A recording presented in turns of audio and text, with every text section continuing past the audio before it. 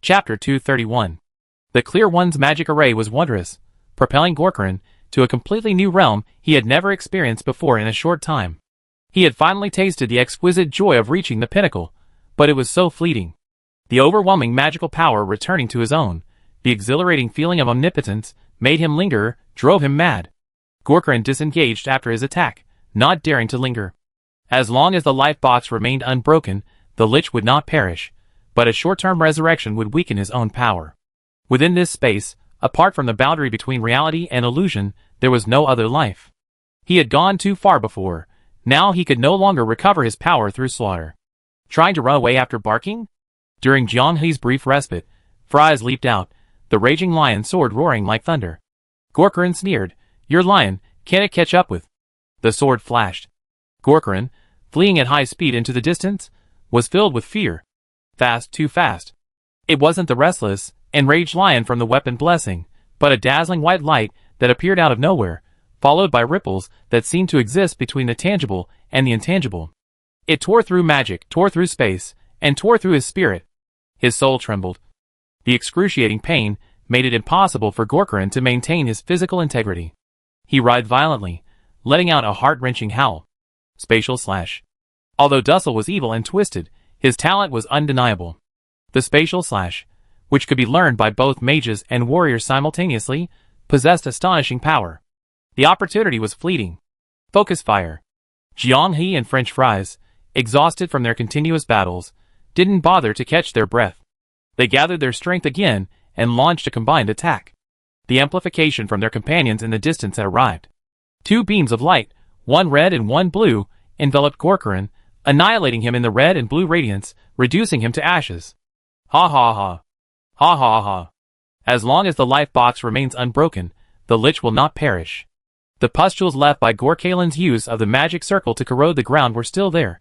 These tumors, emitting a foul and ominous aura, flickered rapidly. Zhong Zemo quickly raised his shield, Jailer Brother released an elemental shield, Bedside Shadow, and Orange Tea summoned a water spirit for protection. The aura of death and decay, bloom. At the last second, Jianghe grabbed the exhausted French Fries, who had just released a spatial slash, and rolled into a corner, his magic forming a shield to block in front. A terrifying explosion sent sand and gravel flying everywhere. The bookshelves and ladders floating in the sky lost their magic and fell.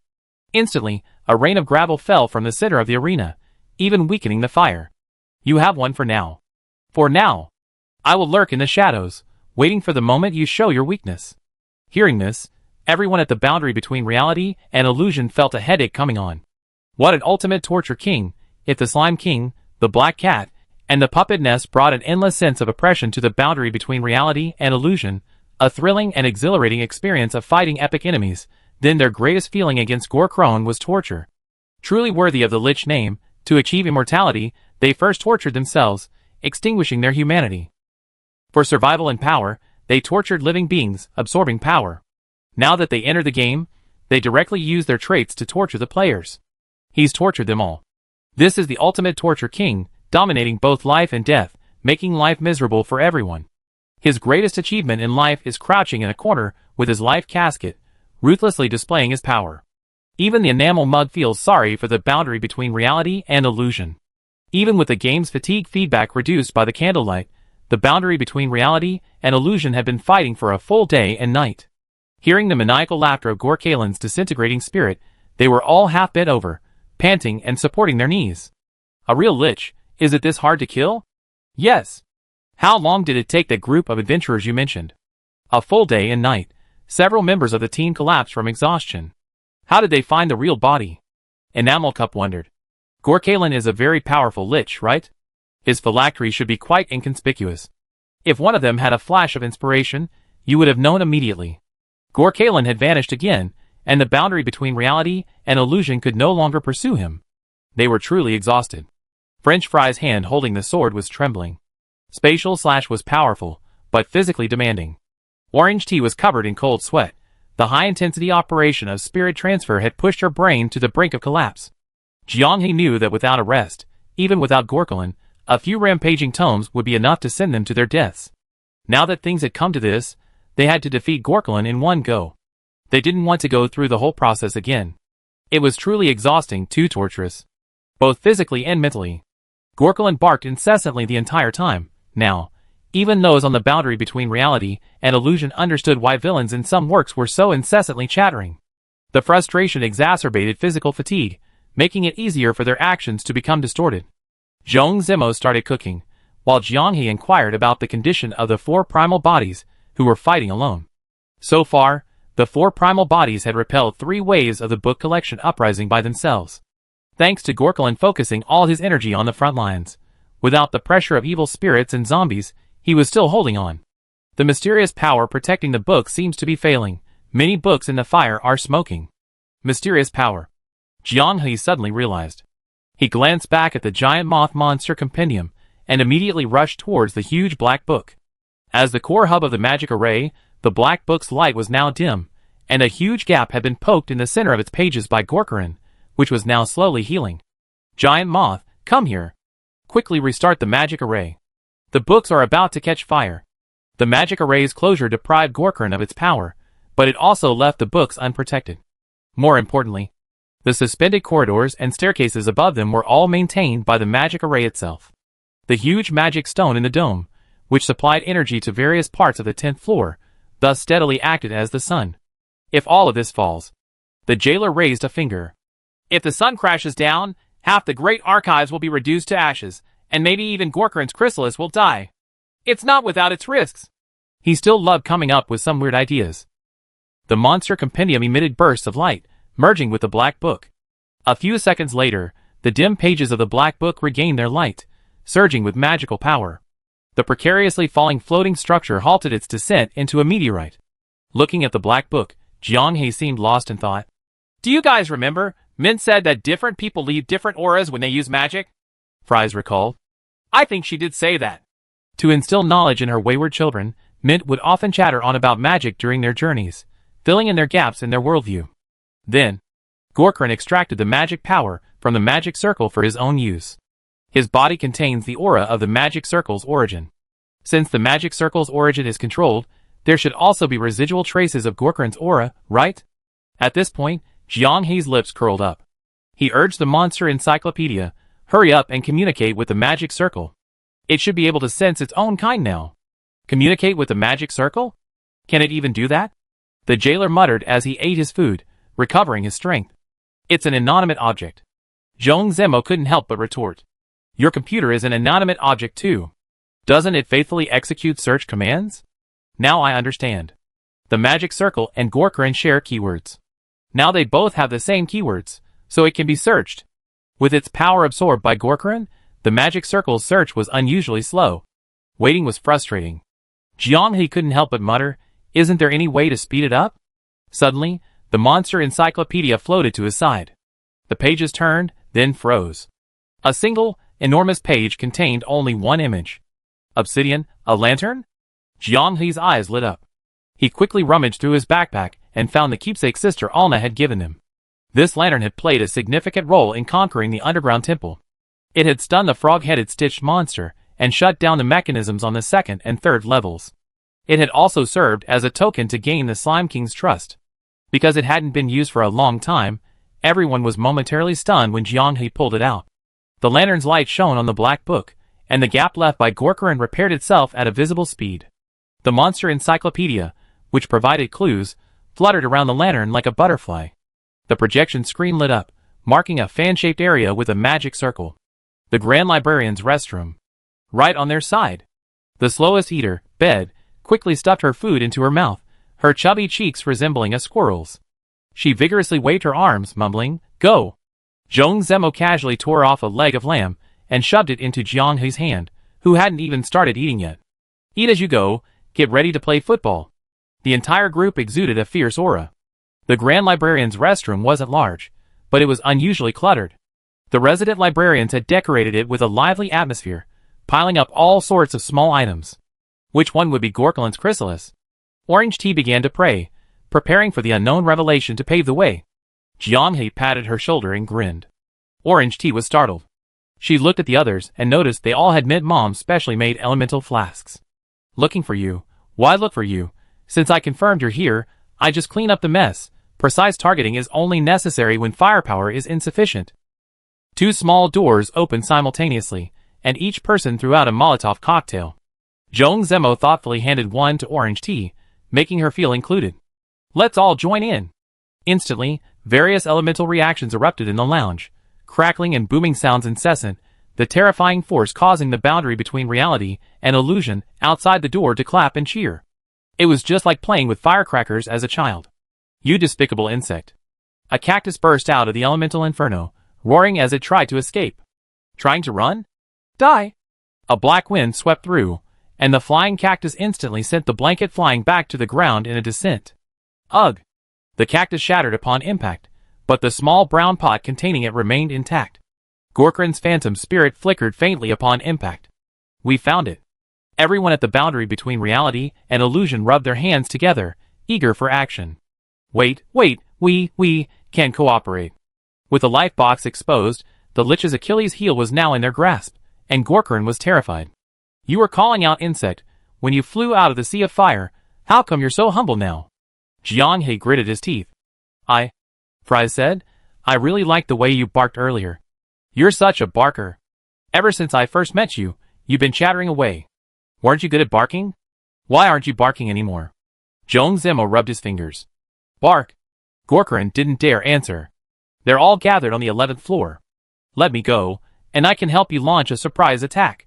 Just don't destroy the life box. I cooperate fully. Grabbed in Jianghe's hand, feeling the increasing pressure, Gorkran panicked even more. Don't destroy the life box, don't destroy it. Please! If they weren't afraid of death, why would they self-torture and become liches? Every method of self-cultivation into a lich is fraught with difficulty. And the vast majority of those who choose to become liches do so because of one thought. They don't want to die. Dragons and sirens hate near endless lifespans, regarding them as a curse. The liches, however, yearn for it, believing it to be eternal. Jianghe, without hesitation, tossed the life box into the air, gathered his strength, and swung it. The life box emitted a muffled thud and flew forward like a cannonball. Joan Zemo appeared precisely in its path, raising his small round shield and swinging it. Clang! A clear, melodious sound. The pleasant feeling is left for the next person. French Fries leaps to head the ball. Blanket picks up a piece of broken wood and hits a home run. Orange Tea summons two wind spirits to pull the life box back and forth in midair in its place. Enamel Cup watches and laughs heartily. Feels good, feels good. Having enjoyed the whole experience, completely immersed in the boundary between reality and illusion, he even feels a sense of exhilarating revenge. The disgusting guy finally gets his comeuppance. He asked, how did those adventurers in history finally deal with the life box? They went too far. Oh! They ate and drank lavishly beside the life box, then stuffed Gorklan into their excrement, urinated on it, and let it soak for half a day. Only after they had rested did they strangle the cursing Gorklan to death. Candlelight said, wherever you are, Gorklan always makes people grit their teeth in hatred. That's a skill in itself. Don't push your luck. I will kill you all, kill every single one of you. Don't think you won, endless torment awaits you on the road ahead. No. Please, I really give up. I can be your familiar, your servant, at your beck and call. I don't want to die. Gorklan's true colors were laid bare. To live, he had no bottom line. Compared to him, the black cat was far more respectable. The boundary between reality and illusion showed him no mercy. A king of endurance and torment was too risky to keep alive. So, after a vigorous workout to loosen their muscles, the group combined their strength and unleashed their strongest attack. The life box in midair shattered with a deafening crash. Gorkran's agonizing screams lingered for a long time. The group breathed a sigh of relief. The lich who had tormented the boundary between reality and illusion for over a day was finally dead. Level 10, officially cleared. Chapter 232. The game has a fatigue reduction feature. Under normal circumstances, 2 days without sleep is no problem. For the first time, after completing the challenge, everyone didn't think about the loot boxes. Instead, they closed their eyes, lay down, and sprawled out. Upon learning of the victory, the 4 primal bodies protecting the library, after confirming the fire had gradually died down, found a corner to rest. After a short nap to relieve some fatigue, Orange Tea was the first to get up. There were many orbs. 3 were gold, and 4 were red. The remaining 6 were not glowing. The results of the previous online hot update? French Fries asked curiously. There were 13 big drops in total, We never had such generous rewards before. Jianghe said, we also changed the color of the drop orbs. The system now displays the rarity of drops directly by default, and the lottery orbs don't glow. After guidance, the 4 primal bodies reunited with the others, and the eager Orange Tea could finally start trying. First, she opened the default red drop orb. Precision Repair Kit X10 3 sets. Everyone tilted their heads involuntarily. Strange. Generally speaking, the default drops obtained after clearing a floor are closely related to that floor. Floor 10 doesn't cause much damage to equipment, so what's the use of the Precision Repair Kit? Jianghe's private message rang. The 7 drops that weren't distributed due to the bug on floor 9 have been settled together with floor 10, and I marked them for you. Qin Xiaoyu's explanation made everyone understand. The corresponding orbs indeed displayed the numbers 9 and 10. Hey, look closely, the Precision Repair Kit isn't actually bound. The jailer noticed the key point. This is the first time I obtained a non-binding high-tier item since conquering the underground temple. According to the description, the Precision Repair Kit can precisely repair equipment of all qualities, with the required quantity depending on the quality. Most of the top-tier guilds in the Chinese server are heading towards the 9th floor. One of the roadblocks on the 9th floor is Rabbit, a master of equipment destruction. The bed's eyes lit up. The boundary between reality and illusion is relatively resource-rich in the underground temple conquest, but who doesn't want more good stuff? Normally, I wouldn't bother with non-binding tradable items, but now I'm holding a treasure, and it's someone else's essential item for the conquest. TSK. Whether it's exchanging for materials, doing favors, or giving it to friends, it's excellent. The default gold drop on the 9th floor is only one. Spirit of the Immaculate Puppet 1 piece. An item that allows the puppet's soul to fuse with the flesh and blood body. Freya gave me 4 pieces, but I haven't had a chance to use them on the guild puppets to see the effect yet. The default red drop on level 10 is Necromancer's Blessing. It has 6 uses, a rather interesting little gadget. It allows players to choose one blessing from those that target necromancy, granting a temporary blessing. It expires upon death or logging off. The advantages are obvious. Plug and play, the blessing doesn't occupy a weapon slot, and it's compatible with enchantments and potions. Sage's Memory Fragment 1 piece. Necromancer's Memory Fragment 1 piece. 1 piece grants a random class, with support classes gaining a skill. 1 piece has a high probability of granting a necromancy-related skill.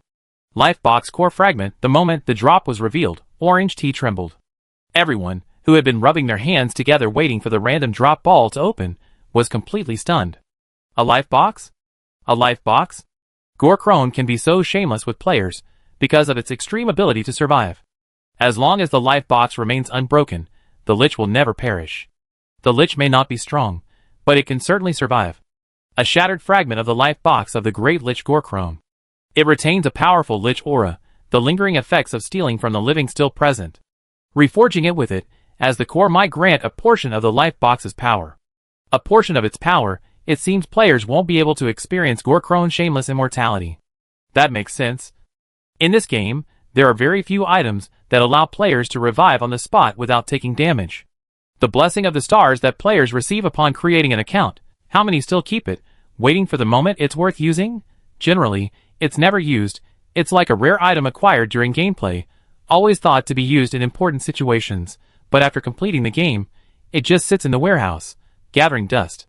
Forging, we absolutely must forge. Jailer Bro was incredibly excited. Gorkrone is a scoundrel.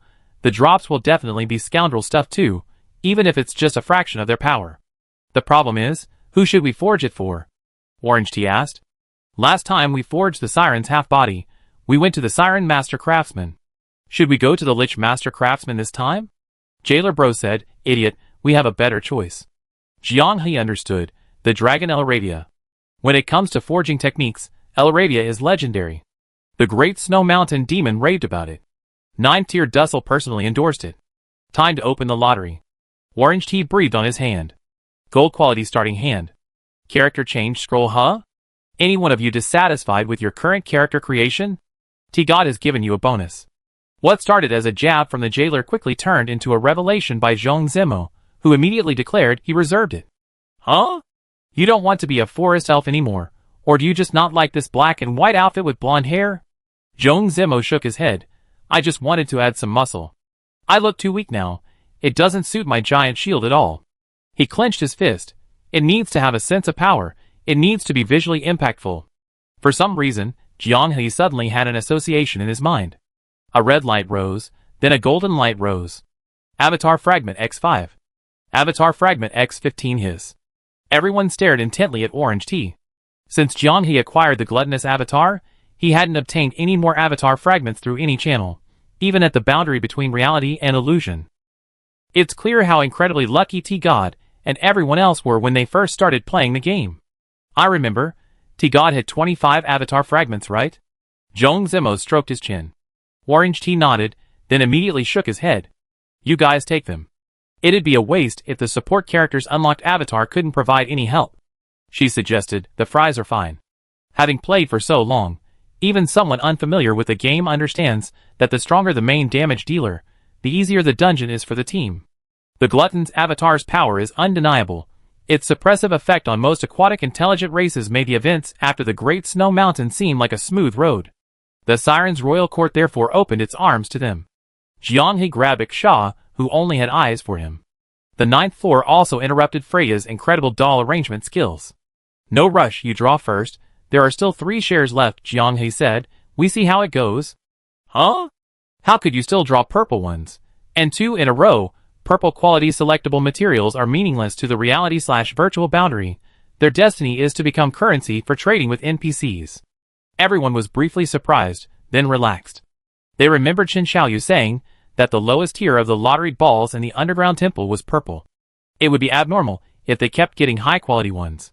For some reason, seeing Orange Tea's bad luck twice seemed perfectly reasonable to everyone. A rainbow of light shot into the sky.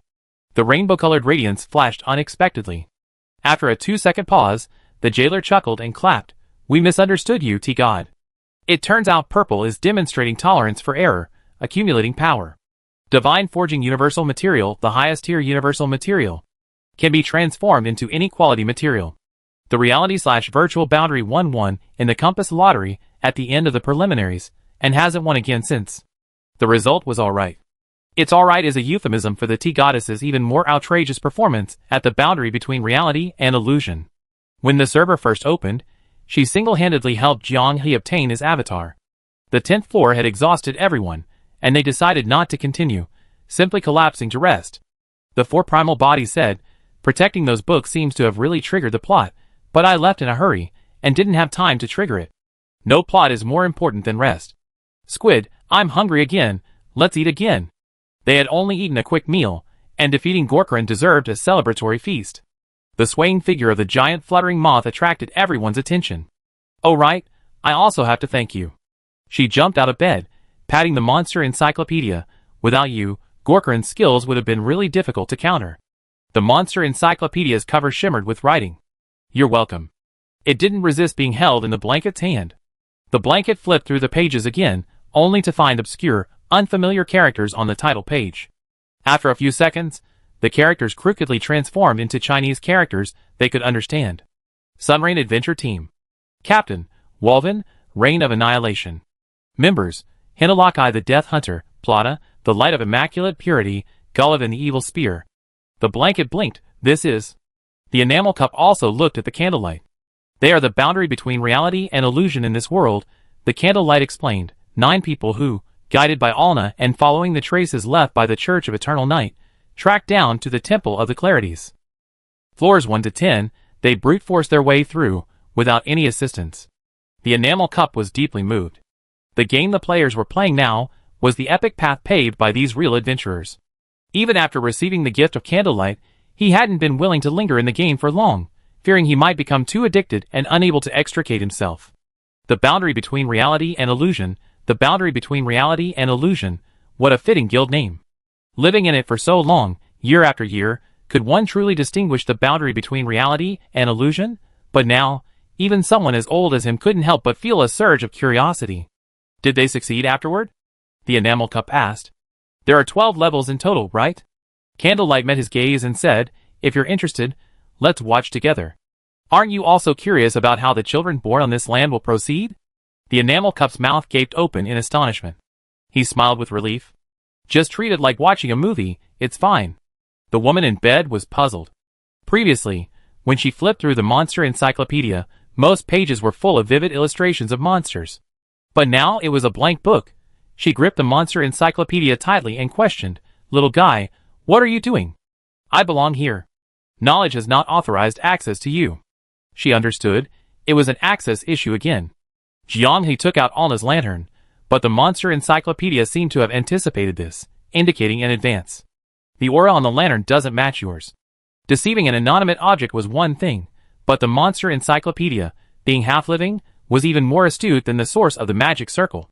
"Then tell me, how can I see it?" the woman in bed asked, hands on her hips, puffing out her cheeks. "Food." Zhong Zemo held up a leg of lamb. "Here. Items containing powerful magical energy, the more the better."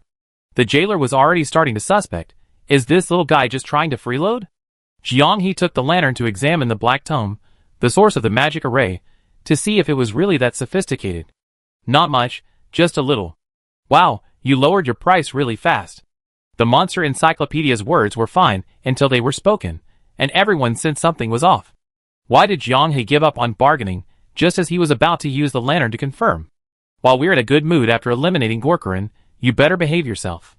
The blanket clenched its fist. "Otherwise, even if you helped us, It still insisted, "Really, just a little is enough." Jiang took the lantern and left. "No, brothers and sisters, give me some food, I want to eat it myself." "Admitting it makes things easier," the jailer said, "show your true form." Fries was about to complain, but the creature's true form is already in the Pokédex. How could it possibly reveal its original form? The wriggling words on the cover floated up, transforming into a wisp of mist the size of a finger joint, swaying in midair. Under everyone's gaze, the mist solidified, revealing a body outline. Butterfly wings, a similar appearance and physique to a Pokémon, humanoid features, but exceptionally miniature, about the size of a swallowtail butterfly. What is this? A shrunken version of a Pokémon? The jailer was bewildered. Mint's little lesson didn't introduce this. Bed was also surprised. The miniature Pokémon gently fluttered its wings and bowed slightly to everyone. The clear ones call us fairies. During the last surge of magic, we, in our ignorance, were invited by the clear ones to enter their temple and coexist with them. Most of my companions are on other floors, only a few, like me, love the scent and smell of books and reside atop them. The fairy paused, then spoke with a mixture of nervousness and anticipation. "Have you all seen my companions?" The boundary between reality and illusion remained silent.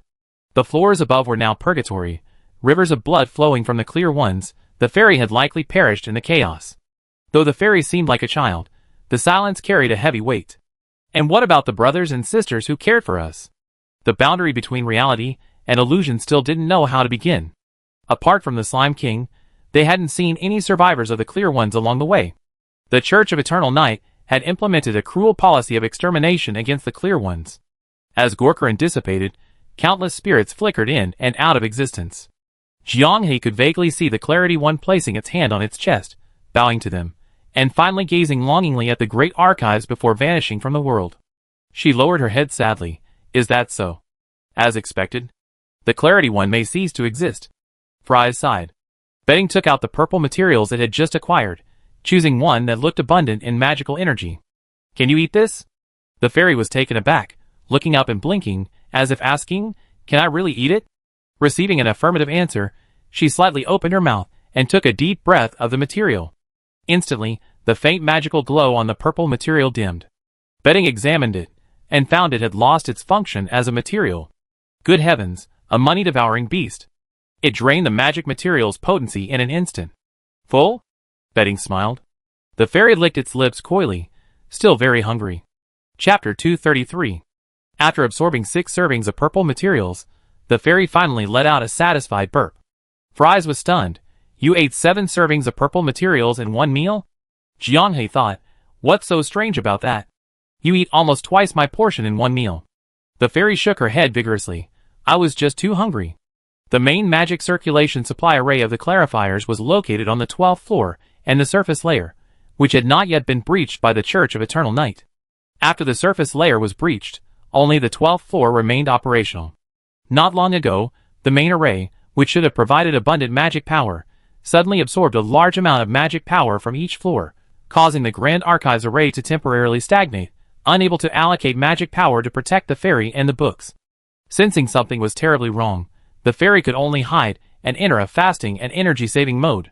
When the boundary between reality and illusion arrived, the Black Book, as the core of the array, sensed the intruder's arson, and its magic power was basically maintained to protect the books. The fairy, fearing discovery, dared not devour magic in large quantities, lest she be hunted by spirits and intruders. While hiding, she was also accidentally injured by a strange mental attack, becoming weakened. Jiang He pondered. An unknown mental magic AoE. Could this be Naphiel's doing? Wait a minute, if this is the setting, does that mean if she didn't instantly kill Naphiel at the beginning, she might randomly unleash unknown mental magic, severely injuring allies? The fairy swallowed again. We need to maintain a sufficient amount of magic to sustain our current state, and injuries also require a lot of magic to heal. Could you give us some more? Although he knew the fairy could recover through normal magic circulation, the little one was quite interesting. Jiang He didn't ask how much more she needed to heal, gesturing for everyone to take out purple materials. After eating 7 more servings, the fairy's misty, hazy body solidified completely. Its previously blurred features became clear, no longer resembling a faded clay figure. Its body glowed with a soft, warm yellow light from within, making it quite beautiful. Thank you, thank you. The fairy gratefully touched its cheek, and then its small hands, overjoyed. It's recovered. It's all recovered. Won't you eat this much in one go again? The fairy shook its head vigorously. No, no. In that case. The jailer looked expectantly. How will you repay us? The little fairy readily agreed. You can give me the monster details from now on. What about your original encyclopedia entries? Jiang He looked at the still blank encyclopedia. That knowledge is what I conjured, the fairy said proudly. We are a very magical race. But your combat strength seems weak. The fairy, her weakness exposed by the jailer, felt wronged. That's why we cooperated with the clarifiers. The clarifiers' brothers and sisters were very kind to us. Perhaps recalling past times, the fairy immediately became dejected. Come with us first. Although the environment might not be as good as the clarifiers, it's safe. The fairy hesitated for a moment, then asked, can we confirm the situation on the 12th floor before making a decision? The clarifier's supreme saintess, Elsa, should still be alive. She's absorbing the magic power of each floor. She's definitely fighting against the eternal night. The boundary between reality and illusion revealed that whether it was the deceased Alna, the Slime King Deep Green, or the little fairy, they all had strong faith in this Elsa. Now that eternal night has slaughtered everyone in the Temple of the Clear Ones, even if there are still remnants of the Clear Ones on the 12th floor, what can they rely on to resist the overwhelming force of the Church of Eternal Night, single-handedly turning the tide? If Elsa truly possessed such power, she wouldn't have been reduced to retreating to the 12th floor in such a sorry state. Well, it seems the players, as the protagonists, are the key to resolving the crisis. Let's see what monsters await them on the 11th floor. Let's just hope it's not another lich. Gorkrone has already made them nearly sick of fighting. I've been calling you fairy, but I forgot to ask your name. Insect Mist. Huh? Jiang He was stunned. Pet? Fries had misheard. The fairy spoke again, and everyone finally understood. How could it be this name? Insect Mist explained. It was Saintess Alna who gave me this name.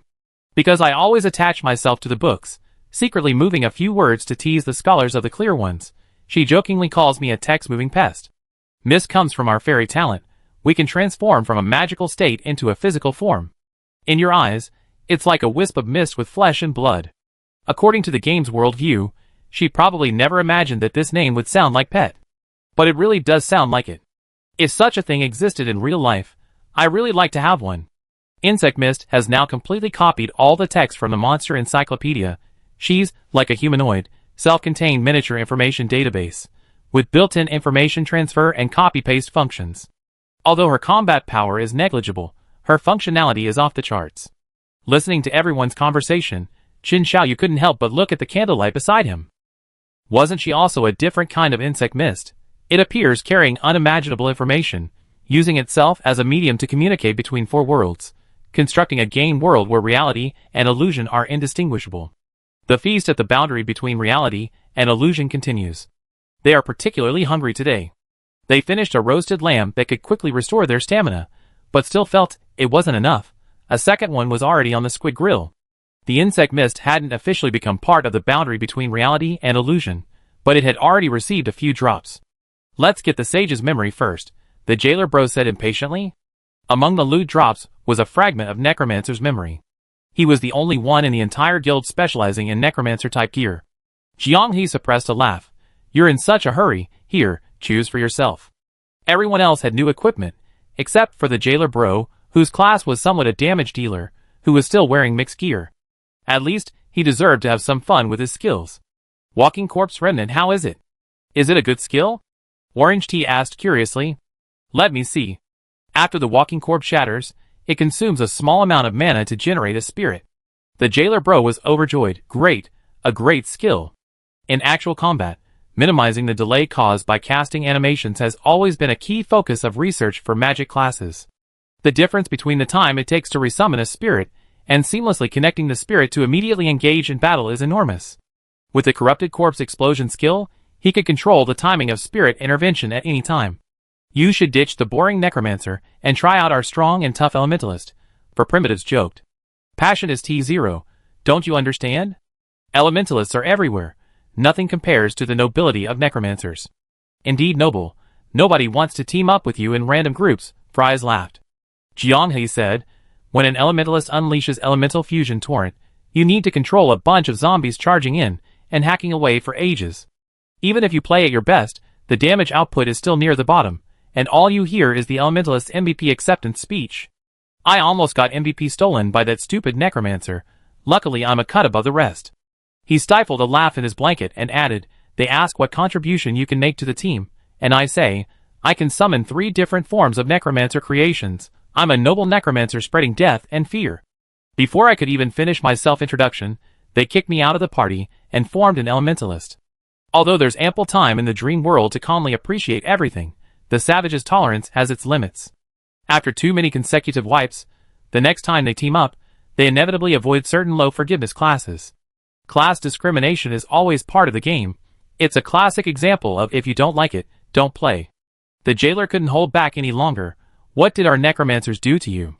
Sigh, I suffered an unprecedented online bullying. Don't talk nonsense. Berserkers and magic warriors have even worse reputations. They're nightmares for random teams, only good for self-reliance in groups, said Fries. My dad, with our guild's title, can only find people to play with in faction wars. Jianghe was speechless. He really wanted to say that maybe his uncle's operation was a bit off. The second sage's memory was unsealed. This time it was a team-wide lottery. Yay, it's my turn. She was happily munching on a lamb's tail in bed, her mouth full of oil. Shadow Substitute in Shadow Mode. A Shadow Substitute with the user's aura can be created.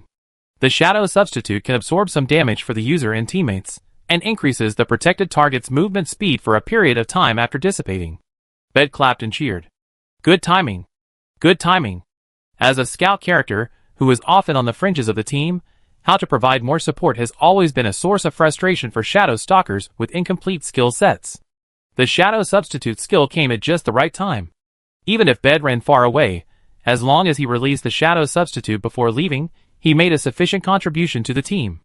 Now, is it only the Berserker with French fries, who doesn't have a team support skill? Jianghe retorted, don't be so sarcastic. How is Crazy Gift not a team support skill? Wow, even something that requires dying to trigger counts? Jailer Bro exclaimed in surprise. Just tell me if it's a group buff or not. The cheerful discussion made even the onlooker, Enamel Cup, feel cheerful. The world of young people, it's so wonderful. Seeing Jailer Bro chatting in the group again, Jianghe couldn't resist opening the channel as well. The 3 guilds were at different stages of their progress. The Chosen of Corn had just cleared Black Cat. The members of Funny Tree had run out of resources, and were currently running the Snow Mountain dungeon, learning the boundary of illusion to earn extra money. The Orange Sky Guild was doing better. They were already on level 9, but they suffered a major setback and were cursing in the group chat. Refusing the Emperor's summon, reincarnated as Beast-eared Terra. This stupid rabbit, if you come here, we make you into a spicy rabbit head. Crimson Music Box, disgusting. 1 punch and an item is ruined. 30-year-old Grand Mage, 1 item? A whole set. My newly acquired equipment is back in the freezer, and it needs precision repairs. Ah. Bad rabbits, driving people crazy.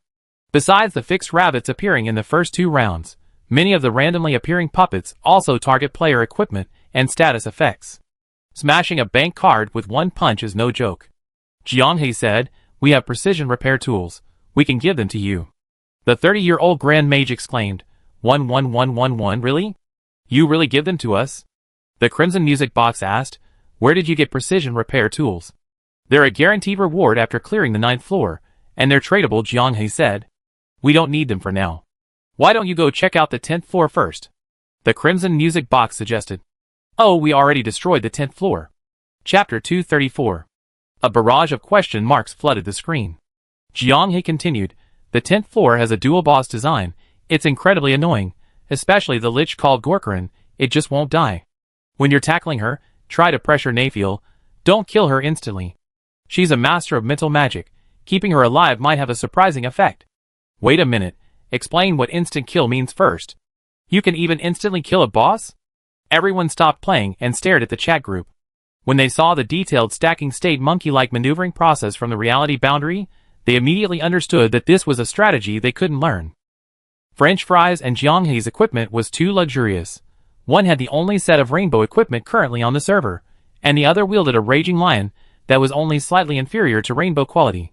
Whether the two worked together or took turns, they could crack the boss's skull open at the start. The game played by the reality boundary was indeed different from most players. As the game neared its end, the enamel mug, who had been watching the entire match, had had a feast for the eyes. As he was about to leave, he looked at the candlelight. Whether or not the World Championship is held is unimportant. It's just a matter of handling the aftermath and calming the public opinion. But why you suddenly stopped holding the World Championship is very important. The candlelight turned around and met the enamel mug's gaze. Those with discerning eyes can sense something amiss from the change in your attitude, the enamel mug continued. They'd be restless, they'd be testing the waters. You only just informed them, and the farce involving those kids has already begun. Coincidence, or deliberate? If so, who is it targeting? Is it just us? The enamel mug's voice was unusually calm. In our world, open and covert struggles have never ceased. Right now, in some places, the flames of war are still spreading. After your arrival, some consensus was reached among the higher-ups. I dare not say how significant this consensus will be, but at least you made us turn our attention back to the stars. The balance is fragile, and there are already signs of it breaking. Is it that those below are unaware of the truth and act selfishly for the sake of results, or is someone secretly instructing those above? The enamel mug left the question unsaid, trusting that Candlelight understood the deeper meaning. After he left, Chen Xiaoyu suddenly shivered. He understood too. Candlelight promised that after the World Championship, the winning team would receive a reward, and the participating teams would also receive corresponding gifts. This directly led to the brief alliance. Now, Candlelight couldn't confirm whether his physical condition was good during the World Championship, giving ambiguous answers, which would inevitably lead to speculation. He was certain that once it became known that Candlelight had health problems, chaos would ensue. Thinking of this, Chen Xiaoyu broke out in a cold sweat. The candlelight flickered calmly, she remained silent, and no one knew what she was thinking. A man carrying a freshly brewed tea entered the study. He put on his reading glasses, sat down, and took a small sip. A sip of fragrant tea in the morning, gently soothing his internal organs and awakening his body, was his daily habit. October in the north was different from the south. There was already a slight chill in the air. Through the window, fallen leaves rustled on the street. A gust of autumn wind blew in, swirling up countless withered leaves. Recalling his experience in the dream last night, he found it deeply amusing. At his age, few things could pique his interest, but the dreamlike world of the game made him feel a long-lost sense of youth. Especially watching the boundary between reality and illusion leap and bound about, cursing and swearing as it navigated the levels. A burning heat seemed to flow within its withered body. Having witnessed the power of the candlelight, he had always resisted entering the game. Yet now, he felt a sliver of anticipation. When did his willpower become so weak? The enamel mug picked up his phone, scrolled through his contact list, and stopped at someone labeled Xiao Tang. As someone directly involved in the affairs of the stars, Xiao Tang was relatively young among those who knew the truth, and that was precisely why he was chosen. Older people often find it difficult to understand new things, so having a middle-aged person like Xiao Tang follow up would help them grasp the situation. He wanted to ask Xiao Tang what the insults and slander the boundary between reality and illusion were currently facing had uncovered, and whether he had been seriously paying attention. Or had he only focused on the game itself, his attention on the candlelight, neglecting everything else related to it. His wife had passed away, his children were not by his side, and the enamel mug suddenly felt an urge to express himself, but he didn't know who to confide in. Telling his grandson seemed inappropriate. He sat at his desk in silence for a long time, deep in thought. Thinking that making that phone call would inevitably lead to chaos and escalation, he decided to hold back. Let the young people handle their own affairs. He turned on his computer, opened a web page, stared blankly for a moment, and then typed into the search bar, "Why do young people like nuns? Is it a matter of faith?" He was somewhat worried, yet dared not ask his grandson. Something felt off. The search results were positive. Many answers pointed to nun's habit. At least it wasn't related to faith. Continuing to search for nun's habit, the search results became increasingly strange. A hint of confusion lingered between the enamel mug's brows, but a gradual sense of relief crept in. The world of young people is magical. A sudden chill in the air eased the southern heat somewhat. Jiang He opened the window early in the morning, the cold air hitting her face directly. So refreshing. French Fries was still in bed. Her biological clock was quite peculiar. On weekends, she would automatically adjust to getting up at 7 a.m. However, after a few days of living together, she had developed the ability to be brought back to life by the aroma of food. Sure enough, just as Jiang He finished making the beef brisket noodles, French fries appeared, rubbing her sleepy eyes. He absolutely loved that fleeting moment of French fries, half awake, her eyes glazed and slightly dazed. He wanted to pull her into his arms. Maybe next time, he should try it. Jiang He realized he was becoming increasingly bold. It must be the courage given by Kuxia. Slurping her noodles, French fries recalled. "You seem to have been eating beef the whole time since you arrived. Beef is cheap this year, much better value than pork." Jiang He was haggling over prices at the market. Some stalls were offering beef brisket for 19 yuan per jin, 500 G, a pretty good deal. She heard it was even cheaper online. Before Jiang He moved in, fries were always ordered takeout. With dine-in being a common practice, she rarely cooked herself. If she went into the kitchen, it was because she was craving fries. Right, she hadn't fried fries for her yet. "I want fries for lunch today, what do you think?" The slurping sound of the fries stopped abruptly. She looked up, a half-eaten noodle still in her mouth, blinking rapidly. Oh, fries. She suddenly realized, her face turning bright red. Strange, were the noodles very hot to make her so red? Jiang He remembered rinsing the noodles in the cold water and letting the braised beef brisket broth cool down a bit beforehand, making it easier for the fries to enjoy. "I fry the fries," the fries suddenly exclaimed excitedly. "It's time for you to try my cooking." Why were there so many messages in the group chat so early in the morning? These people chatted non-stop after waking up, without eating or drinking. Were they some kind of water monster reincarnation? "Jailer bro. Hee hee squid, you're so witty." "Divorce. My ex-wife's relentless pursuit of me. Are you just generating all sorts of exciting novel titles?" "Bed in the bed. Isn't there any new fun at the Four Primal Bodies company? I can't wait." They haven't been assigning me any overtime lately, pushing it all to others, leaving me with nothing to do. Old Ox suddenly went berserk for no apparent reason. For a while, no one at the Four Primal Bodies company dared to provoke him. They were just waiting for the company's higher-ups to find a way to fire him. There's no sign of them finding fault with him and firing him yet, but the Primal is actually looking forward to it. As the scapegoat, he won't leave without venting his anger. The Primal is currently enjoying a truly relaxed and carefree weekend, spending time at home with his mother and playing games to his heart's content. The initial dividends from the Starfire World Championship have arrived, a whopping 600,000. As time goes on, the dividend ratio will gradually increase. Everyone has their own way of using their first pot of money. Jailer Bro took the money to Zhang Jingqin to prepare for the new dungeon court. At yesterday morning's family gathering, he bypassed his father and paid the bill himself, showing off in front of the relatives. Watching the relatives praise him to his father for being successful and capable, Jailer Bro felt quite pleased. After all these years, she could finally put on a show. Usually, the main character here is the older brother. After receiving the money, Siyuan took his mother for a second medical checkup, bought her new clothes, and furnished her home. In his words, for the first time in years, he felt like a responsible son. After the 600,000 yuan arrived in her account, she immediately bought a bunch of figurines and merchandise that she couldn't afford under economic controls, instantly spending 30,000 yuan to make up for it.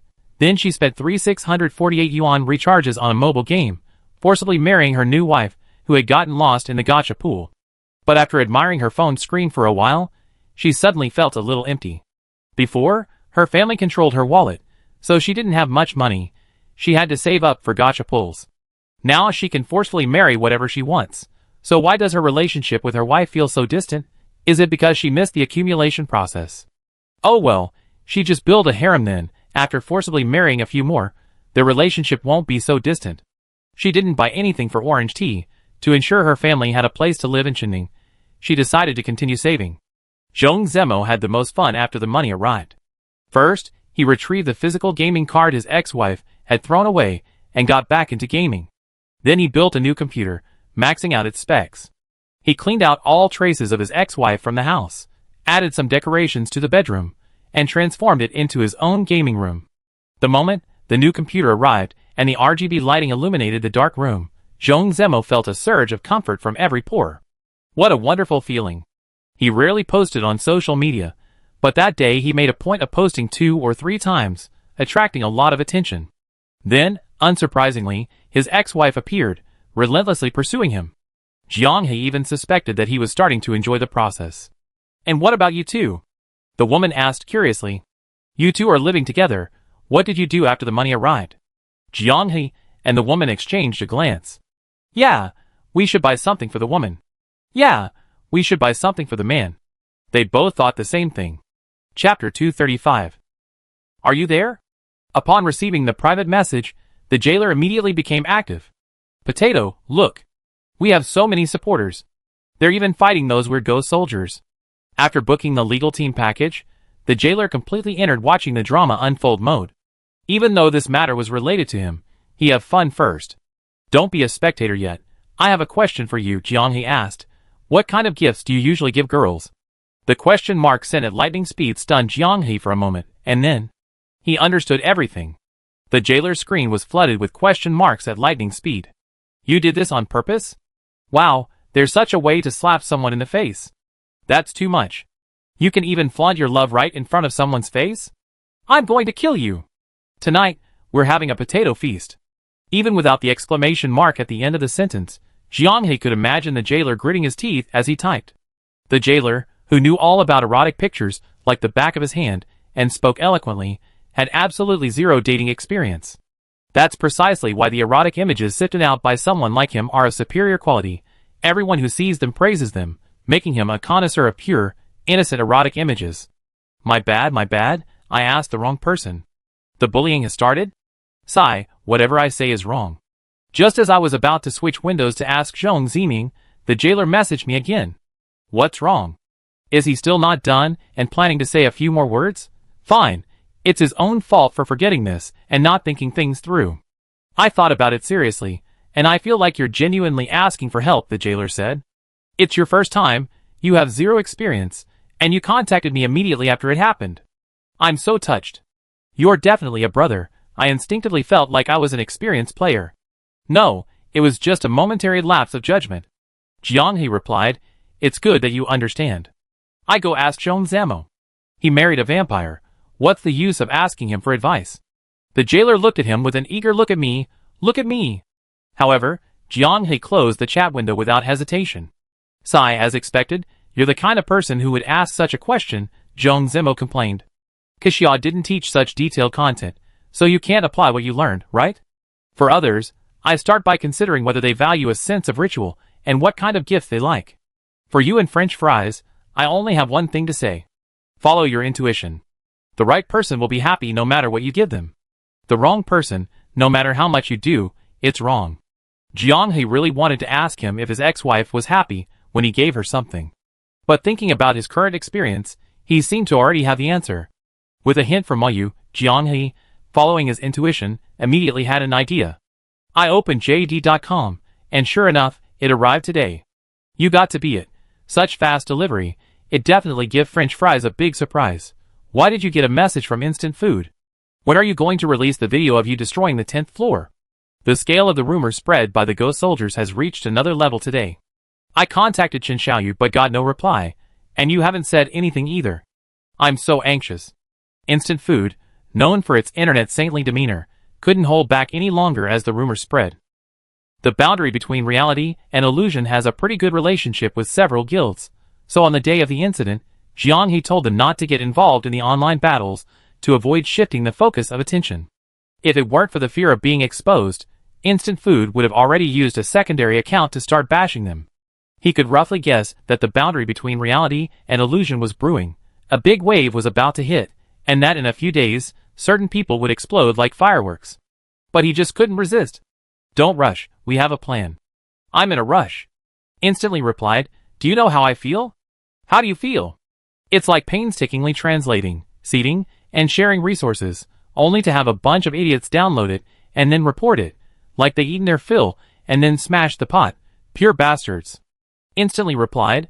"I really want to shatter the void through the screen, punch him a couple of times, and see what kind of creature he is." This was even more infuriating than the previous prison guard.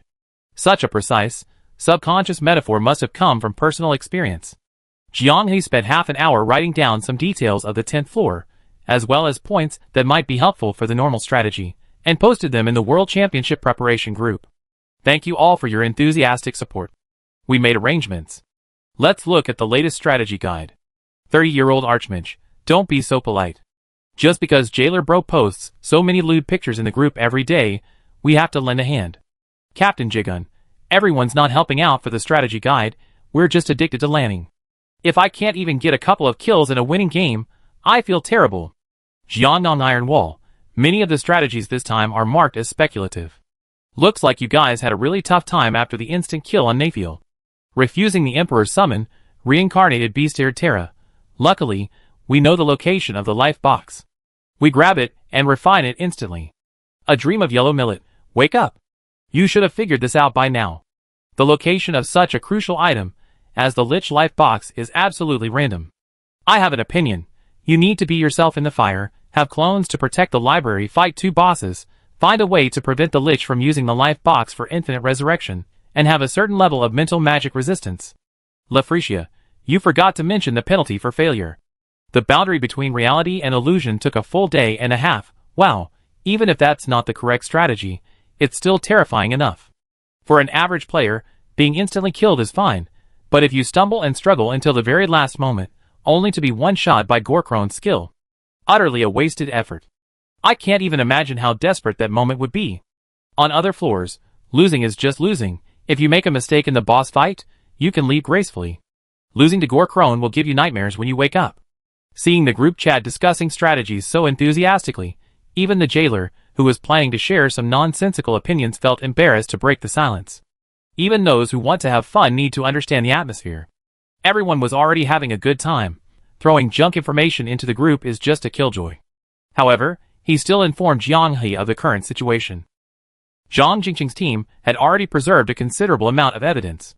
Those with tens of thousands of followers had reached double digits, with one even boasting 100,000 followers.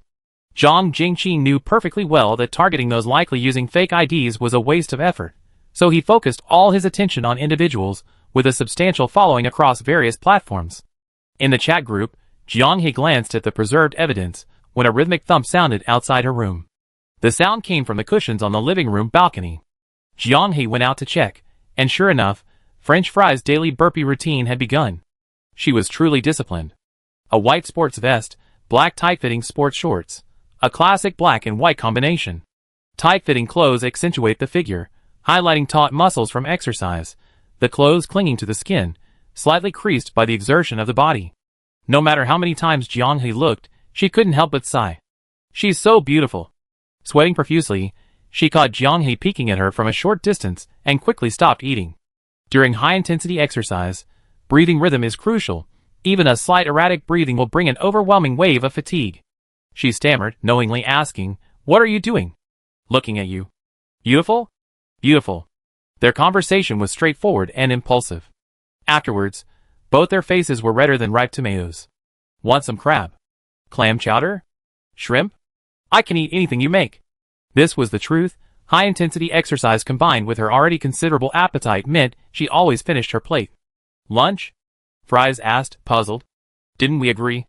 We're out of potatoes. It's better to wait until tonight than buy them, and go through the hassle." Jiang He tried to stall for time, hoping JD.com wouldn't keep him waiting too long. Just as he was about to leave, Fries suddenly said, "Wait, let me change my clothes and come with you."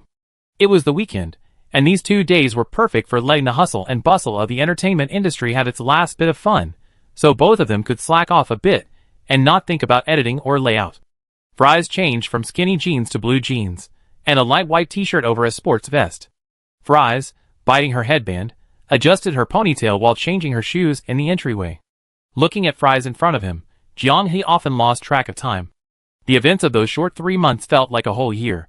Perhaps it was related to the blurring of real and game time in the game proof of the stars. Fries had never frequented the local market before. On her first visit, she was surprised to find that Jiang-He was quite familiar with many of the vendors. Here, buying ginger cane with a couple of free chili peppers. Over there, a bag of corn was bought, along with some scallions. When you live alone, are you always this frugal? My budget is limited, what can I do? Jiang-He laughed. You can't do that at the supermarket, so I really enjoy browsing the market. What Jiang-He didn't say was that after graduating and living alone, while free, he sometimes felt lonely. Visiting the market, soaking up some of its everyday life, calmed his heart. With the launch of Proof of the Stars, and the establishment of the boundary between reality and virtuality, the loneliness had vanished, especially after moving in with Frenchie. However, habits die hard. French Fries caught a glimpse of the faint smile on Jiang-He's lips, and suddenly understood. It's okay, I keep you company from now on. The surrounding noise was deafening. Jiang-He tilted his head and asked, Huh? I said, You didn't buy any potatoes, French Fries laughed. I'm having a potato feast tomorrow. Okay, I grant your wish. You're such a carb king, Jiang-He said helplessly. French Fries opened Jiang-He's backpack to store the groceries. By the way, why is everyone else using a pushcart, and you have a hiking backpack? I didn't want to look too old-fashioned. Looking around, the market was mostly filled with elderly people. Jiang-He's answer made French Fries suppress a laugh. Because of the hiking backpack, familiar vendors called Jiang-He Backpack Boy whenever they met. It was hard not to recognize him, since the backpack was his main feature. Backpack Boy, bringing your girlfriend along today? The potato vendor, seeing a regular customer, immediately beamed. Jiang-He said proudly, Yeah, it's her first time here. Aren't you going to offer her something? Maybe give her a discount? Even at cost price, I still need to make a profit. I just give your girlfriend a tomato at most. You will give her a tomato. Chapter 236. Confident in the boundary between reality and illusion, and completely ignoring the online storm, Chen Xiaoyu grew anxious in Candlelight's office. The enamel mug's hint alerted him. The online uproar seemed poised to steer the tide towards stars and bonfire. Someone wanted to see Candlelight's reaction. Since their initial contact, Candlelight's avatars across various servers had displayed absolute restraint, rarely interfering except in matters concerning the game and its personnel. Now, with the World Championship uncertain and the so-called World Championship players potentially defunct, would Candlelight still take responsibility for them? Where did Candlelight's tolerance limit lie? Their awe of the unknown led them to bow their heads, but Candlelight's excessive friendliness seemed to have stirred malicious intentions in some. As the enamel mug had said, whether the subordinates acted independently or were secretly instructed, the higher-ups were happy to see it happen. Chen Xiaoyu had never felt his mind work so well, instantly understanding the boss's hint and grasping the key point. Candlelight should do something. No, she had to do something. Testing was endless. Ignoring it would only embolden the other party. Candlelight stared at Chen Xiaoyu, taking in his unease. Candlelight said, You want me to display incredible power, to punish those who are restless, but my code of conduct has been swallowed and fragmented by a memory void. I cannot grasp its boundaries. It sounded like Candlelight's memory loss was still worsening. Her previous attempts at repair had failed to find the missing crucial information. However, Candlelight snapped her fingers at Chen Xiaoyu, and a surging light curtain behind her poured into his body like a flood. A fierce wind howled all around, the scenery shifting unpredictably. In those brief 2 or 3 seconds, it felt as if countless scenes had leaped by. Chen Xiaoyu recovered, his body drenched in cold sweat. Candlelight said, My main consciousness will be traveling to another world, where a major bug recently appeared as well. Their game's world bubble has begun connecting to another world. The problem is more serious than here. The body in the room will activate full memory detection, only able to react to the outside world to a limited extent. So I lent you my power. Lend. Chen Xiaoyu swallowed hard. Candlelight's index finger broke off, drifting to Chen Xiaoyu, and transforming into an inconspicuous flame-shaped pendant. You once asked what criteria I used to choose you from the vast sea of people. This is the answer, Candlelight said. Not everyone can borrow this power. It's a power you cannot perceive at your current stage. The situation changed too suddenly. Chen Xiaoyu's mind went blank. He was stunned for a moment, then hurriedly asked, "What is this?" "My consciousness will assist you in naturally recognizing and understanding. Don't panic." The candlelight's body shattered into pieces, the light sweeping through the office, like a roaring river, overflowing every corner of the field of vision. "Don't abuse it, you die." "Huh?" The light in the candlelight's eyes gradually dimmed. "The soul will be burned." Wait, when will you come back?" Qin Xiaoyu felt no joy at being trusted by the candlelight. The sudden, overwhelming responsibility was like a steel coil falling from the sky, without any consideration for his capacity to bear it, crashing down directly upon him. But the candlelight said to him, "Go for it. Can you handle this steel coil?" The weight of responsibility and pressure pressed down on him, his fingers already numb from excessive tension. Return, probably, in 2 days. Self-examination, undecided. Candlelight reminded him meaningfully, "My code of conduct cannot restrain you in this unexpected situation, and I will also be leaving temporarily." She suddenly smiled, her faint divine aura vanishing without a trace. "I give you a raise when I come back." The tone, clearly that of a superior and subordinate, left Qin Xiaoyu unsure how to react. As the words fell, Candlelight closed her eyes. The fragmented body of Candlelight began to wander through the stream of light, searching for information from lost memory fragments. This would be Candlelight's most complete and longest self-examination to date. The body before him no longer contained her consciousness. Things had happened so suddenly. Qin Xiaoyu slumped into a chair beside him, clutching the pendant formed from Candlelight's right index finger, his mind a jumbled mess. The employees of the Stars Bonfire are actually the contingency plan for the Candlelight Project, individuals who can be temporarily authorized. But are so many people needed? Does this mean they all possess some kind of latent quality? Strangely, holding the flame pendant, the sound of the candlelight seemed to echo in his mind, and some inexplicable knowledge began to flow through his consciousness. The phone rang unexpectedly. He was startled, picked it up, and glanced at it. It was a colleague. "Xiaoyu, what do you want for lunch?" We started ordering. The voice of a kindred spirit allowed Qin Xiaoyu, who was sharing a room with the abnormality, to breathe a sigh of relief. It was the comforting normality of the known daily routine. Grilled squid fried rice with a duck leg. "Okay." The colleague hesitated for a moment, then asked, "Does Candlelight order?" Qin Xiaoyu glanced at the torn-apart Zhuhua. "She is still in the game." He hoped that the 2 days Zhuhua's consciousness was temporarily absent wouldn't cause any major chaos. He wasn't being modest. How could a regular office worker like him be entrusted with such a heavy responsibility and the abuse of his abilities? What need did he have to abuse them? He was only thinking about a smooth handover. Back on his colleague's floor, Qin Xiaoyu acted as usual. There was no need to pretend that Zhuhua wasn't there. Normally, no one but him would go to her floor. As for the status of the other server offices, strangely enough, the moment Qin Xiaoyu thought of it, the corresponding information appeared in his mind. Everything was normal. Was this Zhuhua's ability to filter and process information? Because Qin Xiaoyu could communicate with Zhuhua, everyone on the national server admired him. Previous personnel changes in the office were mostly due to people losing their memories and leaving after leaking information, which led everyone to consciously abide by the rules set by Zhuhua and deeply respect her. Some jokingly say that working at Starfire is like playing a harmless, rule-based fantasy game. As long as you behave, a substantial monthly salary will appear in your account, plus small gifts on holidays. Even logging into the game at night is counted as overtime by Starfire, with overtime pay given for anything outside the 8-hour workday. Recently, the company chat group even had a renaissance of the Cybertronian enslavement meme, finding it particularly apt for their current situation. "Xiaoyu, did you talk to Starfire just now? How should we handle the online backlash? It's escalating. Everywhere there are subtle hints suggesting our involvement, using various symbolic and abstract attacks on the Chinese server." Qin Xiaoyu paused for a moment, the words of Zhuhua before her departure echoing in his mind.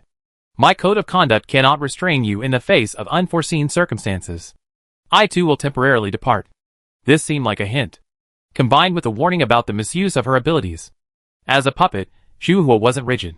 Having lost the memory of the boundaries of her code of conduct, she didn't know whether she should do something or not, but she could circumvent it, entrusting the choice to the local creatures. The pendant was the fuse she left behind.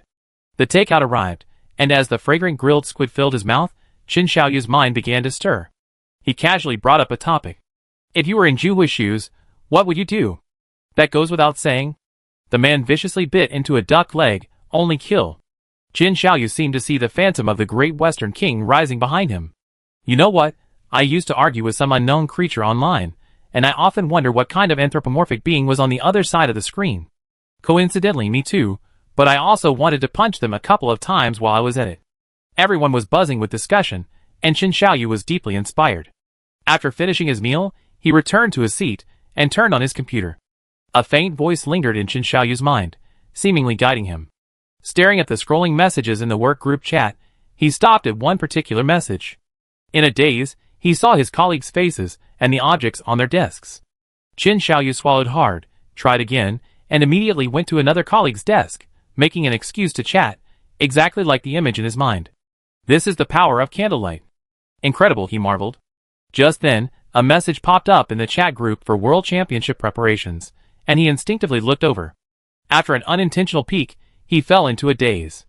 He couldn't see anyone here clearly. Qin Xiaoyu quickly suppressed his curiosity. It's addictive to casually scrutinize others' privacy, like a god. He mustn't abuse his power or squander the trust of the candlelight. He found the boundary between reality and illusion at the heart of the incident, and temporarily requested to join their private chat group.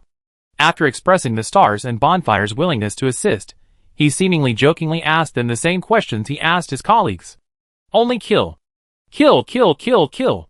Trust in the wisdom of our ancestors. The jailer didn't hesitate. Coming from the jailer, it wasn't surprising at all. Jiang He said, of course, we hope he has nightmares every day, repeatedly falling asleep and waking up in terror.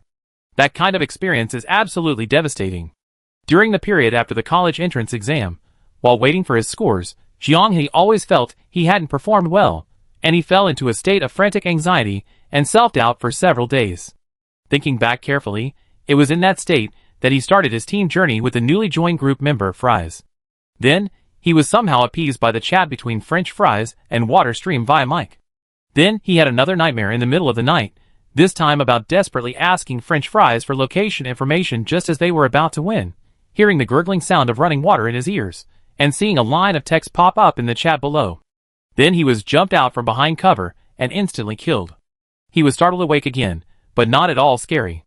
If Qin Xiaoyu hadn't asked him, he would have almost forgotten that his connection with French Fries actually began back then. Despite being repeatedly tormented and angered, he inexplicably still teamed up with her to play. Jiang He couldn't help but smile. Fine, fine, no location information then. What are you laughing at? French Fries asked curiously. Laughing at how you used to mute me and drive me crazy, Jiang He admitted. Now that we're communicating face to face, is this some kind of compensation? Chapter 237. Can I see the evidence you preserved? Qin Xiaoyu knew that the virtual reality boundary was performing evidence preservation operations. Their current silence was a prelude to a thorough reckoning. They had wanted to cooperate, but Candlelight's attitude was ambiguous, neither supporting nor opposing, just remaining silent. Now that Candlelight had entrusted the judgment to him, he felt he needed to do something. To be fair, he was one of the earliest supporters of the virtual reality boundary. Long before Candlelight turned its attention to them, using his access to view the virtual reality boundary's guide to the temple, completing the storyline was his favorite way to relax after work. Well, actually, he also quite liked bottled water god Luo, but they fell apart. The atmosphere was quite good back then. How could they just break up like that? Is the name god Luo really cursed? His private message bar popped up. The jailer had sent him what he wanted. Before leaving the group chat, he asked out of curiosity. What are you all doing right now? Jiang He, being pushed to exercise by French Fries. French Fries, grabbing Potato and forcing him to do physical training. Orange Tea, reading. Zhong Zemo, my new computer is so smooth. Do you guys think I should buy a suit and become a streamer? Bed, getting dragged into Magic Thunder by Squid, currently leveling up. For Primal Bodies, bought some card packs, getting ready to experience the thrill of opening cards after a long time. Jailer Bro, commissioning a piece of Gorkalian erotic art, watch me ruthlessly gender bending him. What a colorful life, although Jailer Bro seems a bit eerie. Arriving at the floor where the candlelight was, Qin Xiaoyu held a flame pendant, feeling the information surging in his mind, as if he had an epiphany. Opening the message sent by Jailer Bro, searching for the account ID, he quickly located a video creator with 50,000 followers on a short video platform. The name Li Shi immediately came to mind. Without a doubt, it was the account owner's name. Li Shi's videos were eclectic, a typical example of jumping on any trending topic. He'd jump on any bandwagon that generated traffic, regardless of the overall picture, offering his opinions and grabbing a share. He didn't care how public opinion developed afterward. If the tide turned, he'd delete the videos. If the tide didn't turn, he was a courageous voice, daring to criticize. Given the large number of followers in the traffic frenzy, holding them accountable would require enormous effort and time. Therefore, this was an operation where the rewards far outweighed the risks. Closing his eyes in thought, the camera angle of Li Shi's location came into view. It was an office, and Li Shi, live streaming, was discussing international current events on his phone behind the desk, the latest political climate. This wasn't a personal account, but one of the products incubated by a short video media platform. In the vast office area, Qin Xiaoyu weaved through phone cameras and webcams, like a ghost of the internet, seeing faces gesticulating wildly, spittle flying from their lips. This was just a glimpse of the scene that flashed through Zhu's mind as he sifted through information. Qin Xiaoyu suddenly understood why those who suddenly gained extraordinary powers in movies and TV shows often fell into depravity. The feeling of being above others was like poison, seeping into his bones the moment he experienced it. He had only experienced it, yet he was already dizzy and mesmerized, his heart filled with wicked thoughts. Being with Zhu had suppressed his burgeoning curiosity, and now, wielding incredible power, Qin Xiaoyu calmed down in no time. He was the only person Zhu had chosen to deal with the unexpected situation. He had to be responsible for this power. It concerned the trust that Candlelight placed in him. No, in the lives of this planet. Qin Xiaoyu overheard the few people who hadn't yet started their broadcasts, listening to instructions from a person in charge. Continue to follow up on the topic of the boundary between reality and virtuality these next few days. The game is very popular, and discussions have skyrocketed recently. As long as you touch on even the smallest details, your stats will look great. How do we follow up? The topic, of course, needs to have conflict and controversy, preferably with a clear bias. Without a bias, without emotional output, it won't be explosive enough. Right now, the best direction is to smear the boundary between reality and virtuality, leaning towards creating a godlike figure in the Chinese server. The public likes to create gods, and they also like to destroy gods.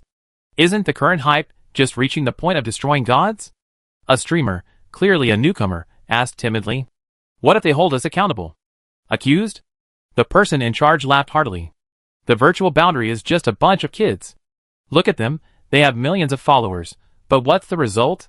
Massive traffic, no monetization ability. You can tell they're just a bunch of newbies with no background, no one to guide them. When the server launched, a lot of people jumped on the bandwagon and hyped them up. Look who's in trouble now. Many of them have transformed into short video bloggers on Proof of the Stars, making a living by reposting their videos, and they're all doing just fine. We have one here who got his fill of traffic last time, squeezed into this big pie, and got a slice. Now his account is all set up, and he's reaped a lot of traffic from Proof of the Stars. Qin Xiaoyu suddenly understood. The inexplicable backlash against virtual boundary at launch was a combination of factors, one of which was the sudden fame of grassroots individuals with no connections. The moment the spotlight fell, flies swarmed in. Without game accounts, they couldn't discuss further game information. Only by escalating the topic to controversial points could they get on the table. The boundary between reality and virtuality appeared at the right time and in the right place, becoming their key to boarding this train of online traffic. Qin Xiaoyu couldn't help but wonder if Candlelight knew this information. Perhaps, in her understanding, this was simply a part of the internet ecosystem, a minor detail that shouldn't be corrected by an outsider like her. She was an outsider, Qin Xiaoyu wasn't. Thinking about how the boundary between reality and virtuality had been plagued by unprecedented malice since its launch, a surge of anger welled up in his chest. The 4 guilds in the Chinese server preparing for the World Championship had no off-field scandals, harmonious relationships between guilds, and members who were all clean living and of good character, truly a breath of fresh air. Should good people be pinned to the ground and held at gunpoint? To avoid too much controversy, the boundary between reality and virtuality even had to carefully consider monetization. Why should they be so cautious about making money, while those who spout nonsense and stir up emotions can guzzle away the extra value they create? Qin Xiaoyu let out a deep breath. Since Zhu wanted him to make the judgment, and he held the few she gave him, what did he have to fear? Li Shi was still live streaming, talking animatedly. Overseas conflicts were a hot topic recently. All he needed to do was copy some information from existing videos on other websites, integrate it, and present it as his own viewpoint. Although some viewers might occasionally notice something amiss, they could simply be banned if they raised questions. Popularity, traffic, and money were the most important things. As for the truth, who told the audience to be so brainless? If you had a brain, would you really believe the garbage information that's been bombarded by others and passed around a dozen times? The internet has always made money off fools. He figured that out as soon as he entered the industry. Those with any shame deserve to be poor. The live stream had over 4,000 viewers, a very good number. He watched the rapidly scrolling comments, but couldn't find anything suitable to discuss, so he decided to improvise. Can the streamers share their honest thoughts on this war? Sure. Before he could finish, his head suddenly felt dizzy. His thoughts were thick and sticky, and his vision was blurry. Once the discomfort subsided, he quickly drank some water. Didn't you eat enough for lunch? Li Shi wondered, glancing down at the comments to see how his earlier remarks had been received. Report. Are you sick? For 1,000+ rubbish. Get the hell out of here. A barrage of malicious replies flooded the screen, sending a chill down Li Shi's spine. What did he say? His prepared words were probably some tired, repetitive platitudes. In his line of work, he was used to repeating the same old lines over and over, maintaining a neutral stance, constantly shifting his position, so he could later show off his accurate judgment to the audience. Knowing this trick so well, what mistake could he possibly make? The door was suddenly pushed open, and the person in charge rushed in, realizing he was still live streaming, holding up a sign that demanded an apology. Li Shi was stunned. He didn't know what was happening. Seeing more and more people in the room, he realized the seriousness of the situation and hurriedly admitted his inappropriate language to the camera. However, the viewers in the live stream weren't buying it. The number of viewers was rapidly increasing, all flooding in to curse him. At this point, nothing could be done. The person in charge quickly cut off the live stream to calm the stunned Li Shi. Are you crazy? You say anything. Do you know what you done? Li Shi swallowed hard. I just said some platitudes. Plustrations? The person in charge was nearly frantic. You just used our server launch as an analogy, making an inappropriate comparison. Are you sick? You're easy to catch doing this. The person in charge was ashen-faced. Recently, they heard that someone was cracking down on this kind of speech. If he were caught as an example now, the entire organization would be doomed. Li Shi trembled like a leaf. Impossible. I know what I'm doing. How could I say such things? The employee in charge of recording pulled up the video. Li Shi slumped into a chair, unable to utter a word, his eyes unfocused. Get the paperwork done. Get the paperwork done quickly. The person in charge ignored Li Shi, as if he were dead.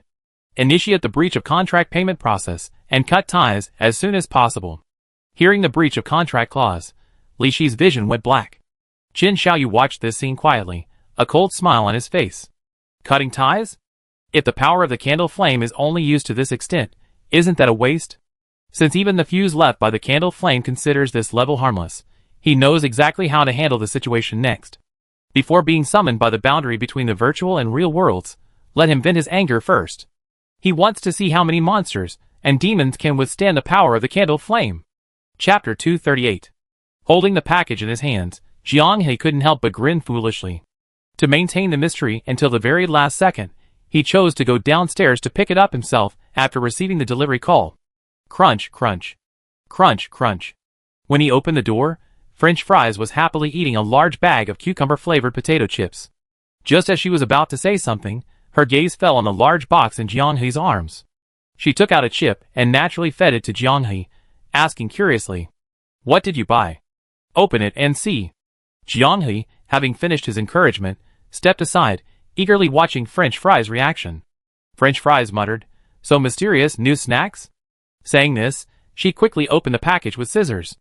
The instruction manual that appeared before her eyes startled French Fries. She tilted her head and read it softly. Commercial single-cylinder timed and temperature-controlled electric fryer? Surprise, doubt, then sudden understanding. French Fries kept muttering, "Oh right, why didn't I think of that before? It's a necessity." For someone who regularly enjoys making her own French fries, more professional kitchen equipment is essential.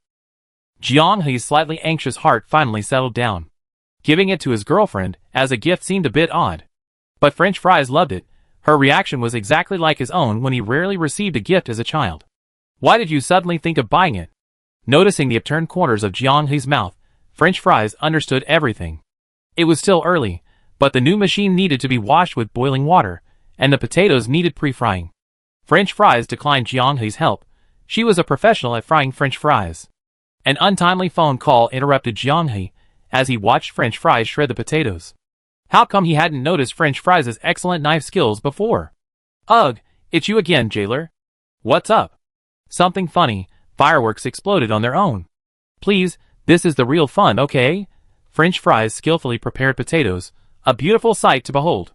Great knife skills, great guy. Watching French Fries, curious about what jailer had said, he simply put the call on speakerphone. Upon hearing that a self-media blogger, targeted by Zhang Jingqing, had made a careless remark during a live stream, accidentally stepping on a high-voltage red line and exploding himself, the two exchanged bewildered glances. 10 minutes later, after being deep-fried and then double-fried, a large bowl of golden, crispy French fries was placed on Jiang Hei's computer desk. French fries really knew how to fry themselves, crispy on the outside, soft on the inside, and the slight salt added during pre-treatment was enough to bring out all the aroma. It smelled really good as her hair. Since it was a masterpiece made from fries, Jiang Hei couldn't possibly find ketchup at home, but she thoughtfully prepared a packet of sweet chili sauce, saved up from her takeout orders. Eating non-stop was Jiang Hei's greatest compliment to her masterpiece of fries. The two of them huddled around the computer desk, enjoying delicious snacks, and watching the juicy gossip that the jailer brother had excitedly called to tell them about. Because of the shocking remarks and the large number of viewers in the live stream at the time, many people had saved the video. Speaking recklessly, making inappropriate comparisons to the deeds of martyrs, now anyone can be a streamer. Streamer? A bandwagoner, a traffic-chasing dog. Look at his videos, every single one is a freeloader, he has to comment on everything, seemingly knowing everything, until he mentions your area of expertise. Laughs, how come he even commented on the boundary between reality and illusion so many times? A full 12 videos. It's a pity that even with all this freeloading, he can't get any traffic from the gaming circle, he's so anxious. Classic traffic is like their own parents. Losing even a little bit of that traffic is worse than killing them. Seriously, when the game launched, he criticized the virtual reality boundary's strength. Then when it became AT0, he frantically praised it. A few days ago, he joined the bandwagon to accuse virtual reality boundary of cheating. He's finished. He's really like a stray dog on the street, barking at any traffic, just like that. You guys are too slow to catch up on this gossip. New gossip just broke. His MCN agency was exposed for tax evasion, and the details of the fraud have been thoughtfully leaked. Another expert? Jiang Hei raised both hands in support of their complete annihilation, hoping they all explode and ascend to heaven together. He asked the jailer, who also just learned the news. The leaked information was very detailed. It was a sure thing. Now the other party, from the streamer to the agency, is buried together. Jiang Hei ate his fries, scrolling through the community messages, enjoying the gossip. This gossip was especially sweet. Thanks to the anonymous whistleblower, otherwise it would have taken them a lot of effort to bring down an entire MCN agency. Is the sweet chili sauce good? Jiang Hei was wondering why Fries asked this. She had collected so many sweet chili sauce packets. She must have eaten quite a few, right? Aren't they all the same taste? Meeting Fries' seemingly expressive eyes, he suddenly understood. He picked up a fry, dipped it in the sweet chili sauce, and held it to her lips. Unsurprisingly, she squinted her eyes and slurped it into her mouth, completely satisfied. Jiang Hei laughed. Do you think someone will be busy in the kitchen frying fries for this streamer who's about to receive our summons feast? Fries laughed too. I don't think so. To celebrate someone on the list turning into fireworks, sacrificing themselves to please everyone, Jailer Brother sent out 2 large red envelopes in the World Championship preparation group. A bunch of people shared the money, and Chen Xiaoyu got 15 yuan, the luckiest guy. Without him, the champagne would have been delayed by a day or two. He deserved the title of luckiest guy. Using the power of the candlelight to grab red envelopes didn't seem like an abuse of power at all. Gradually understanding the blurry boundaries drawn by the power left by the candlelight, Chen Xiaoyu didn't press his advantage. He needed rest. After using the power of the candlelight, he was extremely tired, as if he hadn't slept all day. His consciousness was hazy, and his eyelids began to droop. 2 cups of high-sugar milk tea helped him recover considerably from his constant yawning. Li Shi, who was used to riding on other people's coattails, had now become a hot topic that others needed to capitalize on. Chen Xiaoyu didn't need to do anything more. His peers would naturally exploit his remaining value. In fact, some people had already started explaining how serious the breach of contract Li Shi's careless remarks might be. Considering that the boundary between reality and illusion would soon send him a summons, he was truly in for a world of trouble. Everyone in the office was engrossed in the aftermath of the Li Shi incident. their faces beaming with excitement. Not to mention the boundary between virtual and real worlds, the Chinese server's operations team had been seething with anger lately. They were unfairly branded and dragged into the criticism alongside the boundary between virtual and real worlds, with various euphemisms and coded language used to evade reporting. And their own boss happened to be indifferent, leaving them with nowhere to vent their frustration. Now, the wicked will get their comeuppance. Cyberbullying is terrifying. Thankfully, I wasn't the one being cyberbullied. I suggest they intensify their efforts. Watching his colleague type this comment, Chen Xiaoyu couldn't help but chuckle. He was exhausted, but it was worth it. If only someone else could self-destruct and provide some laughs. Of course there would be. Seeing everyone around him practically dancing and singing, Chen Xiaoyu was full of energy. Browsing the list provided by the jailer, he found something outrageous. Unlike those who received special attention and had at least thousands, tens of thousands, or even hundreds of thousands of followers, this guy with an obviously randomly cobbled together name only had a handful of followers. Such an obvious alt account, yet it deserved to be specifically added to the list by Zhang Jingqing's team, clearly not out of his own volition. After reading the notes, Chen Xiaoyu immediately understood. This person was a celebrity named by the jailer, whose notable deeds included consistently commenting on every video after the controversy surrounding the opening of the virtual real boundary, and posting abusive and disgusting remarks. Jiang He had already blocked one alt account, but he persisted, stubbornly returning to openly provoke, becoming one of the most well-known figures in the comments section. Judging from the tone and wording of the replies, this person wasn't a ghost soldier, there really was a living person behind the screen, relentlessly mocking them. They were utterly baffled. How had they offended this person that they were being so relentlessly attacked? Obtaining his personal information through normal channels wasn't easy for the virtual real boundary entry platform. His alternate account was registered using an elderly person's ID card. But he wasn't particularly clever either, because that ID card belonged to his parents. This little trick was easily exposed by Chen Xiaoyu at this moment. The main account, registered with his real identity information and hidden by gibberish bro, was entered by Chen Xiaoyu, and he pressed enter. October Watching the Tide, real name Chen Lichao. A gaming streamer with less than 10,000 followers. Nearly 100 videos have been uploaded, including live stream replays, edited clips, and videos of cross-platform interaction between streamers. He plays all kinds of games, FPS, MOBA, card games. He updates every 2 or 3 days on average, which is quite diligent. However, the overall quality is questionable. Most videos are not polished, lack originality and unique features. They're the kind of videos that, even on short, fast-paced platforms, you glance at once and scroll past the sound. A search on short video platforms revealed, unsurprisingly, fewer followers than on Bilibili. Chen Xiaoyu discovered he didn't have the qualifications for the game Proof of the Stars, making it impossible for him to interact with the game boundary between reality and illusion. Following this information, his gaze traveled across the screen to the camera on his live stream. It was a slightly cramped bedroom. A bed, cabinets, power strip, and computer desk comprised everything he saw. Perhaps for the sake of a visually appealing live stream, the bedroom was clean and tidy, and the desk was neatly arranged. However, the floor, untouched by the camera, was a mess, with leftover takeout bags and empty drink bottles piled up. The curtains were drawn tightly, blocking out even the last rays of the setting sun. Chen Lichao, his face pale from the computer light, wasn't streaming. Instead, he was furiously typing away, chatting with people in a chat group. Their conversation happened to be about the boundary between virtual and real worlds. They haven't come out to explain for so long. Is the boundary between virtual and real worlds really guilty and afraid to respond? I don't think so. Let's not follow the trend. After all, it's our national server guild. Chen Lichao replied to a group member at lightning speed. What's wrong with the national server? Isn't it cheating to get ahead by leaking questions if you're not good enough? Creating gods is an old tradition in the national server. In the same situation, anyone can be packaged as a skilled player. Many in the chat group were clearly taking a wait-and-see approach, and judging from the expressions and tones of the replies, Chen Lichao had obviously clashed with the others more than once on this topic. Just watch and have some fun, don't take sides. It's fine if they don't respond. After all, it's a self-inflicted trap. To be fair, Chen Xiaoyu thought this group member was quite objective, with a peacemaker's touch. However, Chen Lichao seemed to have been provoked. He suddenly became agitated in front of the screen, his face tense, gritting his teeth as he forcefully typed a long, rambling statement.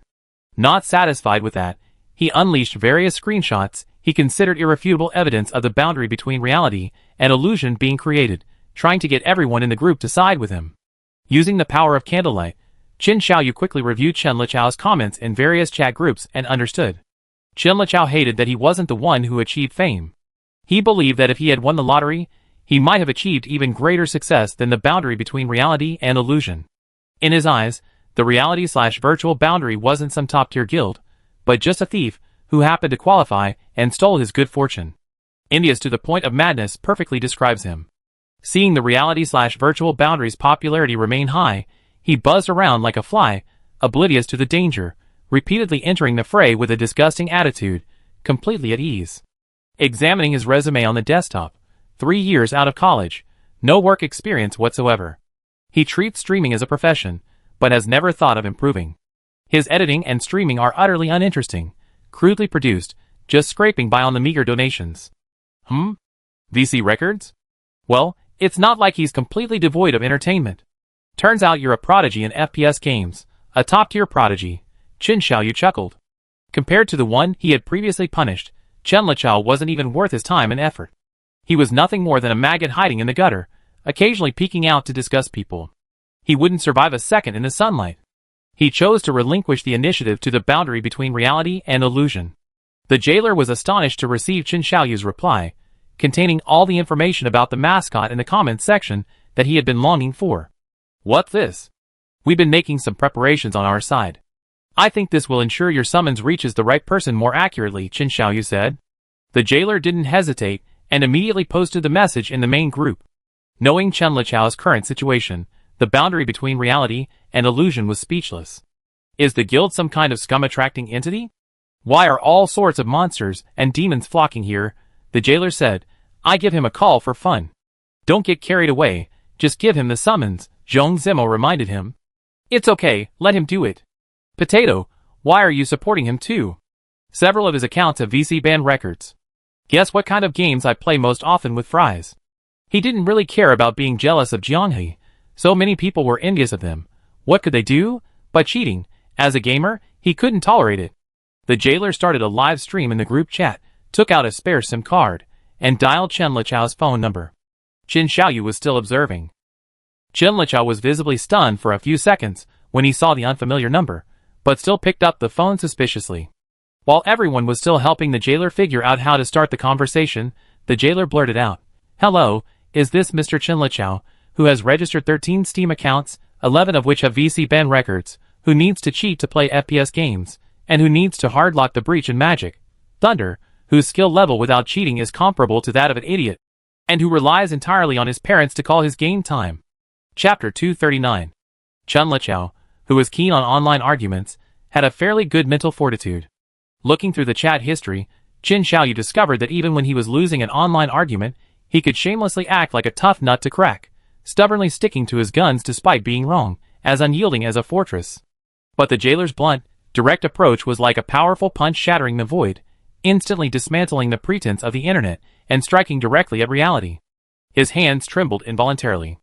Hey, are you there, you cheater orphan? The jailer's words were merciless. As a gamer, he always assumed that a cheater's selfie was a family portrait, and ordering takeout was a reunion dinner. Mute? The sarcastic remark made Chen Liqiao's face flush red. I don't understand what you're talking about. He tried to evade the question. I got your account information. You don't think I dialed the wrong number, do you? The jailer asked. Can you explain to me what you were thinking when you were cheating? Wait, I'm calling the police right now. Fine, then tell the police about your glorious deeds of using a secondary account to relentlessly attack the boundary between reality and illusion? Chen Liqiao was incredibly flustered, yet dared not hang up. Faced with the jailer's persistent calls, he simply pretended to be dead. So cowardly, you're not going to engage in a proper debate? The jailer chuckled. I thought you were quite powerful, seeing how arrogant you were in the comments section of boundary between reality and illusion. How come you're afraid to even engage in a debate over the phone? Chen Liqiao shuddered. Only behind the internet could he freely unleash his malice, freely pouring out the pent-up resentment accumulated deep within him. He could refuse to admit defeat, breaking all his bets and arguments with everyone, continuing his activities without batting an eye. Anyway, nobody knows who he is. Even if people hurl insults at him, he can just change his alias, switch chat groups, and start all over again. Facing the person on the phone, everything about him is one-sidedly transparent. His actions are meaningless. It's like being dragged out of a gutter by a pair of giant hands and placed under the scorching sun. Every pore on Chinlichao's body is steaming. The unbearable anxiety is making his breathing rapid. Finally, he bursts into a torrent of curses, unleashing a torrent of nationalistic slang. The jailer on the other end of the phone laughs heartily, showing no anger whatsoever at being insulted. "Wow, you're getting anxious, getting really anxious, finally breaking down?" the jailer said. "It's okay, buddy, there's no use getting anxious. I just called to tease you. You have plenty of things to worry about later. I sent your information to those who need it. The content creators in the cheat zone will soon have plenty of material. You always wanted to be famous, haven't you? I helped you earn that fame, so don't be shy. Oh, I heard the boundary between reality and virtuality is also looking for you. Remember to take a picture and post it on social media when you receive the summons. This kind of treatment is rare. It will definitely increase your account's followers a bit more. Brother, do you want me to order you some takeout? Seeing you constantly bashing people and not even earning a few cents from someone clicking a mouse, it's really pitiful." Chinlichao's cursing suddenly grew much louder. The humiliation of ordering him takeout struck deep within him. His eyes turned red. The jailer remained unmoved. As a seasoned entertainer, he had seen it all. Chinlichao's aggression was like scraping a needle. It couldn't penetrate his defenses at all. Feeling the situation was right, he proactively ended the call, rendering Chinlichao's repetitive counterattack ineffective, and then casually blocked the number. The jailer concluded, "Sigh, the defense was too low. I thought I could roll around a lot, but it dealt true damage with just one hit." After being annoyed for so long, they finally got their revenge, and everyone on the virtual reality boundary team felt refreshed. Chinlichao, who had stubbornly fought back against the jailer, was completely deflated. He threw his phone aside and sat blankly in his chair, staring straight ahead. Was he thinking about how to rebuild his account after being exposed for his numerous cheating offenses, which had ruined his streaming career? Or was he worried that virtual reality boundary would take it seriously and actually sue him? He seemed more worried about the latter. He snapped out of his daze, as if electrocuted, immediately rushing to his computer to search for relevant cases and find out the standards of punishment. His phone rang again. Like a frightened bird, Chinlichao hesitated to look at the screen for a long time until he saw that it was a number that most people had saved as a food delivery number. Having realized what was going on, he hesitated for a long time before finally answering the call. "Here's a meal for..." The deliveryman hesitated for a moment, then read out the note: "A braised pork trotter rice set meal for the famous streamer Chinlichao." Even though he was mentally prepared, Chinlichao still flew into a rage. "Get out!" He threw his phone away, hopping around the room like an enraged baboon. Qin Xiaoyu couldn't help but click his tongue. This delivery was the most damaging he ever seen. It almost shattered someone's self-esteem. The jailer's real damage was too high. Too bad, he could only enjoy the satisfying scene alone.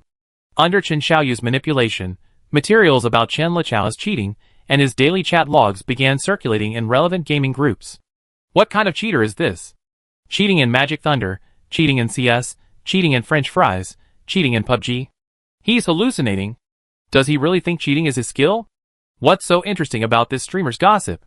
There are too many idiots like this who cheat in games because they're unhappy with their lives. Oh crap, he's the random code guy who's been relentlessly attacking people in the virtual reality boundary comment section. I take back what I said earlier, this gossip is interesting. Random code guy's life is too exciting. He argues with people in chat groups, forcing them to accept things. Virtual reality boundary is being made a god. His opinion? In the comments section of the Boundary Between Reality and Illusion forum, a heated debate ensued, with everyone else seemingly deluded but him the only one sober. In his own fan group of a few dozen people, he flaunted his supposed expertise through cheating. He spends the whole day surfing the internet, either arguing or just pretending to be someone else. He's really something else now. I thought he was just a charlatan, but he's serious, and it's really got to him. No, what's he after? Spreading rumors about boundary between reality and illusion, he still get his share of the profits. With his true identity exposed, Chinlichao's main account was flooded with onlookers. He became famous, but not in the way he expected. The list was densely packed with all sorts of shady characters, and Qin Xiaoyu, after a long day, had only punished 2. Thinking about the return of the candlelight and the return of power, he felt a heavy responsibility ahead. In the Boundary Between Reality and Illusion group, Jianghe and French Fries had already started posting pictures of their dinner, and he realized it was almost 6 p.m. So focused on using his abilities, his perception of time had become much blurred. There were only 6 hours left before the start of a new round of the game. Tonight, he might have to challenge the 11th floor at the boundary between reality and illusion. He figured he could find another person to sacrifice to today. Glancing at the chat group again, Qin Xiaoyu swallowed hard. Who cooked this? The meal is so lavish: beef stew with potatoes, mashed potatoes and tomato sauce, sweet and spicy hash browns. Huh? Aside from clam and mustard soup, it's all potatoes? A potato-only meal with rice. A carbohydrate explosion, yet Fry's favorite.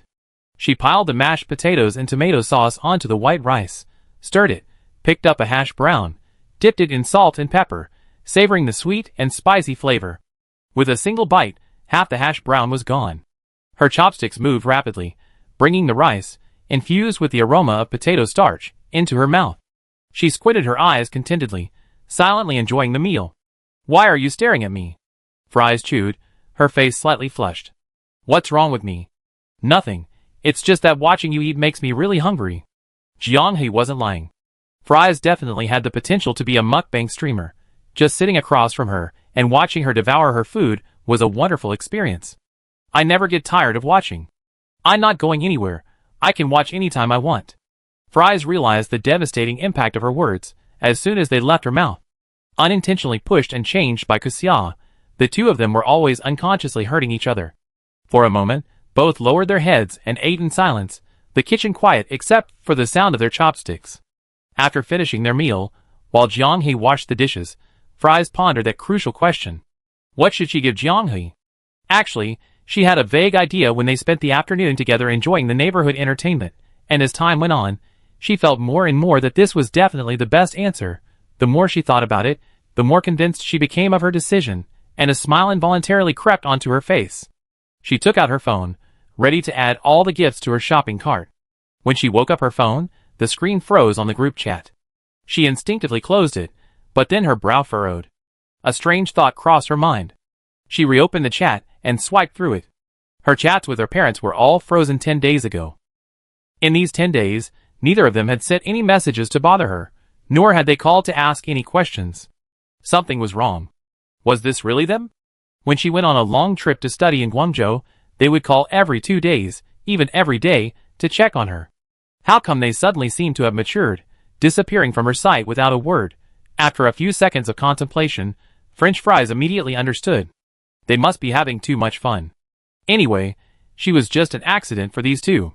Who knows, for the past 10 days or so, they've been hiding somewhere, enjoying themselves, and completely forgetting about their daughter. Thinking this, she pouted. The phone rang unexpectedly. French Fries glanced at it in confusion, then her heart stopped. Contact name, Mom. Does she have some kind of superpower? Why is she calling so soon after she thought of him? Reluctantly, she answered the phone, and as soon as she put it to her ear, two familiar, boisterous voices came from the other end. Wow, Xiaofei, good news, good news. The two shouted almost in unison. The enthusiastic face she usually only showed to Jianghe turned cold in a second. What good news? I won a game. Lu Xinxin exclaimed excitedly. I can play games with Xiaofei. French Fries immediately hung up the phone. Chapter 240. During this period, the focus of attention on the virtual and real worlds was entirely on the doubts and condemnations leveled against them in the public sphere.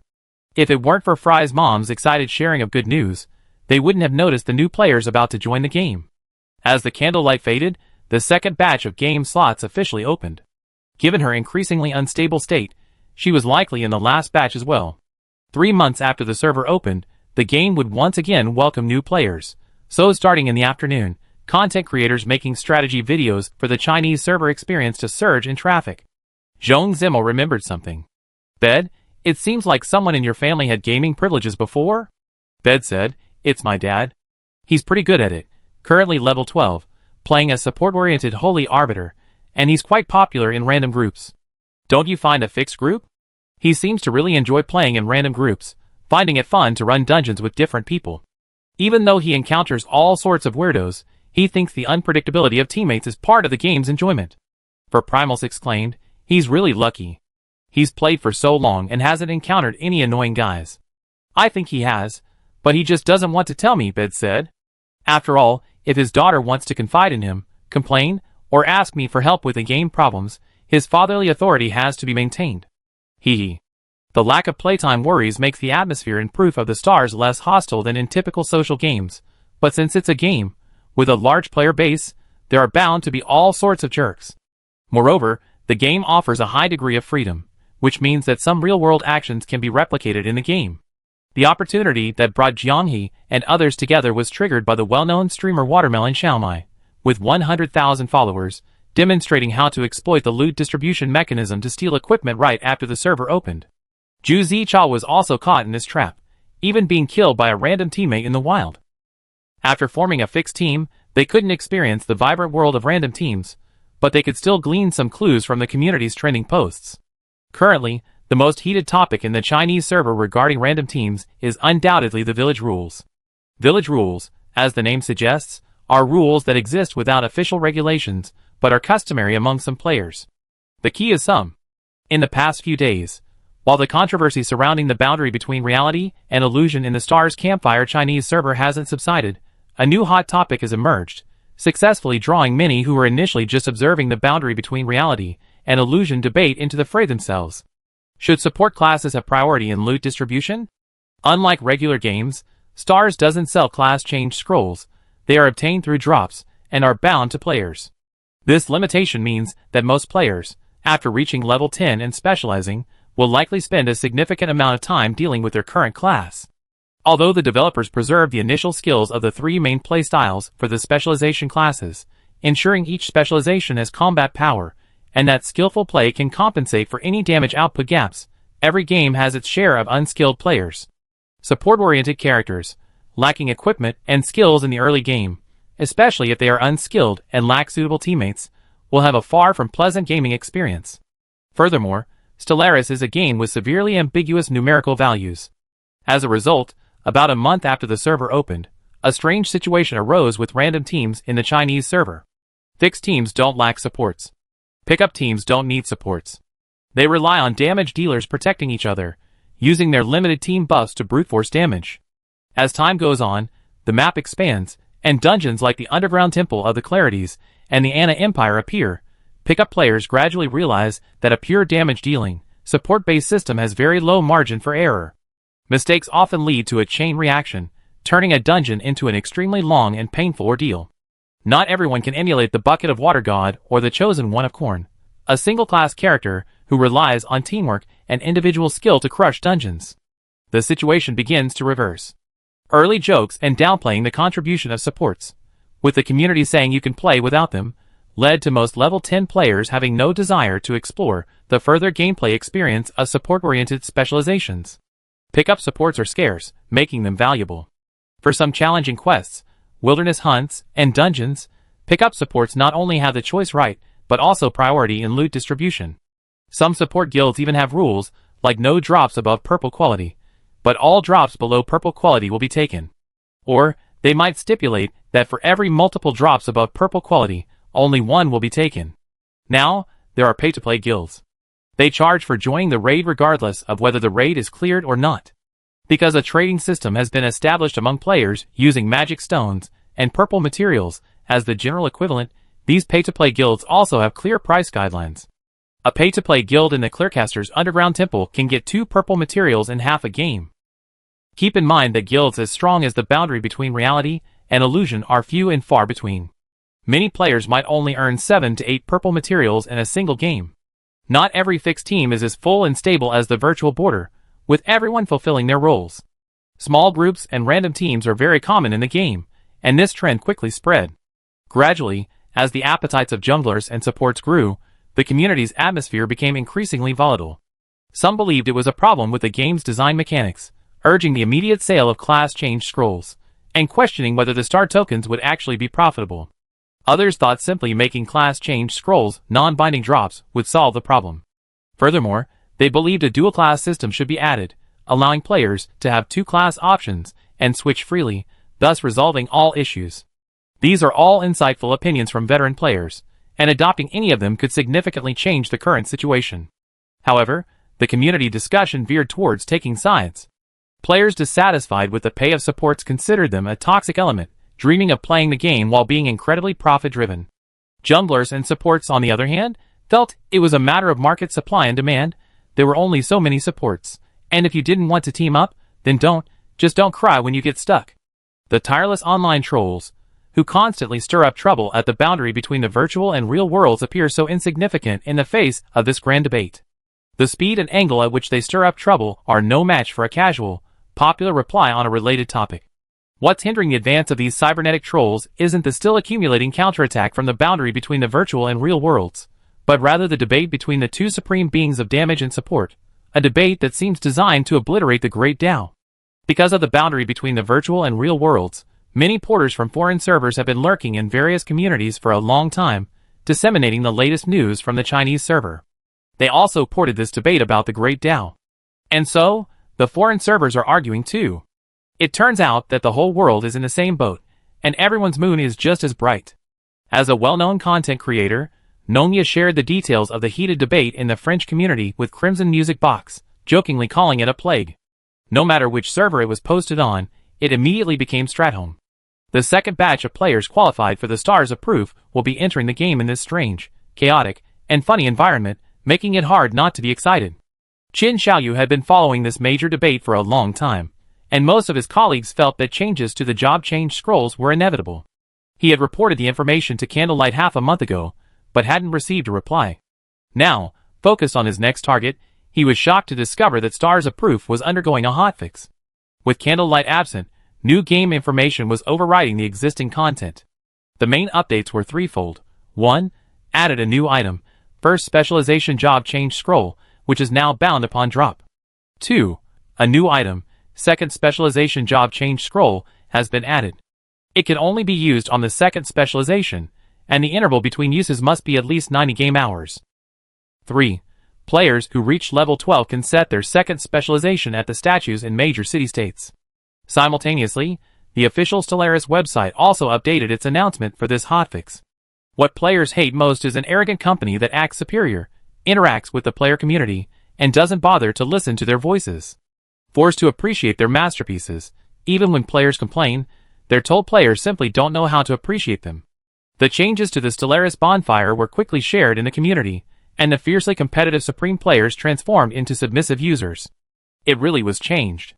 Some veterans said adding a second specialization would solve all the disputes, but many people said game companies aren't that kind. They only make money when players argue and complain. They wouldn't even put the job change scrolls in the shop. I'm devastated. Are there any game companies that listen to advice these days? I admit my previous comments about Starfire were too harsh, but I'm willing to continue being a Starfire dog. Now I can be a Starfire forever. For the average player, the most direct benefit of this update is resolving the conflict between support and damage dealer classes, allowing everyone to happily switch jobs and adapt to different situations. As for proficiency with the class and skill gaps, those can be addressed gradually. Anyway, there's always plenty of time in Starfire. The previously chaotic environment has suddenly cooled down due to this change, proving that Starfire has perfectly captured the hearts of every type of player. This round of changes has also greatly benefited teams tackling high-difficulty dungeons. Some story missions and dungeons with fixed team composition are prone to setbacks, leading to significant suffering in actual combat. With a second class, the margin for error is maximized, and the possibilities for combinations and synergies are greatly increased. The announcement and update came suddenly, and instantly, the topic of discussion in various StarCraft game forums and chat groups became what's the best second class. Jianghe, looking at the World Championship preparation group, couldn't help but laugh. This update also benefited a group of people. Players who had followed the trend of switching to Mage or Berserker were finally free. Many chat groups were filled with their crying emojis. I played Berserker/Mage not because I loved it, but because the game didn't have class change scrolls. Is there anything stupider than choosing Berserker as your first class? Yes, choosing Mage as your second class. The finally free from the pan players embraced self-deprecation, and the chat groups were filled with a cheerful atmosphere. These reactions were also observed by Qin Xiaoyu. He suddenly remembered what Candlelight had once told him. While I do hope to gain something from games, I also hope that games can bring you joy. The creators of Me and the Stars said that games should be like this. Chapter 241. Candlelight rarely mentions the person who created her. Her avoidance of titles, like Lord of the Stars and Bonfires, and Lord of the Stars reveals the importance of that person in her heart. Candlelight is already so powerful. What is above her? No wonder everyone is doing their utmost to conceal the strangeness brought about by Candlelight and the game's appearance. Once the general public becomes aware, while the existing order won't collapse, a breakdown in their understanding will likely be inevitable. The boundary between reality and illusion has entered the game, and Qin Xiaoyu has finished gathering information on the target of his punishment. Considering the target is also a night owl, he decides to follow the boundary of reality first.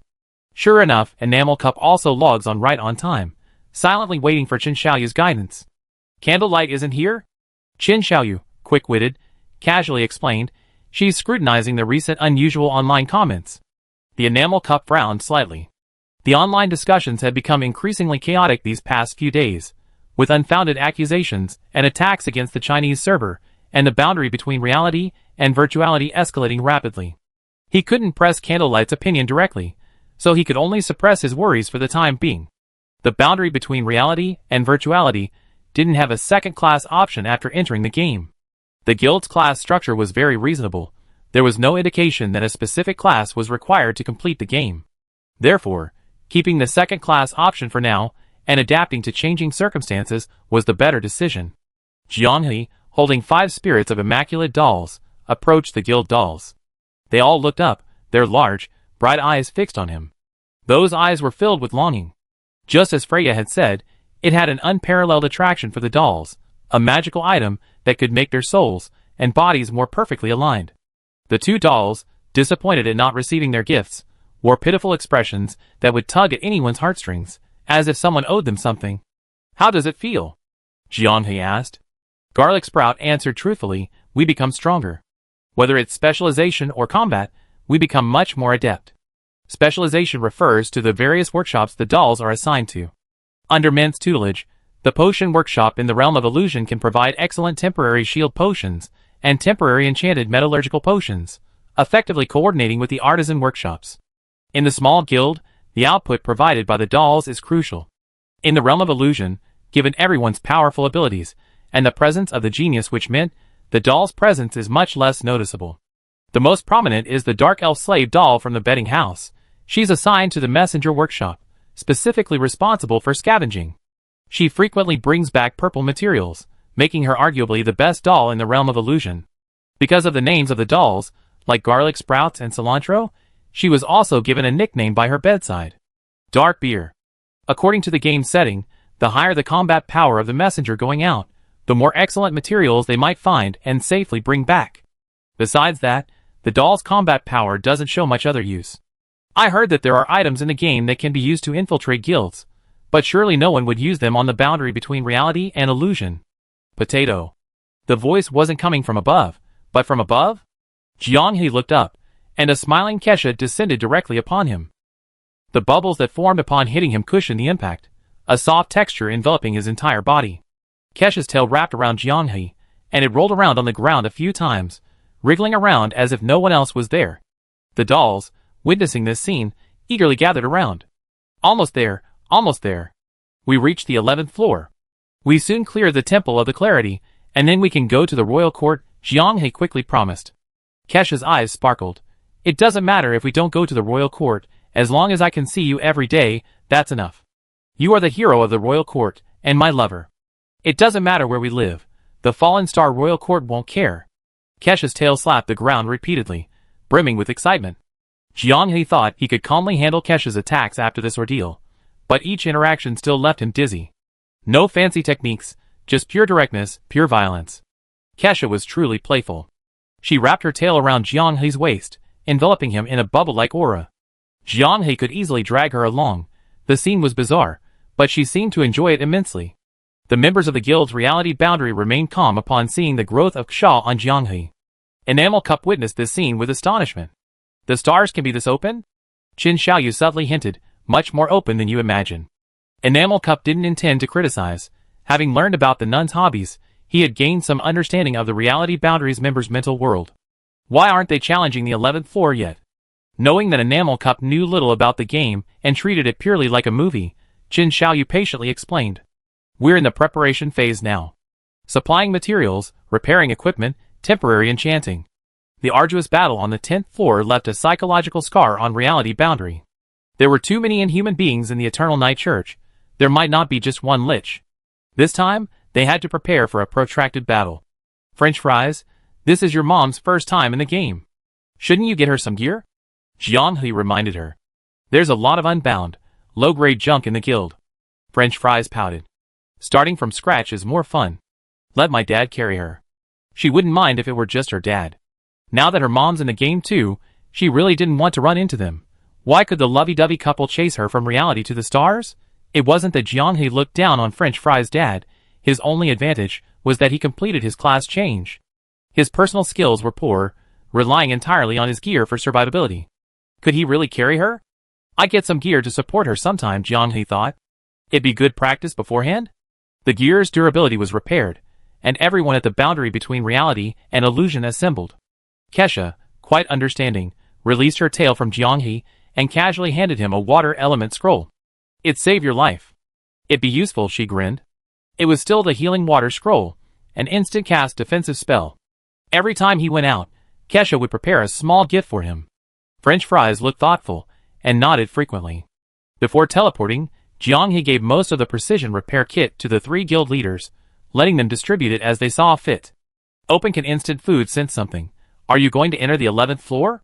Once the boundary between reality and illusion begins a certain instance, communication is inevitably cut off, requiring complete immersion in the game. This is no secret in the group. Crimson Music Box. Let's try to beat this round, use the score to smuff, and give those ghost soldiers a good thrashing. Yellow Millet Dream. Wake up, ghost soldiers have no face. During the conversation, communication between the virtual and real boundaries collectively broke down. Before entering the 11th floor, the virtual and real boundaries still needed to collect some loose ends from the main story and side quests on the 10th floor, in the great archives of the Clarifiers. Gorkran died, the magic circle slowly recovered, and the fire within the great archives began to subside. The dung beetles, struggling to hold on and protecting the books, gradually crumbled and scattered across the ground. The books within the great archives, driven mad, were soothed by the magic circle and became calm. The noise and clamor were fading away, and tranquility descended. Guided by the insect mist, Jianghe took out Alna's lantern and shone it on the black tome at the core of the magic circle. The deep black light shot straight to the dome and disappeared into the enormous magic stone, resembling the sun. The magic field naturally formed by the magic stone rippled visible to the naked eye. Seconds later, like a celestial dog eclipsing the moon, the sun lost its light, hanging high in the darkness. The sudden change caught everyone off guard, and the virtual and real boundaries collectively focused on the insect mist. What's going on? Insect Mist panicked. This wasn't what she expected.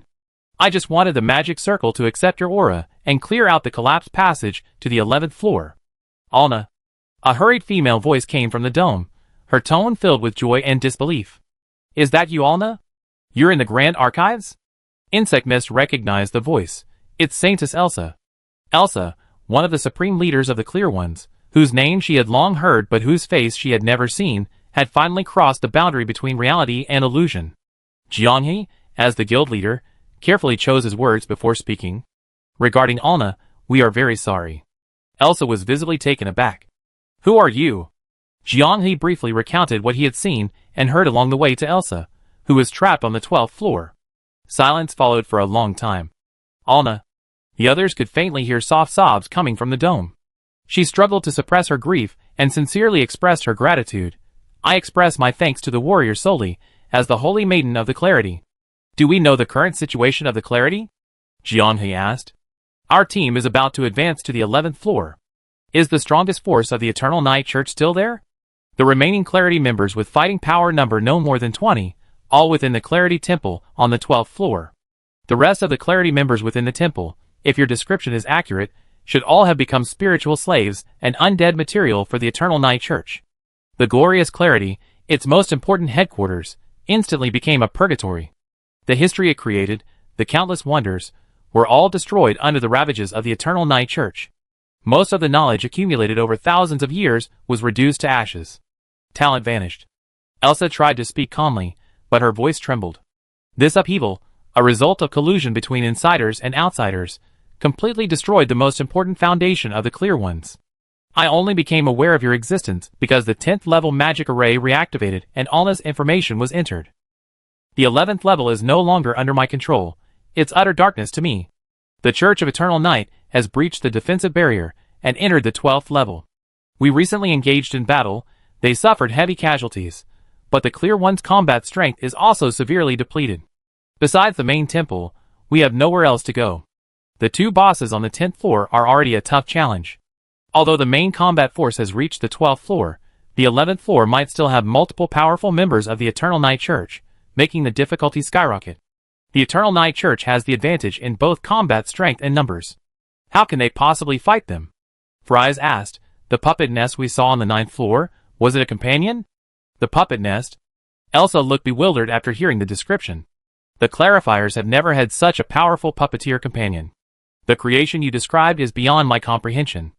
If it can truly deploy various different puppets, with the core plug-and-play, then everything from alchemy and puppet creation to magic circle inscription and crafting materials is knowledge I never heard of or seen before. This is bizarre. Freya's stance is very clear, to slowly annihilate the invading Eternal Night Church. Although she didn't explicitly state her purpose as the Riddler, her intention to assist the clarifiers is obvious. Where did they come from? Fries suddenly remembered another detail. During the battle with the Black Cat Lenalia on the 8th floor, she seemed to mention that after the spatial magic array malfunctioned, a strange power appeared within the temple. The two seemed closely related. Elsa suddenly fell silent, her rapid breathing faintly audible. Was she excited? Or fear? The others also heard the whispers of the other surviving Clear Ones. Could it be that it really worked? The ritual really worked. Incredible, Elsa, you succeeded. Your ritual, your creation, has reached a new height. A historic moment. No longer an ordinary summoning ritual. With your own prayer, you have summoned hope. No, no, no! Elsa swallowed hard, her voice rising as she argued with those around her, her breathing becoming increasingly rapid. I haven't made a pact with any unknown being. I have no binding force on what has descended, and the ritual hasn't connected us. Inside the 12th floor temple, Elsa clutched her head. The situation, beyond her comprehension and understanding, caused a burning pain in her brain. I sacrificed myself for the future of the Clear Ones.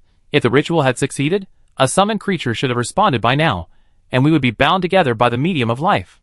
But now, no summoned creatures have responded, not a single one.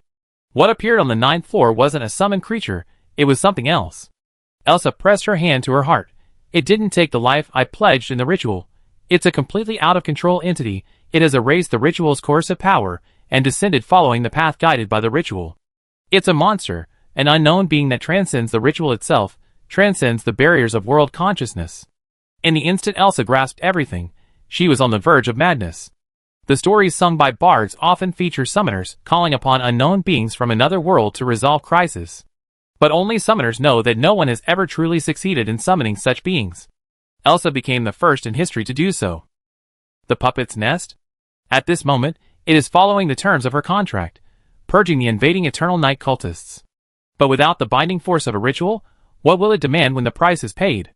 After a long silence, Elsa touched the magic circle. To those at the boundary between reality and illusion, the knowledge of the 10th layer is yours to claim. The valuable treasures within the Temple of the Clarity belong to you. Take them, and leave immediately. Elsa's breathing was rapid. I may have committed an unforgivable mistake. Chapter 242. While the boundary between reality and illusion roughly understood the reason for Elsa's nervousness, they were still quite confused. Fortunately, the fairy insect Mist, who had been immersed in the great archives for many years, was nearby and explained it to everyone. The powers wielded by summoners and spirit summoners are very similar. Orange Tea's spirit summoner can hear voices from the unknown and gain wondrous revelations. The exclusive skill, spirit summoning, allows players to communicate with spirits, provided they are normal spirits. Spirits in a state of madness, their consciousness shattered, cannot establish a connection. Summoning spirits of different life forms to assist in battle is a major highlight of the class. Although Orange Tea's gameplay primarily involves summoning purely supportive elemental spirits, the potential for exploration is actually quite vast. Among the advanced skills, the most notable is heroic spirit summoning. Summoners must possess the corresponding spirit's relic to establish a connection. Summoners, however, can invite the spirit to join the battle through verbal communication. In the world of the game Proof of the Stars, the differences between the two classes are also quite significant, each with its own advantages and disadvantages. However, compared to necromancers who follow the rules and only utilize existing materials, summoners are far more pioneering and innovative. Many summoners are dedicated to breaking limitations, combining the powers of ritual, contract, and magic to summon more distant and powerful mystical entities to traverse space and offer assistance. They firmly believe that the barriers between worlds are not unbreakable. By cleverly creating temporary passageways through rituals, the powers of two worlds can briefly come into contact and establish a connection. The strength of the summoned creature projections that visit this world is determined by the capacity of the ritual passage, effectively filtering out potential risks. However, this exploration and research was considered taboo in the magical world. Due to unpredictable risks, the related knowledge was destroyed, and subsequent scholars could no longer glimpse its mysteries. But this did not include the Clear Ones, who recorded and collected the history, books, and knowledge of the continent of Devilland. Among those who had the right to access forbidden knowledge, Elsa was deeply attracted by summoning. Born with magical power comparable to that of a dragon, she was a standout among the younger generation. At 18, she reached 7th rank, at 22, 8th rank. She was widely read and mastered alchemy, potion making, spell array inscription, puppet making, and scroll enhancement techniques, practically destined for the pinnacle of the continent's future. Her astonishing learning speed ultimately led her to the path of summoning. As a meticulous mage, she did not engage in radical research but carefully evaluated the knowledge left by her mad summoner predecessors, patiently practicing and cautiously improving it. At the age of 24, Elsa heard voices from beyond the world for the first time. A grammar completely different from that of the Devilland continent appeared in her ears.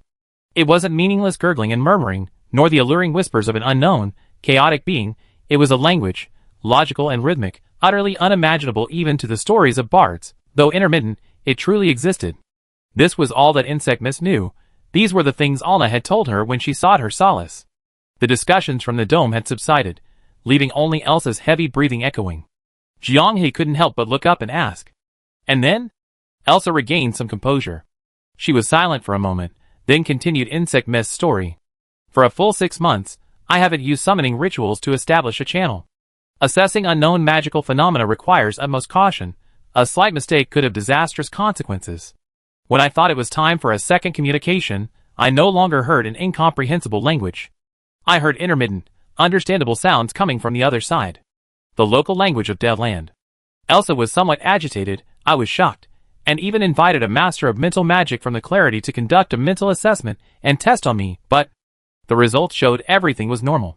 We were not corrupted by evil, and my mind is perfectly normal. Elsa was stunned, tense, bewildered, and fearful. But curiosity compelled her to ask the first question to the voice on the other side. Who are you? The answer was, a person without hostility. This was the first communication between the Clarity and the unknown voice. Elsa maintained a monthly practice, initiating summoning rituals in a way that minimized magic consumption and ensured continued communication.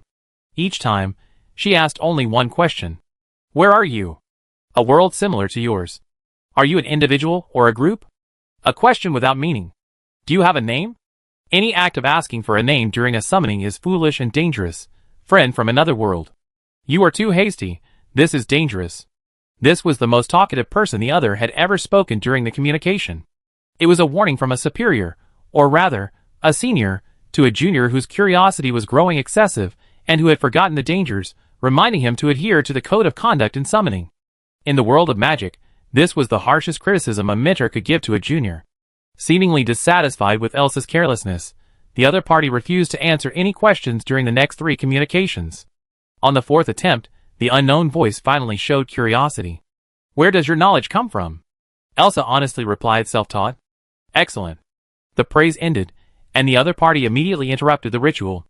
At this moment, Elsa realized that this ritual was always two-way. The other party had the means and the ability to stop it.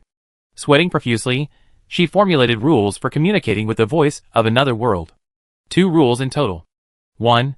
For people must be present simultaneously when communicating with the voice of another world. Main communicator. Defaults to Elsa, responsible for discussing only one question with the voice of another world, with the communication time not exceeding the length of an hourglass. Secondary communicator. Responsible for temporarily taking over if the main communicator experiences a major change, such as mental confusion, loss of consciousness, or exhaustion, and actively interrupting the communication. Mental monitor. constantly monitors the mental fluctuations caused by the summoning ritual itself. Mental detector number 2 must remain outside the communication area, using a remote magic circle to observe, and retain the authority to sever the communication area's magic circle. 2. If the otherworldly voice shows signs of interfering with ritual magic, and the interference is severe, an excessive amount of sedative potion will be sprayed into the communication area to block the communicator's consciousness. Fear, but also curiosity. Perhaps this is the nature of all intelligent life. After 2 years of communication, the clarity seekers have gained very little useful information. The otherworldly voice doesn't seem to intend to engage with them much. Furthermore, the voices used to communicate with them keep changing. Sometimes it's a steady and dignified female voice. Sometimes it was a lazy male voice. Sometimes it was a carefree, almost childlike voice. Sometimes it was a scholarly, meticulous, and extremely intellectual woman. Or it was someone who would only utter meaningless, purely mischievous hello, how are you? Wasting limited opportunities for communication. Elsa was certain of one thing. These people from another world possessed a deeper understanding of magic than they did. Because one of them had mocked their low utilization rate of magic, a natural, clean, and pollution-free energy source. And they had burst into laughter at their standard of measuring individual strength by magic utilization rate and total magic power. This was the only time in their interaction that the other party had shown any clear emotion. Rather than saying his words were disrespectful to the clarifiers, it was more like he was a sage returning from studying at the highest academy, encountering a beginner still waving a staff and chanting spells, and couldn't help but tease, there are still people using staffs. No high-ranking clarifier could judge the other party's likes or dislikes. But with the end of this exchange, they decisively forbade further exploration of the summoning ritual itself. Elsa did not object to this decision. The more she learned, the more uneasy she felt. It was a trepidation about the unknown, and an unease at the vastness of the world beyond her own. Any irresponsible, excessive contact could bring annihilation to the world itself. The pure cannot become sinners. More important than any knowledge she might gain from the other party was the continued existence of the world tomorrow. Following her reason, Elsa ceased studying summoning magic after that. This rationality only recently crumbled. Companions perished, loved ones vanished without a trace, countless teachers fell in pools of blood, and millennia of accumulated knowledge burned fiercely. The pure ones were in imminent danger. Like a drowning person grasping at a straw, facing the overwhelming and well-prepared Church of Eternal Night, Elsa, with little hope of turning the tide, chose to summon. She abandoned the minimum required magical energy supply, using her own immense magical power to establish a powerful and stable ritual channel. Her voice echoed within the channel, silent for 2 years. Anyone, I beg for your help. No response. My life is the price of this summoning. The voice from another world reappeared. State your purpose. Kill all the invaders of the Church of Eternal Night. Use their blood to atone for all my unfortunate companions who died with their eyes wide open. A suffocating silence descended. Elsa felt an extremely powerful will appear out of nowhere, forcefully compressing the summoning ritual channel, causing it to wither and shrink. In an instant, the channel collapsed, and all sound fell silent. She received no assistance, and the summoning ritual subsided. The contract failed. The boundary between the real and the virtual stared at each other blankly. This description was more detailed. The summoning channel had collapsed, the ritual no longer existed, and naturally no summoned creature could have broken through the world barrier to descend. Jianghe swallowed hard. When asked why Freya was an enemy of the Church of Eternal Night, her answer was exactly the same as Elsa's promise. Good heavens. Everyone at the boundary between the real and the virtual felt a chill run down their spines. So, in the end, this dungeon might involve fighting an otherworldly visitor? What level of enemy would that be? Elsa was a near rank 9 powerhouse, and the invading Church of Eternal Night also boasted monsters of similar strength. Freya and the puppet's nest, with their effortless manipulation of everyone, were definitely beyond their reach. No wonder Elsa told them to escape. Monsters of this level could break the summoning ritual to forcibly descend and even break free from the ritual's constraints. They were already beyond the norm. Ordinary rules were like clay to them, easily molded. A faint crackling of electricity could be heard. Looking towards the sound, the magic stone overhead, which resembled a blazing sun, gradually dimmed, and Elsa's voice emanating from it became fragmented. He is attacking the temple. Run! Run! The communication abruptly ended. On Elsa's end, the Church of Eternal Night's assault must have already begun. Something's not right. If Freya really is a visitor from another world, why doesn't she go to the 12th floor to help? The jailer was baffled. Isn't that just watching Elsa die? Maybe she never intended to help seriously. She's just here for fun, the primal entity guessed. French Fries offered another idea. Why can't it be that other visitors from other worlds are already taking care of the 12th floor, and they don't need her? The surroundings felt eerily quiet. What a top-tier dungeon worth the price of admission. There's even a surprise at the end. The boundary between reality and illusion is always more exciting when the enemy is stronger. Without challenge, what's the sense of accomplishment in clearing the dungeon? Without difficulty, how can you keep other challengers behind and enjoy the exhilaration of standing alone atop the mountain, overlooking all the others? Insect Mist, lead the way, lead the way. 11th floor, go go go. Zhong Zemo couldn't wait. I want to see if these visitors from other worlds will take a counterattack. You go, I go, that's MYGO. Seriously, even Bed can catch this joke? You two seem to be getting better and better at throwing and catching jokes. Why are you just watching and not moving? Everyone blinked, looking at the OMO-like expression on the insect's face. Magic array detection. All 3 physical passages to the 11th floor have collapsed and are buried, impossible to clear. Spatial magic array interference. The magic array cannot rebuild the passage nodes. It's impossible to go to the 11th floor normally. Jianghe was shocked. It's that serious? French Fries asked. What if we manually clear the collapsed area? That's possible. But the passage is very long, and the entire line has collapsed and been buried. If we clear it bit by bit, it will probably take a long time. The jailer curled his lip, disdainfully saying, it's only a fingernail's width on the map, not that long. Watch me summon free zombie labor to move it. I really envy the jailer's brain being so smooth. Bed couldn't help but complain. Take another look at the scale marked on the insect fog map. Only 2 kilometers? Is that long? Removed is it? It's a complete collapse. Do you know how long it takes to repair a completely collapsed tunnel in modern times? Even if we have magic, we still have to be careful of secondary collapses. Think about how hard it was for us to reach the 9th level. The jailer shrank back. Then what do? We can't just do nothing, can we? Jianghe stroked his chin, pondering. The designer clearly didn't want players to reach the next level using brute force. Blindly moving things is definitely a bad idea. What else can we do? The jailer complained. Learn some magic and transform into a blanket to crawl over? Everyone at the boundary between the virtual and real world stared at the jailer. This guy, though unintentional, actually provided an idea. You guys seem to have thought of something. The jailer blinked. But aren't you even going to complain about turning into a blanket? Chapter 243. The Shadow Stalker's professional skill allows Beiwo to disappear into the shadows and move at high speed. Zhu Zicha's wind spirit is already in place. The skill's coverage is limited. It only let you enjoy it for a short while. Zhong Zemo patted Beiwo's shoulder. It's up to you. Go through, set the coordinates, mission accomplished. Standing before the collapsed, airtight tunnel, Beiwo was ready. She took a deep breath, vanished into the shadows like a ghost, and moved rapidly.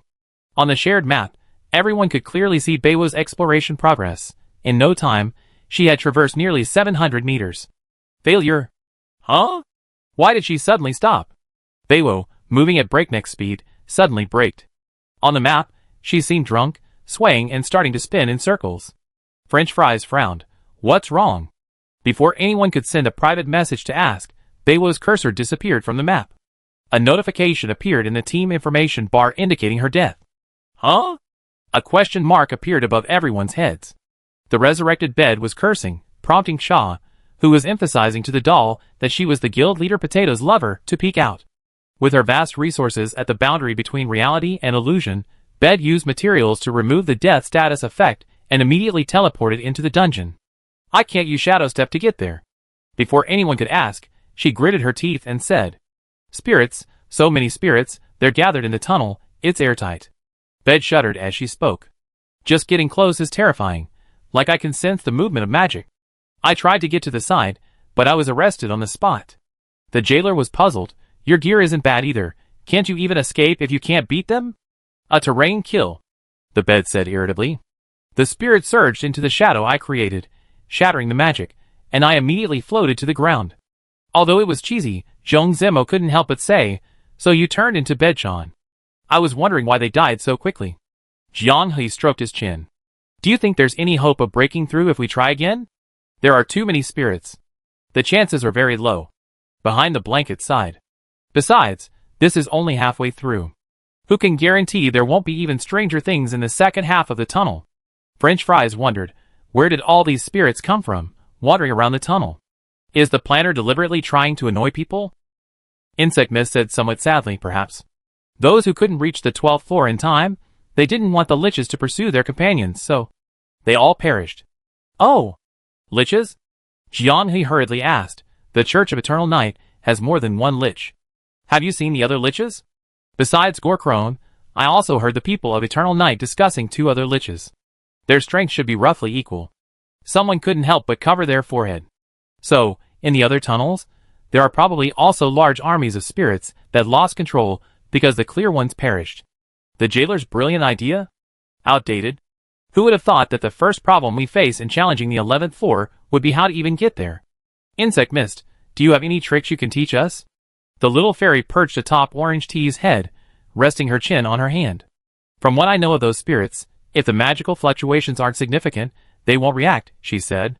Magical beings are exceptionally sensitive to magical energy. That being said, if even a shadowy figure could be detected, what skill's magical fluctuations could be so weak as to deceive a spirit? Local matters should be asked of the locals. Thinking this, the group from the reality virtual boundary returned to the 9th floor with the Insect Mist. The moment they landed, looking at the lush vegetation, the distant orchards, and the running livestock, the reality virtual boundary was bewildered. Strange, weren't our coordinates inside the arena, next to Freya? Where are we? A robustly fed black boar vividly demonstrated what a pig's charge was, charging straight at the group that had appeared out of nowhere and blocked their path. Zhong Zimo pulled out his giant shield and slammed it into the ground. Thump! A good sound is a good start. After the violent collision, the black boar collapsed, its limbs twitching, clearly not going to survive. There's no reason to refuse food delivered to your door, but then a dagger was stabbed into it. Juzika couldn't help but applaud. As a veterinary medicine student, she could tell that this stab had also ruptured a kidney. The bed, perhaps, is a sacred body of animal medicine. You arrived. A familiar voice came from behind. The Slime King's deep green appearance answered everyone's questions. This was indeed the 9th floor, a specially developed functional area located far outside the arena area. This area was the Clear One's ranch. I have connected to the separately operating magic circle on the 9th floor, creating a passage to the depths of the Black Cat Lanikia's consciousness. The Slime King pointed to a 4-story wooden hut built by a shepherd in the distance. This hut is directly connected to the magic circle. Simply falling asleep within this area will allow you to glimpse Lanikia's true power. This is the true Black Cat dungeon that requires sleep to conquer. What an amazing setup! So we fall asleep and enter the world of Proof of the Stars, and then we have to fall asleep in this wooden house to challenge the Black Cat. The jailer scratched his head. What kind of dream within a dream is this? Zhong Zimo complained. With this kind of nesting, will we even be able to tell the difference after we wake up? French Fries rationally analyzed. It's just a setup. We'd probably just go through a cutscene after falling asleep and be teleported to a challenge area outside the map. There's no dream within a dream. The immediate question was temporarily answered, but another question arose. Why were we teleported here? Was it to force players to understand the existence of the Black Cat dungeon? Although doubts lingered, they could only be put aside for now. The most urgent task was floor 11. If it's just about escaping the pursuit of spirits, I do have an idea, but I'm not sure if it's feasible, the Slime King pondered, then added, I have a potion recipe that can temporarily transform living beings. Transforming into an animal will result in much smaller magical fluctuations from the potion's effects. The materials needed to make it are relatively cheap, the success rate is incredibly low, it's hard to guarantee the effect, and it might be quite comical. Sure enough, the key to passing the level lies with the surviving NPC. Seeing the boundary between illusion and reality overjoyed, as he took the recipe and began studying it, Enamel Cup couldn't help but ask Jin Xiaoyu. What if this Slime King doesn't survive? There are many ways to reach the 11th floor, Jin Xiaoyu replied. The game has a high degree of freedom. Besides the solutions we provide, players can also use their own methods. For example, they can just not think and blindly move bricks, clumsy, but effective. Enamel Cup couldn't help but chuckle. Back at the guild, the recipe was given to the puppet to brew the corresponding potion. The puppet, a witch, immediately criticized the boundary between reality and illusion. What a strange potion recipe. The proportions of various potions are all mixed up. No wonder the person who gave it to the master said it was difficult to guarantee its effectiveness. Lord Mint would probably scoff at this recipe. Besides the idea, it's utterly useless. This comment further convinced the boundary between reality and illusion that this was a one-time potion designed for players by the plot. Besides drilling holes and hiding from spirits, it has no other use. Right now, it's using the puppet's words to warn players that it's utterly useless. Hey, the player's rebellious spirit is kicking in. Once they clear the Temple of the Clarity, they make several more bottles and try them out in various dungeons. The game designer wants to teach me how to play. For now, I temporarily accept your design to beat the game, but once I do, hee. Inferior animal transformation potion made by Alna of the Temple of the Clarity. A prank by Deep Green, a mischievous girl who loves innovative potions. She wanted Deep Green to grow eagle wings, but accidentally gave her a long, thin dragon tail. Although the effect is clumsy, the creator clearly doesn't care about these small mistakes. Alna, why are Deep Green's wings still jelly-like? What went wrong with the recipe? Just reading the item description makes the reality/illusion boundary deeply uneasy. Won't we all turn into jelly mice and jelly loaches after drinking it? Sister Alna, we're avenging your blood feud. Don't ruin all our equipment's durability. Prepared again, the entire reality/illusion boundary team teleports back to the 10th floor. The enamel mug, enjoying a godlike perspective, was fully immersed in the movie-watching experience, ready to savor the transformative feast blurring the lines between reality and illusion, when he suddenly shuddered. During the brief moment of teleportation, something seemed off in the flickering screen. Can you zoom in on the 9th floor? Yes, the arena area on the 9th floor. This should have been the central location where Freya and the nest of the thousand-faced dolls punished the Church of Eternal Night, but now, an unusual crimson reflected in the enamel mug's eyes. He seemed to smell the pus-filled blood flowing at the tip of his nose, and heard strange, wet, writhing sounds echoing in his ears. Qin Xiaoyu, distracted by the people attacking the boundary between reality and illusion outside the arena, sensed the enamel mug's unease. He glanced up and said casually, "What the player sees may not be reality." The enamel mug swallowed hard. 20 bottles of inferior animal transformation potion. Whoever transforms most perfectly will pass through the tunnel. The liquid was a dark green, but the smell was pleasant enough, a faint honey scent. It didn't look good, but the smell was acceptable. Hopefully, the taste would be alright too. The 7 exchanged glances, clinked glasses, and downed their drinks. After a series of burps, their bodies were enveloped in a strange magic, a burning sensation flowing over their skin. A dazzling halo rippled out, and a bunch of bizarre little animals appeared on the spot. What kind of creature are you? A gecko with a pig snout. Who are you? Pig snout, huh? The jailer laughed. Orange Tea touched her nose with her little paws, looking aggrieved, and it really was a pig snout. Don't laugh at me, Zhong Zemo said, flapping his wings. It's an 8-legged cicada pupa, not some kind of alien. The jailer immediately sprawled on the ground like a parasitic spider. With 8 legs, you can control yourself. The bed joined in the mockery. The jailer peeked through the gaps in the cicada pupa. Zhong Zemo was a large, fluttering moth, his own evolved form, but his main body was serpentine. Jianghe was a jelly-like creature with 2 eyes, seemingly a slime variant. French Fry's transformation was the most dramatic, a horned ibex. Its overall structure was the most logical among them. The 4 original forms became quite regular, just a snail the size of a fist. But that was pointless. A snail would probably take longer to crawl 2 kilometers than they could carry it by hand. Finally, the jailer's gaze fell on the bed. She transformed into her original form, a large black rat, except she had grown boar-like tusks and hedgehog-like soft spines. Don't push over, it hurt. She rolled playfully into the crowd, startling everyone who scrambled away. The ibex, now in her monstrous sheep form, slightly raised its hoof as if to trample, and she instantly became a docile child. Now everyone knows why the Slime King said this potion would be hilarious. The person who created this potion intended it as a prank. She never thought it would have any positive effects. God, it's up to you. Huh? Orange Tea was bewildered. She pointed to her little pig nose. But I look nothing like a normal animal. French Fries said, spirits rely on instinct to search. Very few retain any consciousness. As long as you don't expose this strange pig nose, you're a gecko. Jianghe moved closer to Orange Tea. Don't hide. Orange Tea blinked, but before she could even ask, what do you want to do? Jianghe spat out green, sticky liquid, splashing it all over her. Ugh, so sticky, so disgusting. Orange Tea shook her little paws in disgust. Roll around on the spot. The tea goddess was quite obedient. She immediately rolled around. The jailer seemed thoughtful. When I was little, I loved eating these little snacks on my way home from school. Huh? Orange tea was halfway through rolling when she suddenly looked confused. Snacks? Oh, don't you have old men carrying loads of bean flour and konjac chips around the school? The jailer suppressed a laugh. You look like konjac covered in bean flour now. It was rude of him. As the captain, Jianghe had to hold back his laughter. I also thought of a famous dish. French fries. Lips twitched. Donkey rolling. Orange tea rolled around twice more, completely covered in dust.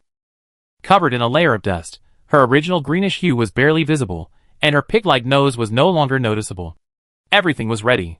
Go, Orange tea. I choose you. Why did all 6 of them say this in unison? Orange tea glanced back at the oddly shaped group and couldn't help but think, am I some kind of new Pokemon form? She squeezed into the crevice and cautiously moved forward. Because of her small size, her web feet allowed her to easily climb and traverse the fractured area created by the landslide. The others stared at the map, speechless with tension. Closer, very close. The place where she would perish was right before her eyes. Orange tea could already see the countless translucent spirits moving among the rock strata in the distance. She swallowed hard, steeling herself, and crawled along the edge of the collapsed area. Afraid of revealing her pig-like nose, she lowered her head. As a farm girl, she instantly realized that this posture looked like she was rooting for food.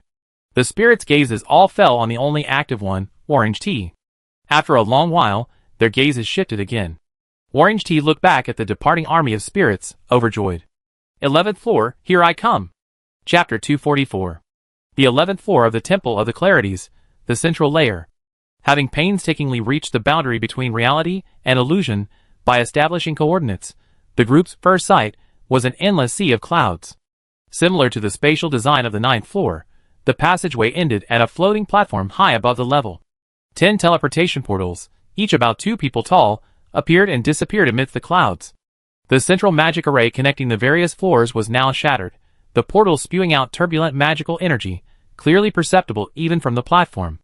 According to the Slime King's account, the central layer's magic array directly connected all 10 floors, but before the Church of Eternal Night attacked, the array experienced violent fluctuations, causing the crucial 2nd and 3rd layers of defense to fail, and the puppets to defect. I forgot to ask Elsa if she found the traitor, Jianghe belatedly realized. To be able to access the core of the magic array, his level must be very high. The effects of the drug hadn't worn off yet, and everyone remained in their comical animalistic postures. The potion effectively sealed everyone's weapons, leaving them only able to use magic, and it would take another half-hour to recover. Although Alna's initial intention in creating it was as a prank, if they could trick someone into taking it, wouldn't it be possible to subdue certain high-strength, martial arts-type enemies? Thinking of this, Jianghe suddenly felt that this potion might have countless uses. To facilitate movement, everyone, except for the blankets, huddled on French fries' back, enjoying the broad back of the ibex. A very novel experience. So this is what it's like to see things from an animal's perspective. Veteran gamer French fries' scathing review of the star transformation system. The realism is incredibly high. I had a lot of fun transforming into an ibex. Jianghe asked with a smile, then you should try out the ibex's rock climbing ability. Look, there's a cliff behind the floating platform. There's plenty of room to maneuver. Don't experience it, don't experience it. Orange tea, who had done a great service, was now perched on the large corner of French fries' coat, clinging tightly with its feet, cautiously peeking out, its eyes practically popping out of its head. So high, so high. Like the 9th floor, the sheer vertical height was level with the clouds. Even without a fear of heights, just looking at the platform would make one's legs go weak. If French fries slipped even slightly during the climb, everyone on its back would be thrown into the air. Slowly approaching the ground via the spiral staircase, everyone could see that the ground was mainly composed of grasslands and forests, with a huge lake located in the center of the entire floor. The central floor directly connected to all the other floors, and each floor also had areas directly connected to this place. Therefore, many buildings and facilities were built around the lake for the clear-hearted ones to rest and play. The rising black smoke foreshadowed the fate of these buildings. As the ibex, walking on stairs meant for humans was inevitably awkward. French fries accidentally missed a step, and the already round and plump Jianghe flew out with a tumble. Ah! A blobs of green pudding rolled and bounced down the spiral staircase, crashing into the railing before changing course and flying straight off the stairs. The realism was indeed commendable. Jianghe, spitting out green slime like Spider-Man, clung to the platform, his rapidly falling body jiggling like a taut spring. The game truly provided unique skills for each transformed form. The moment he struggled to fling himself back onto the stairs, Jianghe's vision was completely red. Red vision? That can't be right. His fall was only a few GS. How could it produce such realistic feedback? He looked in confusion into the distance, where the rolling mountains and the lush forests below seemed shrouded in a blood-red mist. A strange, pounding heartbeat echoed, as if it were pressed against someone's chest, so close. French fries, carrying the animal group members, caught up with Jianghe. What's wrong? Why are you staring blankly? Jianghe nuzzled French fries' leg and rubbed his eyes. I knew it. Potato, you and I are kindred spirits. Jailer Bro exclaimed excitedly. So you're a hoof fetishist. I really admire Jailer Bro's associative thinking. French fries said coldly. Looks like you want to get off and climb out yourself. Zhong Zemo, seeing that Jianghe wasn't complaining about Jailer Bro, was puzzled. Why aren't you saying anything? No. Jianghe hesitated, then said carefully just now, for a moment, the sky and the earth were blood-red. Hearing this, everyone looked around. Blue sky, white clouds, tranquil and peaceful. Zhong Zemo said, the realism of the perspective after transformation is really high. The jailer's pupa can only see a slit, and the French fries goat's vision is a bit strange too. Maybe the slime occasionally triggers red vision. Jianghe thought about it, but didn't take it to heart. The enamel mug, however, took it to heart. He was certain he wasn't seeing things. What is this? Qin Xiaoyu explained, according to the permissions Candlelight granted me, this is the reality the world wants you to see. The entire Temple of the Clarities? No, it started from the contact with Freya, Qin Xiaoyu said. They're not aware of it yet. Silence, too silence. The rustling sound of the goats' hooves on the grass, the muffled thud of their hooves against the soil, were clearly audible. On the 11th floor, it seemed only the goats and the big black rat were alive. A gentle breeze stirred, causing the neat rows of grass to sway in unison, shimmering like water. The wind itself seemed to take shape, its large hand gently caressing the earth, smoothing the ruffled fur that had been tousled by the group. No enemies, no noise. This floor felt like a carefully orchestrated scenic simulator, the game's pace suddenly slowing. It feels so quiet, the primal said, its voice hushed.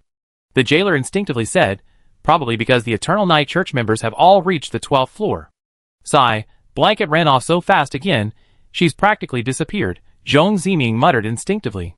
French fries emphasized, what are you talking about? Blanket has been following behind our group the whole time. She turned around, her eyes widening in surprise. Where's Blanket? See? I told you she went ahead. I saw it with my own eyes.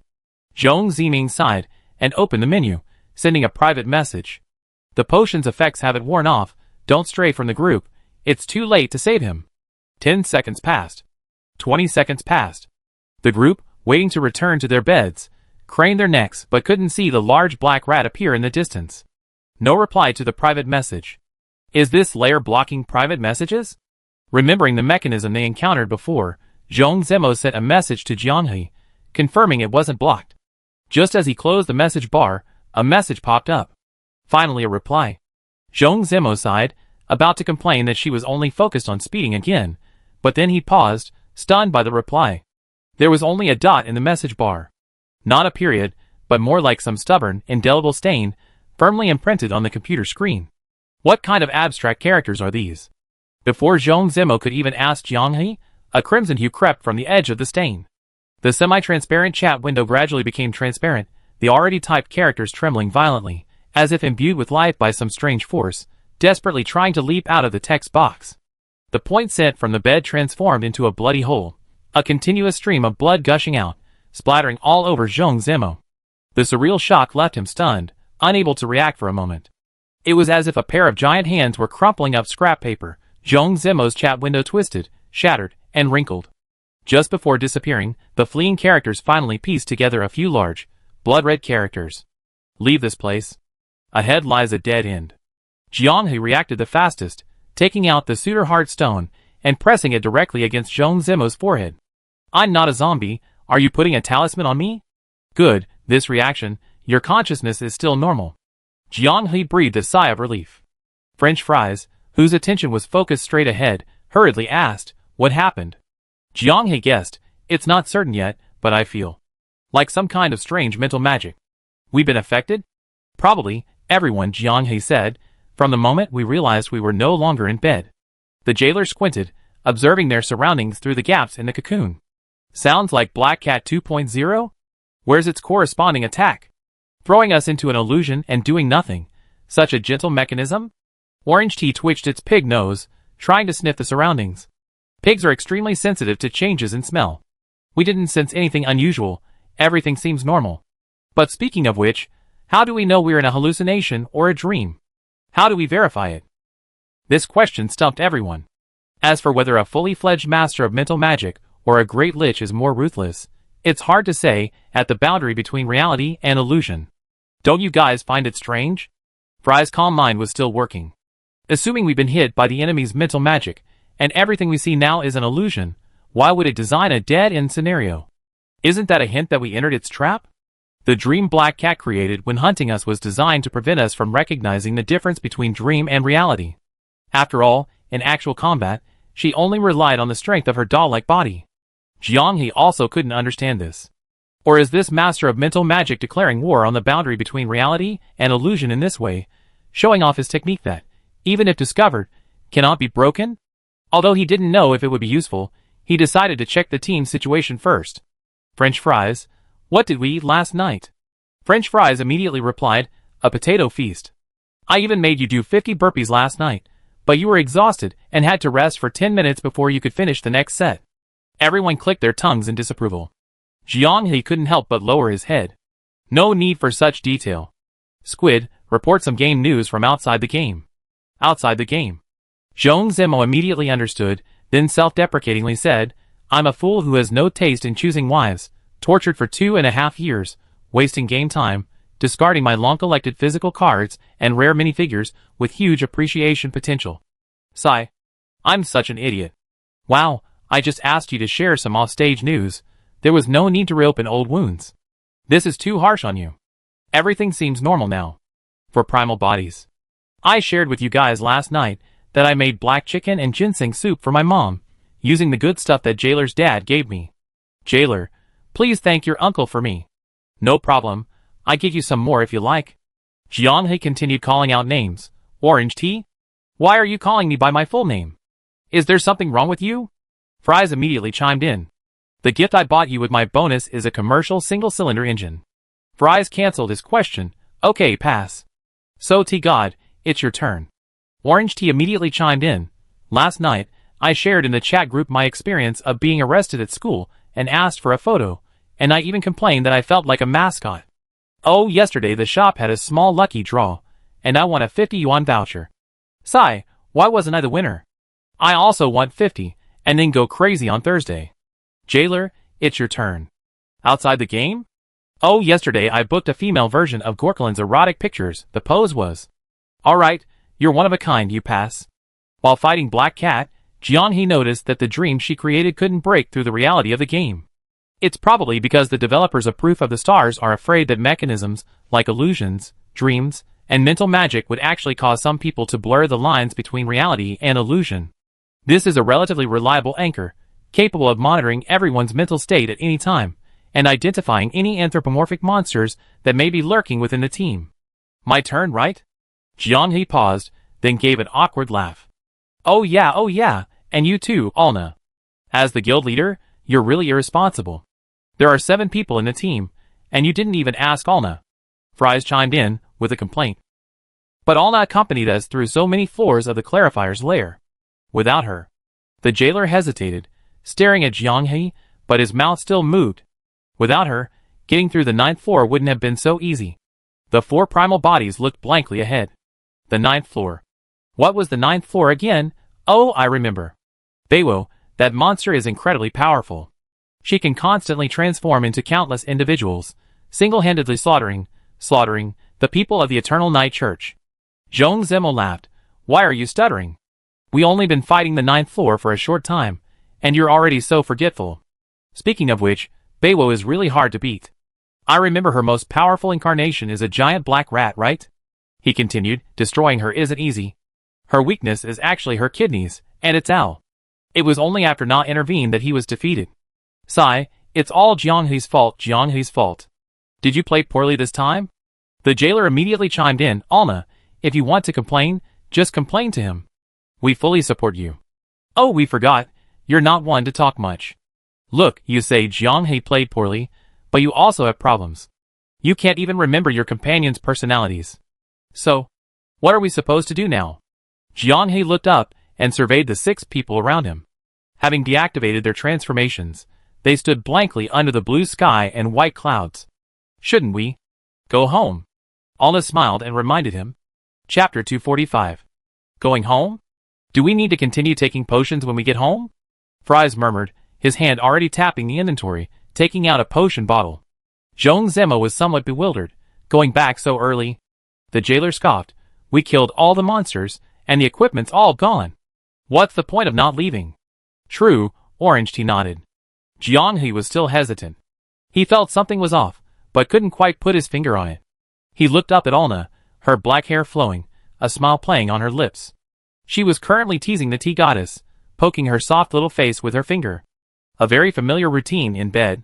Alna always did this. She had absolutely no resistance to Orange Tea's wheat-colored skin. The others at the boundary between reality and illusion were waiting for Jianghe to speak. As the captain, he had the authority to decide where to go.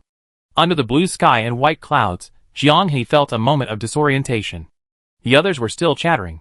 The primordial one asked, Hey jailer, how's the erotic drawing you commissioned coming along? Oh, the Gorkran erotic drawing is already finished, and the one for bed is also being drawn. You commissioned bed too? When? The 9th floor boss is so erotic, I definitely go find a familiar artist after I finish it.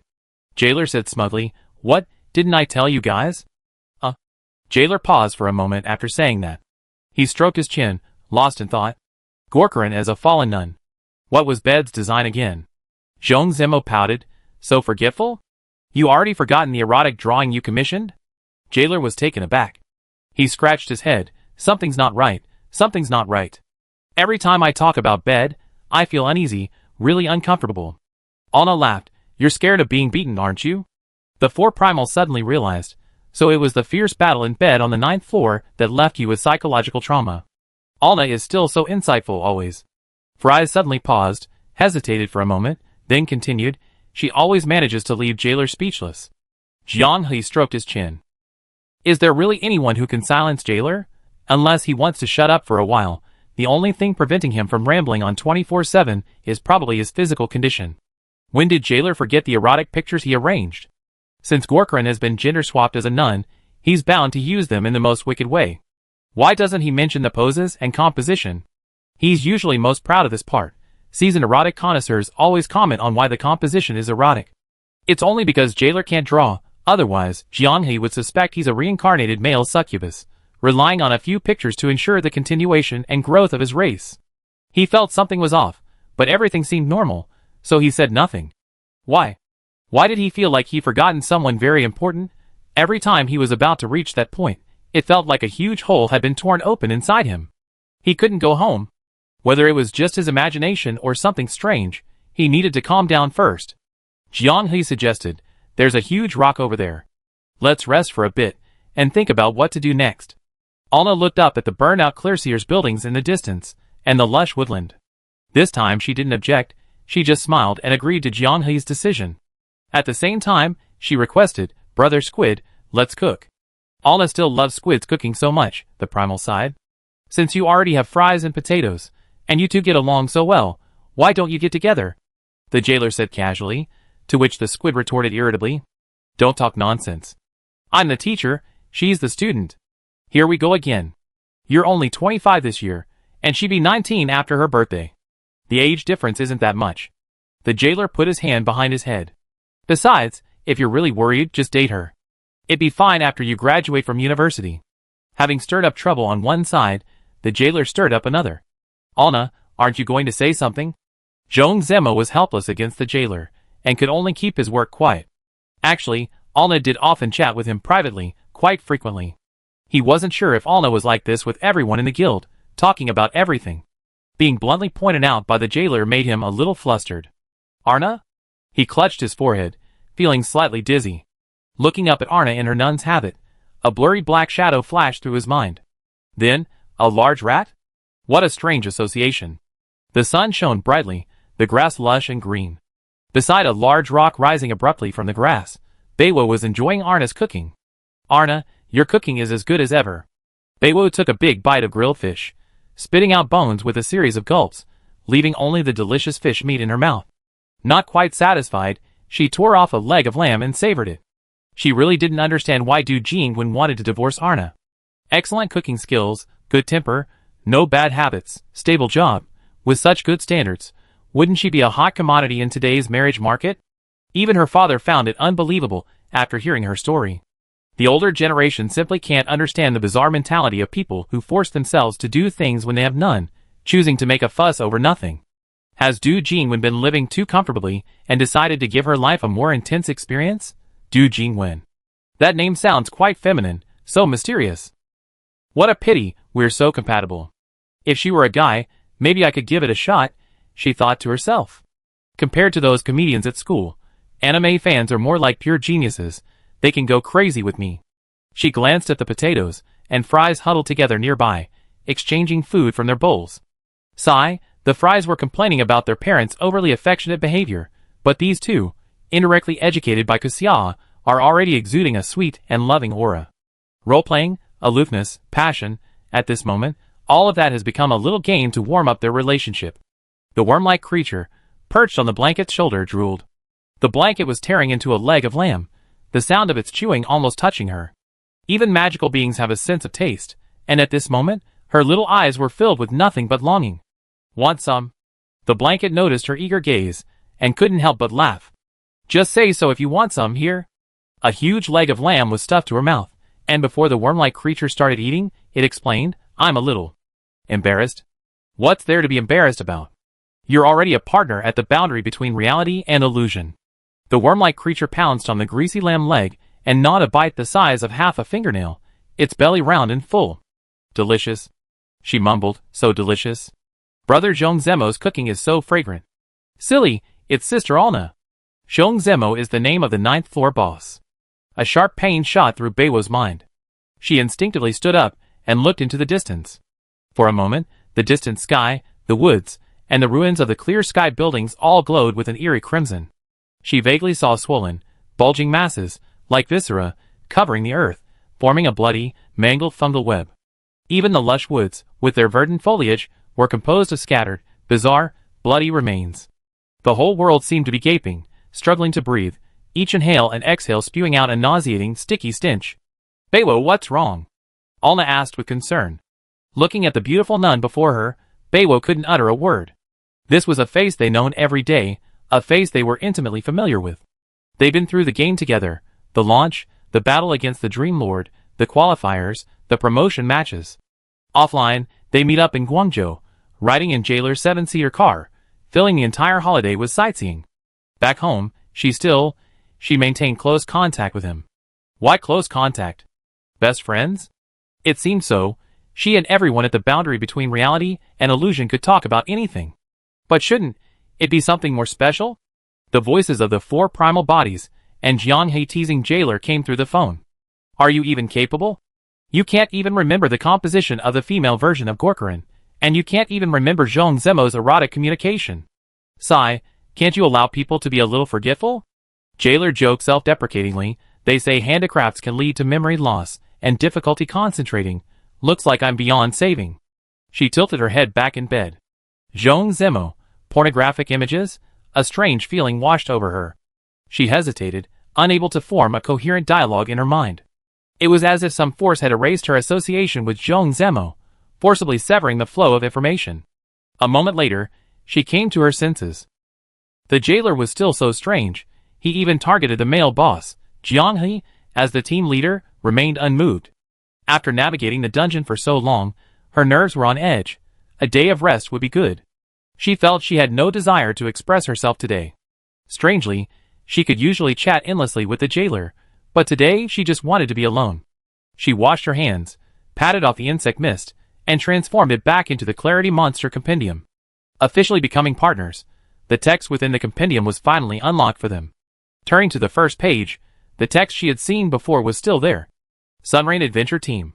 Captain, Walvin, Reign of Annihilation. Members: Henelakai, the Death Hunter. Plata, the Light of Immaculate Purity. Gullivan, the Evil Spear. Rona, the Spirit Sorcerer. Gloria, the Guide of the Holy Scripture. Lavanassus, the Water of Gluttony. But compared to this, the author's signature appeared at the bottom of the title page. The boundary between black and white. Darrell. She frowned. Last time, there were only 4 names on the title page. This time, not only were there 2 more team members, but also the author, Darrell. Did becoming companions unlock more privileges? With curiosity, she continued to flip through. After the title page was not a monster encyclopedia, but a diary? Sunrain Adventure Team. The Temple of the Clarity Adventure Book. Devilon Continent, Golden King Calendar 2313, Elf Month, Spirit Day. Autumn arrives, the weather turns cool. Southeast of Devil Land, commissioned by Lord Johnny of the city-state, to hunt the evil spirit, the Lantern Woman. Local accounts say that the Lantern Woman was encountered in a foggy area west of the corrupted mine. The Lantern Woman possesses strange spiritual power. The Holy Scripture guide, Gloria, judged that there was something hidden within the lantern and suggested releasing the spirit. The gluttonous water, Vanassus, followed the spirit with its gluttonous aura, traversing the thick fog to reach an unmarked area on the map, an area for exploration. Amazing. It's the year 2313 of the Golden King's calendar. Although the borderlands are desolate, there are no shortage of adventurers. If we travel at a normal distance, we should be able to find the nearby woodland. Map markings are invalid, comparison invalid, comparison coordinates lost. The Death Hunter, Henelakai, determines that we have crossed a special barrier and arrived at a more remote, hidden place. My heart races under the covers. The account in the article is exactly the same as Jiang He's first encounter with the Lantern Spirit by the popular streamer Watermelon Shumai. An unexplained incident led them into the area inhabited by the Clarifiers. While wandering within, they encountered the Lantern Spirit, controlled by Alna's spirit. Then, they were guided and drawn into the temple, beginning their exploration layer by layer. But what exactly is the meaning of this article? Does it imply that in another world, there is another group of adventurers who once challenged the Clarifier's temple? If it appears as a quest item, what are the players who read their stories? She rubbed her eyes, wondering if it was just her imagination, but the handwriting in the diary had just become blurry. Upon closer inspection, the tiny, lifeless characters trembled violently, as if trying to escape from the book. The insect fog, is that your problem? I don't know. Blanket jerked her head up. Not far away, Alna's bright, captivating sapphire-like eyes were dull and lifeless, the lack of whites in them eerily unsettling. She stared intently at Blanket, speechless. The pages turned, the diary returning to its title page. The names of the Sunrain adventurers were being erased by an invisible hand. In an instant, Blanket's gamer instincts kicked in, causing her to reach out and cover the pages, simultaneously retreating rapidly. She stared intently at Alna. Alna's eyeballs were gone, blood gushing from their empty sockets. Her body was riddled with wounds, horrific scars from torture visible everywhere, flesh torn open, bone clearly visible. A heavy hammer seemed to strike her mind. Just as she was about to remember something, her eyes glazed over, her expression vacant. Alna's concerned voice came again. "Are you all right, Bed?" Coming back to her senses, she sat beside the boulder, a leg of lamb in her hand, staring blankly at the insect-like creature resting on her lap. A dream? She shook her head, hurriedly saying, nothing, just some random thoughts after listening to the jailer.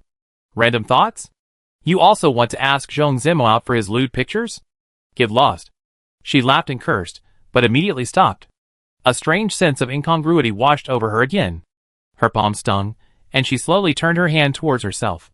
Plata, the immaculate light in a flash, the scenes that had just flashed through her mind during her days reversed. The light and shadow froze at the moment she tried to stop the members of the Sunrain Adventurer group from disappearing from the diary's cover page. A faint light bloomed in her palm, small, yet seemingly possessing a magical power to purify all illusions. "Oh, immaculate radiance, please. Purify all." Plata's voice echoed in his mind. A beautiful figure with butterfly wings leaped from his palm, transforming into a blazing sun, illuminating the earth. Chapter 246. Unexpectedly, the golden light wasn't blinding, softly enveloping the bed beside her. The golden sun, which should have been rising, seemed to be clenched by an invisible hand, suddenly distorted, its light dimming in midair. The few rays of light fell like raindrops beside the bed. A gentle sun shower fell upon her alone. Her leather boots seemed stuck to the wet, sticky mud. She looked down, and her heart stopped. The earth was blood red. From the cracks in the earth's veins, blood gushed out, flowing to the surface, and quickly scabbing over. The blue sky and white clouds were gone, leaving only a twisted, oppressive crimson. A muffled heartbeat came from afar, wave after wave. Low-frequency noise bombarded her brain, her heart pounded violently, as if it wanted to burst out of her chest. It was being called, it was leaping with joy, because it was blocked by flesh and blood. It seemed to have developed self-awareness, resonating with an unknown frequency.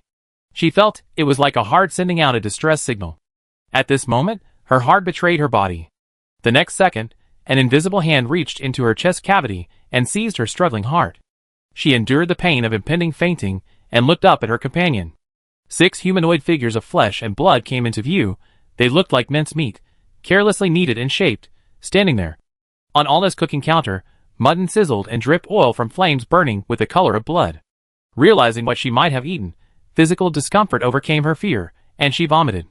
There was no boundary between reality and illusion, no Alna, nothing at all.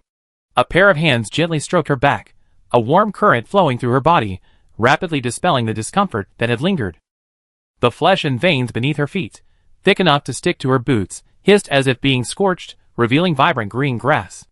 "Who are you?" The butterfly-winged woman before her was exceptionally beautiful, with long, beautiful, shimmering golden hair. Her mixed butterfly and elf heritage gave her both butterfly wings and the long, slender ears characteristic of elves. The woman was regaining consciousness, remembering everything that had just happened.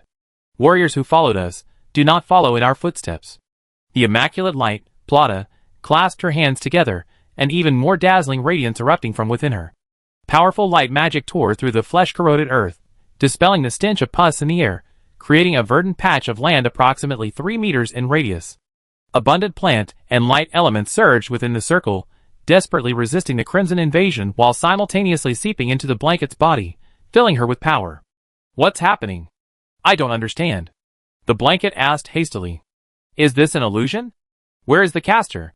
Where are my companions?" Plata opened her mouth, urgently conveying the message, but no sound came out. She pointed to the insect mist in the blanket's hand, nodded vigorously, and then, before her very eyes, vanished in a wisp of light. Only the safe zone she had painstakingly created for the blanket remained. A strange wriggling sound interrupted the blanket's work of flipping through the monster encyclopedia.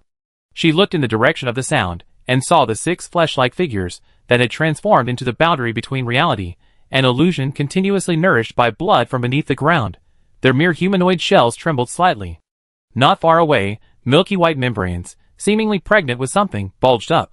The muffled heartbeats resonated, making the woman's heart ache terribly. In the blink of an eye, the membrane shattered, and grotesque, monstrous creatures of flesh and blood surged forth. Displaced features, haphazardly pieced together limbs, as if living beings had been randomly cut up and thrown into a blender, creating deformed beings. Some were only the size of normal humans, while others were giants, shaking the heavens and earth. The woman's scalp tingled. What enemy were they fighting?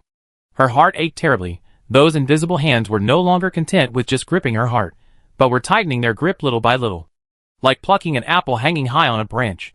With astonishing willpower, the woman turned the page. This time, the Sunrain squad only had the name of the temple guide, Gloria. She placed her hand over the name, and a faint light flickered. Under her gaze, the phantom of Gloria, clad in a silver-white clerical robe, was projected onto the safe zone. Looking at Baywo, now pale and kneeling, panting, the silver-covered tome in Gloria's hand floated into the air. In the holy light, Baywo saw. Her senses were correct. Those invisible hands, clenching her heart, were real. It came from the void, pale and ethereal, like a few lines casually drawn by a god on a canvas. What the hell was this? Gloria's tome emitted an even more dazzling warm light, and the invisible hand from the void shattered into pieces. Baywo's pain instantly lessened. She breathed in fresh air, feeling the bliss of her heart beating freely. Gloria. Before she could decide what to say, she found Gloria smiling and watching her. The silver-white temple spewed out several streams of silver-white light, shattering the nearby behemoth of flesh and blood, temporarily resolving the crisis in her bed. Having done all this, Gloria, like Plata, was now dimmed. Those who come after, there is only a dead end ahead. Leave. Gloria smiled. That way, at least in this world, someone will remember us. Don't play the riddle taker. Tell me what happened. She was frantic. She still didn't understand the mechanism of the 11th floor. What had altered their memories? Illusionists? Powerful mental magicians? If the Church of Eternal Night possessed such power, they wouldn't need to go through the trouble of finding a traitor and infiltrating the Temple of the Clarities. They could easily sweep across the entire continent. Gloria shook her head. I don't know either. We all perished here. She was stunned. She quickly skimmed through the Sunrain Adventurer's diary. This group was exceptionally skilled. In the entire Devil Land, they were probably only inferior to top-tier figures like Elsa, belonging to the upper middle class whom ordinary people could only look up to. Each of their nicknames was taken from the most resounding praise others had given them. They were a top-tier team with outstanding achievements and an excellent reputation, having traversed Devil Land for many years. The Sunrain Adventurers weren't like players, who could resurrect indefinitely. According to the diary, they cleared every level with a single life. Even the extremely troublesome Black Cat and Gorkulin were no exception. Such a remarkable record, yet they were completely wiped out on the 11th level, and the cause of death was unknown? Wait, the diary stated that the team had 9 members. But why does the member list, including the author, only show 8 people? Where's the last one? There have always been only 8 people in the team. But your diary says there are 9 people, and there were when we conquered Gorkrone. The bed pointed eagerly at the settlement screen showing them killing Gorkrone, dancing on the grave of the life box, eating, drinking, and relieving themselves. Huh? Why? It just showed 9 names.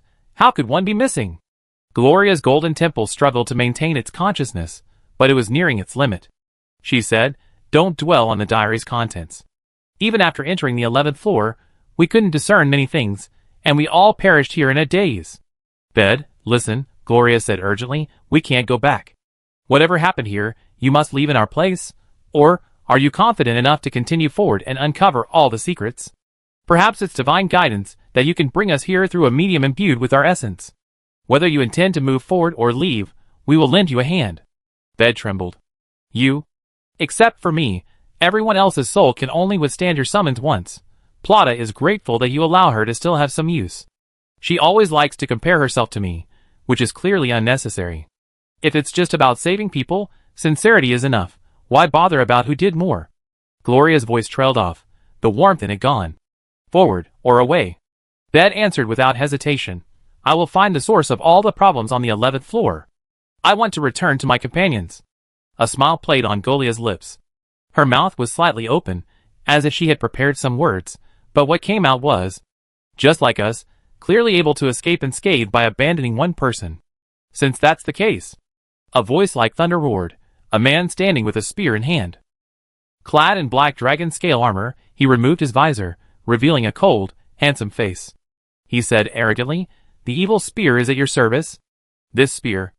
The evil spear, forged from the heart of a dragon, roared deafeningly, the rolling sound waves whipping up a howling wind, causing the surrounding flesh and blood to crack and shatter. Shatter illusion. The evil spear, Gullivan, shattered his own soul, merging it into the spear guiding it. This place is distorted by a strange power. The flesh and blood you glimpse are all illusions. Remember, don't trust your eyes. This is still the Temple of the Clarities. Only by believing can you see it. The spear struck the earth, scorching the heavens and earth. Amidst the hum of the evil spear, Gullivan's voice rang out. Keep the diary safe. Don't let the people of Devland forget us. Gullivan's voice was so powerful and resonant, its soul-stirring impact dispelling the fog in his eyes. The crimson fragments shattered, and lush green grass returned to their sight. The entire group at the boundary between reality and illusion suddenly felt a terrible headache. The sudden earth-shattering tremor forced them to disregard everything else and quickly enter a state of combat readiness. Not far away, a spear radiating an evil aura trembled violently, its tip crackling with electricity, and purplish-black flames burning fiercely on its shaft.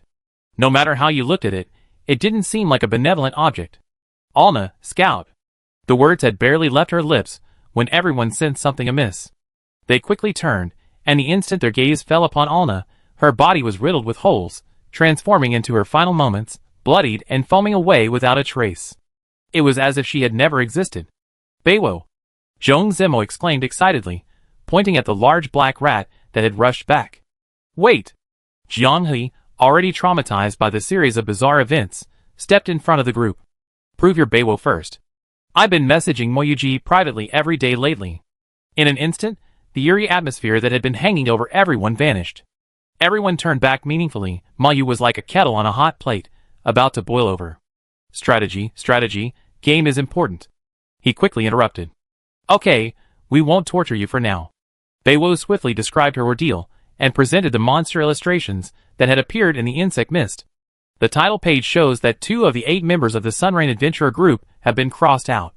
They exhausted their soul power, embracing death completely. None of them are game novices. They quickly grasp the situation. The design of the 11th floor is quite strange. Players first encounter an inner and outer arena.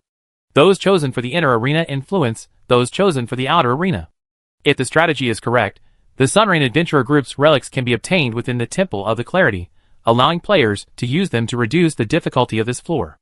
A total of 9 assists are allowed. Golia's soul is the most powerful and can be used twice. With so many assists and each member possessing different powers, the bosses on floors 11 and 12 are incredibly challenging. To balance gameplay and visual effects, providing players with cheat codes to enhance immersion is a common practice. However, it's still somewhat strange that those who rescued the boundary between reality and illusion were people from another world who had conquered the underground temple. Are they also players in the game's lore? The illusion dissipates, the grotesque flesh and blood vanish.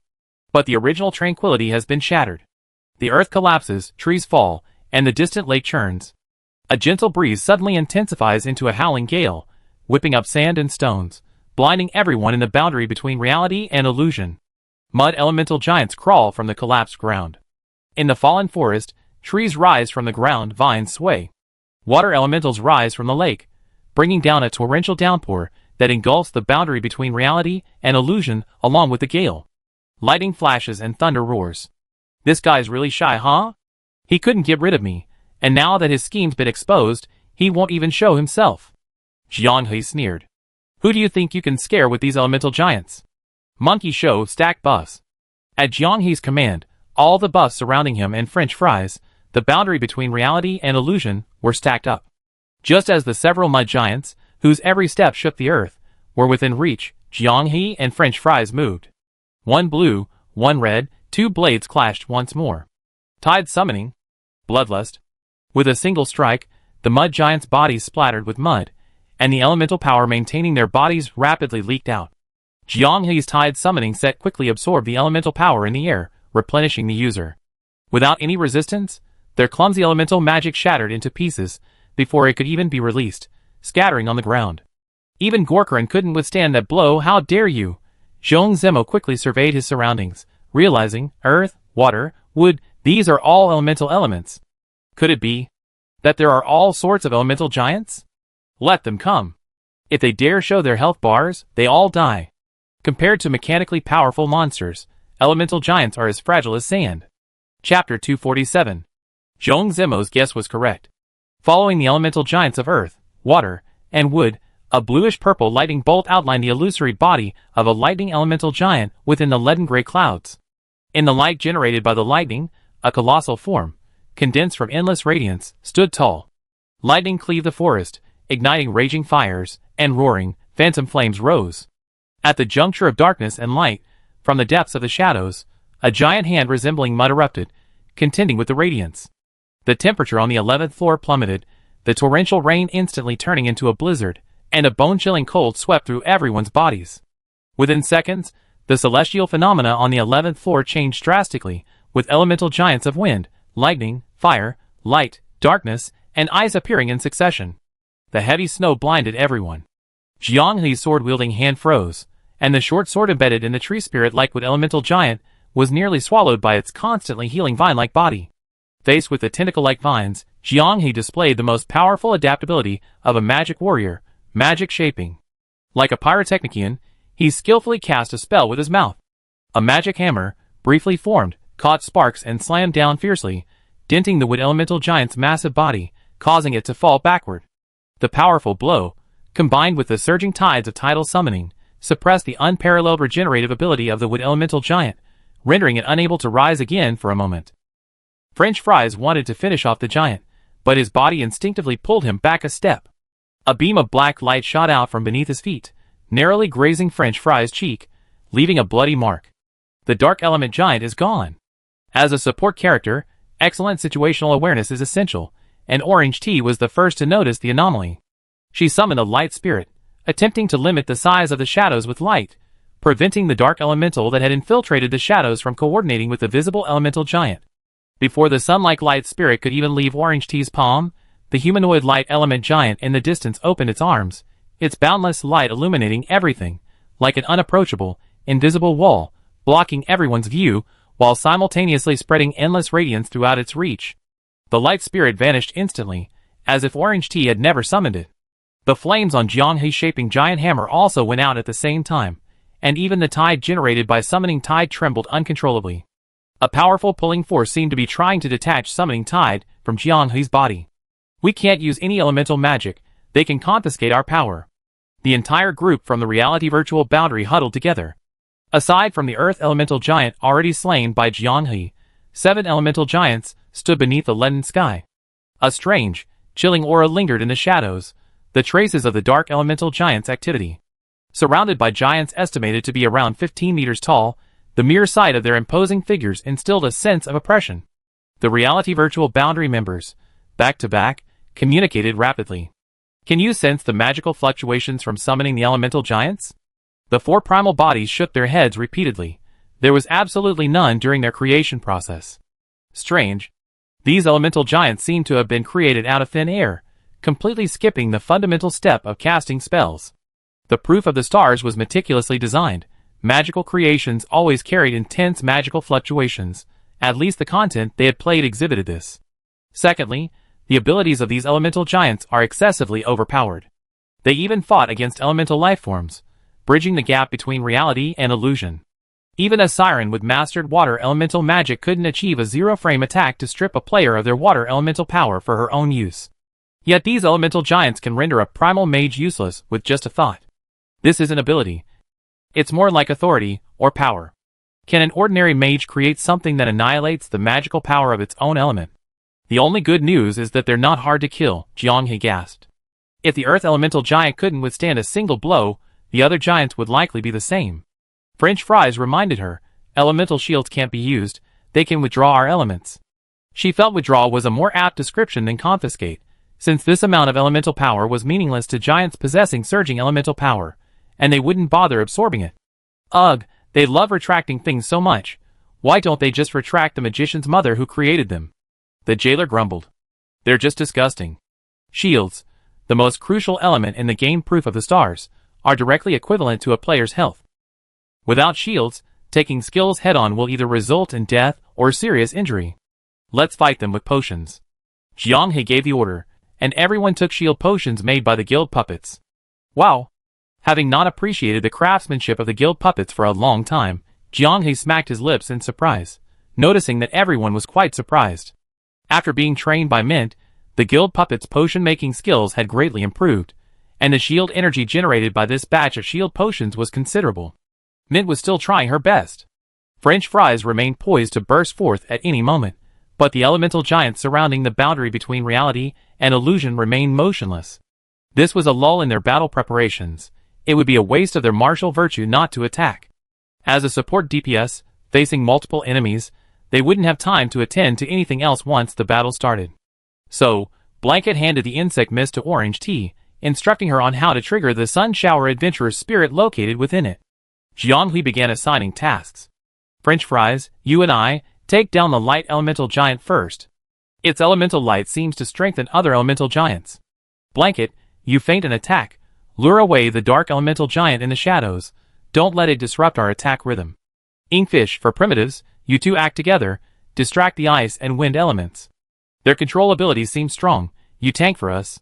Jailer, you and Orange Tea are a team. Protect her, and use the insect mist when the opportunity arises. Corpse explosion weakens the light elemental giant. After rapidly chanting, Jianghe and French fries had fully charged their power. A sword and a blade pierced the air, red and blue colors shimmering together.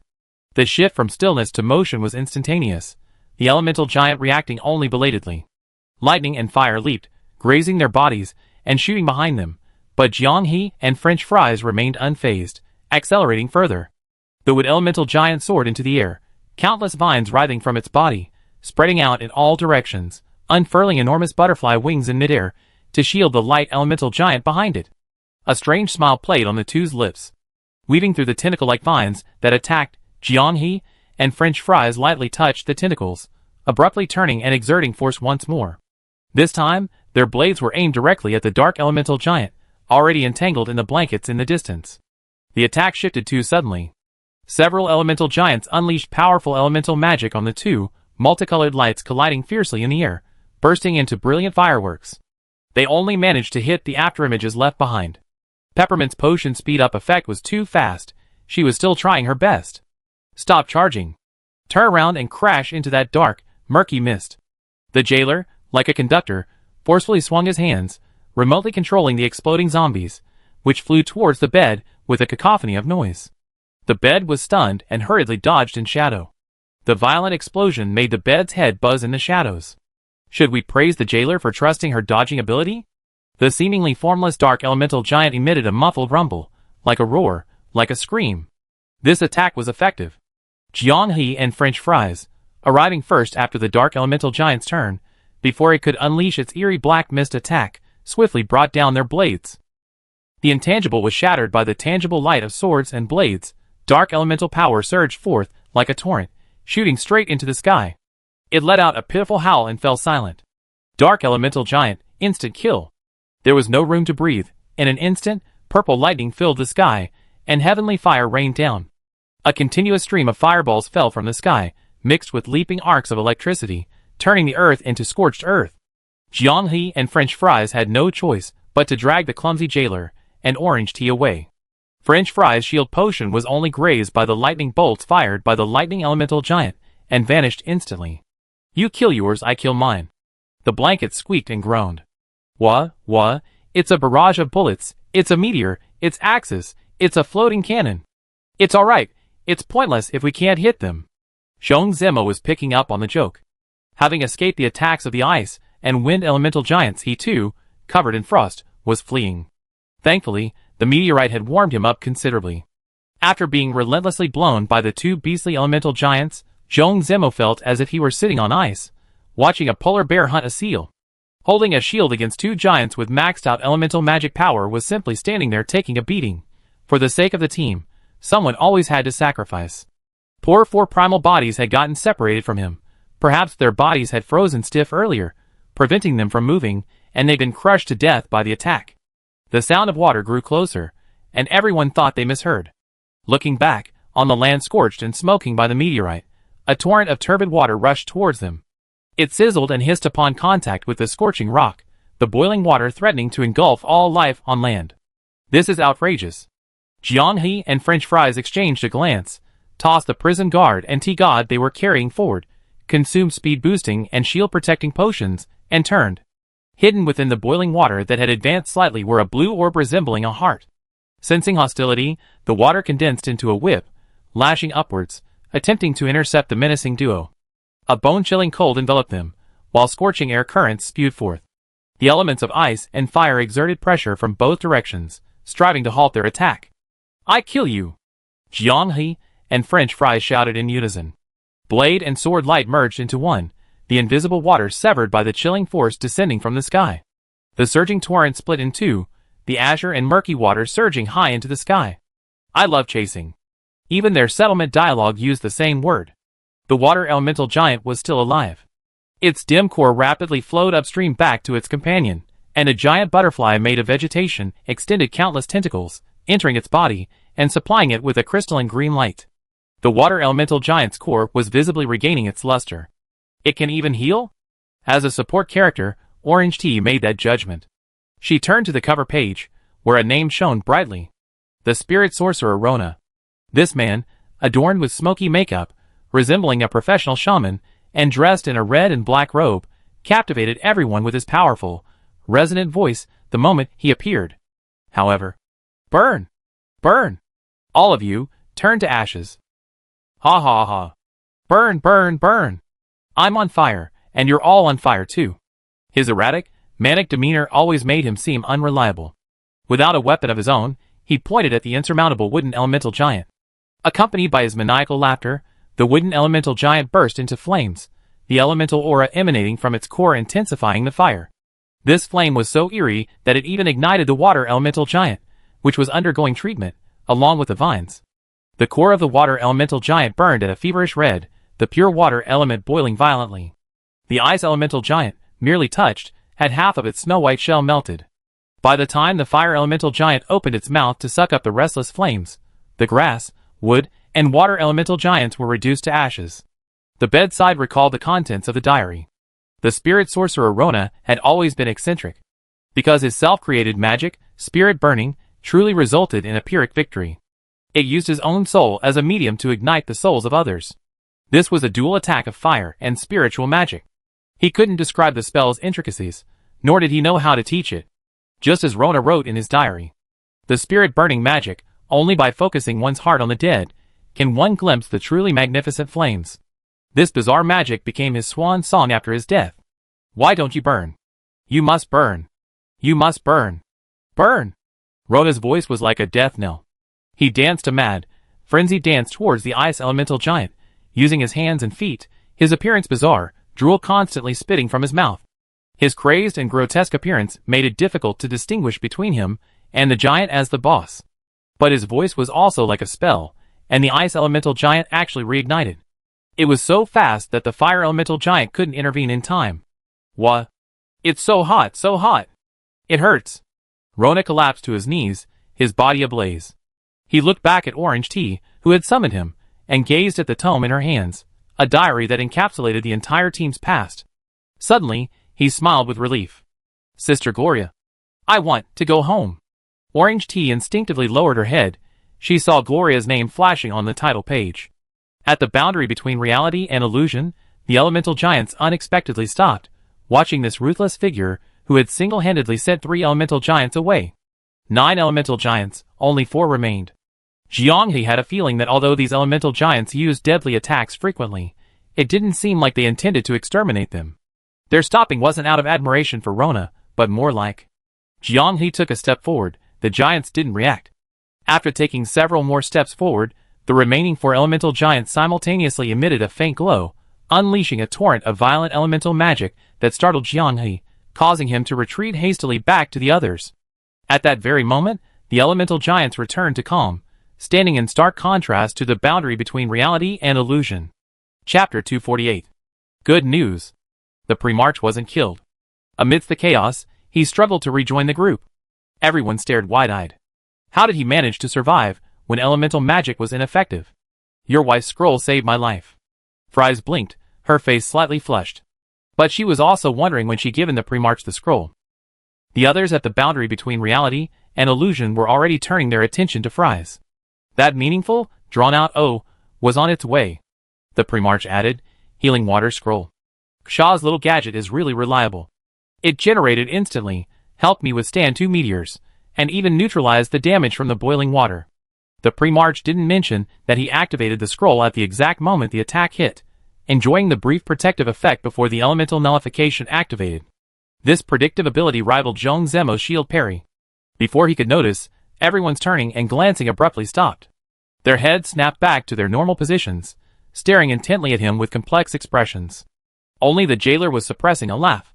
The primal being, oblivious to the anomaly, continued, that stupid, fat dragon manipulated 2 massive meteorites to smash me. I remember that grudge. He spoke through gritted teeth, his fists clenched. Jianghe looked in the direction of the voice. He was glaring fiercely at the fire elemental giant. Fat dragon? He realized something and pressed. You mean the fire elemental giant? The primal being asked blankly. Otherwise, of the remaining 4 elemental giants, who else turned into a dragon? Zhong Zemo instinctively picked up the thread. You're a dragon, that's fine. Wait, a fire elemental fat dragon? Isn't that the kind of thing that flows with magma, covered in dark brown rocks, like a lava demon? Even the lava demon god is here. I don't really understand you guys, card players. This is clearly a red-haired beauty, almost like Shauna. The jailer's voice trailed off. He also realized something was wrong. In Jianghe's eyes, they were like bright clouds of mist, the humanoid outlines of their bodies clearly defined by the elemental fog, but lacking further detail.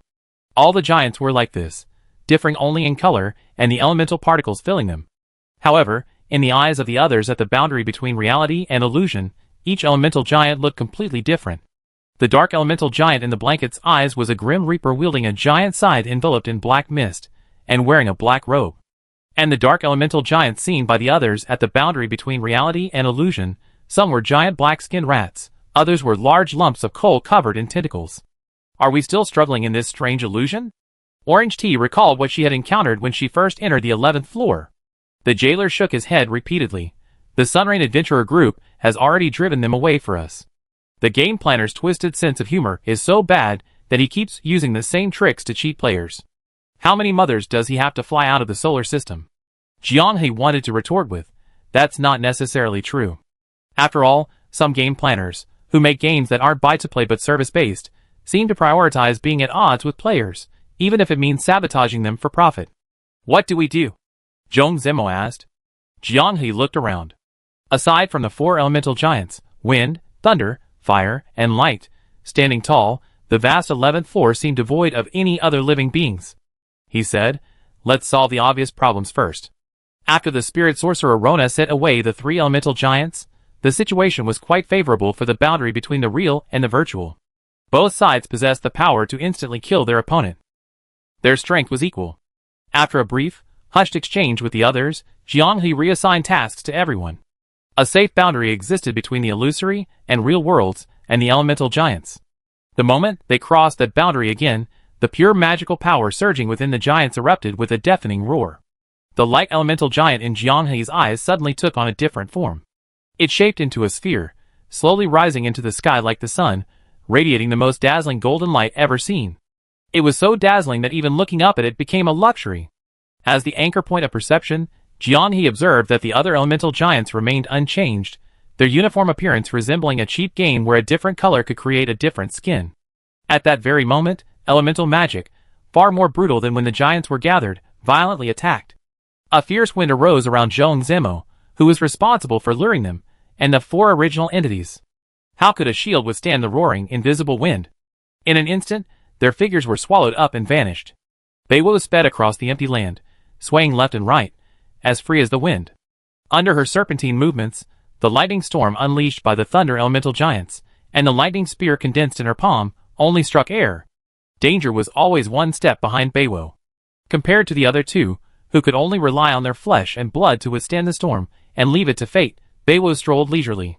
Thunderclaps resounded one after another, and countless bolts of lightning descended from the blindingly bright golden sky, dense like a progressive barrage, engulfing Beiwo in the blink of an eye, swirling up black smoke. Jianghe understood. Light element can amplify all elements. Previously, with the elemental giants gathered, each giant shared a portion of its power, so the perception wasn't obvious. Did that dark element giant possess some powerful weakening effect? Based on the principle of light and darkness complementing each other, perhaps they accidentally killed the most dangerous one first. Qin Xiaoyu was explaining to the enamel mug. This expert didn't play many games, and wasn't familiar with the situation encountered at the boundary between reality and illusion on the 11th floor. As long as the Dark Element Lord remains on the 11th floor, players will be affected by blinding and fatigue effects periodically. Those affected by the Dark Element for a long time will experience intermittent hallucinations, specifically manifested as mental monsters that can directly attack and cause damage appearing before the player's eyes. On the 11th floor, each Element Lord possesses unique powers, and has a similar on-field mechanism. The Wind Element Lord, whose elemental core is only the size of a fist, now makes Zhong Zimo and the 4 primal bodies easy targets, has an on-field mechanism that, as long as it exists, increases the movement speed of all Element Lords and enhances the damage of fire and ice elemental magic. When the Lightning Element Lord exists, all Element Lords' magic damage is supplemented with Invisible Lightning Element, weakening the shields generated by players, and having a high probability of breaking them in one hit. She already learned her lesson. She assumed her mint-based shield potion could block a seemingly harmless arc of electricity, no thicker than an arm. The arc shattered the shield instantly, piercing her palm. If she hadn't reacted quickly, it would have pierced her chest. Her dominant hand was covered in blood, and the excruciating pain prevented her from holding the dagger. She could only hold it in her mouth and continue luring the monster. The lightning elemental was notoriously volatile. It had chased after her relentlessly after spitting, making it exceptionally easy to draw aggro. The Fire Elemental Lord, who had unleashed a fiery inferno engulfing Jianghe and fries in a sea of flames, had a unique on-site mechanic. Each time an Elemental Lord vanishes, it will gather elemental fragments to strengthen itself. If all Elemental Lords except for the Light Elemental fall, It will unleash the origin magic that destroys the entire 11th floor. The enamel mug exclaimed in admiration. Clearly this is the first time we've seen these elemental lords. Yet, you identified the most dangerous ones and prioritized eliminating them. First the dark elemental, now the fire elemental. Qin Xiaoyu was also greatly amazed. One was a fluke, but these two couldn't have been. The first dark elemental lord to be slain was someone Jianghe, and French fries suddenly switched targets to, clearly indicating prior communication and the explicit instruction that the dark elemental must die. The initial negative status effects inflicted by the dark elemental were extremely weak. How could they have detected that? An unknown revelation? That's impossible. The orange tea's unknown revelation provides no clues on this floor. This isn't the candlelight limiting player performance. It's consistent with the background story of the 11th floor. Players are indeed different. Some can quickly make a judgment based on intuition upon first sight, guiding the team onto the most promising strategy route, while others will most likely head straight for the light elemental. Whoever touches the light elemental dies.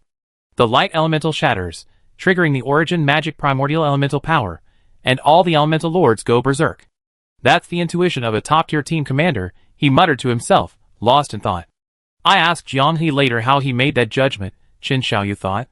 Watching from a god's eye view is naturally easy and enjoyable, but facing the fire elemental lord directly was a less pleasant experience for Jianghe and the French fries duo. Half of the elemental lords dissipated, and the fire elemental lord reaped a richer legacy, its magical power far surpassing its previous strength. With a wave of his hands, he drew a prison on the ground, and raging flames cleaved the battlefield, walls of fire shooting skyward.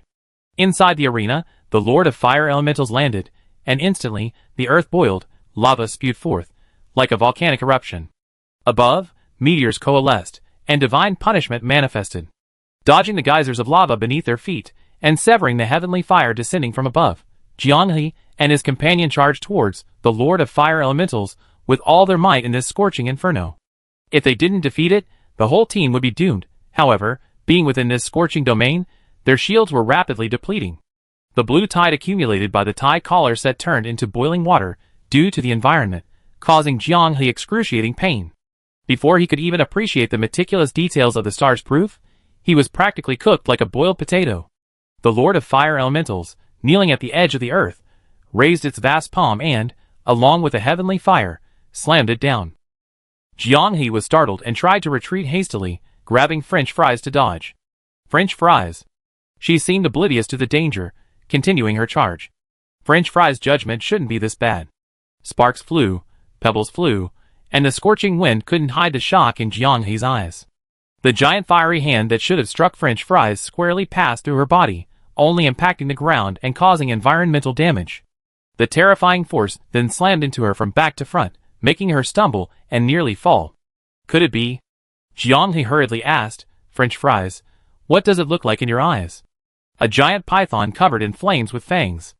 As she spoke, the giant, as if seeing something terrifying, pounced, grabbing Jianghe and rolling to the side.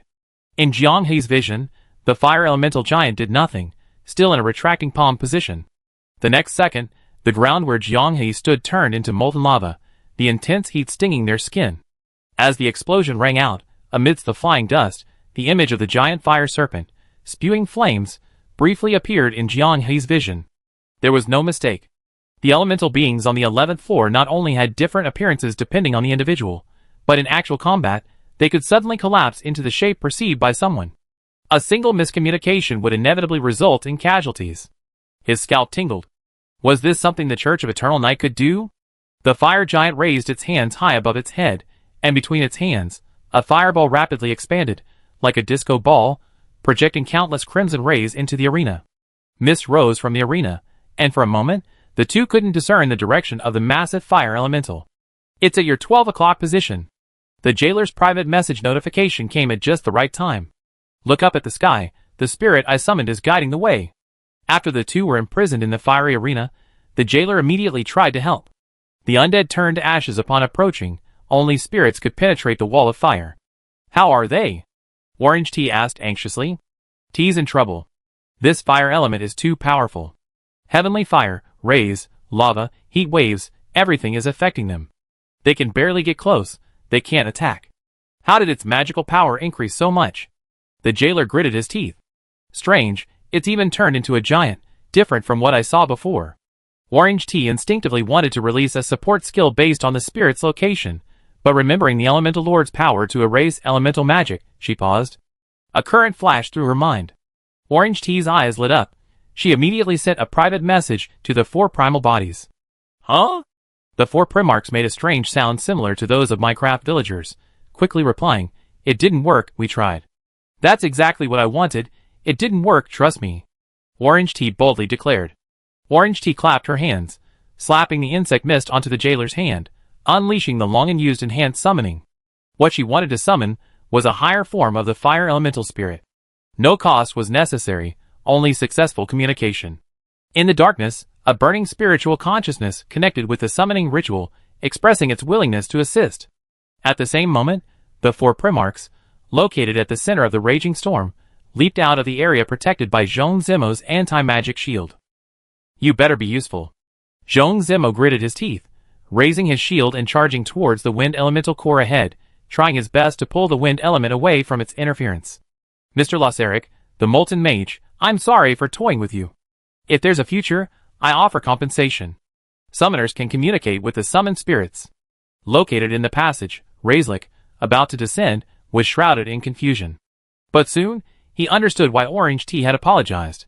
An overwhelmingly powerful aura appeared out of nowhere, severing the summoning ritual and crushing the abundant elemental power. Razlik vanished into thin air, returning to the Sea of Spirits. At the same time, the 4 primal bodies completed their charging. Elemental Fusion Torrent Fire, launch. Without a clear target, the 4 primal bodies wildly swung their crimson ship-slaying swords, like children excitedly showing off a new gift.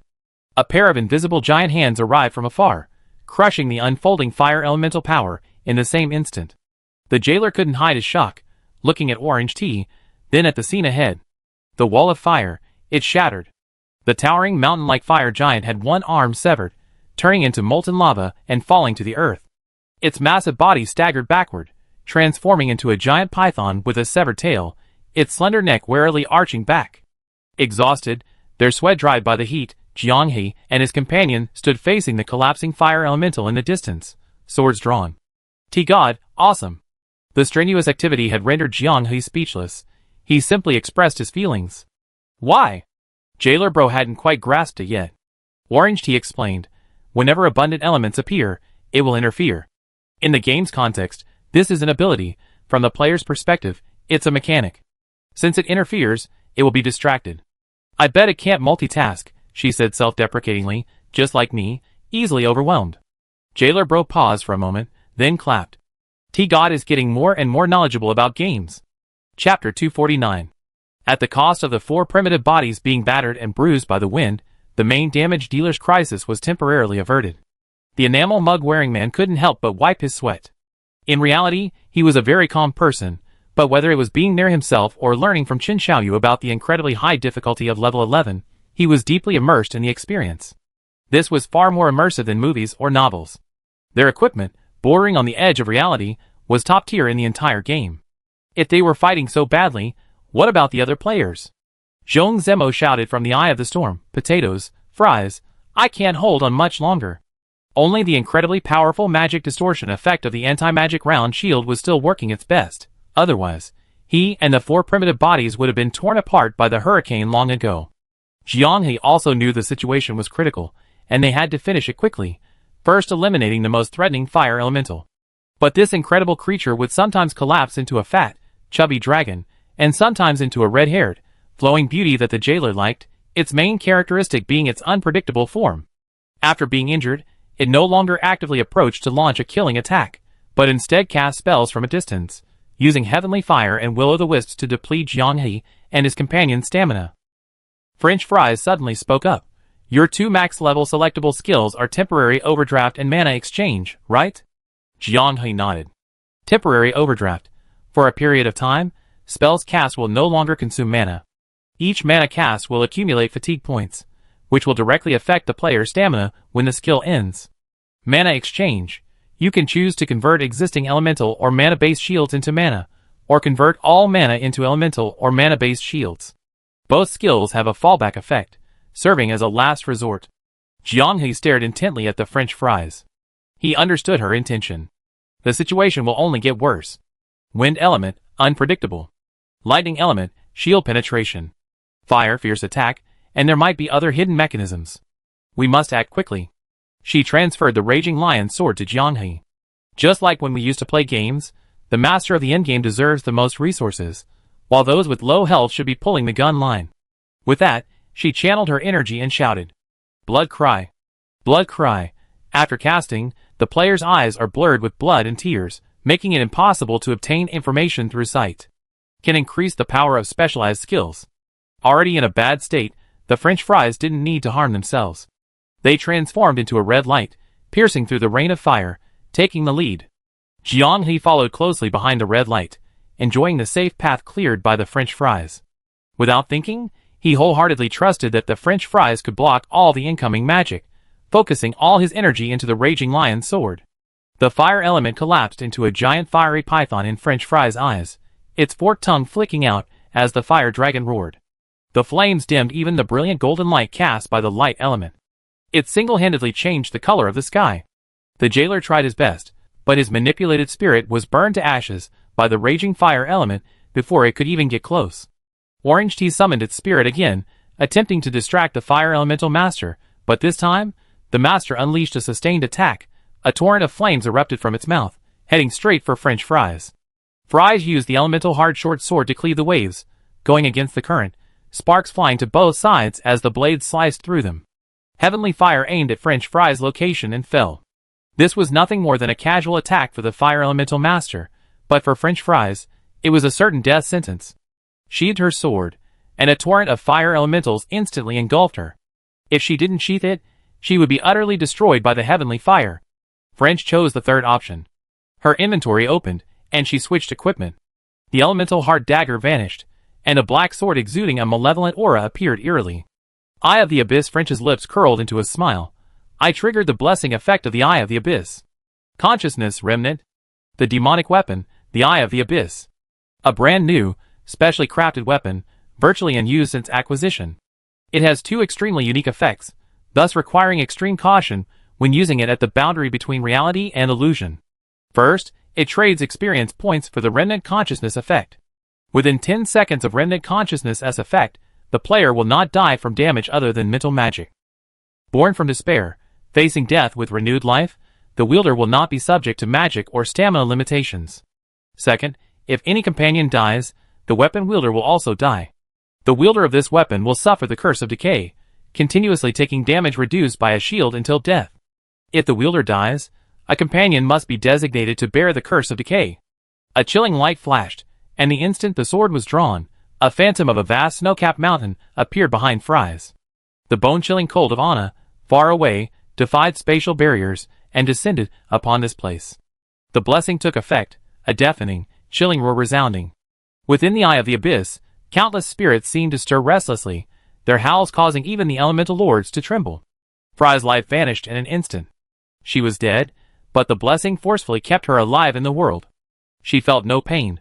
The torrent of flames pouring over her body felt like a gurgling spring. Experience points rapidly drained away, but Fries pretended not to see it. Her experience is simply too much. Since reaching the level cap, the experience gained from clearing dungeons far exceeds what's needed for her current level. Compared to the Berserker's many melee-only skills, Fries has a decent ranged skill. Void? Fries raised her hand, the Eye of the Abyss trembling in her grasp. It was excited to the point of madness, the spirits residing within its blade singing a triumphant song. Between, she held her breath, merging her peak self into the frenzied spirits, letting her own will guide her. Slash! A flash of blue light appeared at the end of the torrent of flames. The speed was unbelievable, too fast for the naked eye to follow. The fleeting blue light tore through the torrent, severing the head of the fire elemental serpent, causing the still spraying flames to bounce and scatter like an unmanaged hose, raining down fire. 7 out of 10 seconds had passed. Fries quickly counted down in her mind. A mad gift. A mad gift. The caster enters a state of exhaustion, granting the entire team bloodlust for 1 minute. Located in the eye of the storm, Zhong Zimo's body felt heavy, his stamina failing him, and he swayed precariously. A warm current flowed through his limbs and bones, a miraculous healing power that made him unable to feel the excruciating pain from the wind element's grazed wounds. Beiwo, covered in wounds from the lightning element, transformed into a streak of black light, flying a great distance close to the ground at an unpredictable speed beyond the elemental lord's comprehension. Beiwo stared in disbelief. What is this speed?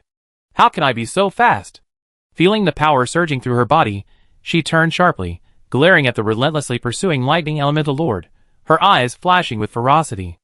Are you chasing your mother? With that, he turned and attacked. I stab your kidneys. Don't let the stars-approved game community's extreme disdain for berserkers fool you. When discussing the strongest class-specific amplification skill in the game, Bloodlust Frenzy is undoubtedly a tier 0. The more severe the injury, the stronger the amplification. Players have even imagined the amazing synergies that could be created by giving this skill to classes other than berserkers. All of this can be experienced with Crazy Gift. 1-minute Bloodlust Frenzy trial card activated. Jianghe had limited time. Killing 1 elemental lord would be a huge loss. Killing 2 would break even, and killing 3 would be a huge profit. Don't rush, my corpse explosion will give you a hand. The jailer once again proved as reliable as when he was guiding dungeons at the server launch, preemptively placing the zombies next to the fire elemental lord, whose head had been severed by French fries, and was transforming. A muffled thud, dark green mist swirling around, the fire elemental lord unharmed. Huh? What huh? You expect to be poisoned by elements without a physical body? Jianghe was embarrassed to even complain. Fortunately, the jailer had dealt the damage and drawn aggro. The fire elemental lord seemed to be affected by the severed arm. After reforming, its arm had shrunk by more than half, making its body proportions comical. It angrily reached out and grabbed the escaped spirit within the living corpse, crushing it in one swift motion, forgetting that Jianghe was already in front of it. At this moment, it disregarded coordination and symmetry, using both hands to form one arm, opening its blazing hand and slamming it down towards Jianghe. The blue flames it spewed from its mouth preemptively sealed off the area. Heavenly fire and earthly fire were pre-read, targeting its current location, and released simultaneously, striving to ensure Jianghe's demise. Jianghe had seen the palm strike that descended from the sky before. Most children, who watched Journey to the West as kids, would remember the despairing Five Elements mountain. Earth fire erupted, scorching Jianghe's flesh and blood. Temporary overdraft. Magic exchange. A magic shield was generated, a power that even the Lord of Elements could not steal. Long-term accumulation of equipment and skills at the boundary between reality and illusion was all for this moment. All the resources he had accumulated were for breaking through the game's most challenging and difficult dungeon. As players, this was what they craved. Facing the seemingly sky-reaching hand, Jianghe didn't hesitate and chose the same skill as the French fries. Spatial slash. A surging sound. Water and fire, red and blue, collided fiercely, billowing steam rising and obscuring the outside world's view. Like someone watching a drama and being interrupted by a commercial break, the enamel mug frantically zoomed in, searching for Jianghe's figure. Unable to find Jianghe, the enamel cup witnessed the shocking scene of the fire elemental lord's massive body being severed in half. Good. Great. The enamel cup couldn't remember the last time it had felt so excited. It was clearly someone else's story, yet it had left it sweating profusely. Why had it been so stubborn before, unwilling to enter the game and see for itself? If it had witnessed their accumulation and growth earlier, who could understand the joy of nurturing such a character? Pure fire element leaked from its waist and abdomen, and a heart-shaped core, its light dimming, fled towards the sky, as if seeking the protection of the light elemental lord. It finally found Jianghe. Supported by a magic shield, he was unharmed, but the fire elemental lord's cunning earthquake strike had affected him with secondary damage, preventing it from immediately giving chase. Just as the fire elemental lord's cunning was about to save it from its dire straits, a gigantic pelican pierced through the void. With a gaping maw, the fire elemental lord's core, like a delicious fish, was swallowed whole. It dared not delay, carrying the struggling fire elemental lord to Orange T's side, and with a splat, spat out the slimy core, which crashed to the ground. The jailer, with his pre-prepared zombies, swarmed forward, dragging Orange T away. A series of lively firecrackers followed, making everyone think it was almost New Year's. If not for the strange zombie cries. Enamel Cup clenched his fist and waved. Beautiful. Jianghe was overwhelmed, but T-God stepped in. Due to its previous blemishes, the elemental life form was unwilling to be coaxed, and was inexplicably crushed by the elemental lord. This greenish-white, strikingly different water elemental pelican, as tall as 3 people, agreed to help with the adventure if it only had 12 fish over 80 centimeters long. The reward is cheap and reasonable. Casual players can help pay. Compared to those dangerous spirits that require exorbitant costs, this is incredibly cost-effective. The Fire Elemental Lord's core is rock hard, but it can't withstand the relentless bombardment from the jailer's zombies. Every time it tries to ascend, a zombie pounces, pulling the core down. Jianghe suddenly thought of a movie where a helicopter crashed due to zombies pounced and dragged it. This scene is too similar. With a loud bang, the zombies vanished into thin air, and a huge crater appeared where the core had been after the mushroom cloud dissipated. The Fire Elemental Lord has logged off. Chapter 250. For primal bodies, hold on. Jianghe shouted into the distance, quickly throwing himself into the battle to assist the Elemental Lord in the fierce fight against the Thunder Elemental. After Fries died, the negative effects of the Abyss Eye weapon were specifically targeted at the 4 primal bodies. With elemental magic distorted, the 4 primal bodies could do very little for the team. At this moment, enduring the curse with their physical bodies, trying not to be instantly killed, and continuing to spread the poison became their latest task. The Thunder Elemental Lord, transformed into a giant cyan-purple butterfly, lightly flapped its thin wings, and countless lightning spears rained down. Bloodlust only lasts for 1 minute, and my overexertion state won't last long either.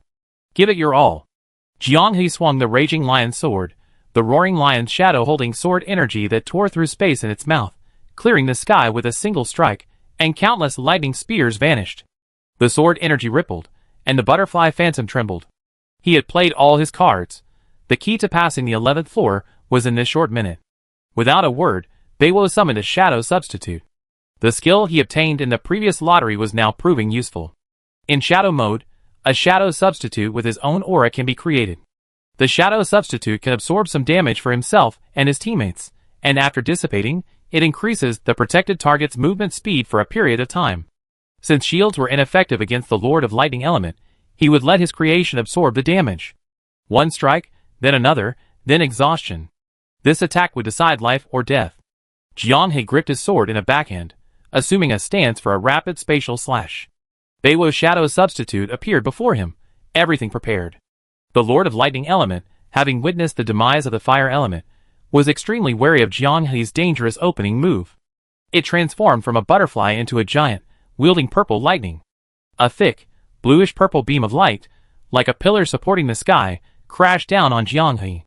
Even if there were another shadow doppelganger, let alone one, they wouldn't withstand the overwhelming force of the thunderbolt. Jianghe smiled slyly. These elemental giants weren't mindless inanimate objects. They saw through the shadow doppelganger's limited resilience. But besides the shadow doppelganger, he had something else. Kesha, save me! A curtain of azure water burst open, countless bubbles enveloping him and the shadow doppelganger. Electric arcs, seemingly capable of tearing everything apart, leaped and exploded on the water's surface, but failed to break through immediately. Its strength has been verified by the mirror heart. It works well. You're the person I love. You can't be harmed no matter what. Kesha kept emphasizing that the scroll he made for Jianghe used all his accumulated resources over the years, consuming countless valuable items. Jianghe had never experienced this firsthand before. Seeing the lightning element slowed by the azure light curtain, countless bubbles dissipated the spreading arcs of electricity. Pass the test. Give her some good stuff. The Raging Lion roared, carrying a wisp of ghostly light that shattered space in its mouth, piercing through the water curtain, donning a blue battle armor for itself, and plunging into the void. The Raging Lion's claws struck the body of the Elemental Lord. Beneath the ferocious claw marks, the elemental shell that had solidified shattered, spreading like mist through the air. A sword aura swept through, clearing away the cloud of lightning elemental mist, and a conspicuous ghostly light struck the sky, leaving a fatal wound on the fleeing lightning elemental core. The bubbles in the Ksha scroll frantically seeped into the crack. Water and electricity reacted violently, crackling and popping. The elemental core exploded, and the sky, shimmering with brilliant golden light, reflected patches of lightning patterns. The spectators held their breath. At this moment, the side effects of his own skill, and the legacy of Fry's skill, meant less than half a minute remained. Would it be enough time to face the Wind Elemental Lord hidden within the storm?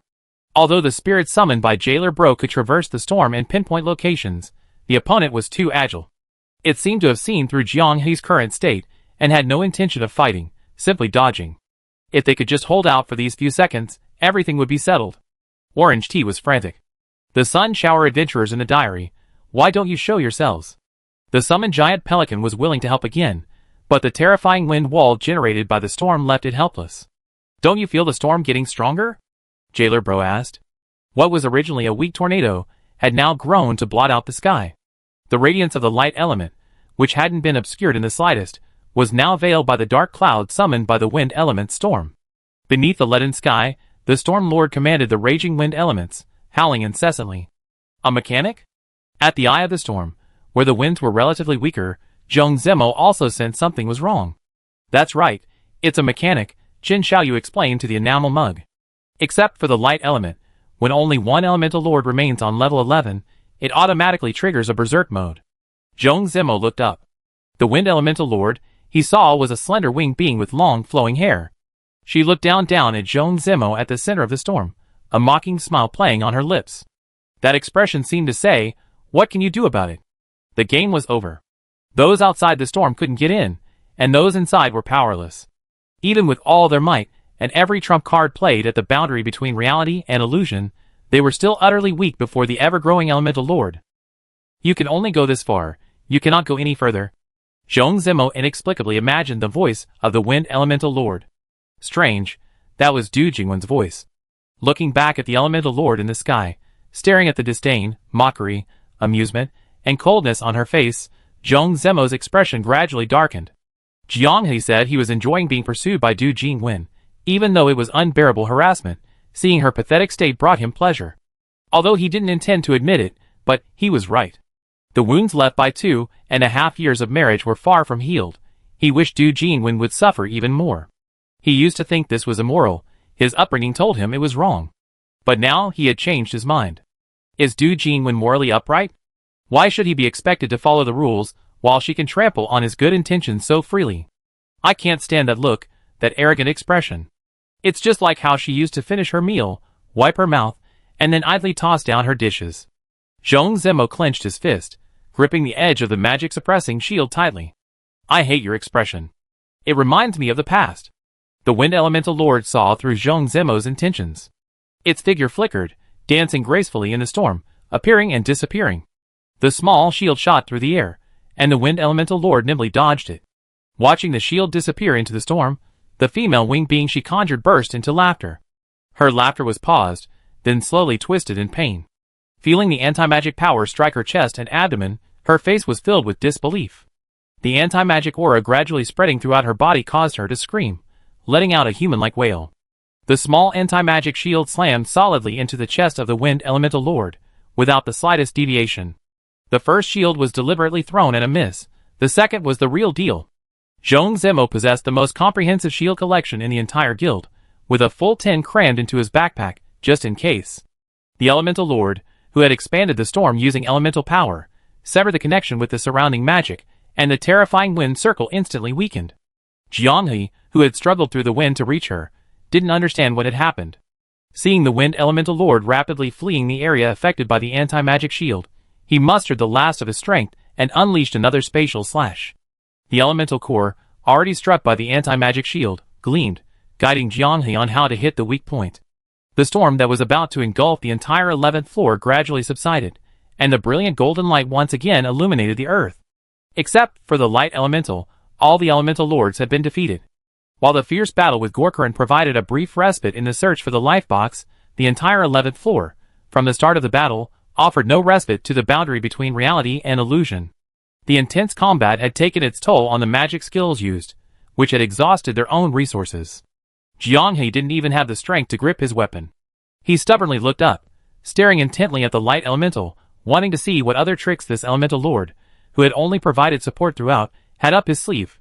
10 minutes passed, and the boundary between reality and illusion, having hastily recovered, was surprised to find that the light elemental remained motionless. Everyone exchanged bewildered glances. The elemental lords were fighting, and you weren't helping. The lords of the elements were wiped out, yet you didn't care, nor did you run away. What does this mean? Could it be that the key to the subsequent plot lies with the Lord of the Light, and now it's time for communication and dialogue? Lost in thought, the sun conjured by the Lord of the Light moved. It slowly descended, extinguishing the radiance that illuminated the 11th floor, revealing the Lord of the Elements' most important elemental core. The earth trembled violently, the devastated land collapsed, sending mud and sand cascading down. The boundary between the illusory and real worlds had to first avoid the crevice that was spreading in all directions. A muddy yellow orb of light floated up from beneath the earth and entered the core of the light element. The vegetation withered and died. The tender green rapidly turned yellow and shriveled. Pure essence of vegetation rose from the forest and flowed into the core of the light element. Watching the streams of elemental light converging from all parts of the 11th floor towards the central core of the light element, the boundary between the illusory and real worlds was stunned. Jianghe swallowed hard. No way.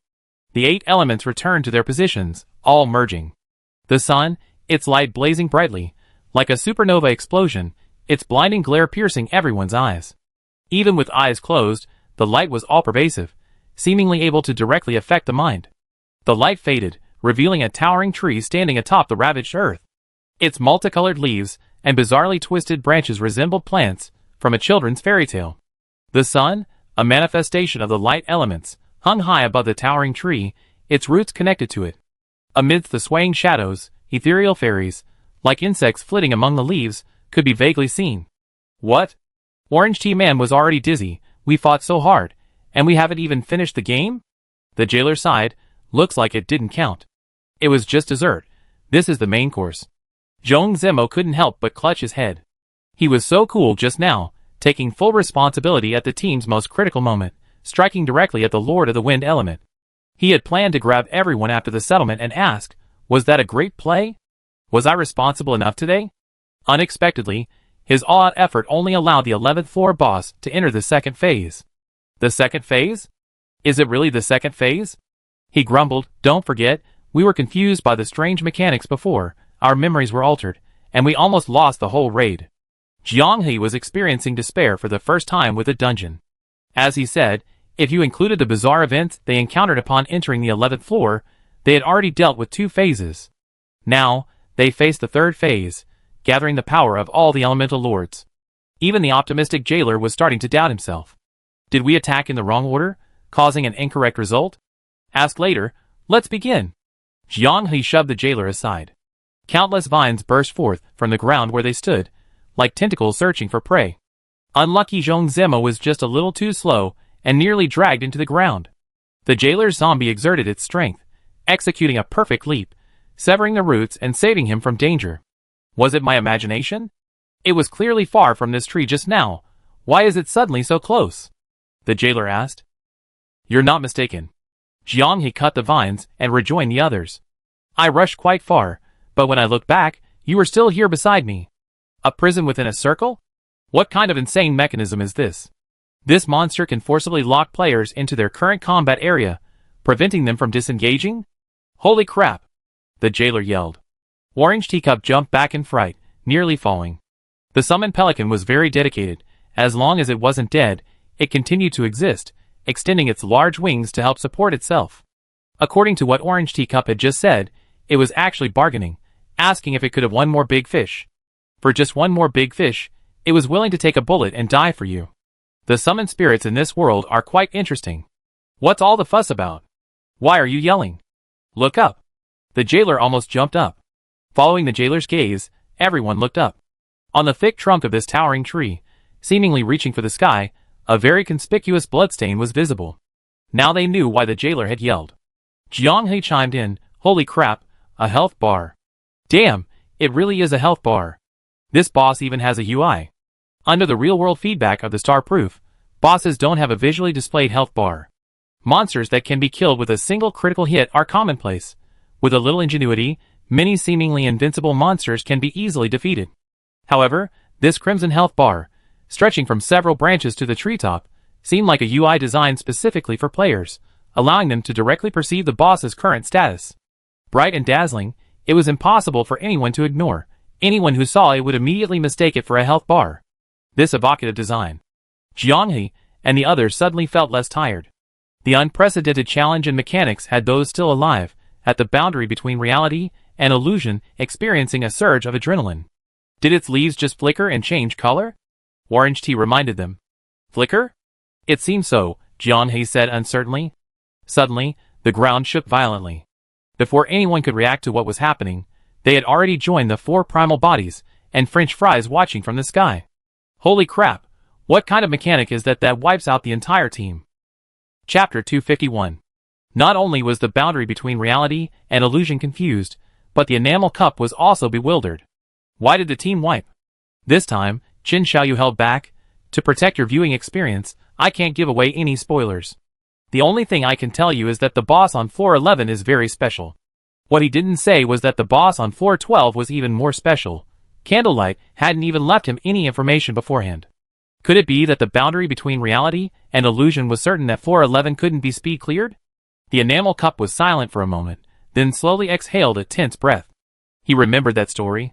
The people of Sunrain died under this tree? Qin Xiaoyu nodded.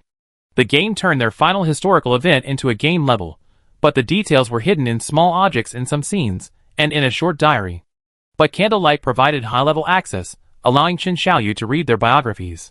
The Sunrain team consisted of 9 people, all masters of their craft. Each person possessed unique magical abilities of unparalleled quality on the continent of Devland. Their lack of notoriety is closely related to the diverse backgrounds of their team members. Some betrayed their social class, offended powerful figures, and faced hardship, forced to live in anonymity. Some were daughters of nobles from a fallen kingdom, their sensitive identities making them unacceptable to powerful nations. Some were ostracized by the church for their radical magical beliefs. Some were prominent figures in the Orthodox Church, born conservatives, influenced by their surroundings, yet willingly succumbing to their influence. Some, however, were rising stars of renowned magical factions on the continent, with bright futures, inexplicably straying from the right path, wallowing in the mire with the rest. Looking at the world, these 9 individuals come from vastly different backgrounds, and have vastly different stances and experiences, yet they have somehow come together to form a highly cohesive team. Above them, they couldn't yet touch the continent's top-tier combat power, so the empires turned a blind eye to their existence, refraining from action as long as they didn't cause trouble. Below them, their magical skills had reached a level of esoteric sophistication that ordinary mages could no longer threaten them. Thus, those at the top knew, but dared not speak of it. And those below knew very little. Furthermore, Sunrain didn't care about fame or fortune. Possessing their own created magic, their pursuit was far more ambitious, to find the origins of magic. They were like high-ranking figures overlooked by the continent, helping ordinary people fight monsters for money in their spare time, though that commission might not even be worth the value of a firecracker they casually conjured. With nothing else to do, they would venture into the untouched wilderness, unexplored by the major empires, either bullying monsters or evil mages, doing as they pleased. Qin Xiaoyu closed the page before finishing the stories of the 9 people. Knowing the fates of the 9, the images that had leaped from the page, as if jumping into his mind and forming words, suddenly became bitter and difficult to swallow. He felt his mindset was getting old. During his adolescence, he had memories of enjoying melancholy, suffering, and depressing elements. But as he grew older and entered society, he gradually realized life was already hard enough. There was no need to be sentimental or create unnecessary trouble for himself. The candy he often ate as a child still tasted good, and was still sweet when he ate it as an adult. Although people often say that family reunions and happy endings are cliches, the fact that a cliché that has lasted for hundreds or thousands of years remains popular is enough to prove that people's hearts ultimately want good people to be rewarded. While Qin Xiaoyu was dealing with the off-screen drama of their cyberbullying and harassment during the 11th level of the Virtual Real Boundary Challenge, he couldn't help but feel happy and encouraged when he saw their progress. It's like watching cartoons as a child, feeling incredibly satisfied when the villain gets beaten up. After returning to the guild's Virtual Real Boundary, I entered the meeting room, sat at the new table and chairs men had provided for the guild, and began my dungeon debriefing. Temple 11 is the most difficult dungeon discovered so far in the Stars Approved dungeon. Known, extremely unique mechanics include memory modification. Entering floor 11 will result in being discouraged by strange NPCs, the reason for which is currently unknown. Cognitive interference. Players perceive the elemental lords differently. Observational collapse. Elemental lords can choose any form to collapse, making their perception unified among players, allowing for flexible and varied output. A rather unique mechanic, Elemental Lord Presence Effect. Wind and thunder are already confirmed. One provides an acceleration effect, and the other provides a probability-based shield-piercing enchantment damage. Earth, which was instantly killed at the start, and water, ice, and grass, which died because of the fire spirit warlock Rona, likely also have special mechanics. The most domineering fire element possesses ghoul-like abilities. The more elemental lords that die, the stronger it becomes, essentially burning its own kind as fuel. Specialized mechanic. Elemental nullification. Elemental mages and other classes specializing in elemental magic are in for a treat. Once they reach level 11, they experience the feeling of starting from scratch, having nothing at the beginning of the game. Thankfully, the developers have opened up a second class, giving everyone a chance to choose. Otherwise, it's unimaginable what the expressions would be like if a team with a high proportion of elemental mages faced the elemental lords. Thankfully, the water god has disbanded, otherwise, their faith might have crumbled by this point. As for elemental fusion, the sudden, instant kill attack after transforming into a towering tree. The person who died peacefully, without pain, and couldn't see the corresponding scene. But it doesn't matter, the floating French fries, and the 4 primal bodies saw it clearly. You weren't confused. Before the instant kill began, the leaves of the entire tree were shimmering, changing colors rhythmically. Then you were swept away by a rapidly generated magic circle, a torrent of elements released from bottom to top. The special effects were pretty cool. Various elements intertwined, and multicolored light, like floating cannons, pierced through your bodies, bursting out and annihilating you into ashes. French Fries added, she herself was quite particular about the visual effects of skill mechanics in MMO games. Even though she was instantly killed, if the visual effects were good, she could still earn her sincere praise. She quickly concluded, I don't think it's an instant kill, it's just a fleeting spell. If you can't decipher the pattern and meaning behind its leaf changes, you likely suffer casualties. It's a high damage, high risk system with a wide area of effect. Zhong Zemo couldn't help but stroke his chin, lost in thought. So you're saying? That bloodstain on its trunk is actually a health bar? Fries nodded. I support that hypothesis. Although it only attacked once, I sensed the feel of an MMO-style final boss. This was novel. A health bar boss had appeared in Proof of the Stars. Proof of the Stars' performance was indeed unlike a game. The numerical values were vague, but the feedback was realistic, not much different from traveling to another world in a dream. A game that begins in a dream is one's second life. Players who have been playing since the game's launch strongly agree with this statement. Now, when most players see games as a continuation of reality, a boss with a strong game-like feel has appeared.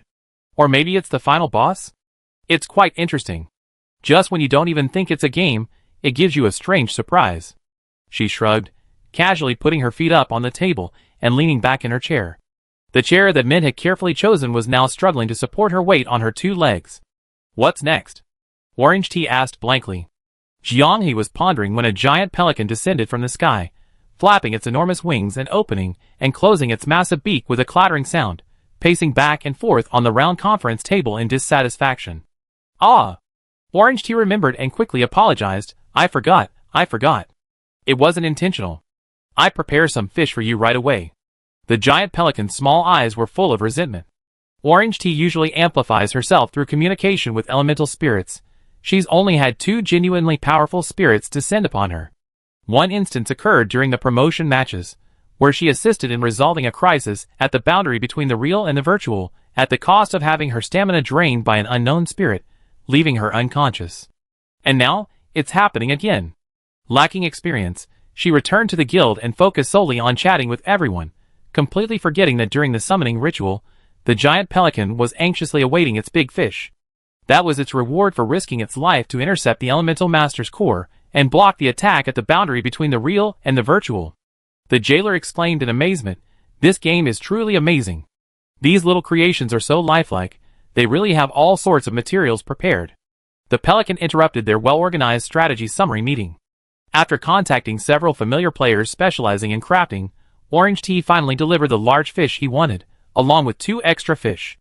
Although it wasn't necessary, Orange Tea couldn't resist the pelican's lively, resentful little eyes. In front of everyone, the pelican happily enjoyed its spoils. "Can you get off the table to eat?" Zhong Zemo asked, rubbing his forehead.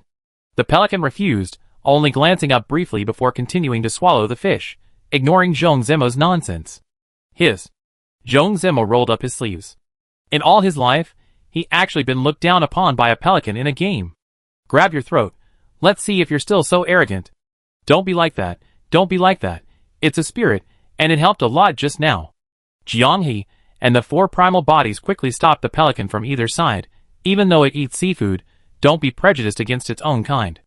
Zhong Zemo's slightly stunned expression made the person in the blankets chuckle.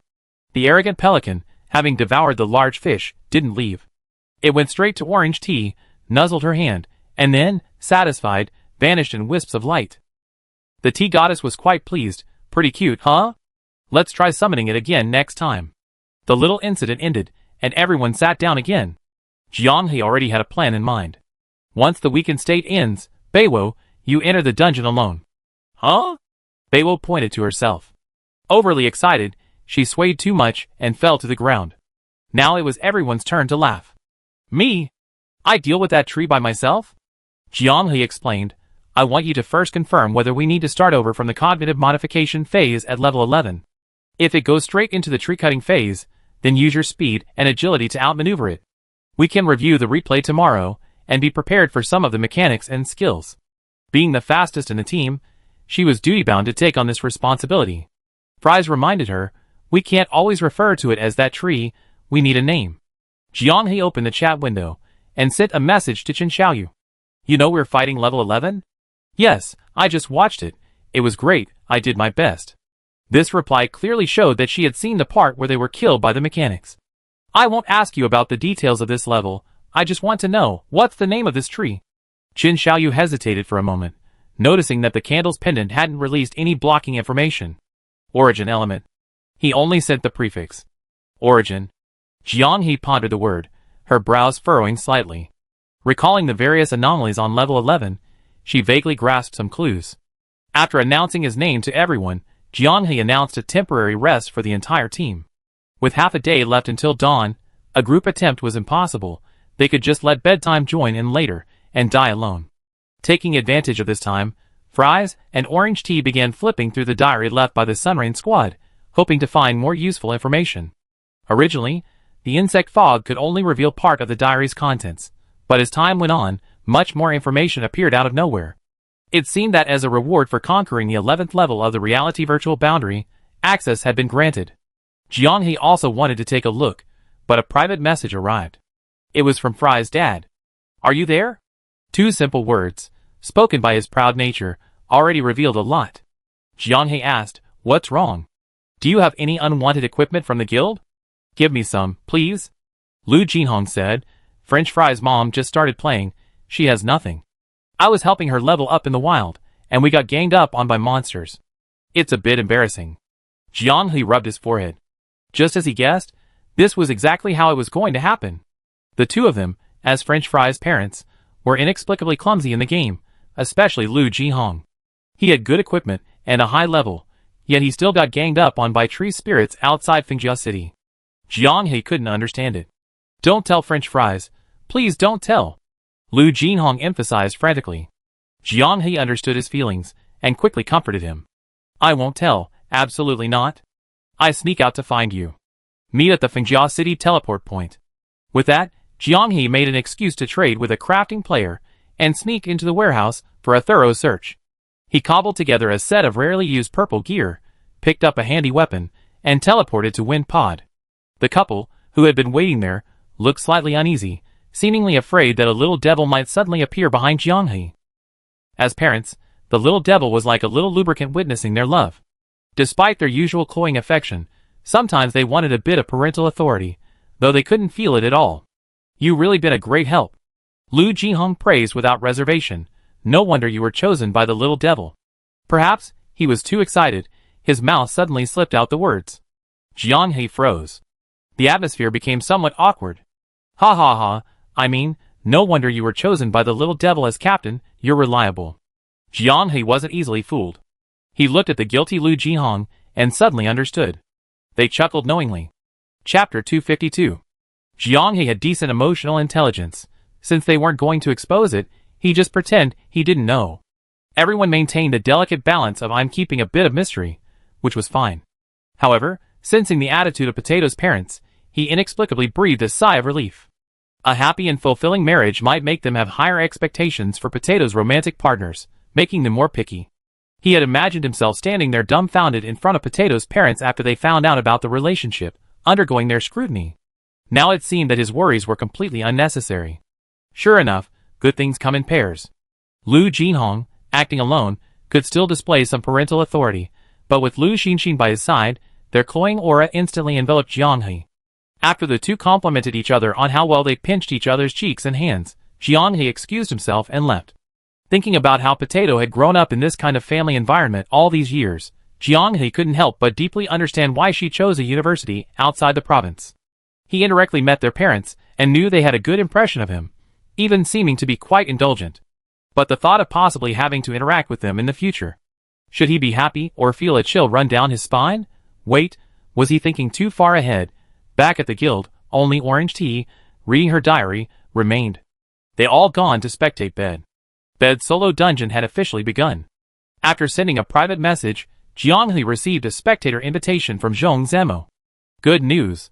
The developer seemed to have divided the 11th floor's mechanics into two parts, one before the origin element and one after. The 11th floor doesn't require starting from the beginning, nor does it require rekilling all the elemental lords. One can directly enter the origin element stage. As for the bad news, "What a lousy boss!" she yelled, cursing and swearing. The people on the edge of reality outside the arena understood her feelings.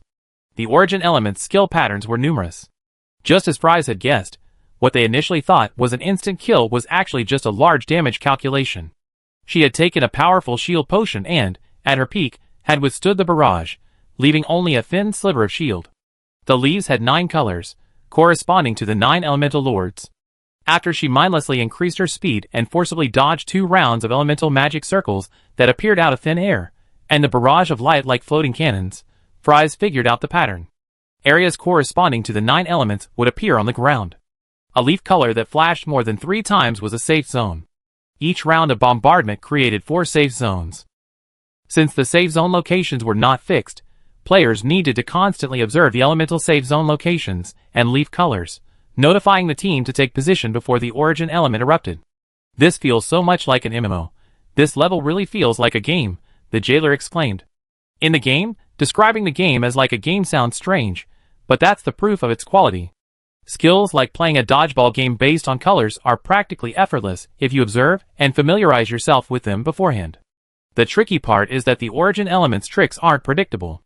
As soon as I entered the dungeon, the origin element summoned a fairy resembling a misty insect.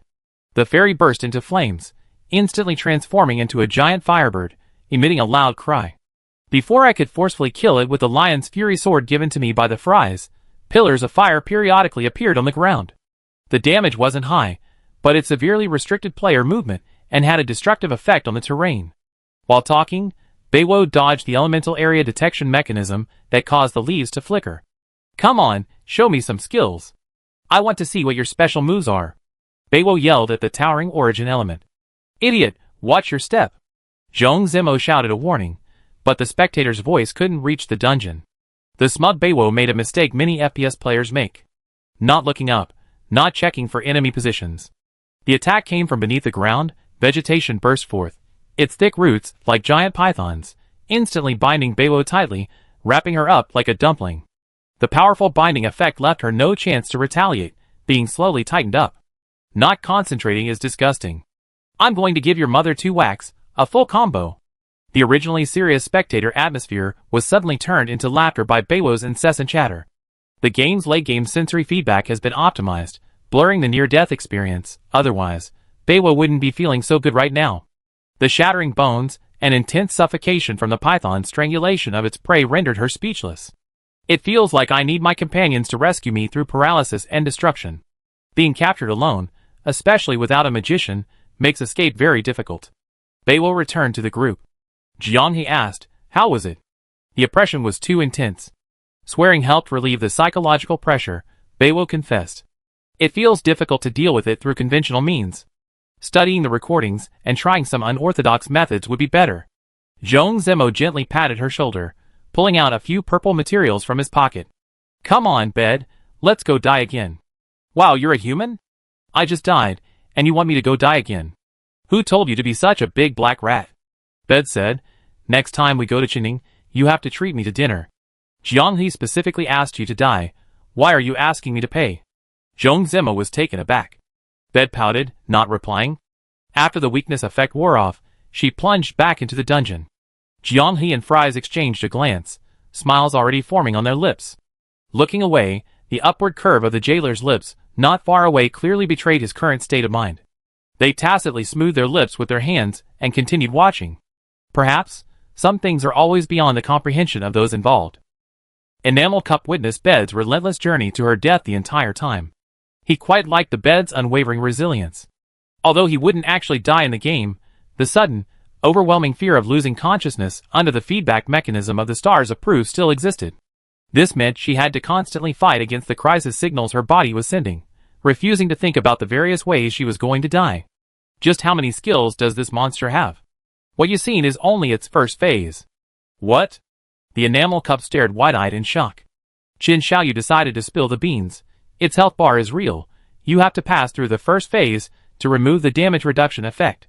Damage reduction? The Enamel Cup was shocked again. So, that trick the boundary between reality and illusion plays. What's it called again? Monkey play? It's about constantly stacking buffs before battle, Qin Xiaoyu said. No, it's ineffective against the first phase's origin elements. The damage is like scratching a nerve. Don't you think it's too abrupt? Enamel Cup asked, puzzled. The monster designs in Proof of the Stars were all ingenious. The underdogs easily overpowered the strong. Although it didn't feel like a game, the realism was definitely there. To use Candlelight's words. Qin Xiaoyu smiled wryly. That's also a hint from the plot. The game was nearing its end, and the boundary between reality and illusion was gradually closing. Enamel Cup was still immersed in last night's epic battle, unable to pull himself away. Qin Xiaoyu's words made him anxious. Unlike novels or movies, if you couldn't cross the boundary between reality and illusion, you couldn't see the rest. He thought that most people who read novels preferred to finish them in one go, probably because they disliked this anxious feeling. Candlelight had designed a half-hour buffer in his game time limit, and without the boundary between reality and illusion, he had planned to log off immediately. Perhaps the battle against the Elemental Lord last night was too breathtaking. He still felt unsatisfied. The initial wariness and fear surrounding the Proof of the Stars gradually dissipated as he gained a deeper understanding. Enamel Cup suddenly wanted to become an insider and see what the players outside the boundary between reality and illusion were doing and exchanging ideas. Following Qin Xiaoyu's guidance, he landed in the plaza of the Xiangfeng City Teleportation Hub. Newbie city-states like Fengjiao were experiencing a second wave of new player frenzy, now teeming with people. The mutual help and sabotage among newcomers was in full swing.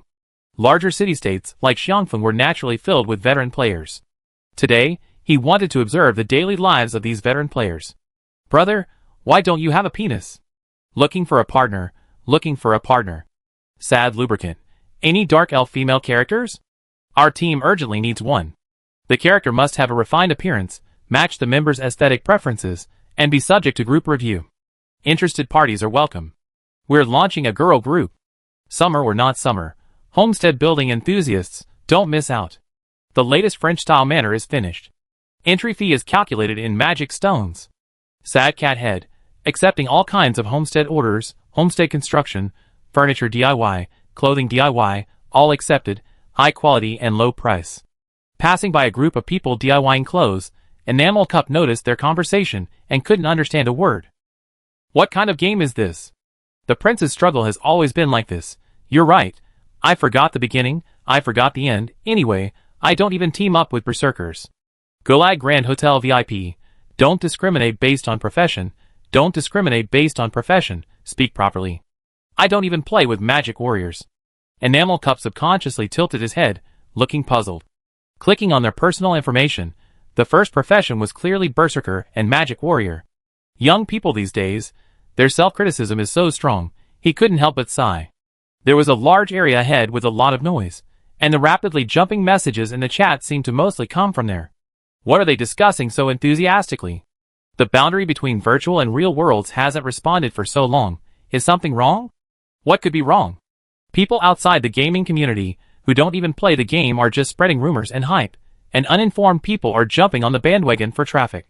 You're not a newbie surfing the internet. Haven't you seen this before? They're just targeting the boundary between virtual and real worlds. Who told them to be T0? Having the T0 title is their original sin. Some people see us achieving results and gaining influence, so they get anxious. Haha, it's good that they're anxious. Let the game handle things within the game. If they're so capable, surpass the boundary between virtual and real worlds. They don't have the ability to surpass the boundary between virtual and real worlds, but they're very good at selling redemption scrolls. The boundary between virtual and real worlds being T0 is just excessive marketing. We're too vain. They all figured it out. If virtual reality boundary weren't T0, they'd be saying the Chinese server is no good. In short, united against outsiders. Anyone who says virtual reality boundary is fake is instantly identified as a stray dog who's eaten too much fodder. Fodder? They only deserve to eat shit. Such a volatile player. However, Enamel Cup could tell that the players here genuinely supported virtual reality boundary, and had agreed to log off and spontaneously go to argue with them. The reputation we built up is paying off, Enamel Cup thought with satisfaction. Being inexplicably caught in the storm at lunch, being targeted by bandwagon attacks, and being hunted down didn't bring virtual reality boundary down. Under Jiang He's arrangements, the entire guild developed steadily, carefully maintaining its hard-won good reputation by cautiously selecting advertisements and refusing endorsement collaborations. Meanwhile, in each incident, virtual reality boundary demonstrated the magnanimity and selflessness of a major guild. He created strategy guides, provided free materials to help players challenge the Black Cat, and even gave the precision repair kit to close friends after clearing the 10th floor, asking for no reward. Reputation, something as precious as gold. Difficult to build, easy to destroy. Enamel Cup, an experienced person, could see through Jiang He's character just by observing his actions. It's hard not to like a kid like him. In a materialistic society, his willingness to uphold his principles and stick to his plans in the face of immense temptation, not following the crowd, is enough to defeat 90% of people. Thinking that he actually managed to gain the support of the remaining members of the guild, Enamel Cup was even more moved. He pushed up the monocle he had just bought in the store yesterday. This was his first time spending money in the game. Xiaoyu, is Candlelight just going to ignore this matter? The attitude of the Candlelight was crucial, directly influencing his judgment on this matter. Qin Xiaoyu broke out in a cold sweat instantly. Despite his calm demeanor, during his daily conversations with the Enamel Cup, he was constantly on edge, filled with anxiety. With the Candlelight absent, and him personally taking care of this powerful figure, he feared that even the slightest slip of her cunning would be detected. He was cautious in his words and actions, not daring to show any weakness. The Enamel Cup's questioning likely stemmed from noticing the Candlelight's absence. The Candlelight believes that wherever the matter occurs, it should be handled by the people who handled it, Qin Xiaoyu emphasized. Our affairs are our responsibility, she won't interfere. The Enamel Cup understood. He thought, so it really is because it involves a power struggle, and she doesn't want to get involved. The Candlelight was indeed, as she said, very principled. Thinking this, he suddenly felt a pang of sadness. The brief cooperation had quickly turned into a facade of harmony masking underlying discord. He had briefly fantasized about the scenery beyond the starry sky, but the heart that had been stirred by the arrival of Candlelight was now shrouded in a layer of dust. Still arguing and fragmented, when would they finally be able to set foot on this sea of stars? The dazzling stars Candlelight spoke of. Perhaps he would never see them in this lifetime. Qin Xiaoyu didn't know what the enamel mug was thinking, but its expression darkened, and it silently logged off. From that expression, he understood only desolation and helplessness. His back was soaked with sweat. Did I say something wrong? Forget it, let's deal with these bastards first. His big cleaning had to be finished before Candlelight returned. Chapter 253. Starting at midnight, Qin Xiaoyu was operating 2 servers simultaneously. He was distracted, observing the enamel cup, watching the boundary between reality and illusion, and simultaneously searching for information. A small accident occurred during this process. The power of the Candlelight suddenly became ineffective for nearly 2 hours. However, her pendant consistently emitted a message indicating that everything was normal. Perhaps when the Candlelight returned, the decision to postpone the World Championship would be officially announced. Previously, without a definitive conclusion, she still held on to hope and confidence in repairing the memory void. However, as time passed, the unstable fluctuations were intensifying. The Candlelight, acting as the server, suddenly crashed, trapping the players' consciousnesses within the game. If that day truly came, she wondered if the jailer would still be able to laugh. At midnight, Qin Xiaoyu wasn't the only one operating 2 servers. Tang Jingxi meticulously reviewed the edited text, word by word. After checking again and again, confirming no errors or omissions, and that the meaning flowed smoothly, she gradually breathed a sigh of relief. In the private chat, the name Burning Dragon Knight kept flashing. Tang Jingxi knew that meant urging, so she opened another chat window. Watermelon Shumai, I think about it. 5 hours had passed since that message. After dinner, Watermelon Shumai seemed to have vanished into thin air, offering no response. She asked again, and only a minute later, Watermelon Shumai replied, Sorry, I don't plan to participate. Everyone was an adult, so Tang Jingxi didn't ask why. Whatever, it's not particularly important anyway, and it saves me the trouble of editing another clip. Burning Dragon Knight didn't seem to care much. I scheduled it for 6 a.m., just in time for many people to finish the game and see it when they come out. A sly glint flashed across Tang Jingxi's face. Then I scheduled it a little later. The other person didn't say anything more, and the conversation ended there. Burning Dragon Knight, a top-up content creator on Bilibili with over 4 million followers, primarily creates content related to games and lifestyle, and was once undoubtedly one of the top creators. The two met by chance during a game of Werewolf. Due to the unexpected entertainment value of the show, fans visited her home, and Tang Jingxi capitalized on the hype. A small up from the bottom quickly gained followers, and was even added to a small gaming community group, where she became acquainted with Dragon Knight. At the time, she only had tens of thousands of followers, but in less than 2 years, she reached 500,000. A person's success is truly closely related to luck. Burying yourself in creating entertaining content is not as effective as riding the wave of popularity. Tang Jingxi found the key to wealth. She understood. The streaming industry is far more competitive than imagined. If you don't have content, you'll be eliminated. Only by following popular games can one maintain a constant stream of attention. Cultivating expertise in a specific game genre and becoming a top streamer in that genre is also a viable option. However, having experienced the ascension of riding the wave of popularity, Tang Jingxi couldn't quit. But popular games always have their weaknesses, like FPS games. To keep up with the gaming scene's trends, she had no choice but to bite the bullet and dive in. The stream's data wasn't good. The most frequent comments were incredibly bad, and even a talent scout would say she's a good horse. The comments felt like thorns in Tang Jingxi's heart, as if possessing some kind of magic, making her inexplicably angry. Treat it as part of the show's entertainment value and let it go, but for some reason, she was particularly bothered by it. After much deliberation, Tang Jingxi chose to take a shortcut. Custom-made cheats for streamers were expensive. When purchasing one, she nervously asked, "Will I get caught?" "If you fake it, you won't. A good actor can make you think he's a naturally skilled player." The seller continued jokingly, "Have you seen those muscular gym guys with acne all over their backs? They're injecting themselves with needles and taking pills, and they brag to you that they're naturally fit. Do you believe them? Where do so many naturally gifted people come from? I served too many enlightened guys." Tang Jingxi felt relieved. After adjusting the parameters, her gaming experience instantly improved. The number of viewers for her stream skyrocketed, and even her daily clips saw their views double or triple. I should have started using it sooner. Occasionally, players in the game would directly hurl insults, like "May your whole family die from cheating." At first, she felt guilty, but as time went on, she could type out her stream room number without batting an eye. And casually she'd add, "If you're bad, practice more." With a stellar fanbase and a booming live streaming career, reaching 1 million followers seemed inevitable. Riding this wave of success, she believed she could replicate her initial meteoric rise to fame.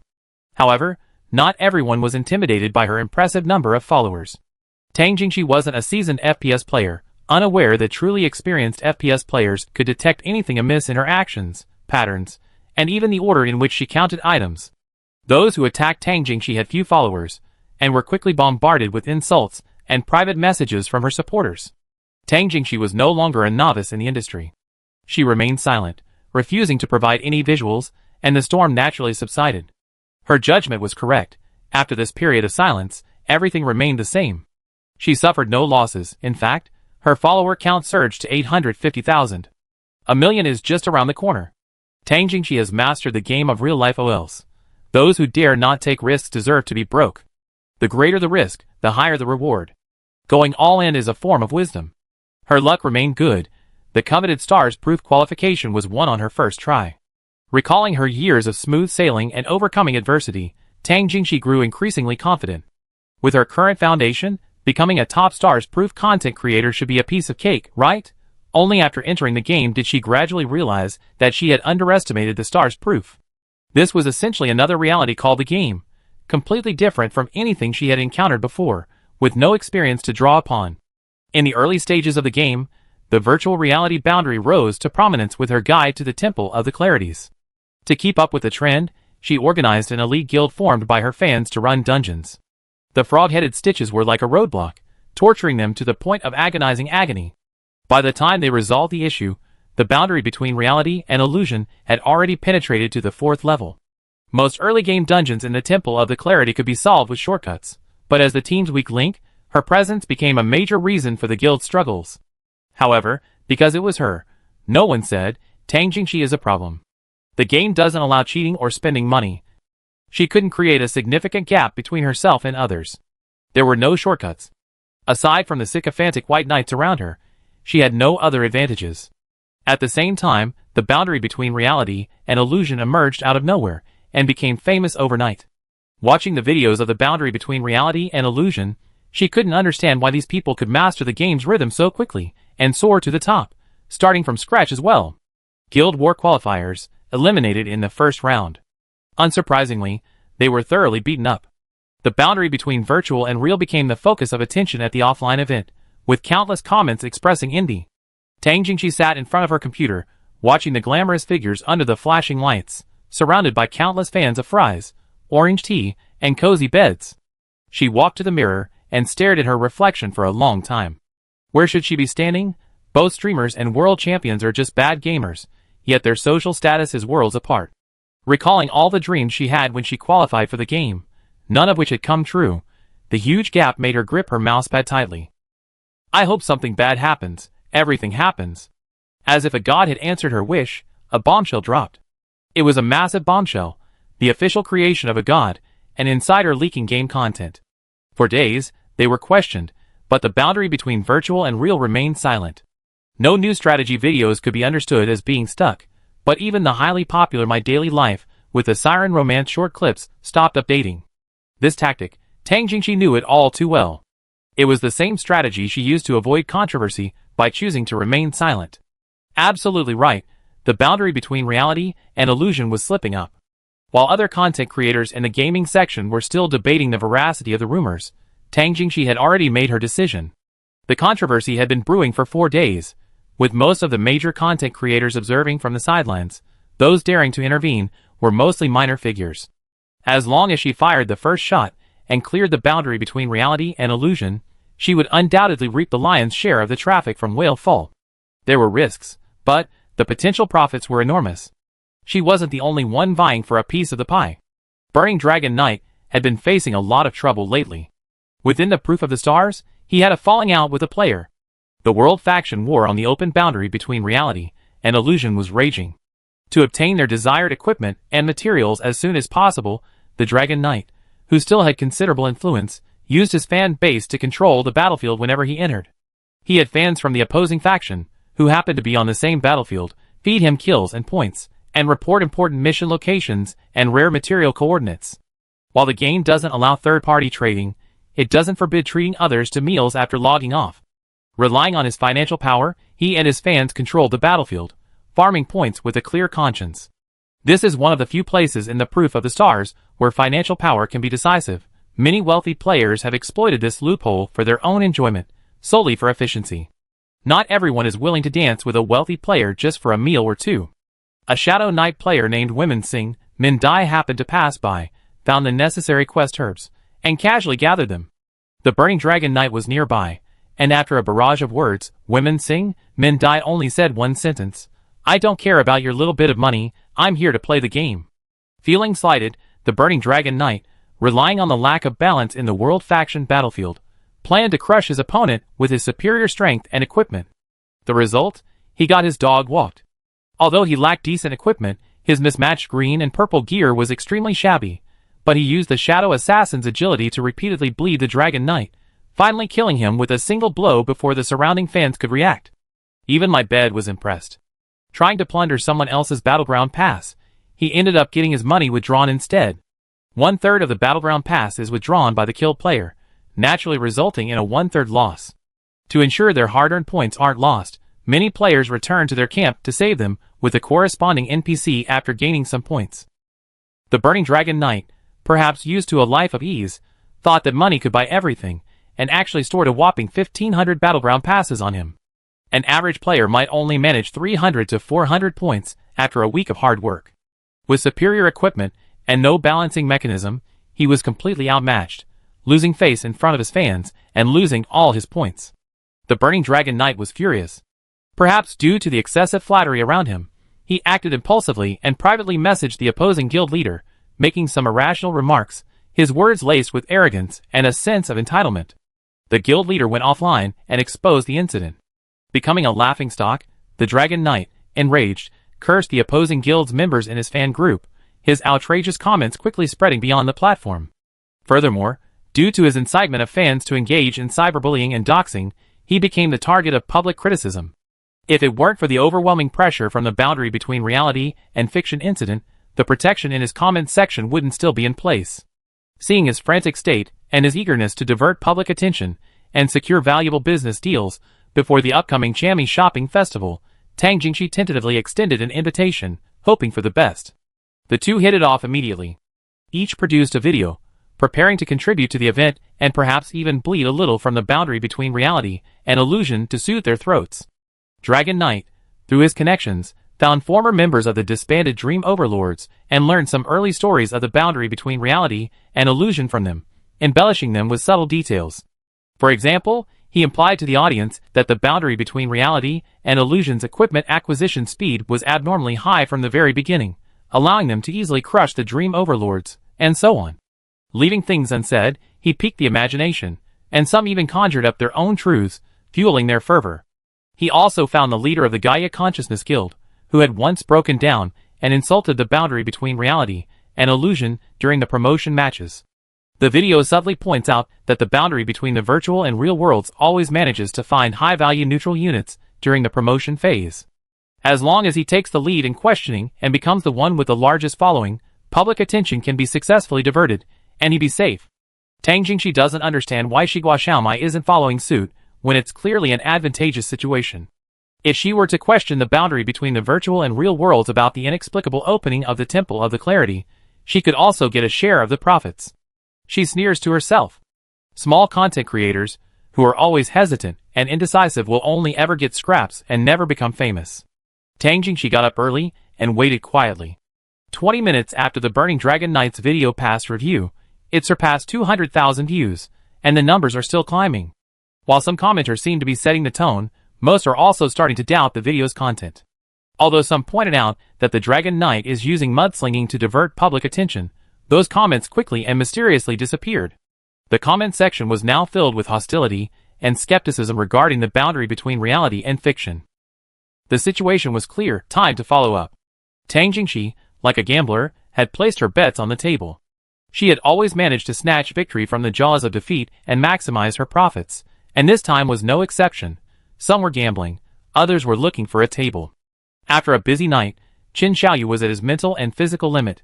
Unable to wait for his colleagues' orders, he rushed to a nearby breakfast shop after waking up. A bowl of soy milk, 2 steamers of Xiaolongbao, soup dumplings, and a scallion pancake, he wolfed them down, and only then, feeling dizzy, did Qin Xiaoyu feel alive again. This was the price to pay for using the power of the candlelight. The night's work was worthwhile. He had grasped crucial dirt on many people on the list provided by the jailer, and he had formulated different handling plans based on the severity of the cases. He would slowly begin implementing them once he officially returned to work. By the time the candlelight returned in the next day or two, the storm would most likely have subsided. Scrolling through the community forum, his eyes suddenly widened. A post was rapidly becoming a trending topic. Big news! A gaming content creator with 1 million followers is challenging the boundaries between reality and illusion. After patiently reading the content, Qin Xiaoyu felt a surge of inexplicable anger. Why are there flies buzzing around everywhere? This is intolerable. These aren't just ordinary insects. Do they think they can get away with all the subtle hints throughout the post? I have to give them a good beating. Chapter 254. Slacking off is the norm in the Starry Campfire community. Clocking in, choosing breakfast, monitoring public opinion, and switching shifts in the game to replace colleagues. If nothing unexpected happens, this is how it should go. When Qin Xiaoyu arrived at the office, everyone was in a state of chaos. The entire community was in complete disarray, with all sorts of posts constantly popping up. The influence of KOLs, key opinion leaders, is enormous. Previously, in the public opinion arena, virtual boundary had never been attacked by someone with more followers and higher popularity. The skeptics constantly emerging from various communities were mostly small accounts with little influence. Following the trend, the players actively engaging could be simply categorized as ghost soldiers. Burning Dragon Rider and Virtual Boundary both belong to the game area, and he also has Starry-proof game qualifications, possessing a huge fan base. In an instant, the guerrilla-style skeptics seem to have found a banner, quickly attaching themselves to him. The skepticism wasn't just directed at Virtual Boundary, but also aimed at the Starry Campfire Chinese server. Previously used coded language and comments were all rationalized as player oversight of official operations. This was a brilliant strategy, avoiding the vast majority of legal risks. Qin Xiaoyu couldn't help but marvel at how incredibly resilient the virtual reality boundary was. Jiang He's series of actions after gaining fame maintained an excellent public image for virtual reality boundary. Although the community was chaotic, most players still believed they were clean.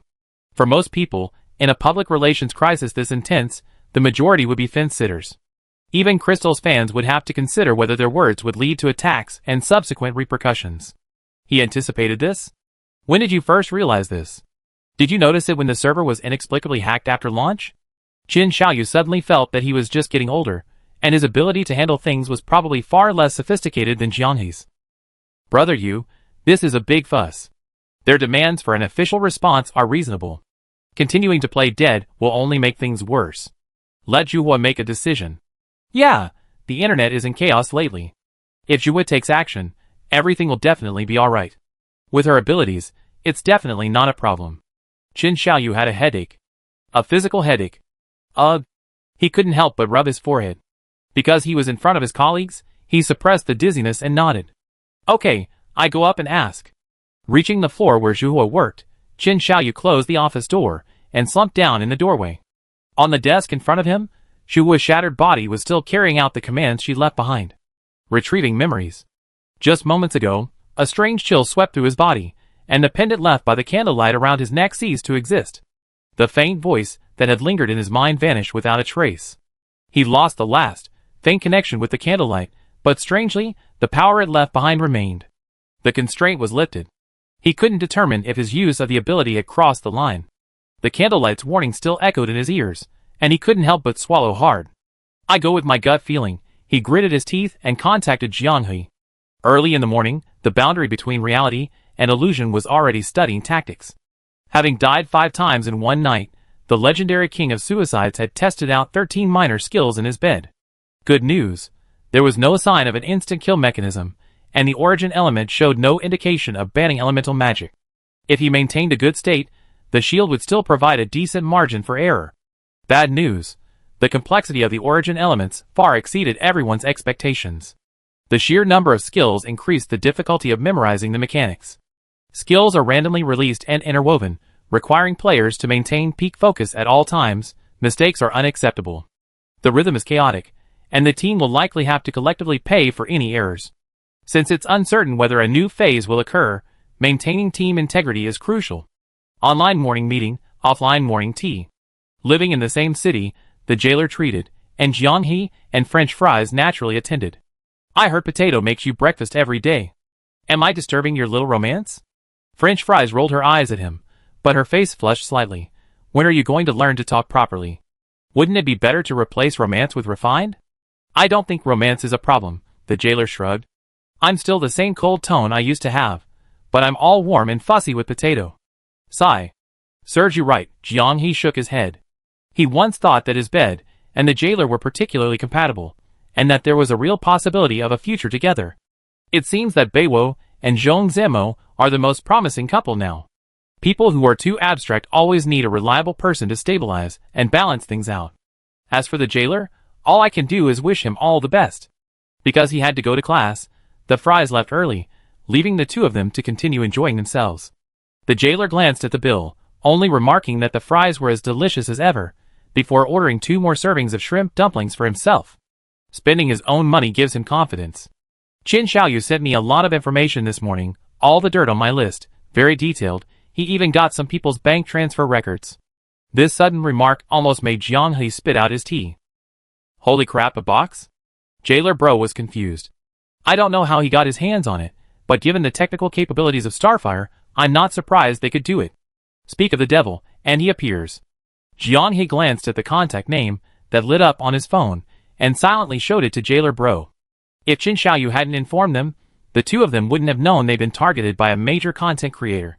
Jailer Bro, a surfing expert, was busy eating and had a professional class in bed this morning, so he hadn't been able to surf the internet in time. Jiang He watched the videos. Burning Dragon Knight questioned most of the experiences that led to his fame in the reality/illusion boundary. Orange T's unbelievably incredible luck. The two-stage reversal in the qualifying rounds.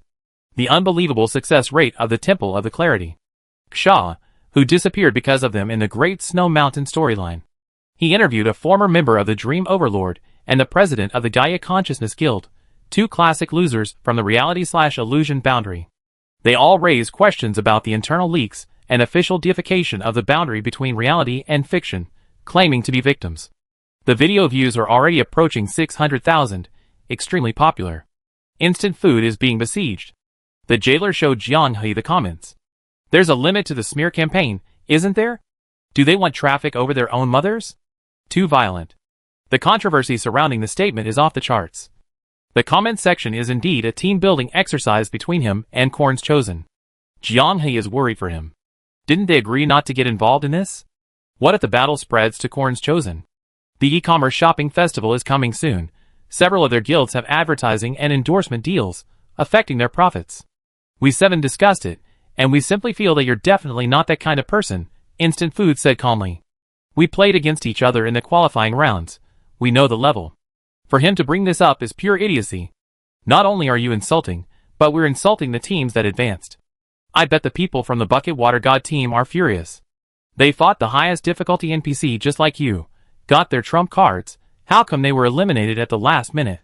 Although it's a bit stereotypical, this temper is just like his straightforward northeastern roommate from college.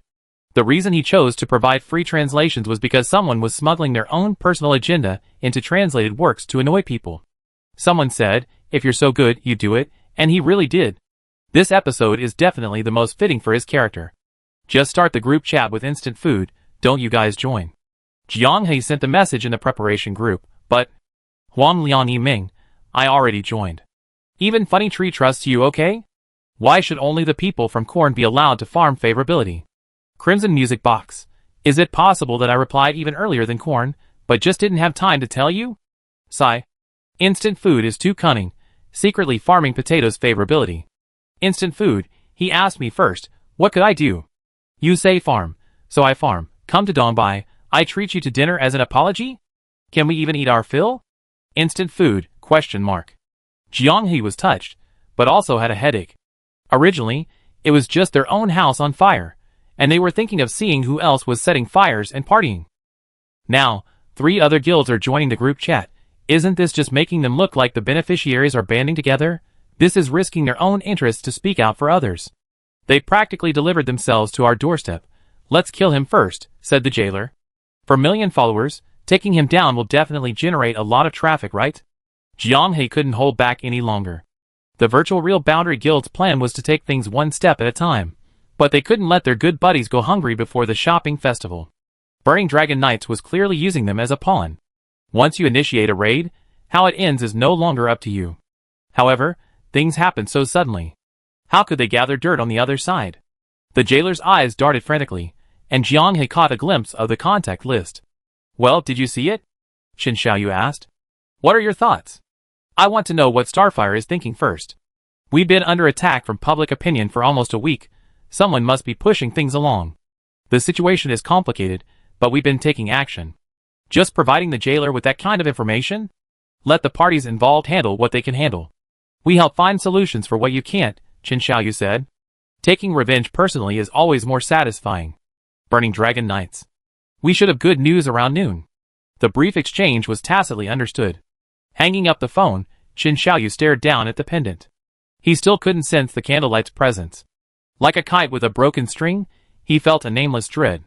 I can only do it first, and see what happens. Qin Xiaoyu dialed the enamel mug's number. Candlelight sent you to contact me? Because of that big fuss? Qin Xiaoyu switched to his impersonating an imperial decree mode. Yes. What does he want me to do? I have a very interesting account statement, involving all sorts of people, originating from another country. Candlelight has seen it, but returned it without giving any opinion. There was a long silence on the other end of the phone.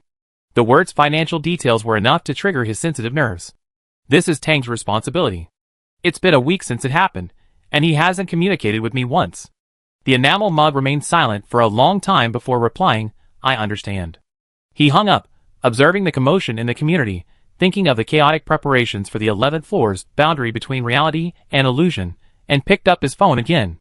At that moment, in the densely populated dispatch center, a middle-aged man slowly rose from his chair, gradually straightening his posture as he stood up. It was as if a force from the other end of the phone had subconsciously brought him back to a familiar environment. He quickly went to a quiet spot and solemnly reported the known situation. "Yes, there are many people involved. We're considering following the trail. I shouldn't be meddling in this, and I have no right to tell you what to do, but let's deal with some first. But we need to play the long game. No need to fish anymore. Candlelight knows where the fish are. Whatever you want to develop around it, just keep a close watch, and we catch them eventually." Little Tang was stunned. Compared to those who directly witnessed Candlelight's miracle, he was among the second group to come into contact. Even though he already understood what kind of monster it was, he still couldn't help but shudder. Their hard work, tracing the source, following the clues, and carefully gathering evidence seemed so laughable in front of Candlelight. Catch them all in one fell swoop, set the record straight, that's what I'm thinking. This matter can't be exposed directly. Are you really working diligently? The voice from the enamel mug suddenly became stern. Xiao Tang seemed to see the cold, sharp gaze of the man sitting in the chair. Do you understand what I mean? The subtext was, if not, it's time to replace him. This time he understood. I understand. Behind this are people from other countries testing the limits of the candlelight, and the struggle for the right to speak and define is just a side effect. The former can't even be mentioned. As for the latter, publicly tearing things apart is inappropriate. Let the matter fade into a dispute in the public sphere, we control it, keep the situation under control, and eliminate it completely. The enamel mug took a sip of tea. We are not only responsible for the countries behind this, but also for all living beings on this planet. Some people are foolish enough to gamble with the fate of everyone, we can't. The enamel mug, afraid Xiao Tang might misunderstand, continued to remind him. Children's squabbles are just minor squabbles, if it gets too rough, it's fine. As parents, we should side with our own children, don't you think? Even if there's a mistake, it's something to discuss behind closed doors. He instantly understood. Understood, I understand. The call ended, and Xiao Tang's back was soaked with sweat. Back in his office, someone came to ask. Should we set up a special operations team now? No, Xiao Tang said. Just arrest a few typical cases and issue a public announcement. Don't expand it. Monitor the rest. What about those behind the scenes? I won't mention it. Although puzzled by the sudden change in attitude, he could only accept it. It seems the boundary between reality and illusion is now in conflict with someone else. This was clearly a newly learned term. Should we intervene? It's like a child who's been punched. He's angry and wants to retaliate. That's normal. Don't meddle. Even if we get involved, we should help our own people. Xiao Tang repeated what the enamel mug had said. In matters of public opinion, we must fight back in the public opinion arena. Just pretend you don't see it, they can win on their own. Chapter 255. Having the jailer's family help disrupted the planned cleanup, and the team battle started suddenly. The jailer joked that the border between the real and virtual worlds had become Poland. The quirky analogy made Jiang He's lips twitch involuntarily. The fate of a million-follower influencer was like the shrill scream of a stupid dive. For the Allies, it was like the death knell of a banshee. For the Axis, it was like the thunderous war drums of a god descending to Earth, greatly boosting morale. The Burning Dragon Knight successfully rallied the scattered rebels under his command. Regardless of their motives for attacking the border between the real and virtual worlds, they now had their own designation and leader. Jiang He felt he should be grateful to him. The list he had compiled was full of insignificant individuals, the most popular having no more than 100,000 followers. Even if the cleanup was successful, and an announcement was made afterward, most onlookers would be confused and ask, who is he? The Burning Dragon Knight arrived just in time. I bet a lot of people want to see our walkthrough gameplay, right? The jailer was taking a bite of a shrimp dumpling, and he mumbled, just consistently releasing snippets is enough to satisfy them. The complete recording is like a simp begging for a second glance, fulfilling a small wish. Watching a walkthrough of a dungeon live is like goblins yearning for a female knight to descend from the sky. It's Dojinshi style. He was still as good at metaphors as ever. Then let's grant them access and let them see. What? You want to be the female knight? Jiang He covered his forehead. Although he was used to the jailer's outrageous antics, he sometimes felt powerless. After explaining his idea in detail to the jailer, He stroked his chin and nodded repeatedly. If that's the case, then anyone who isn't interested is a genius. You're a genius too. Qin Xiaoyu's efficiency was surprisingly fast. When Potatoes went home at noon, the agreed-upon data had already appeared in the virtual real boundary group. Just looking at the file size, you could tell how massive it was. Sure enough, the file contained the chat logs of Burning Dragon Knight's active groups across various large groups. It made one suspect that Qin Xiaoyu had hacked into the server and exported all of his daily information. Chat logs in the fan group inciting fans to cyberbully, and chat logs between Kaiha and players who had grudges against him, were thoughtfully highlighted in red by Qin Xiaoyu. Guess what I found? Jailer Bro, seemingly having a great time digging in the dirt, suddenly unearthed a treasure and excitedly sent several screenshots to the group. The chat log timestamps showed that in the 10 days since the server opened, Dragon Knight's emotional journey was like a roller coaster. There were only 3 major content creators with more followers than him, and their interaction levels were similar. As long as he caught a wave of opportunity, becoming the top streamer in the gaming section wouldn't be a problem. However, the boundary between virtual and real worlds, like a dumping ground, crushed his dreams, making him the first to reap the benefits of the game's initial success. He wanted to segment the market, starting with the theme of leveling up, to seize a niche. As a result, while the virtual and real worlds were enjoying the dungeon crawling and the underground temples, he was getting beaten up in the open world, resorting to the most idiotic, mindless monster grinding strategy. Perhaps it was from this point that he conceived the idea of sabotaging the virtual and real worlds, ultimately hiring online trolls to manipulate public opinion during the qualifying rounds. The inexplicable storm blowing against the virtual and real worlds at launch was instigated by this very person. Looking at the transaction details, Orange T was stunned. He casually tossed out hundreds of thousands, just to smear them. But? Zhong Zemo said, if he destroys us, he have a chance to overtake us and seize the market. If he has the chance to occupy the top niche in the stars-proof ecosystem, he'd think it's worth it. Even the usually easygoing for primal bodies gritted their teeth. No wonder there was this sudden online backlash at launch. How could Dream Master have generated such a huge uproar? Jiang He felt a chill. If it weren't for the renewed controversy and Stars Bonfire's willingness to help, they would have racked their brains trying to attribute the launch incident to bandwagoning, the initial struggle for influence, and the current high level of hostility in the domestic esports scene. Open attacks are easy to dodge, but hidden arrows are hard to guard against. The boundary between virtual and real is rapidly rising, its foundation unstable, attracting too many covetous eyes. The higher they climb, the more likely they are to sabotage you.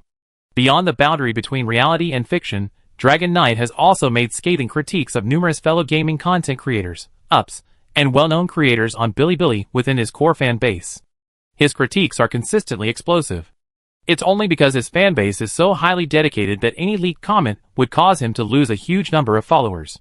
For example, he criticized another up who had qualified for the game and had more followers than him as pure trash, a drag on the team.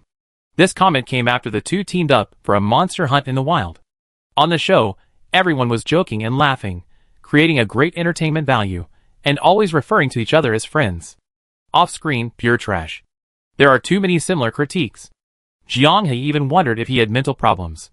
Why did he seem to find everyone so strange? Having climbed up from the bottom, he felt he was someone important, and therefore had the right to criticize others, a clear case of a guidance addiction. What are you doing? Jiang He watched as Potatoes skillfully opened a web browser plugin and began searching. I was wondering if he had sent us a collaboration invitation. He was still thinking, could he really have? When Potato found it. The ID Burning Dragon Knight had indeed appeared in their comment section. Checking the inbox, sure enough, there were his messages. Wow, Dragon Knight is incredibly capable. On one hand, he's criticizing virtual reality boundary in the group chat, looking down on it. On the other hand, he's hiring trolls to smear and destroy virtual reality boundary, determined to replace it. Interspersed between these two actions is a collaboration invitation email, starting with an extremely polite tone, asking if it would be a bother, and if so, then forget it. Jiang He retracted his initial thought that he was mentally unstable. Dragon Knight is too skilled. He insults and uses underhanded tactics, yet he still cheerfully creates opportunities to connect with you. A true model of consistency between words and deeds. Now it was Orange T's turn to feel disgusted. She already seen through their two-faced nature not long ago. Compared to genuine villains, these hypocrites are the most terrifying. You never know what wicked schemes lie hidden beneath their smiles. One second they're laughing and joking with you, The next they're backstabbing you for their own gain. Their defining characteristic is their fickleness. To advance further, this is utter madness. She clicked her tongue. The more she thought about it, the angrier she got. She exploded. We don't even know him. He's using such underhanded tactics. If we lose the qualifying rounds, the community will probably make fun of us for a year. The primal body asked, then what are we waiting for? Let's fix the chat logs, drop a nuclear bomb, and blow this to smithereens. French Fries was also watching Jianghe. He didn't reply immediately, but instead privately messaged Crimson Music Box, inquiring about the effect of an item. Upon receiving a definite answer, Jianghe smiled. Just throwing out dirt isn't enough. I have a plan that we can all use. Just as everyone was happily agreeing to Jianghe's plan, another up with 850,000 followers joined the fray, fiercely attacking the reality/virtual boundary. Great, there's more. Whale in a Basin, Tang Jingqi's online name. Having learned that she also had her own guild, Jianghe didn't change his plan, he just added another name to the list. With two major ups boasting their own fan bases joining the fray, the arena was officially set up.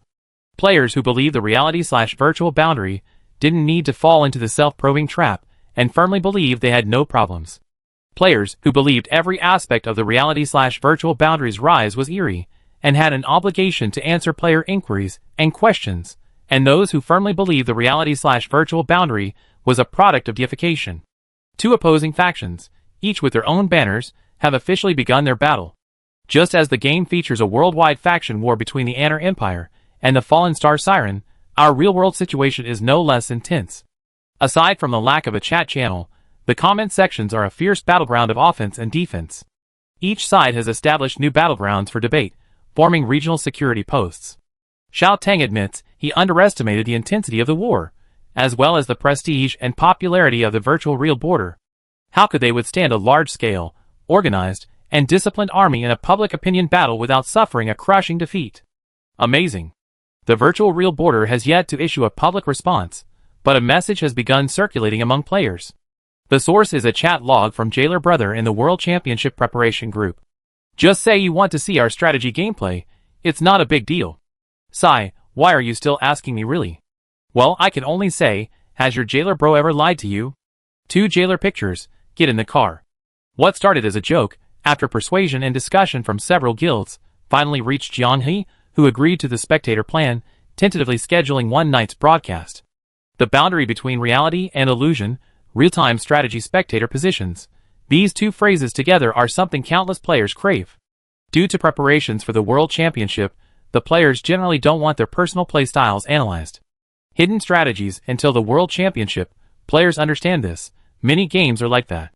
Therefore, the strategy videos released by the four guilds only show parts of the gameplay, and players aren't critical. After all, the competition results are the priority. Spectator access allowed. It's actually true. Is this unlimited in number? No barriers? It seems so. The players were extremely excited. Now we can fully and meticulously appreciate the pros' gameplay. I'm recording it, analyzing frame by frame. Just thinking that a player like Virtual Reality Boundary, standing at the pinnacle of the game, like a celestial being on a high mountain, is willing to give up spectator slots for us to watch in the world chat, makes me want to hum a little. The well-trained online trolls tried to stop them, using their unified rhetoric. Virtual Reality Boundary wanted to use another hot topic to divert public attention. But it was all in vain. Without game accounts, they couldn't make a difference in the game. They also underestimated the allure of Virtual Reality Boundary's long-cultivated mystique to players. From the game's launch until now, probably no one can definitively say they're not interested in the world chat of the 7 Virtual Reality Boundary players. He didn't even want to know how badly they managed the guild. Anyone who could say that was definitely not a StarCraft player, but a godlike figure. Time passed, and midnight approached. Qin Xiaoyu waited in Candlelight's office. He hadn't sensed her presence all day. The danger signal that had restrained Qin Xiaoyu from using his power had vanished without a trace. 2 days had passed, and Candlelight still hadn't returned. This unexpected situation made Qin Xiaoyu uneasy. He was just a mortal, wielding supernatural abilities. Even with death looming before him, evil thoughts were still bound to arise in his heart. Qin Xiaoyu feared he wouldn't be able to hold back his moral compass, and would succumb to temptation in a second. Discarding all his chaotic thoughts, he took a deep breath, letting his consciousness immerse itself in boundless darkness, penetrating into the world of StarCraft's proof. Work, work hard. He used busyness to squeeze out the limited space in his brain, refusing to let evil thoughts dominate. The counterattack at the boundary between reality and illusion had begun. The teleportation plaza in Fragrant Breeze City was packed with players from various worlds. The entire virtual real boundary team appeared on time, officially opening spectator access. In an instant, tens of thousands of players flooded in. If it weren't for the server itself, this sudden DDoS attack would likely have crashed the game. Burning Dragon Knight and Tang Jingxi were among the spectators. They had intended to confront each other directly, maximizing their impact and leaving a lasting impression on all the players.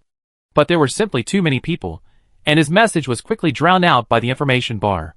Since we're here, let's make the best of it. Even a dungeon walkthrough won't clear up all the doubts. Let's just watch the show, the Dragon Knight sneered. After waiting a full half hour, and once everyone who wanted to enter had entered, Jiang He cleared his throat. Ladies and gentlemen, the plan has changed at the last minute. Before we take you through the 11th floor of the Temple of the Clarity, we like to invite you to enjoy some interesting entertainment. Before the players could ask, Fries pulled a bright red key from his pocket. The thief's key? Someone recognized the item. The holder will gain the power to spy on and invade world bubbles. At the server launch, they had a feud with the Dream Lords, who used the key to invade, and incidentally sent a large black rat, forming a perfect 7-person team. It's a rare item. Ownership can be transferred through suicide, making it a uniquely tradable item. Hey, is the reality boundary going to invade other people's world bubbles? The fun is here. Okay, let's fight. I want to see rivers of blood. Awesome. This is exciting right from the start. The players didn't care who was invading, they just wanted to step on the gas and accelerate. Fight! Fight! The key sliced through space, traversing the boundary between reality and illusion via a teleportation portal, easily entering a conference room. The familiar structure, the familiar space, all the players realized what was happening.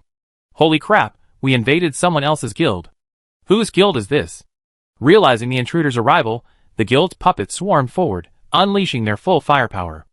Jiang He slashed at a puppet's shoulder blade, then with a sudden, forceful diagonal cut, cleaving her in two. Blood splattered, splashing onto the opulent guild meeting table. The burning Dragon Knight finally reacted, his eyes bloodshot with rage. Back up. Everyone back up. The Dragon Knight, practically teleporting to the guild, roared, "Is this what a top-tier guild is like? Launching an attack without warning, how despicable. You released a video slandering us. Did you give us any advance notice?" Jiang He wiped the blood from his mouth and twirled the knife in his hand. You call me despicable? Well, then I be despicable. Today, I'm going to destroy your guild. I won't leave you a single puppet.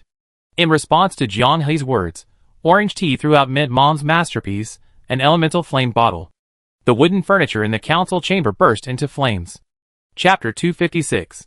Enamel Cup was also watching the battle, this time blending in with Jin Xiaoyu among the players. This isn't a good idea. Enamel Cup didn't approve of Jiang He's decision. In the arena of public opinion, the weaker party has more grounds. While the stronger party is naturally at a disadvantage, the roles are reversed. The other side initiated the questioning, using their fans to launch an attack. They are the aggressors. The other side is financially independent and has a higher social status. It's the stronger party suppressing the weaker party. Their aggressive side is on full display. Their invasion of the guild is like discarding their weaker side, instead reminding everyone of their dominant position in the game. At this point, he could only offer his opinions from the sidelines. The boundary between the virtual and real worlds was already in chaos. Invasion, like the World Faction War, has no balancing mechanism. The advantages of equipment and level are inherent, not to mention skills. Jiang He used the Tide Summoning enchantment, charging up a powerful slash that struck the thick wall of the council hall. Like a shoddy construction project, the walls crumbled, and a torrent of azure water struck the area behind them, sending more than a dozen arriving puppets flying. The powerful elemental attack shattered the puppets' bodies, their fragmented limbs scattering across the ground, mingling with the rubble. Through the swirling smoke, members of the Dragon Knight Guild gradually returned.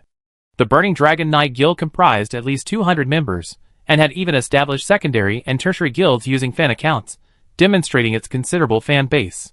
Of the 200 members in the main guild, some were online during the day to maintain the guild and increase its influence, while others were responsible for nighttime activity. Players with normal schedules had barely logged in when they received the guild invasion notification. Those who gradually returned witnessed a horrific scene. The puppets stored in the guild have already suffered heavy casualties in the first wave of engagements. Players who lost their puppets can only be resurrected using materials, which is like a direct punch to their wallets, pure, real damage. Burning Dragon Knight isn't a newbie, he's amassed millions of followers, and he has his own quick wit. You attacked me because I posted a video accusing you, and in your haste, you launched a surprise attack. What's the difference between this and a terrorist attack? And if you have a problem with me, come at me. This guild was built by me and everyone. You attacked the guild, killed the puppets, and destroyed everyone's hard work. Isn't this bullying honest people? Does anyone who criticizes you get to bully them? What a wicked force from the stars of proof. You even opposed the Dream Lord back then. I think you just want to become the second Dream Lord, don't you? This is what Enamel Cup fears most. First, they define themselves as the weaker party, the victim, then define their attack, and cleverly link it to terrorism. The strategy was to escalate the conflict, amplifying the hostility directed at him to the entire player base, dragging the general public into the boycott. Enamel Cup was tense, fearing the jailer brother might say something out of turn. Don't say a word, let Jianghe handle it. Jianghe's next statement was crucial. If he remained silent and continued his base-destroying spree, tomorrow's game news would be absolutely spectacular. This was the true, bloodless weapon. A single wrong word could undo all the previous efforts. Countless rising stars had ultimately been ruined by a mouth that couldn't speak properly. Ability determines your success, but your mouth determines your ultimate potential. My intrusion into your guild's world chat wasn't a spur-of-the-moment decision. Jailer Brother had been encouraging me to do it since after the promotion tournament, and even T-God was furious, and said he wanted to teach you a lesson. But I stopped you. I didn't dare offend a big-up like you. You're quite influential in the gaming community, with a huge fan base, and I heard your combat power is pretty high. If you have any complaints about you, your fans will come to your home, hurl insults at you in private messages, and even expose you. Back then, we were just nobody, afraid of trouble, and didn't dare to compete with you. My grudge against you wasn't something that started recently, but rather the product of unbearable frustration, a situation where it was no longer acceptable. You better understand that. The Enamel Cup let out a long sigh. Jianghe gripped the weakling card tightly. And judging from the conversation, these two, who shouldn't have crossed paths, actually had a grudge dating back to the promotion tournament stage. How come there wasn't a single hint about it? Invasion is one of the game's mechanics, a typical example of don't play if you're unhappy. I don't understand how you can equate it with terrorism. If invasion can be interpreted like that, then wouldn't your behavior of gathering fans and claiming territory in the world faction battlefield be considered colonialism? Don't try to twist this. Just tell me if it was a surprise attack. The Burning Dragon Knight quickly interrupted. Your guild's world chat is open. Is this really my fault? The Burning Dragon Knight blinked, looking completely bewildered. He turned to look at the administrator he had appointed, only to find that he was equally bewildered. The proof of the stars is an essential part of the game. While the dolls know a lot of information, they won't proactively inform players. Only when pressed will they reveal it piece by piece. And players who discover some tricks and tips often don't share them in the community. Even if they do share, it's not big news and quickly sinks to the bottom of the thread. Thus, those who know already know, while those who don't have been playing for a long time remain completely unaware. Guilds are an important part of the game, and players rarely delve into the intricacies of guild settings. After all, there's too much to do: grinding, dungeons, acquiring new gear, socializing, to keep up with all that. As a top-tier guild, Virtual Boundary learns a lot about guild settings through sharing within the community, and even frequenting the community forums offers moments of fresh insights, let alone what others might find. Jianghe laughed and publicly explained to Burning Dragon Knight how to find the guild settings details. Enamel Cup noticed that many people were asking in confusion in the chat. Burning Dragon Knight saw the crucial setting that led to his direct intrusion: Open Guild World Bubble Coordinates. His guild maintained its initial settings. It was enabled by default after guild creation. Many guilds noticed this, and had already disabled it. This was similar to the World Bubble spectating permissions in Virtual Boundary, only the guild settings were more deeply hidden. The Dragon Knight, having been given a live tutorial, blushed and was furious. "My door is always open," the jailer sang. Seeing that most of the Dragon Knight fans online had returned to the guild, Jianghe clapped his hands. "From now on, it's time for me and Burning Dragon Knight to settle our score. Those still here, I assume you're aiding Dragon Knight, and are enemies of the reality/illusion boundary. If anyone doesn't want to be with Dragon Knight, and their doll is killed, damaged, or needs repair at the beginning of the battle, step forward now, declare you won't aid them, or leave the guild, and I provide full compensation plus 6 sets of purple materials. Starting tonight, all guilds owned by Reality/Illusion Boundary, Burning Dragon Knight, and Whale in the Basin are hostile. We already added it to the guild settings, which is why we didn't show any red names after the intrusion. Jiang He gathered his strength and shouted. Now, who thinks the intrusion harmed your interests? You're just a bystander, not planning to participate. Step forward, and I compensate you beyond the limit on the spot. The enamel cup was suppressing a laugh. This forced division of positions hit a nerve. Outside the game, you can blend into the crowd pretending to be a rational observer and fish in troubled waters, but not here. He saw the Burning Dragon Knight was already panicking. The label he placed on him wasn't firmly on the boundary between reality and illusion. The opponent's backhand hook was extremely powerful, potentially fatal. The Dragon Knight quickly said, destroying things, and you think you can just brush it off with a few words of compensation? There's no such thing as a free lunch. I'm asking them now, not you. We're all enemies now. I'm not negotiating with you. Jiang He's words left him speechless. Those who can play the game with Dragon Knight at the same time in the main guild are basically the cream of the crop, the most refined fans, and naturally, they would never betray you. Good news. Crystallized fans are all pure and steadfastly support you. Bad news. All the rhetoric has been cracked, and everyone is returning to the basics of the game. Jiang He smiled. Looks like there are no neutral units left here? Fries cleared her throat. Final warning. Those who don't want to participate in guild hostility can leave now. We're not Arthas, we settle accounts later. Many neutral and veteran players in the chat exchange smiled knowingly. Although Enamel Cup didn't understand what Fries was referring to, she successfully injected a touch of humor into the tense atmosphere, unintentionally winning over many people. Whether unintentional or deliberate, it was unclear. 2 warnings, and no one's leaving. The jailer rubbed his hands together, time's running out. The 3rd warning from the French Fries went unheeded by the Dragon Knight's fans. Meanwhile, they quickly gathered their puppets around them, preparing to overwhelm them with numbers. The total number was approximately 170. 170 to 7, the advantage is on my side. The council chamber served as the dividing line. The boundary between the virtual and real worlds was backed by the burning council chamber. The raging flames and rising smoke blocked their retreat. The Burning Dragon Knight and his fans stood on the collapsed ruins. Nearly 200 people surrounding the boundary between the virtual and real worlds, ready for battle. The enamel mug adjusted its position, moving behind the Dragon Knight, slightly above the human wall, and took a game photo of the 2 sides facing off. Then it moved to the side, taking a photo of the tense standoff. Perfect. This is a perfect composition. One photograph outlines who the oppressed are in this battle. Another highlights the courage and determination of facing overwhelming odds without fear. The great battle erupts instantly. The first to lose his composure is the Dragon Knight, an elemental mage, who casually unleashes an elemental fusion torrent. Repel the invaders. Even now, he doesn't forget to emphasize that he is on the side of justice.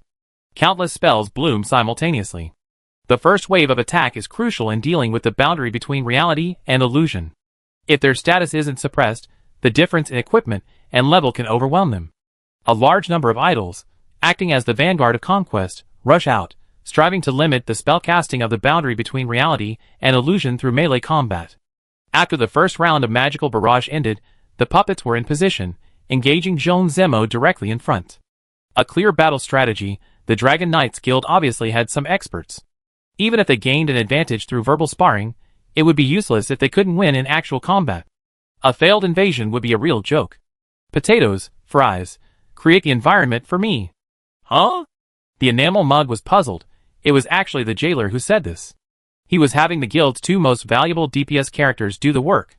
Jiang He slashed at each puppet, the blue light of the surging waves making the onlookers feel as if they were in the depths of the ocean. Foam appeared beneath Jiang He's feet. He was walking on the waves. He leaped over the puppets with a perfect surfing pose, a flash of his blade, and the puppets returned to their factory state. So cool. Is this rainbow tier equipment? I want it. The special effects and blessings are maxed out. Sigh, why am I not from the Reality/Illusion Boundary Guild? If I were a member, would things be like this? Looking at the footage, players know that Reality/Illusion Boundary possesses powerful equipment, but just how powerful is it? No one knows. Opening spectator slots is truly a great thing. A deafening lion's roar sent shivers down the spines of the spectators. gazes focused on Fries, and the players were shocked once more. Behind Fries, the phantom of the raging lion materialized, stepping out from the sword like a king, looking down upon all living beings. Its smooth fur moved without wind, and a golden glow surrounded it. It was incredibly majestic. The raging lion leaped out, and the puppets and Dragon Knight fans, already stunned by the roar, were hastily reduced to bursts of blood and foam. The enraged lion, its sword energy sharp and fierce, swept past, a half-crushed doll dangling from its jaws. Only when the sword's momentum weakened did it casually spit it out, its eyes filled with disgust. Good kidney, damn it! Another kidney? I stab you again! Stab you to death, stab you to death, stab you to death, stab you to death, stab you to death, stab you to death, stab you to death, stab you to death. Even under the covers of the kidney-draining customer, she was still putting up her attack, completely opposite to the style of the two main damage dealers. A certain support damage dealer was stealthily circling behind them. Whether it was a doll or a player, a single stab to the kidney was all it took. Only crippling, no finishing blows, focusing on maximum psychological trauma. The enamel mud recalled ruthless individuals like this in the army, snipers capable of killing, but only crippling. Surrounding the point to ambush reinforcements, whoever comes to the rescue is killed. This tactic is exceptionally devastating to enemy morale, far more terrifying than a single shot. The four primitives were much more pragmatic. The instant the Dragon Knight unleashed its elemental fusion torrent, they reacted immediately, clashing against it. The battlefield was thus divided in two. Both sides tacitly avoided interfering with the two who had entered the energy-based duel phase. Since ancient times, the left side loses in energy-based duels, except for that pig Dinah. This time, I can only bet on the Dragon Knight. That's ridiculous. How do you know the Dragon Knight isn't a pig? That's ridiculous. Dinah has no flaws except for his human form. Don't use the Dragon Knight as an example. Another joke that Enamel Cup doesn't understand. The pressure among young people is immense. Aside from the purely supportive orange tea, everyone at the boundary between reality and illusion is working hard. Where's Jailer? It's not that Enamel Cup has a problem with Jailer, but since they called for the main damage dealer to be a support, he has to be effective. Isn't a player who doesn't provide feedback when he's using lifesteal the pure cancerous player that Grandson talks about? Enough corpses? Jianghe casually tossed a malfunctioning doll towards the Dragon Knight's location, one hand gripping it. I feel the power is still a bit lacking. Are you going to show off or not? If not, I'm charging in and killing them. Fries clicked her tongue impatiently. She was restraining her urge to charge. Sigh, having potatoes around makes you so indifferent to your teammates. Seeing Fries about to explode, Jailer Bro immediately shouted. Corrupted corpse explosion.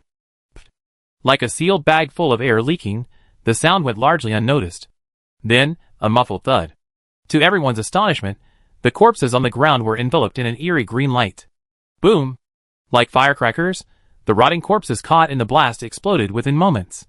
One after another, corpses exploded with deafening noise, frightening the Dragon Knights Guild members into scattering for cover. But it was all in vain. The early charging puppets were all dead. Now, corpses littered the battlefield. Where could they possibly hide? The jailer laughed loudly. The puppets who worshipped you, respected you, and loved you died for you, their bodies even used to make weapons, as bombs, utterly destroyed. Wah, so pitiful. Thank goodness they weren't my puppets. The jailer's heartfelt confession deeply shocked the players. Playing necromancers means you're all psychologically disturbed, don't you know? Someone clicked on the poster's profile. First class, necromancer. Now they have a lot to say. Confirmed to be a necromancer. Chapter 257. The Dragon Knight opened his mouth and closed his eyes. He was blasted away. The four Primarchs were just toying with him. The overwhelming advantage from their equipment and levels meant the outcome was decided shortly after the duel began.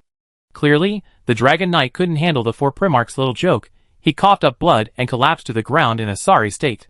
The invasion had barely begun, and the MVP was already decided. Under the jailer's corrupted corpse explosion chain reaction, the Dragon Knight Guild suffered heavy losses, with the remaining members all wounded and afflicted with negative status effects. Negative status effects that require luck to inflict on bosses were easily applied to players. The jailer patted his chest with satisfaction and let out a long sigh. That was awesome. I feel like I could make a QR code and engrave it on a tombstone. With the current skills, the necromancer's output conditions are demanding. It requires a large number of enemies, and the existence of corpses after the battle to realize its maximum value. He was carried out of the promotion matches without even putting in any effort. In the later stages of the underground Temple of the Clarity, it's all about head-on confrontation. All he can do is basically summon zombies to self-destruct. To pull off that move is every necromancer's dream. French Fries looked up at the sky. Everyone, please don't impulsively choose necromancer as your first or second class. It's a cancerous class. Wow, I won't allow you to insult my beloved necromancer. The jailer was about to argue, but French Fries simply ignored her message, accelerated, and charged into the crowd with her sword.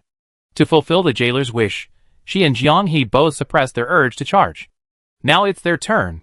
Amidst the billowing smoke, French Fries, like a god of death, burst through the fog, piercing throats with her sword, and with a fierce, swift swing of the blade, instantly fell 3 or 4 guild members like wheat. Blood flowed like a river.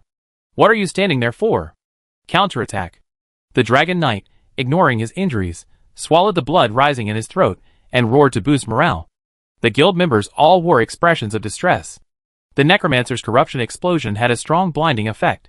Their vision was now a hazy gray, as if shrouded in mist, barely revealing the silhouettes dancing in the distance. Forget distinguishing friend from foe. Beyond 3 steps, they couldn't tell human from animal. The mages who had luckily escaped the attack had already regrouped and were preparing to cast spells in formation. No matter how good the equipment, they were still flesh and blood. The good thing about the star's proof was that it blurred numerical values. Being injured meant death. A magical array of over 20 people was poised to strike, their swords aimed at the vanguard, Fries. The shattered wall was struck by the massive object, sending bricks and stones flying everywhere.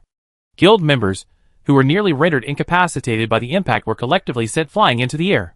The human body, like a tattered doll, spun and danced in the air before crashing down, like a ripe tomato splattering on the ground, bursting into clusters of bright red sap.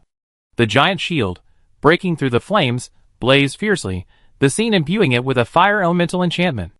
The muscular physique resembled jagged rocks, the bulging veins, like moss clinging to them. Behind the giant shield, Zhong Zimo, dressed in black and white, pressed forward like a behemoth. Front row, switch targets. The mages in the front row, crouching low, collectively unleashed a torrent of elemental energy at Zhong Zimo. If memory serves, this spell was also used during the promotion matches. So many people in the Dragon Knight Guild have acquired this skill, it seems they had quite a few dungeon encounters. Humph.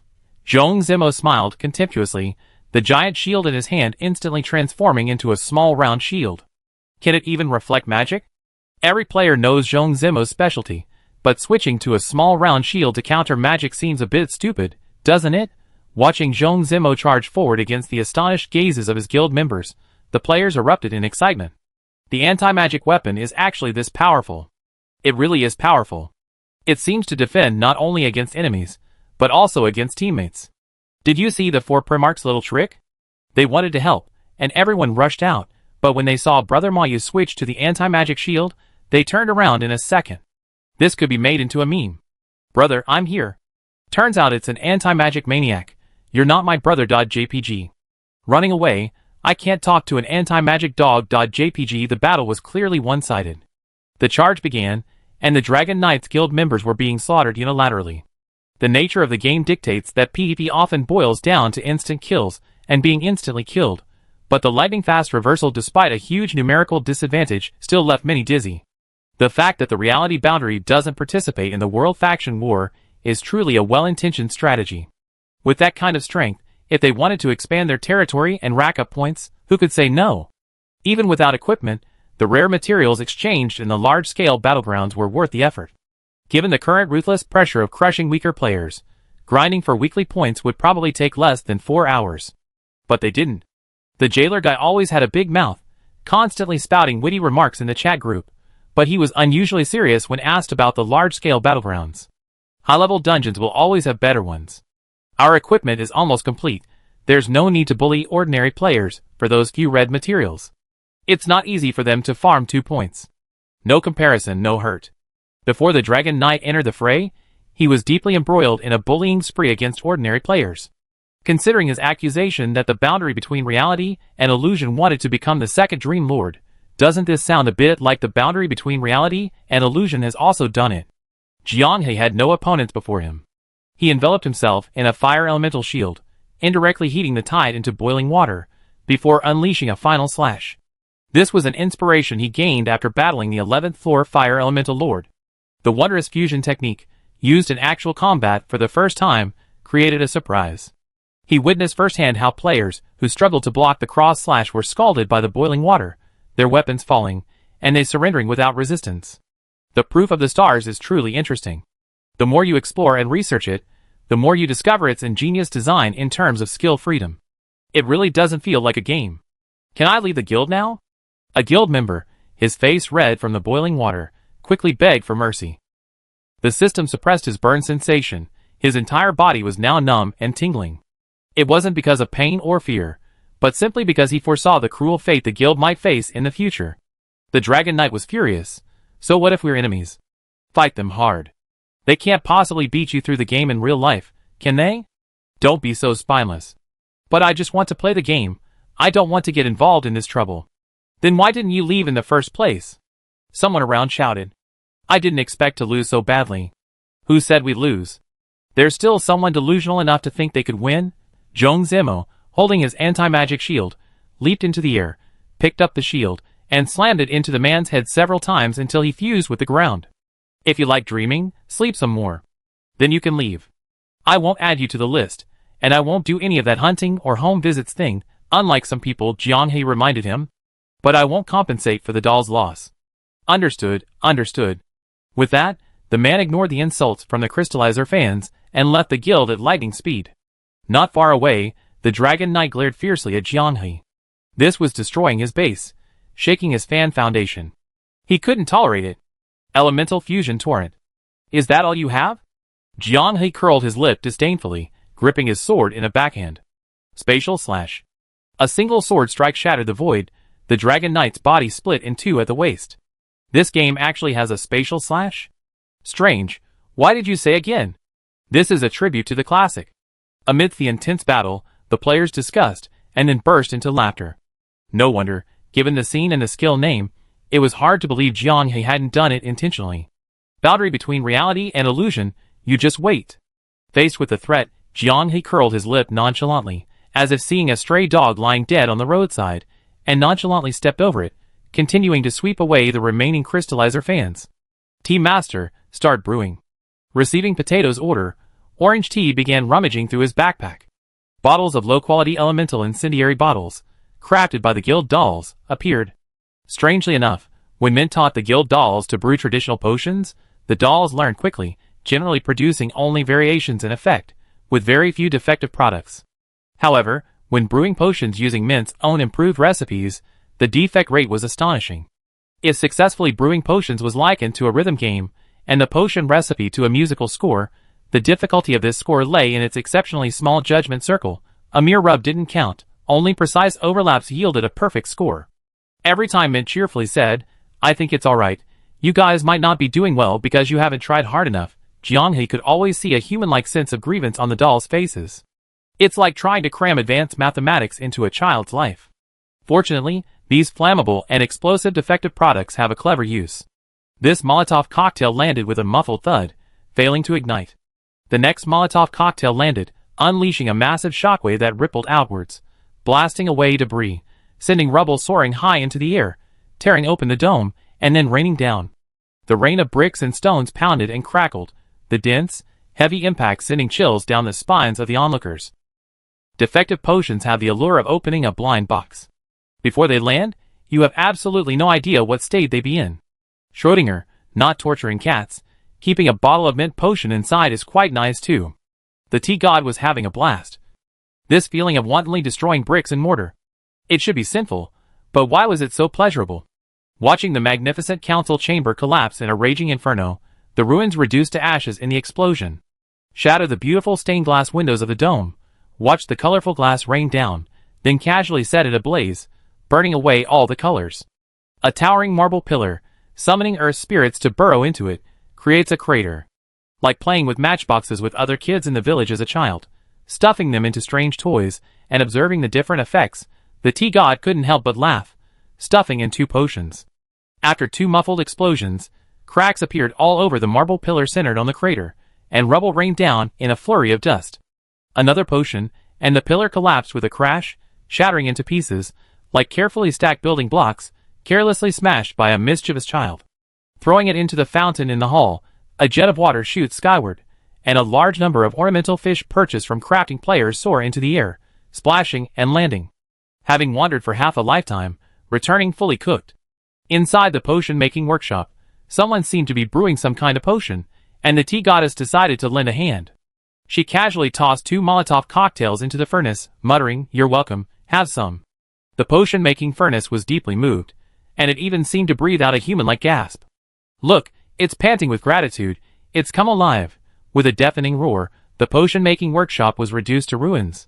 The spectators cheered in unison, their blood boiling. "Tea goddess, I give you 50 VIP, can I play around? I want to blow it up too. I give you 100 VIP, let me play." "Don't be greedy, don't be greedy, I give you 500 VIP. Faced with a scene comparable to the destruction of a base in Minecraft, the players couldn't bear it. Just watching made them feel refreshed and their minds clear. All the unpleasantness of their lives vanished when they entered the game. So relaxing.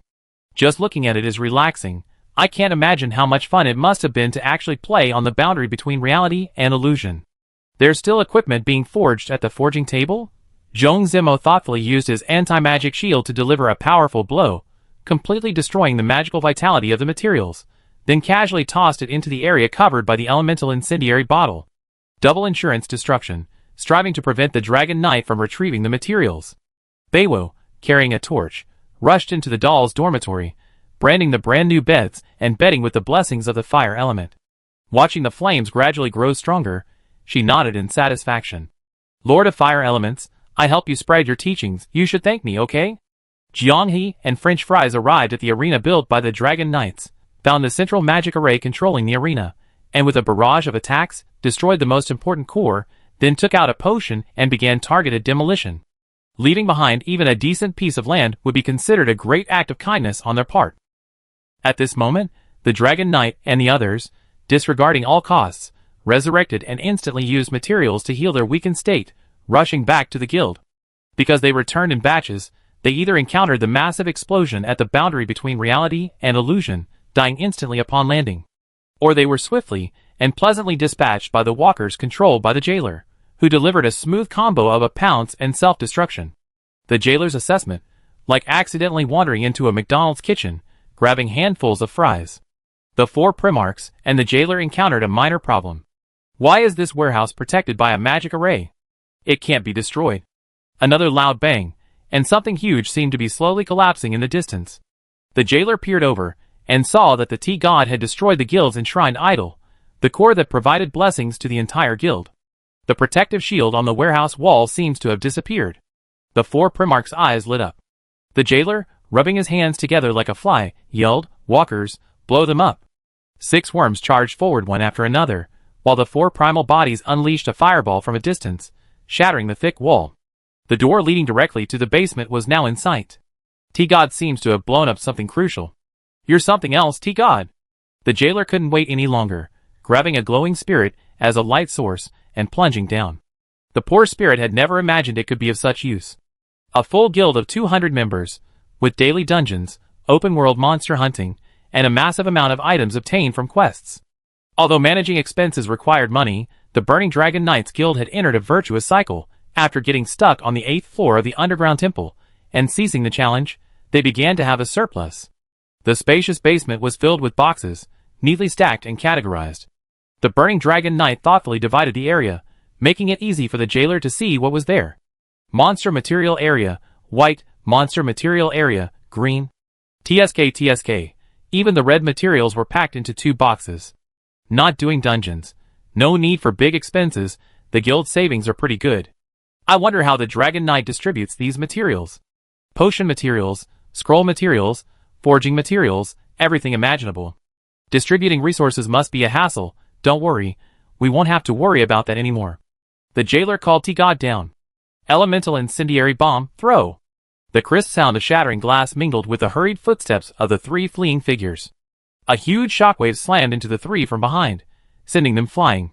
The others on the first floor, including Blanket, were jolted, thrown to the ground by the shockwave, dizzy and disoriented. "What did you guys do?" Jianghe, who had just returned, cursed, landing alongside him and French fries. "But the The fries in the game smell so good too. Nothing much, just blew up their bank, so satisfying, enjoyable. The jailer spread his arms towards the sky, looking like he was about to ascend. Where's the protective magic circle? The T-God seems to have destroyed the central core. It's gone, so it caused real damage to the warehouse. The jailer picked up a piece of herb that had been blown out of the ground and rubbed it between his fingers. Look, this is. He paused for a moment, as if sensing something, and put it back in his backpack. Seeing the herb in his backpack, everyone froze. That's not their bank, it's our bank, the jailer shouted. Good news, the game borrowed a feature from a certain sandbox game. After the warehouse was destroyed, the dropped items were protected, and the explosion didn't destroy them. But this good news was the worst possible news for the Dragon Knight. Chapter 258. The guild headquarters was destroyed, and all the items in the warehouse became ownerless. The devastated ruins after the violent explosion were littered with all sorts of dropped items. He accidentally wandered into the McDonald's kitchen, his eyes dazzled by the sight of fries everywhere. Whatever it was, he stuffed it into his backpack first. As the guild leader, Dragon Knight couldn't just suck blood without giving anything back. He had specifically set up several chests to store and use materials for guild members to use for resurrection and dispelling weakness. Now that the chests were broken, no one could resurrect for free. He paid out of his own pocket to dispel weakness, but upon returning to the guild, he was relentlessly attacked by the fries, effectively blocking the fountain. Dragon Knight was both anxious and angry. Severely injured by the fries, and coughing up blood, he was unable to fight, but his opponents didn't finish him off. Casually tossed aside, Dragon Knight could only watch helplessly as the people at the boundary between reality and illusion below laughed and scavenged for money. The thought of countless players watching the battle filled him with immense humiliation, prompting him to commit suicide without hesitation. Knowing defeat was inevitable, he didn't want to lose face any further, so he simply chose to ignore it. They don't have that many inventory slots, they can't take it all, Dragon Knight said disappointedly. The Boundary of Reality Guild, after being revamped by the Siren Craftsman, had seen a significant upgrade in functionality, including free inventory expansion. Kesha had once jokingly said that the craftsman's aid was a prepaid dowry from Falling Star. Besides the most basic white materials, Boundary of Reality wiped out all of Dragon Knight's guild surplus since the server's launch. Before leaving, T-God threw another fireball, the continuous damage causing any dropped items within the detection area to break. The goal was to leave nothing behind, not even a single thing for Dragon Knight's guild. Dragon Knight learned of the departure of the boundary between reality and illusion from the regional channel. He rushed back to the guild, his eyes bloodshot. The massive guild was a scene of utter devastation. The walls were blasted open, the basement collapsed, and the lingering flames incinerated the remaining debris. The magic array was shattered, the statues collapsed, and the doll dormitory burned fiercely. Nothing in sight was intact. Canceling and rebuilding the guild was easier than repairing it. Tell him, I and the boundary between reality and illusion are sworn enemies. He started the war. Dragon Knight shouted at the sky. But Jianghe was gone, and how could the viewers following his perspective still be there? Realizing what had happened, Dragon Knight stomped his feet and kicked the wall. The boundary between reality and illusion returned to their guild laden with spoils. They had intended to raid Tang Jingqi's guild along the way, but after watching the live stream, she quickly changed her settings, barring the boundary between reality and illusion from visiting. To date, Virtual Boundary has produced numerous videos, but few showcasing their own guild. Players were eagerly anticipating returning home with them. Soon, they were relieved. Our guild's interior is similar to Virtual Boundaries. Rounding up, we're practically a T0 guild too. Always using resources wisely, the guild's decor is simple, almost like a shack compared to players specializing in crafting. However, Virtual Boundary shows remarkable attention to detail in small areas. Many players noticed that the council hall, lobby, and potion workshop all feature furniture in the style of the Anna continent in the game. Some of the furniture appears to be the work of the legendary carpenter master, Kenny, from Fragrant Breeze City. Crafting players say that getting him to personally craft items isn't cheap. Not only did they have to complete several extremely difficult quests, but they also had to gift him rare items, such as potions and minerals, to obtain a forging permit. No wonder they're a T0 guild. We almost got fooled by these ordinary decorations. As the owners of the world chat, they could see the players' comments even before entering the instance. Everyone was shocked. The stuff Mint brought back is that valuable? She didn't even mention it. They brought Mint back right after the server opened, and she'd been insisting on contributing to the guild in her own way. because she was often away playing, and only had a short break before logging off again, even after noticing the slight changes in the guild and discovering it was furniture they hadn't asked. While everyone was away, Mitt was truly dedicated to managing the guild. The group feigned composure, and just as they added a new storage chest and stored their loot, a beautiful figure flashed by. French Fries only felt a bunch of bubbles float past his ear. He blinked, and Jianghe was already being carried several meters away by the bubbles. Kesha was embracing Jianghe, using the momentum to spin around like a twirl. They were moving incredibly fast, her feet and tail were off the ground, like a giant windmill. Holy crap, it's Kesha. It really is Kesha. I felt the background in the love video looked familiar before. It turns out the filming location was in the guild. Why? Why could the boundary between reality and illusion bring Kesha back to the guild? Wasn't it said that this character wasn't in the Great Snow Mountain storyline anymore? The players' discussion exploded, the information bar scrolling wildly. Today's situation is special. There's no way to be all lovey-dovey with Kesha. Jianghe placed his hand on Kesha's shoulder and said seriously, "We encountered some difficulties in the dungeon. Need my help? Okay. No need to rush to answer. I need your scrolls. A lot of them," Jianghe emphasized. "They saved my life last time." Kesha stopped her playful grin. She looked at Jianghe seriously, grabbed his hand, and took the opportunity to hug him around the waist and grope him roughly. "It's all right." Hearing Jianghe say this, she breathed a sigh of relief. "I don't understand why you keep stopping me from helping. It concerns your safety. Why do you refuse me? Death is not scary for sirens. The loneliness of walking alone to the end of life is the despair that belongs to our race.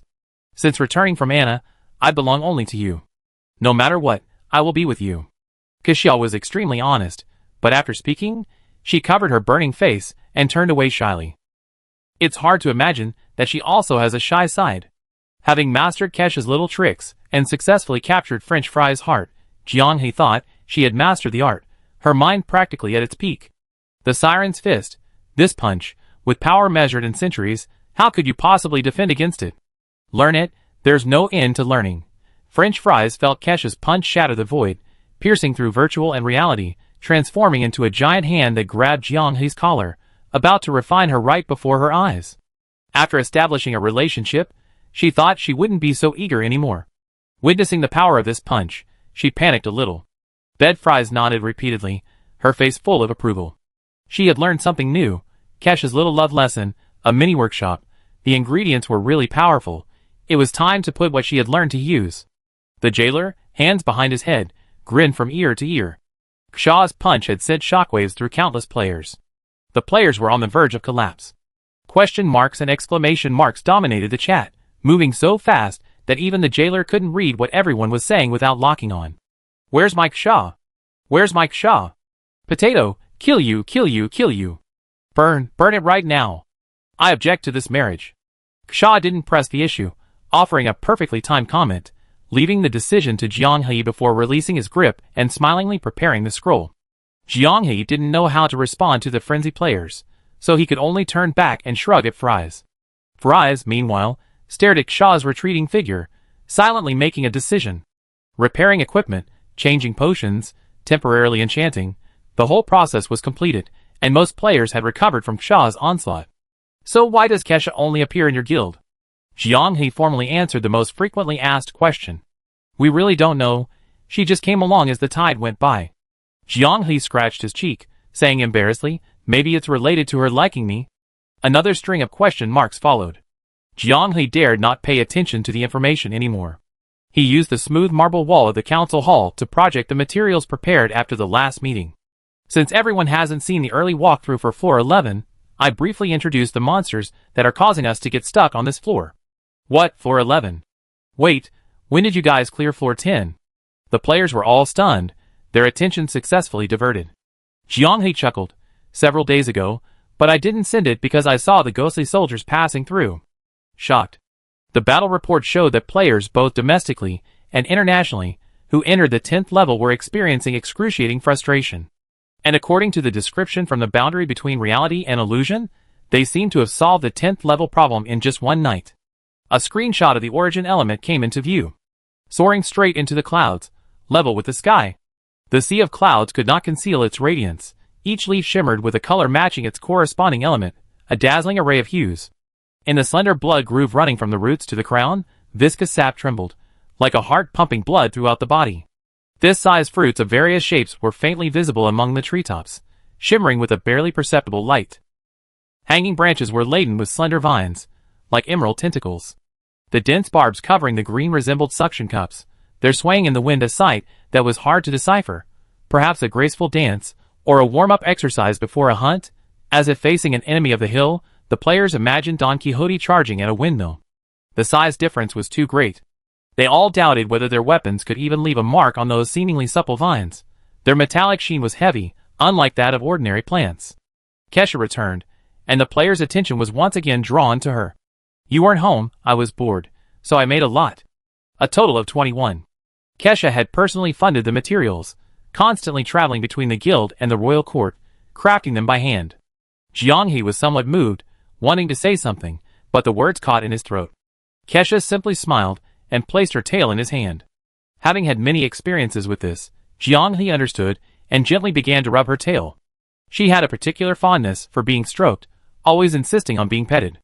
Ksha, who usually left satisfied after being petted, chose to linger this time. Only after Jianghe and the others opened the teleportation channel and stepped onto the 11th floor of the Temple of the Clarity did she reluctantly turn around, hands behind her back, wagging her tail as she left. The jailer joked, "If you don't edit the video, someone else will do it for you tomorrow. Get into character. We're pioneering a new world, focus." Fries gathered his strength, shouted, and gave the order in place of Jianghe. Jianghe glanced at Fries, who was also glancing at him. The two looked away as if electrocuted, speechless for a moment. A light appeared before them, the shimmering origin elements awakening from their slumber. Thousands of leaves trembled, and the earth's veins shook. Without any warning, the vision of everyone at the boundary between reality and illusion stretched for a moment, then quickly returned to normal.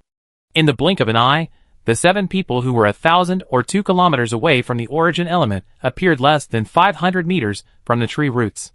What was once a panoramic view of the origin element, with a slight tilt of the head, was now obscured by a single leaf, forcing them to look up.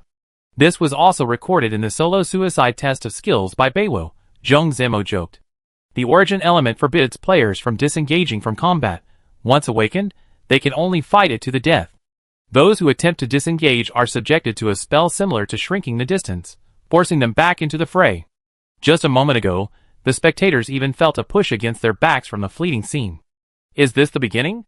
Don't try to tank the small skills dodge. Jianghe took over command. Based on the daytime research, Beiwo, Zhong Zemo, and Orange Tea were paired up to assist the 2 clumsy classes in dodging. Pairing the 4 primal bodies with the jailer, and with the necromancer also able to generate a shield, the two synergize, increasing their margin for error. French fries remained within Jianghe's sight, within a second of his arrival. The solid ground beneath Zhong Zemo's feet cracked and melted, the thick soil turning into sand and dust, swirling like a vortex. Quicksand Purgatory, a minor skill, no follow-up, dodge. A day was enough for everyone to review the minor skills encountered by Beiwo, name them, and reinforce their impressions.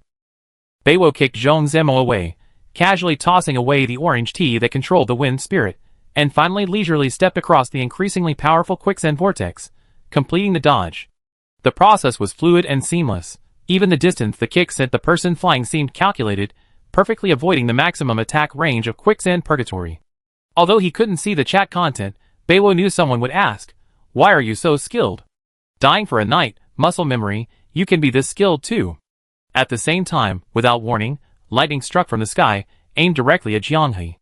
Although his attention was focused on his companions, a strong sense of crisis made him sense the approaching danger at the last second. He rolled away, easily dodging the lightning attribute skill Heavenly Thunder Strike. This skill had caused Beiwo to die the most times, notably its 0-frame start. It often landed simultaneously with other skills, or interspersed with them, making it extremely insidious. Seeing the leaves directly opposite the boundary between reality and illusion flashing with a strange silver-white light, Jianghe quickly shouted, "Back dodge." Everyone at the boundary between reality and illusion skillfully turned their backs, placing the dazzling light behind them. High dodge. This name was given by French fries, simple and unpretentious, but apt. The leaves located in the middle to high position simultaneously released a dazzling flash, forcibly blinding anyone directly facing the origin element for several seconds. Beiwo, on the other hand, wasn't harmed by this skill much. The advantage of ADHD is that even the boss can't predict which direction she faces, making it impossible to target her with a specific attack. She dodged the boundary between reality and illusion beautifully, but the players didn't. The high-level dodge successfully pierced through the world bubble, directly hitting the spectating players. Caught completely off guard, everyone was blinded by the light, and the world turned completely white. Chapter 259. A dense barrage of attacks, unpredictable sudden changes in tactics, and skill combos emphasizing improvisation, the combination was incredibly troublesome, vividly demonstrated in the first phase of the Origin Element battle. For about 30 seconds, the relentless bombardment continued, with players constantly dodging at the boundary between reality and illusion. The spectators were getting anxious. So cowardly. They can't even steal damage? Why are they always dodging? Attack the boss with full force. Don't question it, just believe it. There must be a reason why the T0 guilds aren't attacking. Jiang He kept his head up, partly to guard against being targeted by the heavenly lightning, and partly. A misty haze of light rose from the dense leaves, dazzling with vibrant colors. Elemental bombardment has begun. Pay attention to the colors. Hearing this, Beiwo sprinted around the roots of the Origin Element tree, reaching the other side. Around the Origin Element, totems representing the 9 elements rose from the ground, creating 9 square areas of different colors.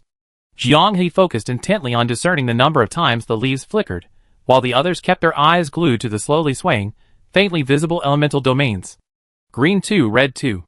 Red 3. Fries quickly relayed the message. Is Red 3 in this half of the field? Jailer Bro had already entered the fire elemental domain first, waving to signal, you can enter now. At the same time, Jiang He had entered private chat mode. 3 safe zones appeared in the observable half, the last one being the dark element, naturally on the side of the blankets. Less than 3 seconds after everyone reached the touchdown, spherical plant roots formed within the elemental domains outside the safe zones, then exploded with a deafening roar. Elemental power overflowed from it, the 5 elements merging into one, forming tiny particles of light that rose up like a sandstorm, sweeping across the entire field. This was a damage calculation method never seen before. It wasn't just floating cannon bombardment, there's a variation. The woman in the blankets, who had run back to regroup after the calculation, was gravely shocked. You still haven't died enough. The woman in the blankets pouted, thinking of finding another opportunity to kick Zhong Zimo later. It's refreshed, Jiang He reminded them. A cloud of irregularly shaped black mist appeared out of thin air, like someone's black silk being blown by the wind, dancing in the breeze. Clang. Zhong Zimo took a step forward, and the 2 heavy city gates slammed shut, forming an impenetrable wall. A scythe emerged from the darkness, wielding a crescent moon, its afterimage trailing a ghostly light, scraping heavily against the giant shield, leaving a finger-deep scratch. The force was immense. Zhong Zimo's hand went numb. Holding a scythe, with butterfly wings on her back. A dark elf woman with black hair and grayish-brown skin landed lightly. Dark Elementalist, still the name given by French fries.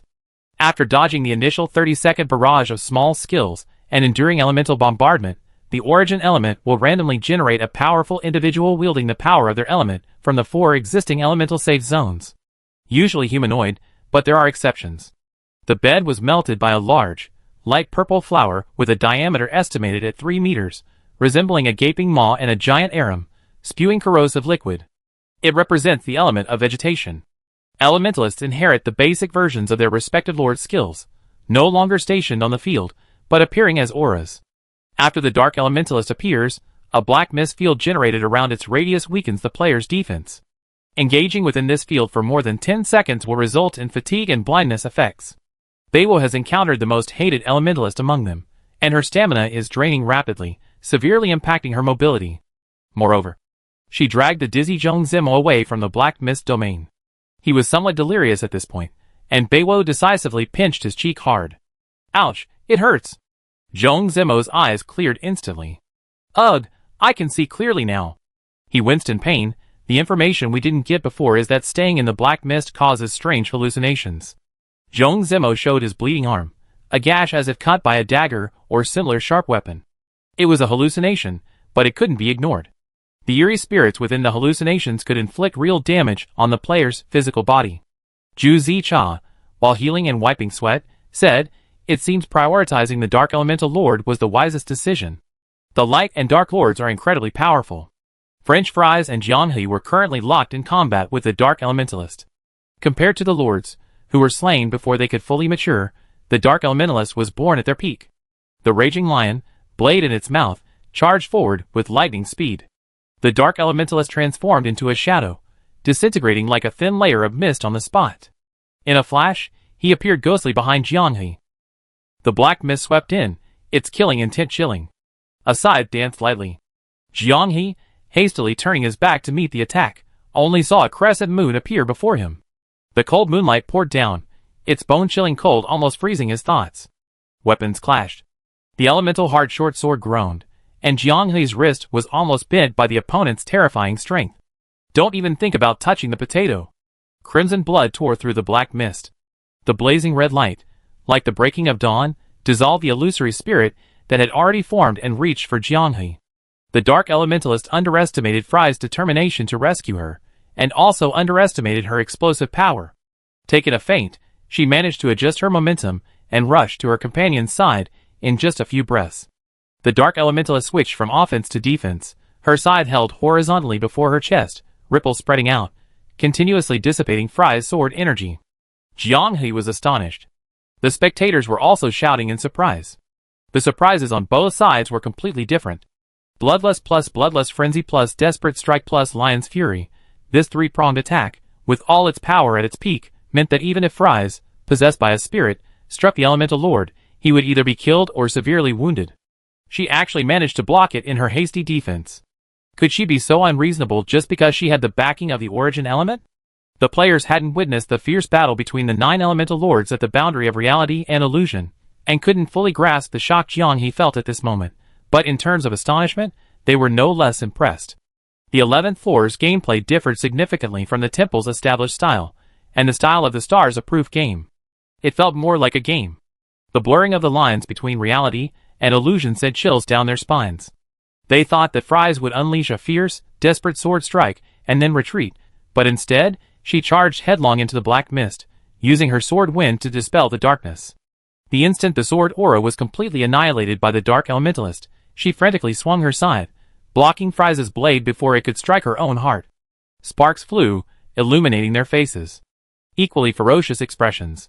Fries, with all her might, focused intently, pressing all her strength into the blade.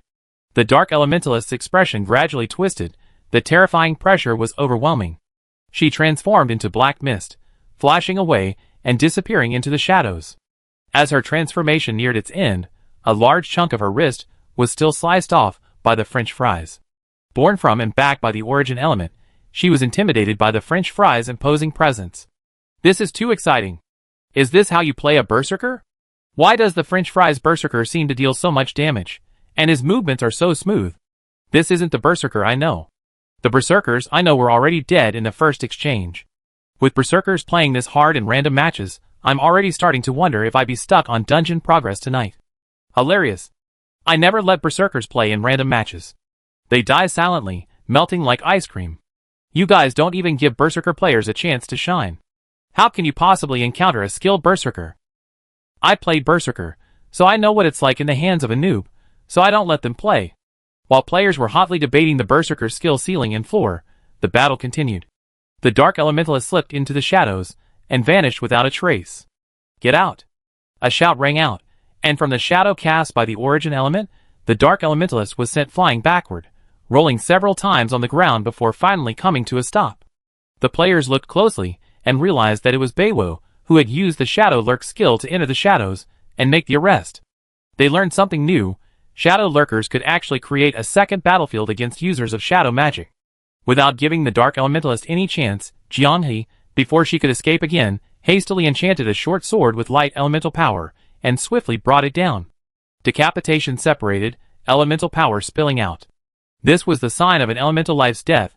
The dark, deep energy slowly returned to the Origin element's body, like wisps of smoke. So far, everything is going smoothly. All 7 members of the Virtual Real Boundary team are in good condition. That's good news. The bad news is that Beiwo has died here, and all known information has been used up. Jianghe quickly had Beiwo observe the battlefield for a week to assess the changes, and the results made him frown. The Dark Elemental domain has disappeared. This means that if the elemental bombardment phase continues, There are only 3 save zones left at the virtual real boundary. The save zones are dwindling, and the premonition of the berserk and instant kill mechanics is strong. Several seconds have passed since the Dark Elementalist was killed, so why has the Origin Elemental suddenly stopped moving? Where have the minor mechanics and skills gone? Why do the leaves appear somewhat dim?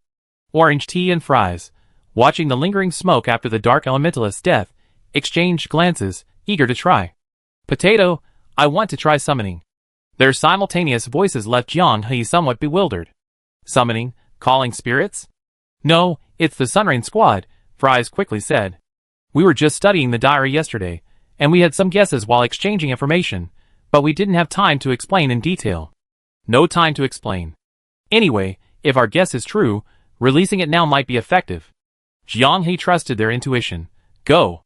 Orange Tea took a deep breath and pulled out the heavy booklet, which was both the Sunrain Squad's diary and the Clear One's Temple's monster encyclopedia. She patted her cheeks, and as soon as the thought arose, her thoughts raced, and the pages moved without wind. The diary seemed to sense Orange Tea's idea, and was also eager to try. The jailer was right beside her. He looked at the blank title page of the diary, completely different from the previous summoning which would display a name. What could this summon? The void? Abandoning wealth, abandoning power, abandoning status, willingly falling into the dust, blending in with the world. Following Orange Tea's soft recitation of his past, hastily written words slowly appeared on the pages. Wild, unrestrained, and free-spirited, like a doctor's masterpiece of flamboyant calligraphy on a medical record. He was so impatient, leaping off the page before Orange Tea could even name his great deeds and creations. No need for expensive clothes, even in simple linen attire, dressed like an old farmer toiling in the fields, he was still radiantly beautiful. His flowing, light golden hair, with slightly styled bangs that gently brushed past his eyebrows, revealed exquisitely charming features enough to make any male player who hadn't read the diary ecstatic. Indeed, the chat was flooded with the word wife. The enamel mug deeply felt the gentle, reserved emotions of its era, far inferior to those of today's youth. Gluttonous water, La Vanices, is at the service of this beautiful lady. He smiled easily, a slight resentment or melancholy about his own death. It is an honor to be able to contribute something after death. Jiang He's head was filled with question marks. Turning around, he saw that the jailer wasn't appreciating the projection of Vanices, but calmly resting his hands behind his head, looking utterly bored. No way. The players were also bewildered. The voice was neutral, but... Orange Tea whispered a reminder, Vanices is a man. Because of his womanizing ways, he was criticized in the team's diary. The name Gluttonous also implies that he's... The tea god's voice trailed off, but everyone understood. Well, the Sunrain squad isn't just full of guys with amazing skills, it seems they're all incredibly talented. The otherworldly jailer, Fries glanced at him sideways. Bed disagreed. How can you compare them? The jailer is a virgin. The jailer felt genuinely hurt. Orange Tea didn't forget the point. Please use your prized gluttony potion to help us. Vanasis looked up at the origin element. A beautiful lady's request, naturally. Do the deed, then hurry up and die.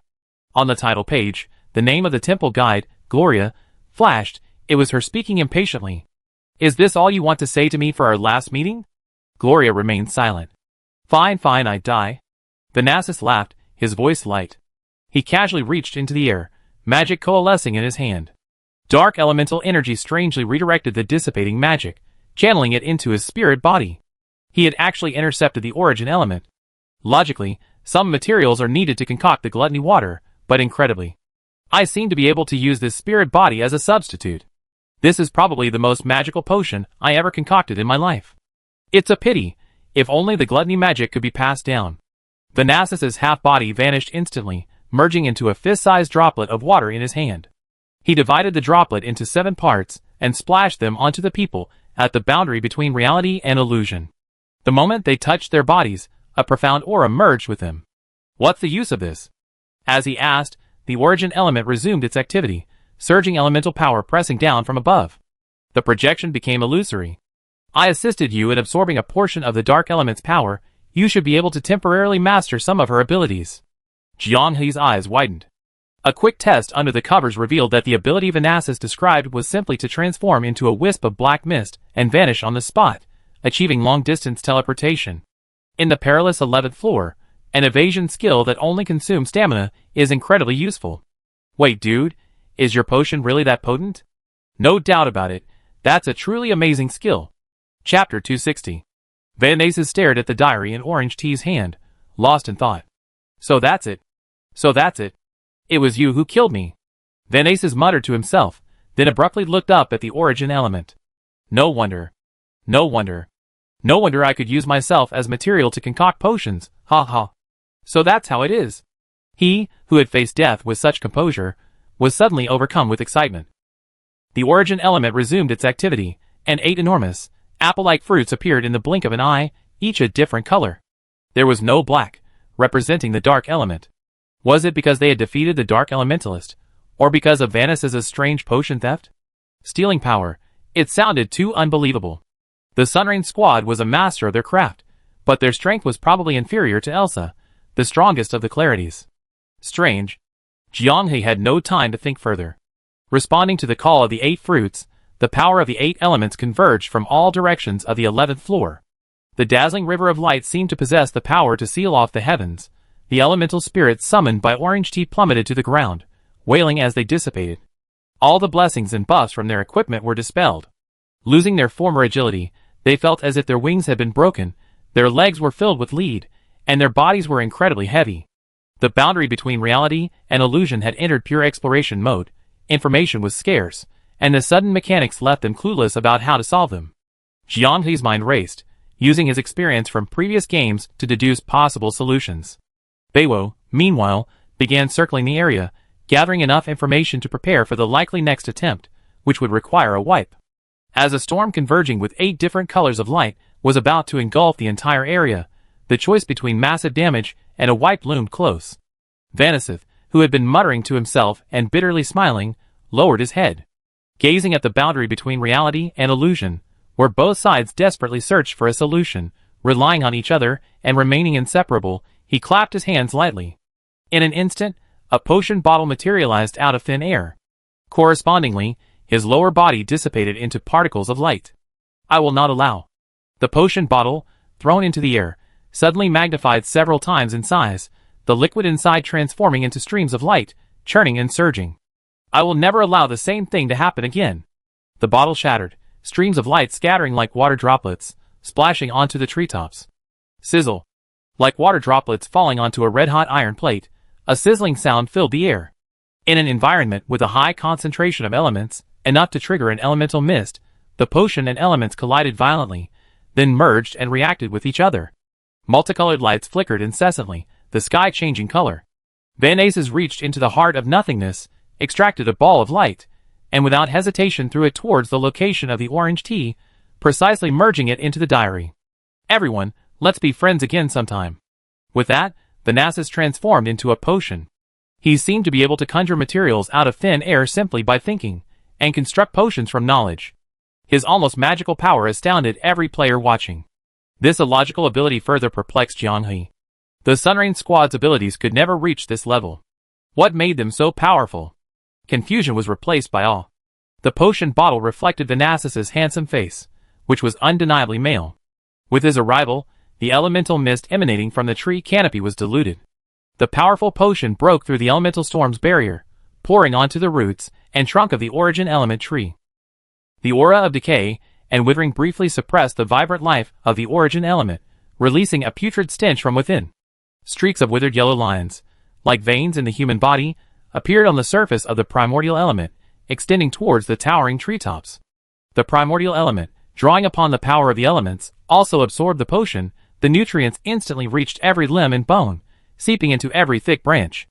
The elemental fruits, hanging high on the branches, were tender and plump, ripe and round. As the potion flowed in, the gathered elemental power rapidly leaked out.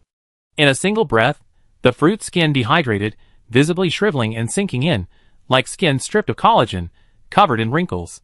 Vanessa's orange tea looked in surprise at Gloria, who floated on her shoulder like a tiny insect. No one summoned her. She had broken free from the diary's vessel and appeared on her own. Was it the power Vanessa's had cast upon her before parting? Gloria. The potion bottle that was Vanessa's incarnate shattered, his final death countdown beginning. They chose the most difficult path. Guide them. Let our tragedy be the final one. Vanessa's face, reflected in the potion bottle, was full of smiles. I want to eat Plata's cooking. I'm going to find her now. The potion bottle broke through the final restraints of the origin element, slamming violently against the tree trunk. The towering tree swayed, countless leaves dimming. The elemental storm that swept across the entire area shattered with a deafening roar. The pervasive elemental mist diluted by Vanassus's potion, even the origin element itself malfunctioning, motionless. Gloria, disregarding her grief, flew to the group, detached from the diary's container. Now! Vanassus has suppressed the power of the origin element. Before the elemental forces within it regain balance, destroy it with all your might. Jianghe quickly grasped the key words. Fries reacted the fastest, rushing to the tree roots in a single stride. The barrier is gone. She was overjoyed, shouting, and the raging lion roared in response. Wood chips flew everywhere, dissipating into elemental energy before even hitting the ground. For the first time since the battle with the origin element, the boundary between reality and illusion had been damaged. Jianghe's scalp tingled, her heart pounding. It was true, absolutely true. The groove they had guessed was the origin element's health bar, extending from the tree roots to the canopy, had indeed changed because of French Fry's attack. It flickered instantly upon attacking. A barely perceptible gap appeared at the bottom of the health bar. The origin element's health bar had really lit up. No need to conserve stamina, take a potion that won't cause negative status effects to strengthen your state, unleash your attack. Jianghe quickly relayed the valuable information. It really is a health bar, just go for it. They were all seasoned surfers, and everyone instantly understood. The origin elements, temporarily suppressed by Vanassus, lacked any mechanics or special skills, making them pure stationary targets. The effortless stationary DPS allowed the jailer to have a comfortable time. He consumed mana-restoring potions, continuously generating 6 zombies that self-destructed, while he interspersed fireballs and other skills, bombarding the enemy relentlessly. The most impactful episode. The 4 primal boulders' massive burst of damage. Elemental fusion torrents used against stationary targets, purely for maximizing damage. Zhong Zemo had few damage skills. His innate martial artist skills were far less effective than simply raising his giant shield and delivering a couple of powerful blows, which still yielded considerable damage. Bedside was delighted, repeatedly using Shadow Step, Break Invisibility Strike, Shadow Step again, stealing damage relentlessly, while chanting I stab you to death. Since acquiring the tie collar, Jianghe hadn't had such a satisfying battle. Small skill output, stacking tides, summoning Tidal Strike, small skill output. I never dreamed that I could achieve a perfect cycle and maximize output against the origin element. In terms of damage output, it has to be French Fries. The Berserker's weaknesses are completely non-existent in this phase. Need to use skills? Need to drink mana potions to restore mana?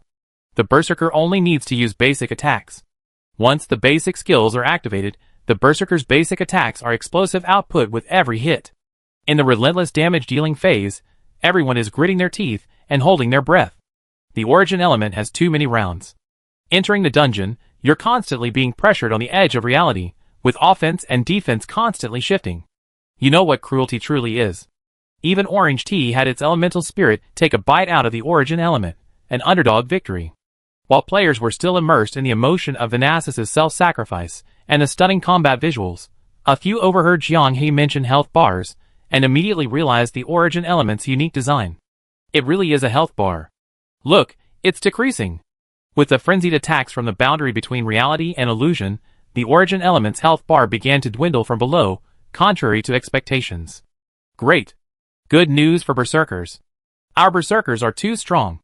Seeing the relentless, maxed-out attacks from the French Fries Berserker, the players still clinging to their Berserker shouted in unison. Wake up! If you enter this dungeon, you be dead before the early stages.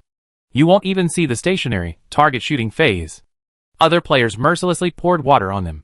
Stop discussing Berserkers. The origin element seems to be waking up. Look, the leaves are glowing again. Jianghe also noticed the anomaly and immediately called for the melee DPS players, French Fries, Bed, and Zhong Zemo, who were completely absorbed in their target shooting, to leave the tree roots. Just a few seconds after he finished speaking, elemental power surged at the tree roots, causing a series of explosions. If anyone had been greedy with their attacks, they would be watching from above now. Jianghe estimated that the health bar had already been reduced by 1/7. He didn't issue the full power order, everyone was holding back some strength.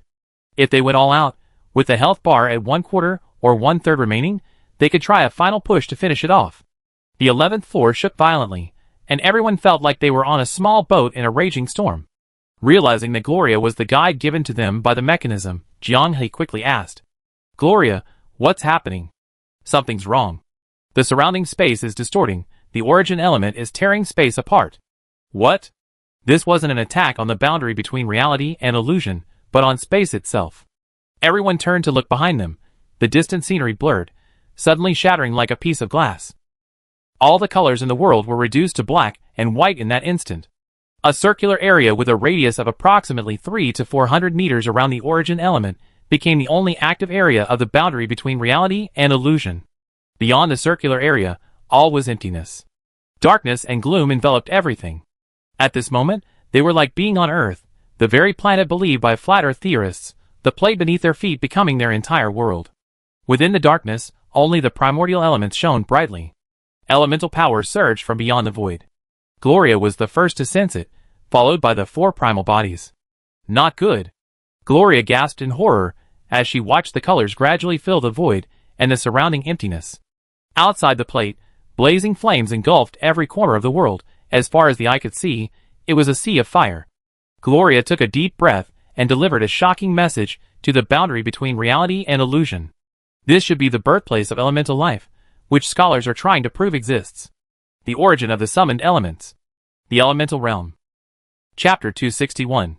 Dark red lava flowed, volcanoes teemed with energy, and muffled thunder rumbled. In the distance, flashes of red lightning were faintly visible, and countless amorphous wisps of mist and wispy matter writhed in the blink of an eye. A sudden gust of wind swept across the scorched earth, sending scorching dust swirling and obscuring everyone's view.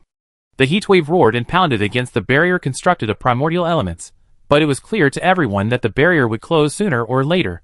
Allowing players to observe the combat environment was the final act of kindness at this stage. Is this really the level of difficulty expected from the underground temple of the Clarities?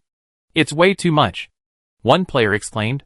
Tearing apart space, collectively teleporting into another dimension, this visual spectacle is outrageous. What's the origin of this tree? Forget about its origins.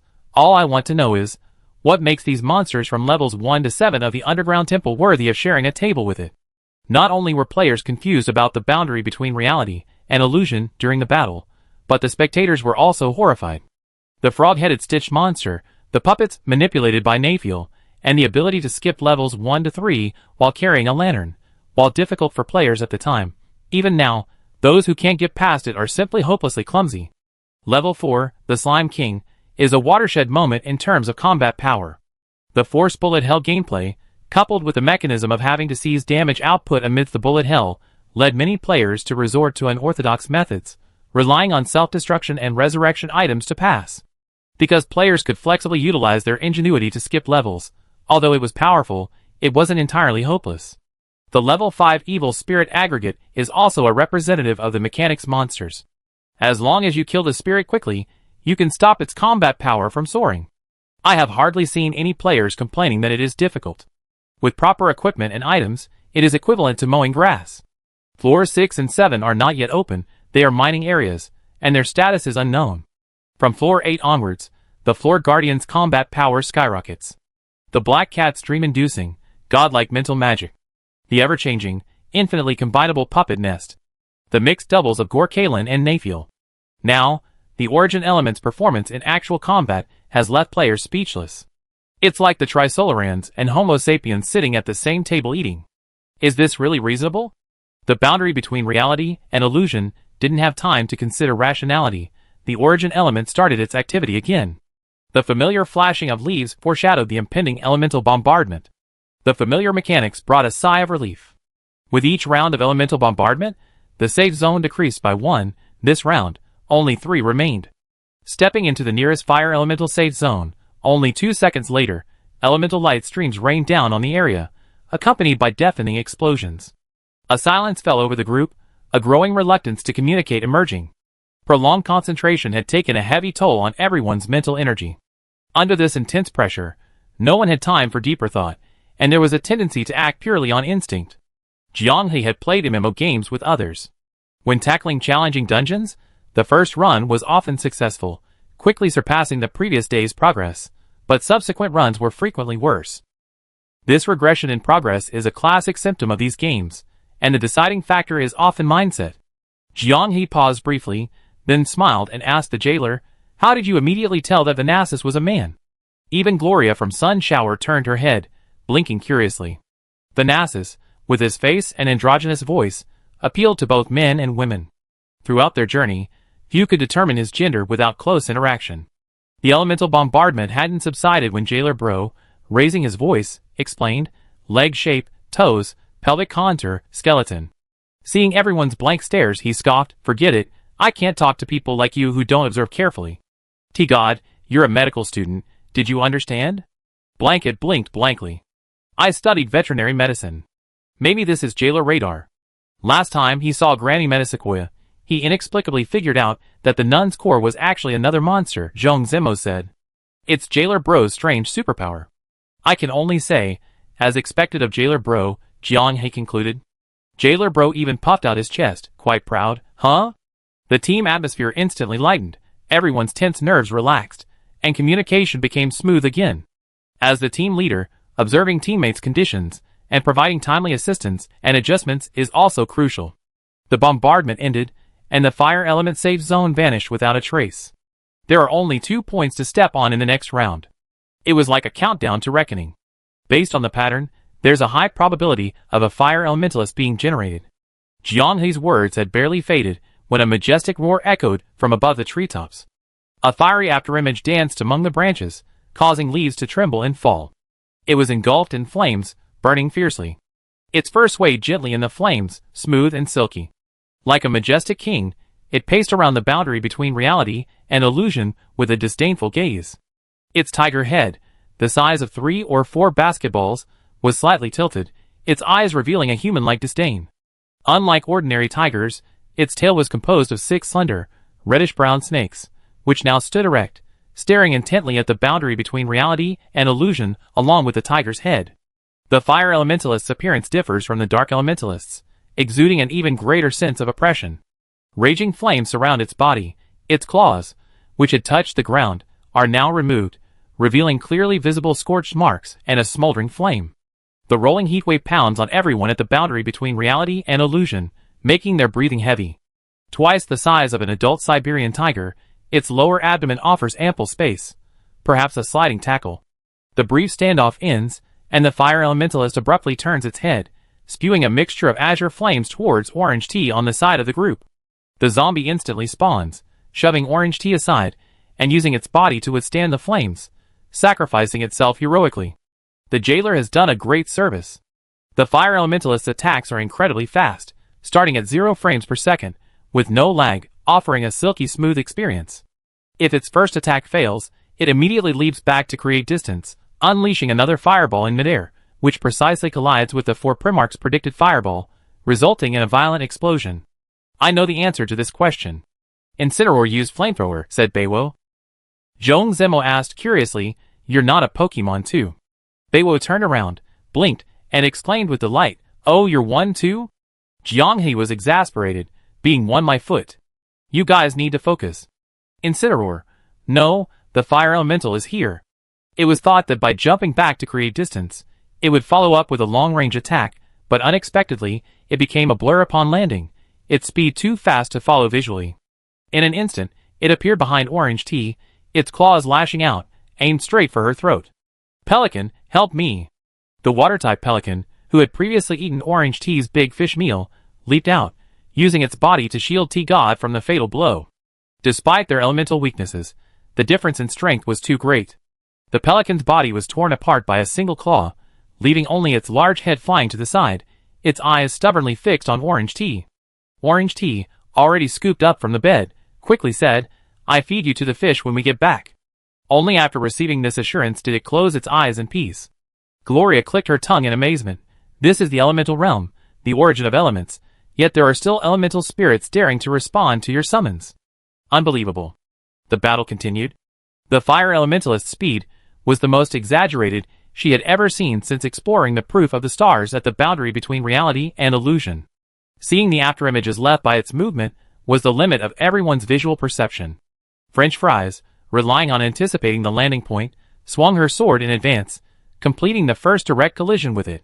Claws and longsword clashed, creating a series of sparks.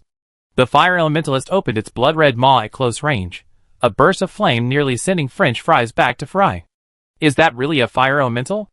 Fries was sweating profusely, his head shaking uncontrollably as he tracked the elemental's movements, his heart pounding. It felt like being on an F1 racetrack, needing to predict the path of every car to reach the other end. The boundary between reality and illusion was forced to close together. Only by closing together could they provide a sense of security, forcing the fire elementalist to carefully consider its attacks. An assumption, not necessarily correct, Jianghe said. The elemental areas we step on will definitely generate corresponding elementalists, and the elemental areas we don't step on will randomly grant those elementalists some abilities. What do you mean? Jailer Bro was bewildered. It might have obtained the wind element's acceleration. Then what should we do? Elements have mutual reinforcement and restraint. We should exploit its weaknesses. Jianghe patted his waist, making a gesture as if reaching for his backpack, and everyone understood. Who will be the bait? I will. It wasn't a blanket, but orange tea. It's targeted me twice in a row. It's probably not a coincidence. Everyone else was about to stop him, but Jianghe nodded. The tea god deliberately broke away from the group huddled together back to back. Before he'd taken more than a few steps, a flash of fire appeared. At first glance, the fire elementalist seemed to have used a palm strike that descended from the sky. The tea god's backpack lit up, and the scroll of love healing water given to Jianghe by Kuxia instantly appeared. The azure water rings instantly wrapped around the fire elemental's claws upon contact, extinguishing the raging flames on its forelimbs, and seeping into its fur with a sizzling sound. The pure water was like poison to him. Ignoring the fact that he had already exerted force, the fire elementalist abruptly withdrew his hand to avoid further damage. Another scroll was produced, also containing healing water. Xia's scroll was both offensive and defensive. Even without needing to defend, it could unleash a torrent of water surrounding the user. The fire elementalist dared not be careless, leaping backwards several times until it reached a tree trunk, where it stopped and cautiously surveyed its surroundings. Potato's scroll is so useful. The jailer regretted his words almost immediately, but thankfully, the battle was intense and Fries didn't react. The scroll didn't inflict fatal damage on the fire elementalist, but it effectively intimidated it. Like the dark elementalist, given a single opportunity, the boundary between reality and illusion could instantly kill it. It possessed only the right to fire at will, and an advantage in speed. The origin element flashed with a blazing red light, its leaves changing color in unison, as if a small flame had ignited within each leaf. Gloria whirled around. She could no longer sense the barrier enveloping the area in origin element. The sound of the elemental mist corroding the barrier was gone. The four primal bodies shuddered, feeling a stinging pain on their skin. What's wrong? Jianghe quickly asked. There's something. A very powerful elemental force is approaching. The elemental mage's talent had triggered a dangerous premonition. But where did the danger come from? The origin element's leaves were changing color. Gloria swallowed hard, then shouted a warning. Something's coming from the elemental realm. The players saw it clearly, goosebumps rising on their skin. From within the thick mist that had permeated the platform where the origin element resided, a giant, majestic as a mountain, its body flowing with dark red lava, appeared like a demon god descending, breaking through the mist. The platform suspended in midair above the elemental realm was barely as wide as its shoulder, making one suspect that it could uproot the origin element with a single wave of its hand. The platform was level with its neck, its enormous head resembling a rising sun, in the boundary between reality and illusion. Dark red magma flowed in its eye sockets, casting a terrifying heat. Watch out for the tiger.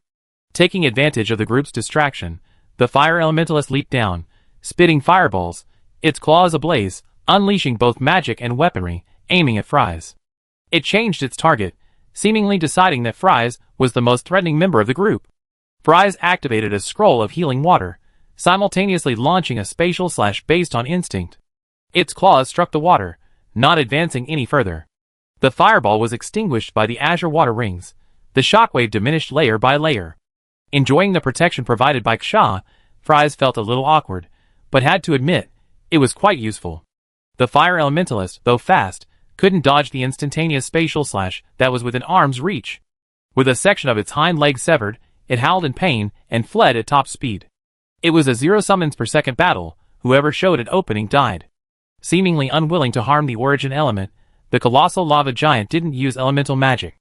Instead, it stretched out its massive hand and slammed it down towards the group that had just counterattacked the elementalist. The overwhelming, sky-covering hand filled them with despair. The gaps between the fingers are the safe zone, Jiang He shouted. The group's brains, which had almost stopped working, quickly abandoned the idea of tanking the damage and scattered to dodge. Bang! Everyone was thrown off their feet and fell to the ground. The injured fire elementalist even shrank back, seemingly startled as well. The hand withdrew, leaving a 5-finger mark that was deep enough to reach above Jiang He's knee. It looked down and saw 7 tiny ants still hopping around, its dark red lava body glowing with heat. Origin elements formed a barrier around it, foreshadowing the lava giant's attack. Jiang He watched the giant's movements, realizing it would unleash a wave of heat that would scorch the entire area, and quickly calculated the angle. Prepare all the movement skills the Narcissus stole for us. Jiang He's command came at just the right time, instantly clearing everyone's muddled minds. The lava giant lowered its head slightly, took a deep breath, and a storm of flames erupted. Get to the edge of the platform. As soon as the giant's attack was fully unleashed, everyone from the reality and illusion boundary teleported directly beneath the lava giant, perfectly avoiding the full-screen damage using the angle. The jailer, enraged, yelled, "What a disgusting double-boss battle! I kill you!" With that, he summoned a zombie and hurled it at the lava giant in frustration. With a deafening roar, the lava giant emerged unscathed, but a torrent of lava sprayed out, nearly scorching everyone. You attacked friendly fire. The 4 primal bodies, closest to the giant, were caught off guard and almost burned alive. Jiang He was about to criticize the jailer's dubious behavior when he looked closer. Was something pulsating within the lava fissure on the giant's chest? Chapter 262. The molten giant's heart pounded rhythmically, each beat making the magma on its body brighter. The jailer inadvertently revealed the giant's weakness. "Sigh, I knew it. No one believed his boast. The incredulous expression on his face had already betrayed him. The molten giant's attack missed, and the fire elementalist slammed the ground, creating a pillar of fire crackling with purplish-blue electricity beneath the French fry's feet. Everyone focused intently and quickly dodged. This was an area of effect attack. A geyser of fire, large enough to engulf 3 people, erupted, showering down meteors that slammed everyone down, making it impossible for them to lift their heads. The elementalist withdrew its attack. Behind the boundary between reality and illusion, the molten giant braced its hands on the edge of the platform, its massive head slowly lowering. Its slightly open, blood-red maw resembled a portal to hell, billowing smoke and flickering flames. It took a deep breath, and a powerful suction pulled the group from the boundary between reality and illusion towards its raging maw. The mist concealment skill gifted by the Narcissus proved incredibly effective once again. The mist instantly broke free of its restraints, flashing across an immense distance. In just a couple of moments, the group was behind the origin element. Whoosh! A muffled breath echoed, and a scorching wind swept across the platform, leaving only the leeward side shielded by the origin element unaffected. Even so, the dry, scorching heat still caused a burning sensation on everyone's skin at the boundary between reality and illusion. Taking advantage of the lull between the 2 bosses, everyone quickly consumed potions to accelerate stamina recovery, mostly made by the guild's dolls. Mints were too precious, and no one wanted to use them. Mint would probably be furious when she returned from her studies, and found a lot of untouched potions in the warehouse, but everyone just couldn't resist hoarding them. The arduous exploration of the boundary between reality and illusion was enjoyable nonetheless. Most of the spectators, however, were far from happy. How can this dungeon be this ridiculously difficult? Someone finally couldn't help but swear. According to those from the boundary between reality and illusion, reaching level 11 required a cognitive and memory adjustment phase, followed by a tense and thrilling battle against the 9 elemental lords. After defeating the 9 elemental lords, the origin element, in its combined form, appeared. It was far too lengthy. Even though players didn't have to start over after dying in the battle against the 9 elemental lords, the origin element's difficulty was significantly excessive. Other floor bosses, even with just 1 core mechanic, are enough to drive players to madness, and origin elements has them all. Designer, can you please look at the dungeons you designed? This is pure garbage. Even with such strong individual skill and excellent equipment, the boundary between reality and illusion is so difficult to conquer. Even if it's open to high-level players, this is just too disgusting. Really disgusting? I feel it's not even as good as some MMORPGs. Sure enough, the topic quickly shifted to the difficulty of the dungeon, and the 2 sides began a heated debate. Enamel Cup was also quite curious. Little Chin, what do you think of the difficulty? After graduation, Qin Xiaoyu's games rarely required skill or reaction speed. Occasionally, he'd go to the Snail Star server for cyber labor, but that was just a casual, low-skill playstyle. When StarCraft first launched, he secretly fought other players in the wild, losing more often than winning. Although he didn't want to admit it, he was pretty bad at it. He was clumsy and everything seemed difficult, but as an administrator who knew the plot and the answers, he felt somewhat embarrassed.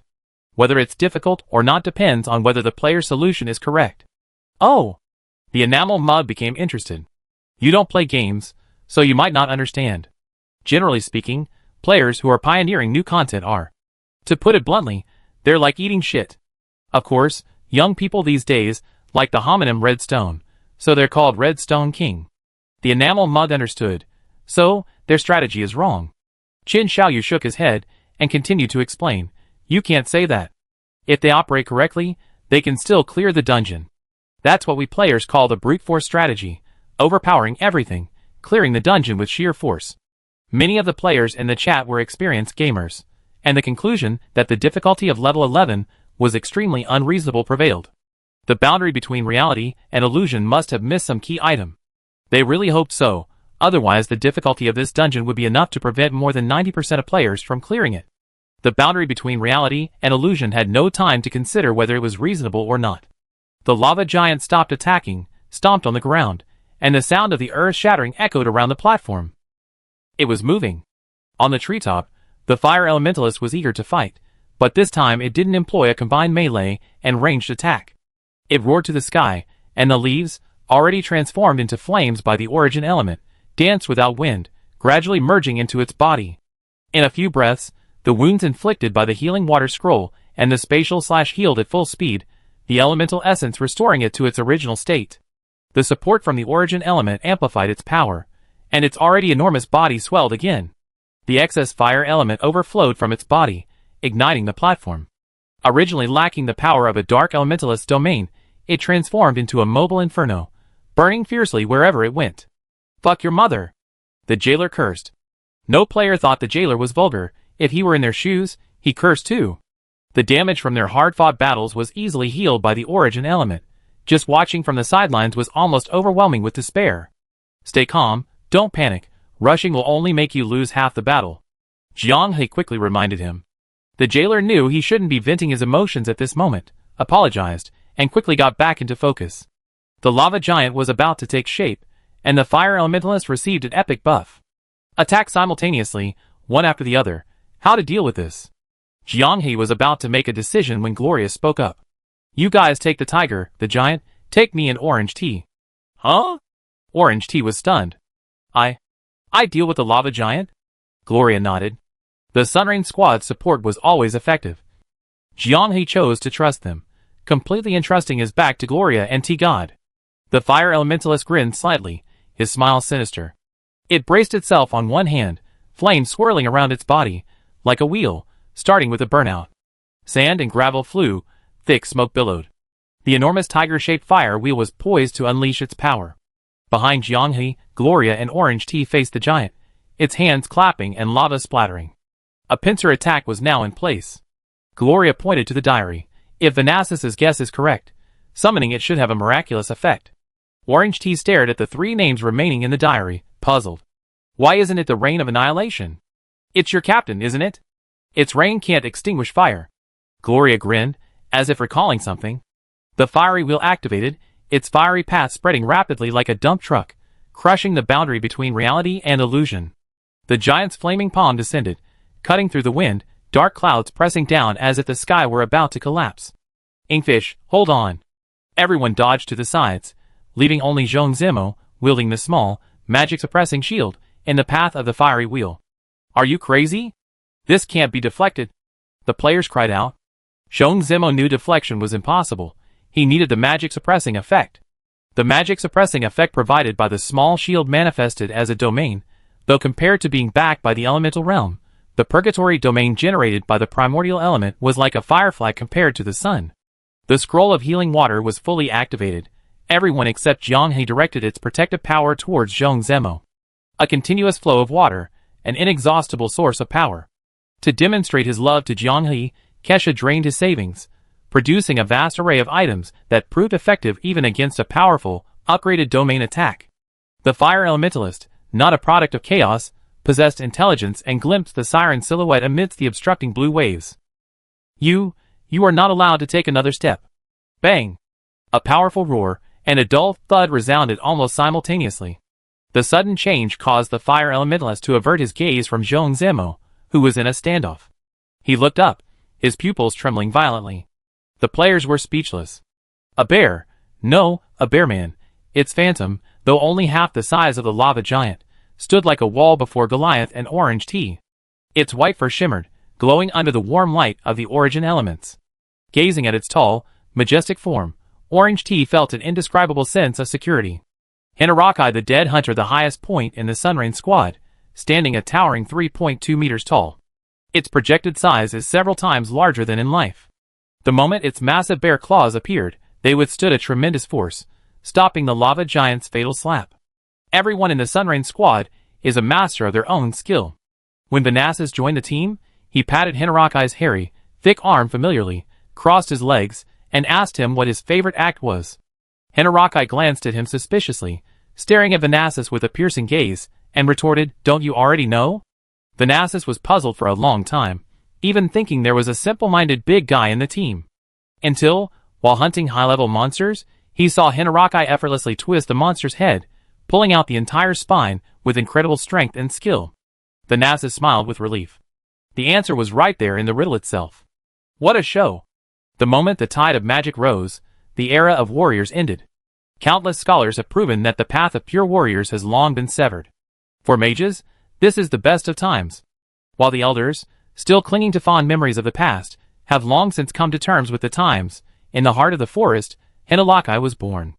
As if the world wanted people to remember the glory of warriors once more, Hinaraki possessed a special talent from birth. Magic, even the most powerful spells, could hardly harm him. This guy is a walking magic-suppressing stone. Before he even reached adulthood, he was banished from the tribe. His mother and father, with tears in their eyes, had no choice but to resolutely put burdens on him again and again, kicking him, letting him roll as far away as possible. I'm so sorry, but we can't raise you. You will bring us calamity. I love you so much, but I'm so sorry.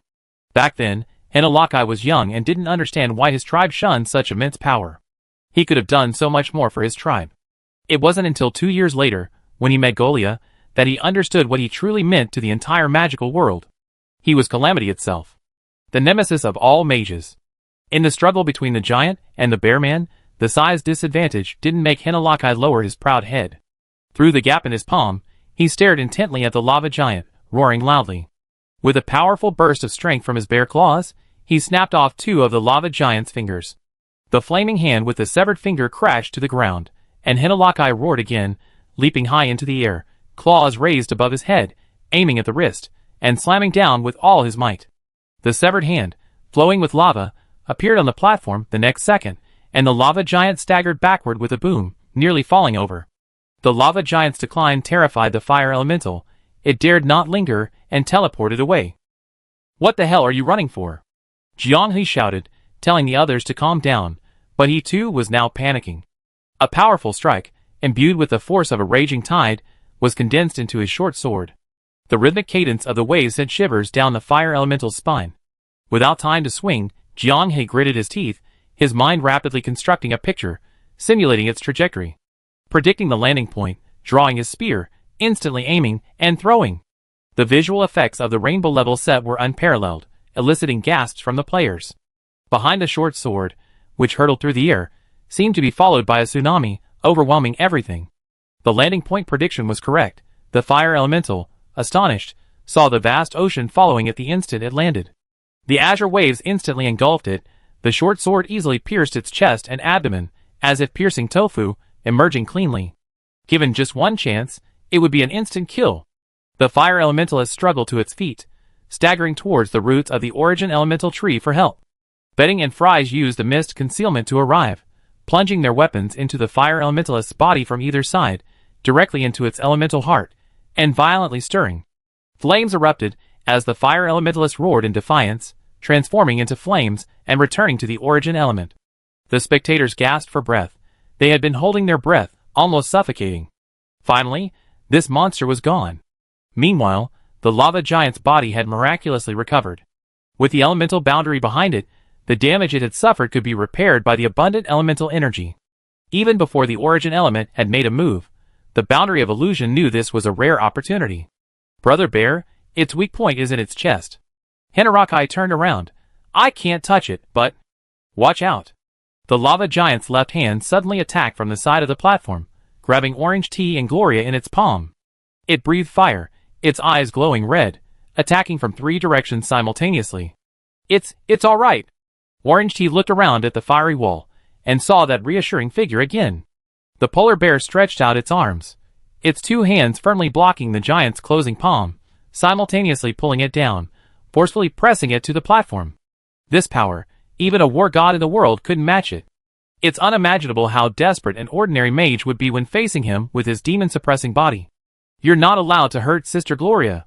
And you're not allowed to disrupt other teams. Hinaraki switched from defense to offense, kicking the giant's palm hard, and Orange Tea escaped in the process. Without a second thought, he gripped the giant's wrist high and slammed it to the ground. The lava giant stumbled, crashing onto the platform like a collapsing mountain.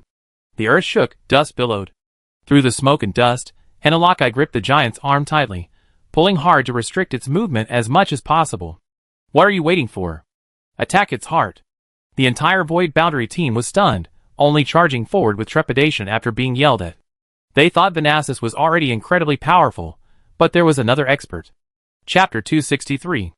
The lava giant's unguarded chest vanished in an instant. The firepower, capable of instantly killing an elementalist, was like a can opener on a can. A thin layer of magma burst open, revealing a fiery red crystal beneath, resonating and vibrating like a heart. The giant struggled desperately, but Hinaraki held it firmly like a wedge, preventing it from moving an inch. The powerful suppression gave the boundary between reality and illusion precious time to stand still in fire. The jailer's corpse explosion and the elemental fusion torrent of the 4 primitives were divine skills during this stationary output phase.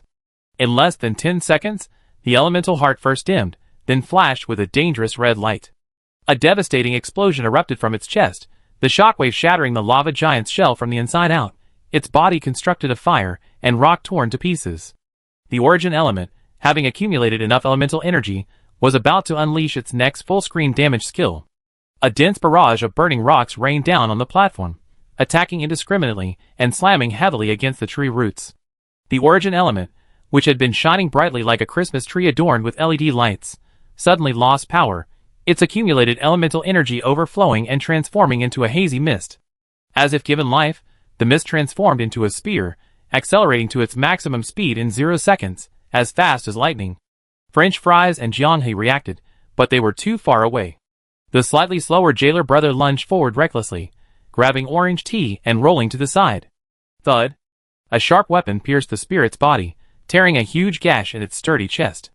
Stupid bear. Even knowing everyone was dead, Gloria still lost control of her emotions. The jailer brother successfully rescued them, and the offensive was about to crumble, but Hinaraki still stood in front of them. Just like he often did in the Sunrain squad. Hinaraki slumped back, kneeling on one knee.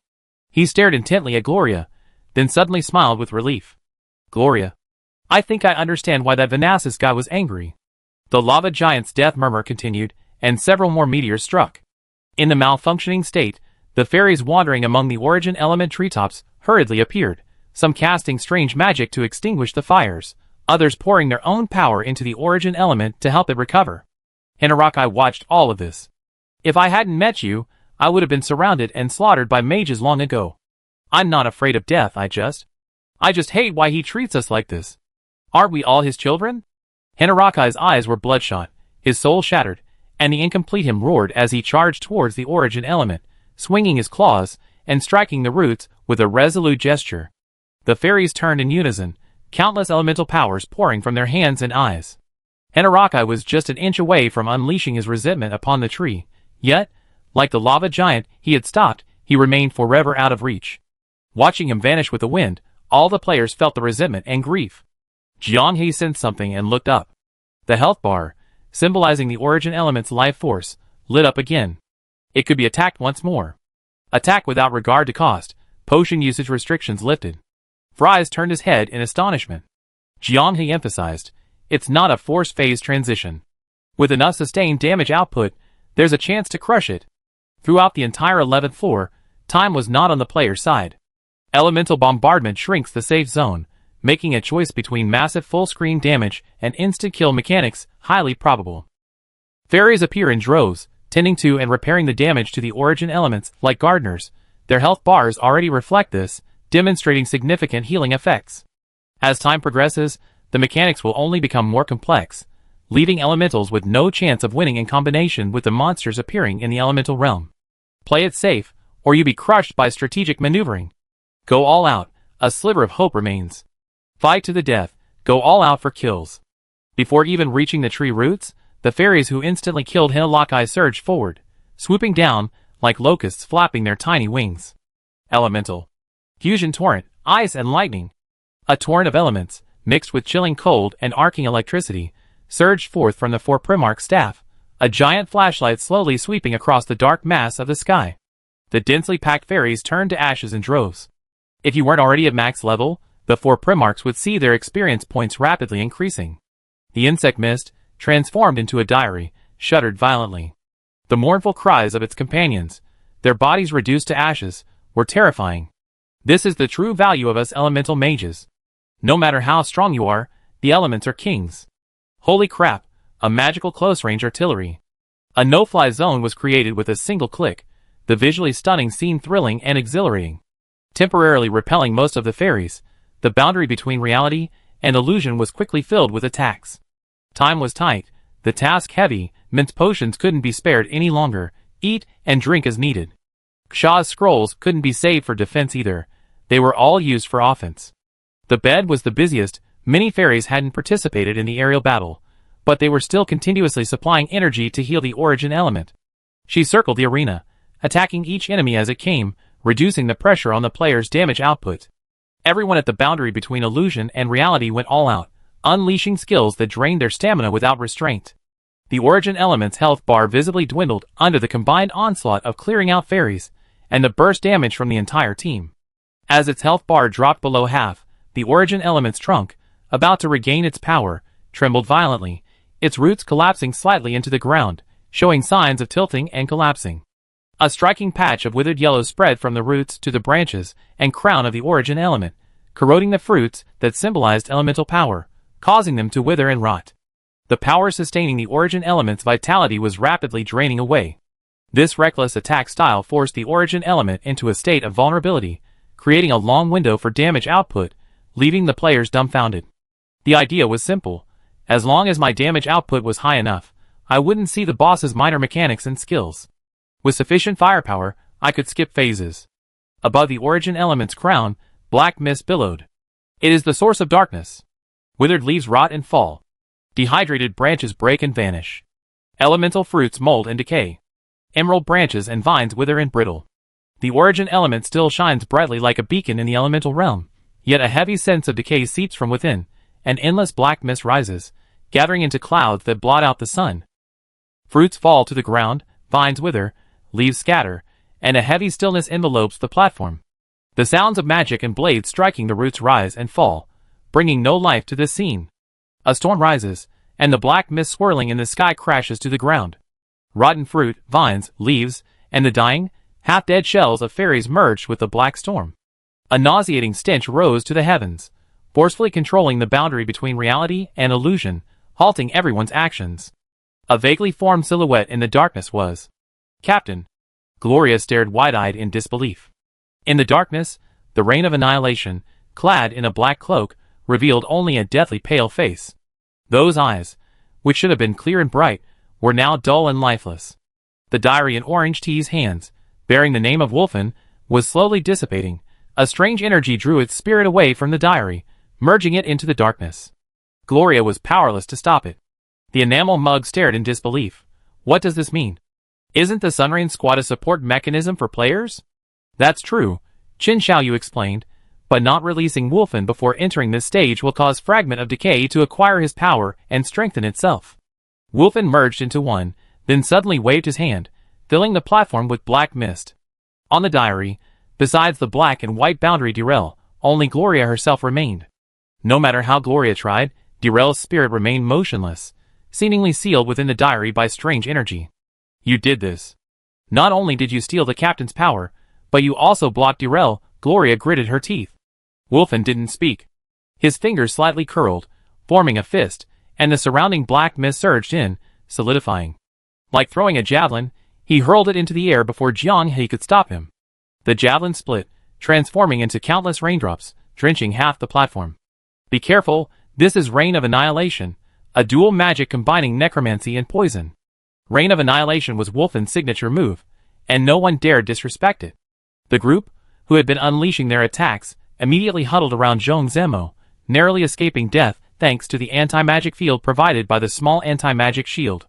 You guys deal with the damage, I handle him.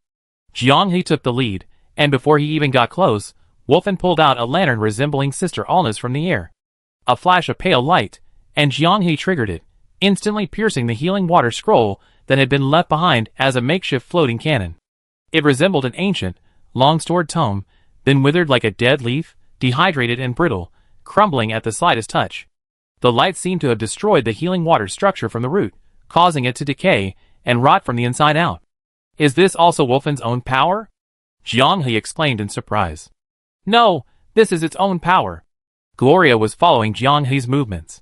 She was the one here who understood Volwyn's magic best. Volwyn waved his hand, and another cloud of black mist billowed out. From within the mist, the fairies annihilated by the four primals bared their fangs and claws, attacking. Not before, but now. Who would have thought that the leader of the Sunrain squad was actually a necromancer, a class that players jokingly called psychopathic. Now it was a perfect match. Jiang He's elemental heart dagger was outdated compared to the others in the guild. But against necromancers, it was still the answer. A flash of cold light, and the light of the ocean and holiness cleansed everything in sight. The black mist melted like ice upon contact with the faint light released by the elemental heart. Volwyn's illusory body was struck head-on, and the mist churned. Rest in peace. Jiang He lunged forward, plunging his short sword into Volwyn's body. A burst of blazing holy light erupted from within, instantly evaporating him. Fortunately, his expertise was a perfect match. Now he could rest easy. The black mist hadn't dissipated, still shrouding the platform. Jiang He swallowed hard. In the distance, the shattered shell of the black mist coalesced once more. Volwyn was back. Is this reasonable? Are you out of your mind, game designer? Jiang He actually cursed. Elemental advantage, one-hit kill, and he's still alive? Purely mechanical monsters are disgusting? Putting so many lousy monsters on level 11 to make things difficult for players. Huh? Volwyn realized Jiang He was not to be trifled with. He used his speed boost, attempting to bypass him, and head straight for the others still attacking the tree roots. Jiang He glanced at him. The Origin Elemental's health bar was only 1/3 remaining. This reckless tactic had no way out. He couldn't let this damn thing cause all their efforts to be in vain. Spatial slash.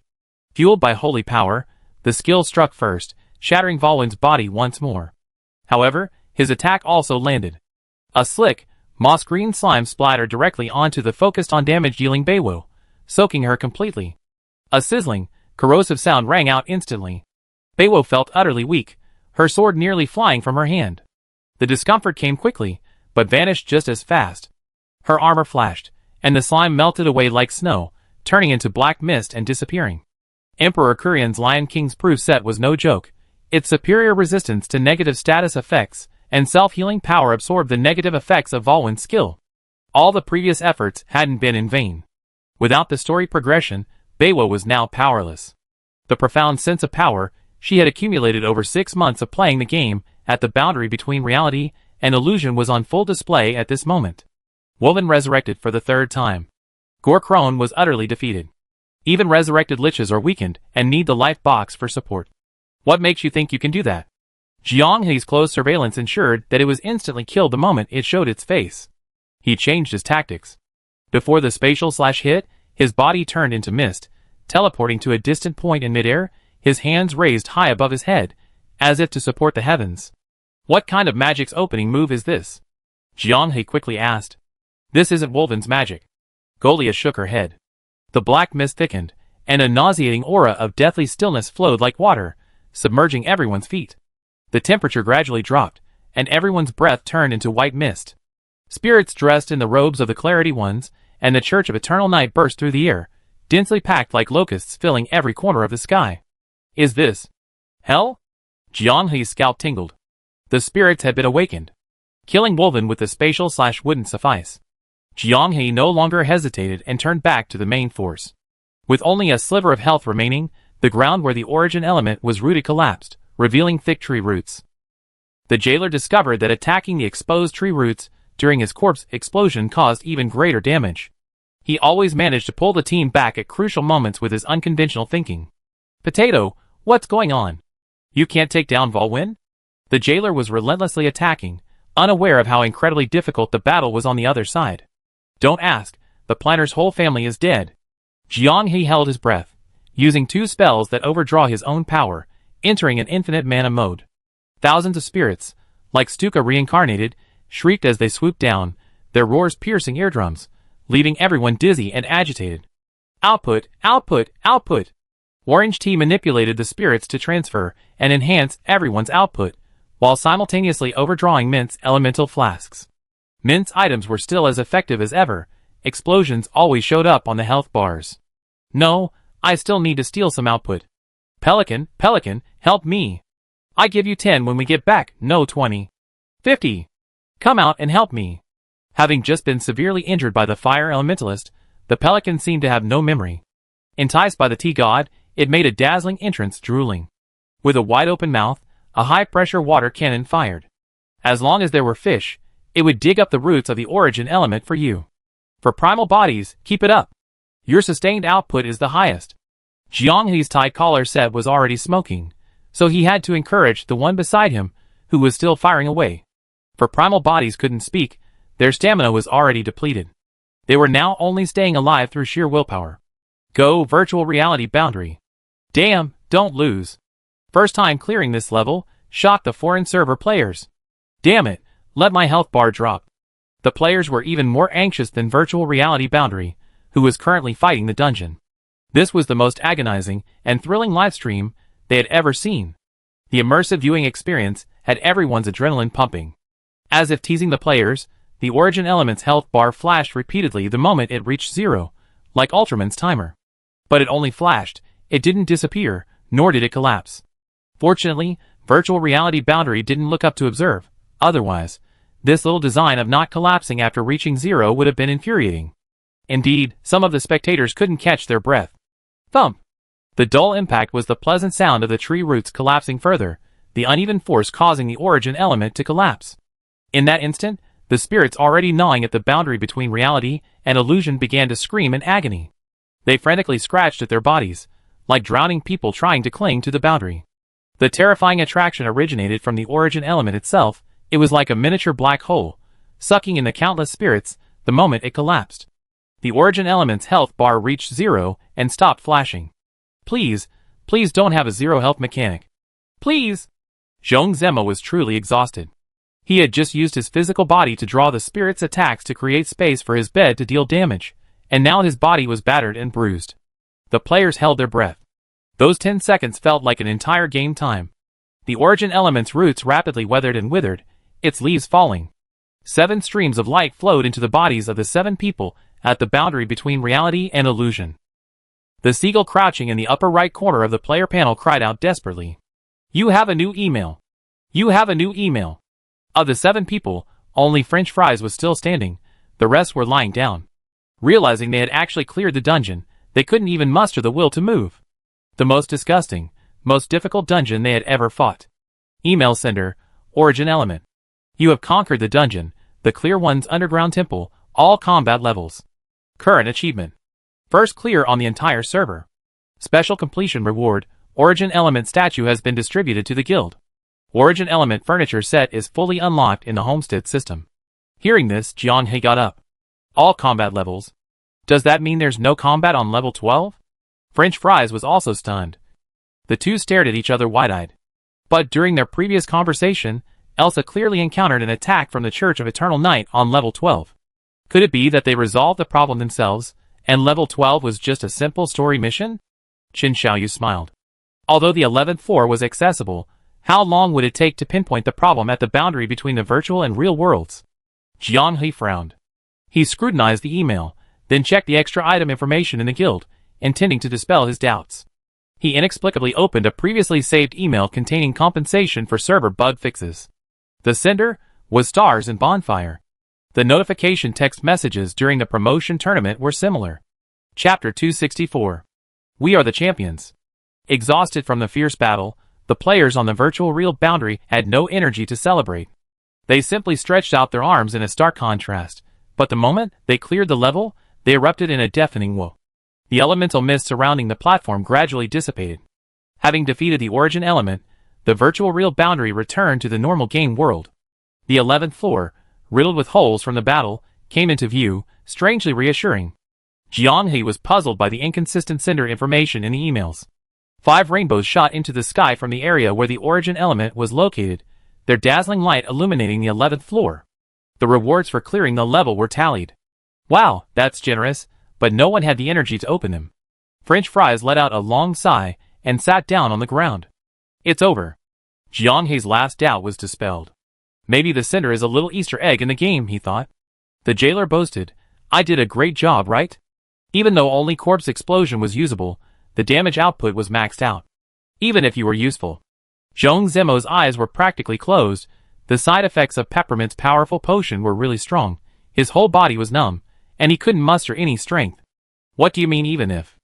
Just tell me if I was crucial or not. This was arguably the Necromancer's most useful performance yet. Hopefully, the spectators won't get the wrong idea and choose Necromancer as their second class. The 4 primals haven't said a word yet. Jiang He couldn't help but complain. The 4 primals covered their foreheads with their hands. Now, whenever I hear the elemental fusion torrent skill, my hands shake. While the others were joking and boasting about their achievements, the hidden support hero, Orange Tea, who also had the best energy and stamina in the team besides Fries, was very busy. Awoo! Wings outstretched, flapping incessantly. Awoo! Stop it, we have to go back to pay for your fish. The pelican, who had participated in the origin element digging operation, couldn't wait to claim its reward, circling around the Orange Tea, demanding its prize. It was really annoying, so she couldn't help but give it a tug. Perhaps it was muscle memory from helping out since childhood. She naturally wrapped her arms around the pelican's neck, causing the pelican to bulge its little eyes and tap its beak in dissatisfaction. At least, it was much quieter than before. Gloria disappeared. Her name vanished from the diary. The origin element collapsed with a thud, and the diary, as an aid in the battle, seemed to have completed its mission and exited the stage. The vessel carrying their memories, the insect mist, could no longer sense their presence, and it reverted to being an ordinary monster encyclopedia. A hasty farewell. Before putting an end to this long confrontation, everyone could have talked some more. Called by everyone, Orange Tea knew her moment had arrived again. Besides the fixed 5 rainbows from the origin element set, she also received a light orb. Nothing is more exciting than a lottery. Origin element set rainbow quality. The first element was born from the chaos of light and darkness. The elemental realm was conceived because of it, just as it was conceived by the world. The set is incomplete, so detailed attributes are not yet available, but the notes reveal some clues. The origin element set can change its elemental attributes and form depending on the elemental cores inserted by the player. Considering the 9 elemental lords that appeared on the 11th floor, conservatively speaking, the origin set has at least 9 different forms. Just thinking about this made everyone in the reality/virtual boundary team so happy they didn't know what to do with their hands. Spectators were even more excited, calling it an exaggeration.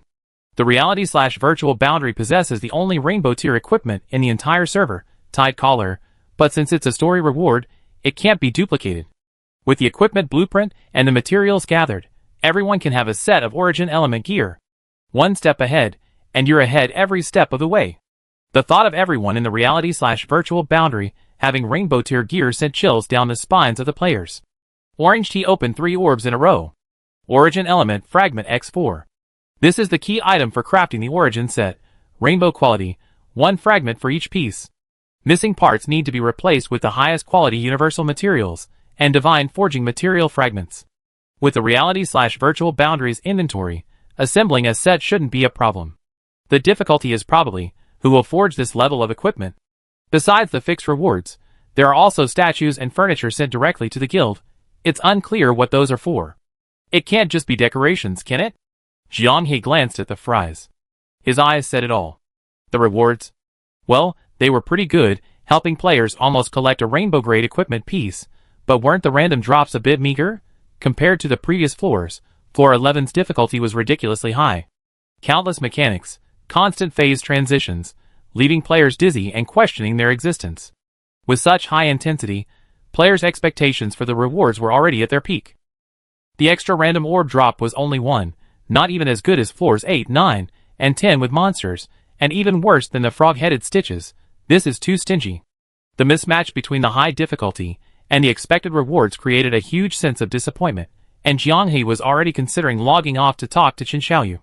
Unlike the players in the reality boundary, who were seasoned veterans, and had seen it all, most of them struggled to even get a full set of purple gear, let alone rainbow tier items. The rewards from the World Faction War, which the reality boundary looked down on, and was too lazy to grind for, were making their mouths water. Even the enamel mug was attracted by the highest quality equipment, and applauded the reality boundary. Seeing the faint smile on Qin Xiaoyu's lips, they didn't think much of it. Rainbow light soared into the sky. "T-God, it's you again!" The reality boundary, still processing the disappointment, had its eyes shining. Even with only one chance, the T-God could still bring smiles and surprises to everyone. No one looked at the loot, everyone surrounded the T-God, patted his head, hugged him, and inhaled his good fortune, beginning a mysterious ritual to change their luck. The T-God's practiced, arm-spreading gesture told all the players that this was already a routine part of the guild. Every time this happens, I have to torture that little team that messed with the T-God at launch and abandon them on the roadside. Whenever the T-God acts outrageously, some unknown team always gets whipped. It's become a community tradition. The expression on the boundary between reality and illusion doesn't look too good? The players' attention was drawn back. The entire boundary between reality and illusion was staring at the item dropping from the orb, their foreheads gradually filling with Wi-Fi signals. Origin element ornament, an exquisitely crafted ornament, perhaps from a master craftsman. A perfect choice for enhancing the atmosphere and decorating a room. Jiang He repeatedly skimmed through the brief item description, confirming that this thing was purely decorative and had no special effects whatsoever. Incredible! Jailer Bro was stunned. A rainbow-colored furniture ornament? Countless players were watching, and aside from a few crafting-focused players who thought it had some collectible value, most were baffled. The Origin Element set, a rainbow-colored drop. Wearing it will make you invincible. Origin Element ornament, a rainbow-colored drop.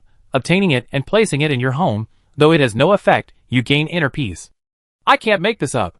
How can a completely useless ornament be listed as rainbow quality? Its existence is practically the developers giving players the middle finger. Enamel Cup was full of doubt.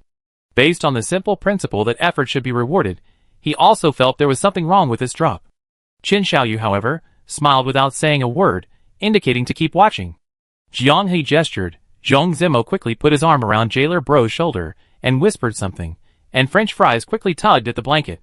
The boundary between reality and fiction is that of a public figure. One must be responsible for one's words and actions. Countless eyes were watching them. In reality, they were still embroiled in public opinion and needed to be extremely careful with their words and actions. Bed, go around the 11th floor and find the passage to the 12th floor. After giving the order, Jiang He stroked his chin, lost in thought. The Sun Rain Squad's diary, the initial cognitive changes to the 11th floor, the disgusting mechanics of the origin elements, the strange cinder, the outrageous rewards.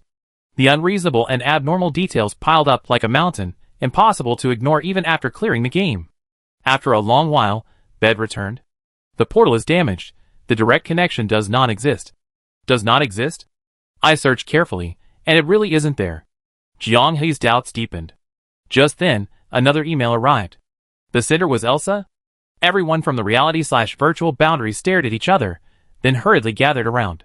To everyone in the reality/virtual boundary, I deeply apologize for dragging you into the eternal night and the conflict with the otherworldly invaders. Alna's unintentional act caused a chain reaction, drawing you deeper and deeper into the abyss. Your courage, your fearlessness, your burning heart's yearning for the light, the clear ones will never forget. We have activated the final 12th layer of defense mechanism, extreme distance teleportation array. Without information, without coordinates, it will take us through spatial barriers to a completely unknown region. The clear ones have no other choice. For the continent beneath my feet to still hold a glimmer of hope, as the Holy Maiden, I have made my decision. Warriors of the boundary between reality and illusion, thank you for all your efforts. All that the clear ones left behind belongs to you. The magic circle's authority is now released, belonging to the boundary between reality and illusion. May this temple shine again in your hands. May the clear sea still have its afterglow, illuminating those whose hearts are set on the clear ones. The fist-sized, brilliant golden magic stone included in the email was removed, and a dull tremor emanated from the magic circle beneath Jiang Hei's feet. The clear one's magic circle was now tightly connected to everyone in the boundary between reality and illusion. The doubts that had been lingering in Jiang Hei's mind were instantly dispelled. He stared blankly at Elsa's final confession, feeling the magic circle beneath his feet slowly etching information into the boundary between reality and illusion, his mind a complete blank. He couldn't quite grasp it yet, but one thing was certain.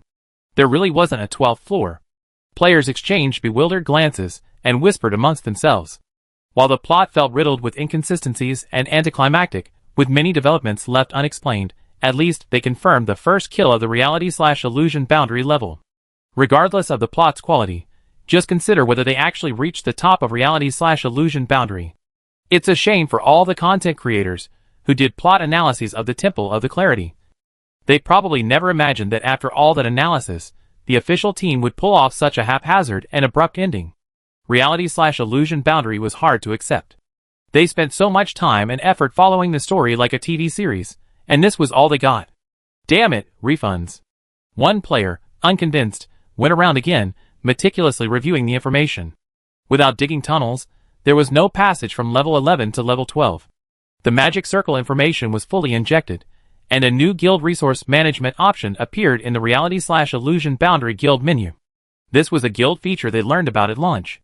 Opening guild coordinates projects the guild onto the main world scene, creating a stronghold and acquiring special guild resources. This also means that the content in Elsa's email was true. The Temple of the Clarities has officially become a stronghold on the boundary between the virtual and real worlds. Is this really a failed project? Jiang Hei muttered, looking up to find everyone equally confused. Let's go back to the guild and check it out, Fries suggested. Let's study the functions and take a break. Everyone nodded. Back at the guild, Jiang Hei's doll, Garlic Sprout, immediately greeted him. Congratulations, Master, on unlocking this important stronghold after overcoming numerous difficulties. If you need to know more about the stronghold, I will answer all your questions. Also, I need to remind you that to acquire the guild resources generated by the stronghold, you must open the coordinates. Opening the coordinates will bring enormous risks, Master. Please consider carefully. Guided by Garlic Sprout, everyone gained a rough understanding of the Temple of the Clarities, their stronghold.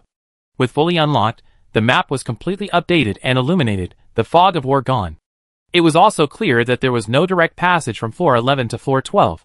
Of course, there is no floor 12 now. French Fries requested to see the completion rewards now being directly sent to the guild. Origin Element Statue, a radiant elemental tree, surrounded by surging elemental power. Not a god, but it responds to prayers filled with strong emotions. Replacing the guild's original statue with the Origin Element statue added many more options to the blessing section. Fire Element Blessing increases the power of fire elemental magic and enchantments. Fire Element Protection increases resistance to fire elemental magic and enchantments. These offensive and defensive options, covering all 9 elements, can be adjusted for different dungeons and are very practical.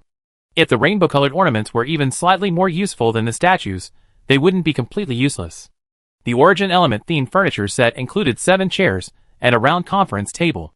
The conference room furnishings were painstakingly collected by Mint for the guild. Since no one wanted to move them, they simply displayed them in the lobby. The chairs and table are exquisitely crafted, incorporating the attributes of the 9 elements into each part, highlighting their elemental style through patterns or carvings.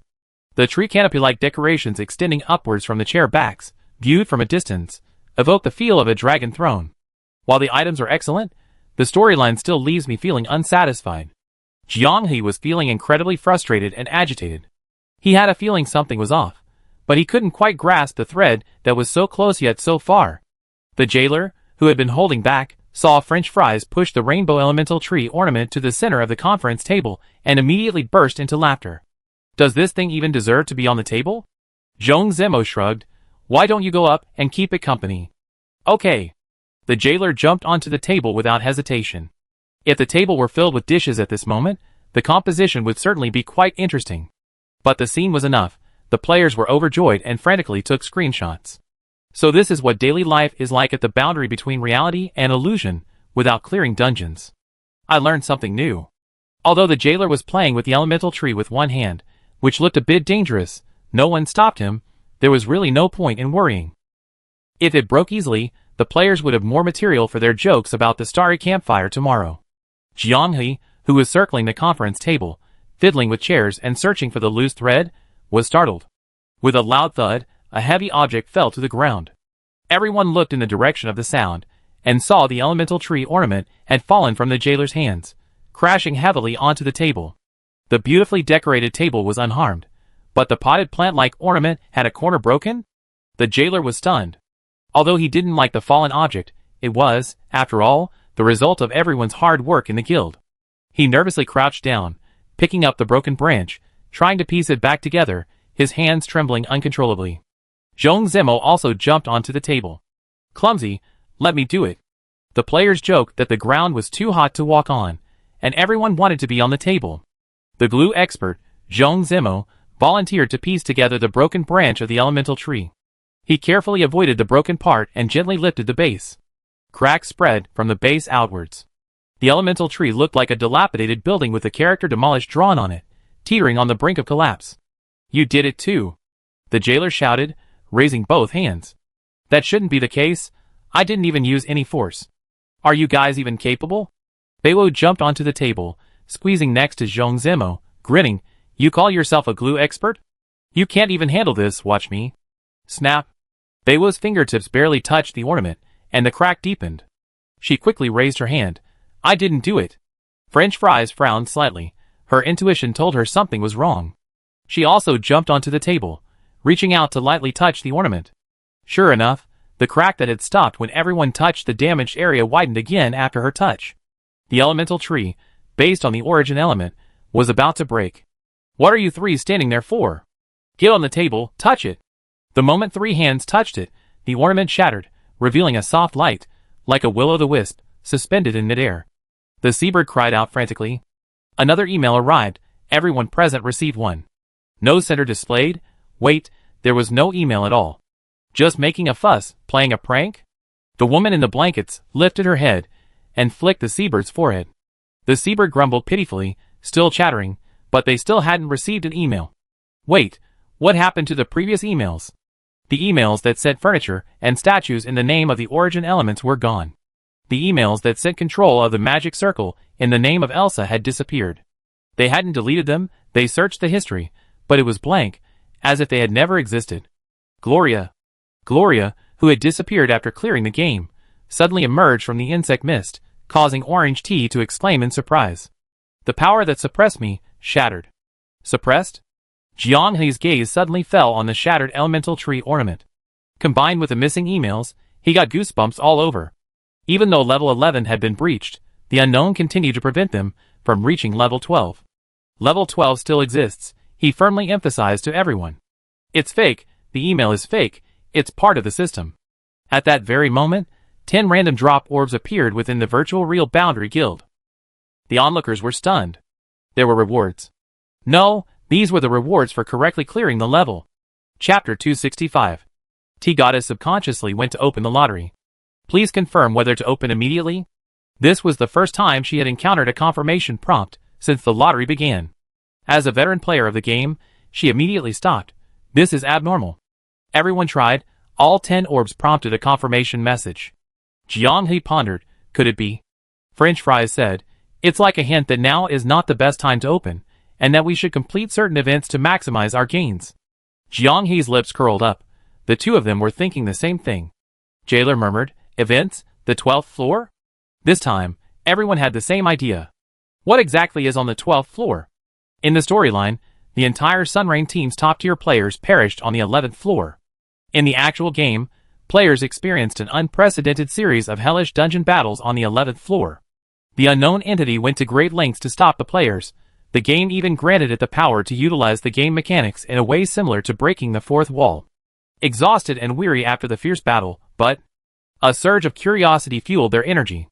Gloria, It seems Vanassus guessed who was behind it all before he left, Jiang said, looking at her. Gloria shook her head. He did send me a message, but when I received it, I only heard static. Still no clue. After resting for a while, with half the game still remaining, Jiang decided to return to the 11th floor to search for clues. The path to the 12th floor must exist somewhere. What? All the scrolls are used up. Having planned to ask Kesha for some more treasures before leaving, she stared in shock. With a flick of her tail, she pulled Jiang to her side and examined him carefully. No injuries? You threw my scroll as an attack? Jiang turned to look at the crowd watching the spectacle. The monster was ferocious. Everyone got involved. Ferocious. Take me with you, please. Why is it this topic that can't even be discussed again? Jiang patiently organized his words. But before he could even utter a word of comfort and persuasion, Master, you can indeed take Lord Kesha with you. Huh? Garlic Sprout's words shocked everyone, including the players watching the battle. You now have control over the magic arrays on all floors below level 11 of the Clear One's underground temple. Guild Stronghold establishment is permitted. Within the Guild Stronghold, Lord Kesha will receive a mysterious blessing and will be safe. Kesha blinked, her joy making her smile widen. Jiang slapped her across the face and pushed her away, but she didn't care. Jiang, controlling Kesha's head, felt the touch of a tongue on his palm. His scalp tingled.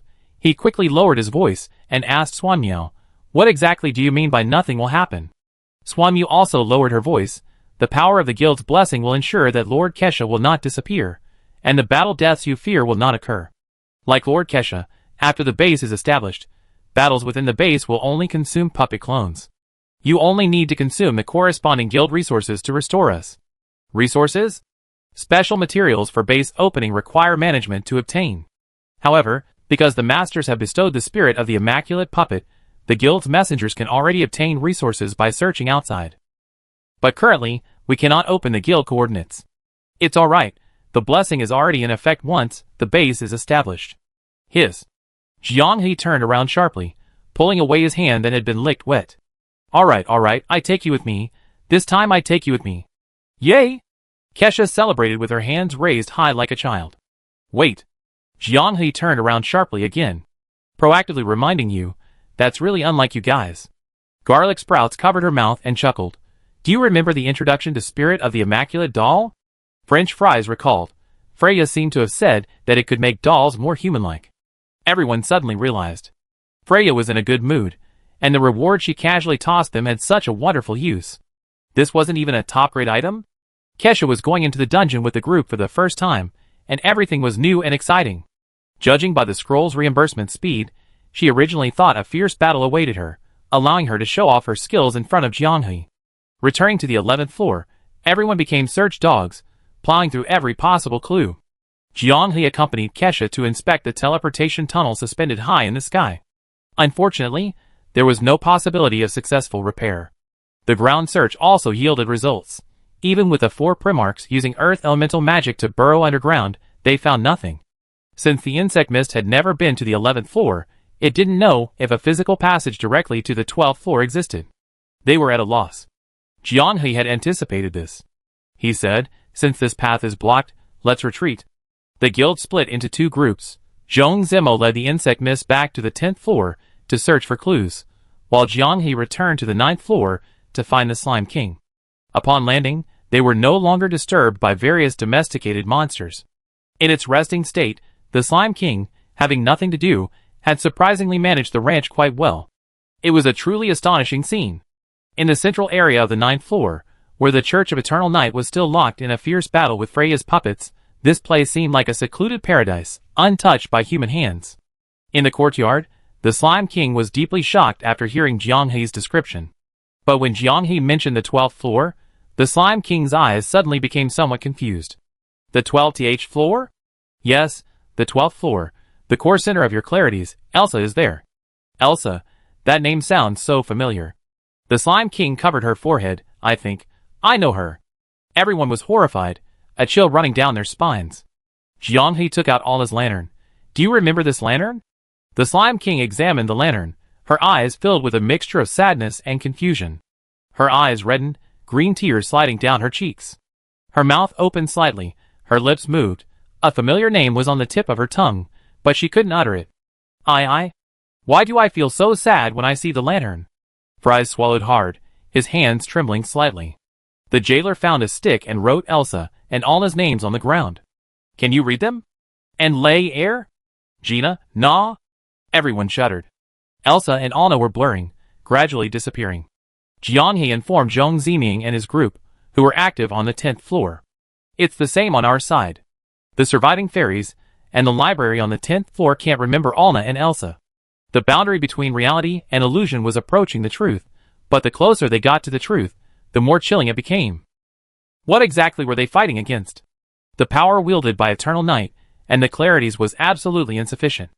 Although belonging to different continents, their environments resulted in vastly different magic systems, but even from the descriptions, Kesha knew that the Clarities' villain was only slightly stronger than Anna's. The onlookers got goosebumps. They never imagined that after witnessing the violent breakthrough of the boundary between reality and illusion, there would be a grander spectacle to watch. Jianghe rushed to the arena in the center of the 9th floor. As a visitor from another world, Freya was highly suspicious. She never displayed her full power, and her battles with the players were merely for fun, described as small tests. The 9th floor city was silent. The puppets that should have been periodically deployed were nowhere to be seen. The Eternal Night cultists were nowhere to be seen on either side of the ravaged streets. The mangled corpses revealed their tragic fate after the departure of the boundary between reality and illusion. Eternal Night was simply no match for Freya. She said she would slaughter the Eternal Night, and she did. The arena wasn't far, but Jianghe still couldn't see the ever-changing nest of puppet masters suspended high in the sky. Where did it go? Have you guys? Kesha sniffed, her face deathly pale, her stomach churning. She grabbed Jianghe's hand, turned her head away, and bent over, gagging. French Fries frowned. She felt Kesha was up to her old tricks again, and was about to expose her while humbly learning and applying what she learned in reality. Ugh. Ugh. French Fries sniffed, her face instantly turning red, coughing violently, making gagging motions. Jianghe and the jailer weren't much better off. A strong feeling of nausea instantly broke through their defenses, and tears welled up in their eyes as they coughed. Kesha waved her hand forcefully, and a large, blue bubble gently enveloped Jianghe. Seeing Jianghe breathing smoothly, she then released the bubble for herself and the others. Phew. I can't smell it anymore, thank goodness. The jailer was covered in sweat. What was that smell? It was like a refrigerator suddenly losing power, leaving behind rotting, maggot-infested meat that had been rotting and fermenting for 10 days to 2 weeks. The moment the refrigerator was opened, the stench was overwhelming, a physical shock enough to crush anyone who prided themselves on their willpower. The source of the stench seemed to be the arena. The closer they got, the stronger the urge to escape became. Even with Kesha's bubble filtering it, the intense stench still seeped in. The large, blue bubble was stained with a strange, liver-colored hue. The arena passageway was pitch black. The normally flashing lighting crystals had inexplicably stopped working. Kesha alertly waved her hand forward, launching a ball of illumination. Everything was normal. After taking only a few steps, the illumination orb ahead turned a dark red-purple hue and gradually went out. The anomalies were increasing. The illumination orb was released again, flashing white light. Hiss! Kesha gasped. In the blink of an eye, the walls on both sides of the passage were covered with blood-red moss. The blood moss had distinct veins, its texture resembling flesh, slightly raised, writhing, rhythmically contracting and expanding. She boldly reached out, enveloping her fingertips in water element, and gently pressed them. A sticky, slippery sensation. Jianghe no longer hesitated. He took the lead and walked forward. Breaking through the darkness and stepping into the arena, Jianghe was stunned. In the center of the vast arena, a gigantic, blood-red fleshy egg extended countless tentacles, piercing into the fleshy mass covering the entire arena like a fungal carpet. It was irregularly polygonal in shape, its flesh swollen and bloated, primarily dark red and liver-colored. Floating in midair, it seemed to be using these tentacles to absorb nutrients from the flesh, sustaining itself. Not far from it, a mountain of corpses came into view. The Eternal Night cultists, trapped on this level due to the shattered teleportation portal and the collapse of the physical passage, had found their own Eternal Night. The mountain of corpses was probably equivalent to a mountain of cake to the flesh egg. It didn't rush to enjoy this feast, but continued to suck energy from the fleshy fungus. Shaw swallowed hard. Were you fighting monsters like this before? Her chosen lover was too brave. The flesh egg trembled slightly. The arrival of the boundary between reality and illusion interrupted its feeding. And half the size of the flesh egg, appeared beneath layers of fleshy membranes. At this moment, the flesh egg resembled a fleshy spider with a huge, one-eyed form. The fleshy egg sprayed purulent blood into the air, and fragments of flesh coalesced and fused together in midair. A grotesque, humanoid, faceless monster of flesh drifted down. It looked like the product of torture, skinning a person. Everyone took a step back. For some reason, while the fleshy egg was terrifying, they only felt disgusted. But the appearance of the fleshy humanoid was enough to make them uneasy, and their hearts pound. For some reason, the fleshy humanoid didn't attack, but instead emitted obscure, incomprehensible sounds. Her mouth seemed to be covered in flesh, making her speech incoherent. Her words were also difficult to understand. She took another step forward, and the boundary between reality and illusion receded in unison. "What do we do?" French Fries asked. Jianghe said, "Let's check the mechanics first." The flesh and blood humanoid suddenly turned its back to the group, took a few steps towards the flesh egg, and then dissolved into the blood and flesh like water. Just as the group was wondering what was going on, Kesha condensed water into a blade, turned around, and slashed. The flesh and blood humanoid appeared behind the group like a ghost, its outstretched hand just short of touching Jianghe's shoulder.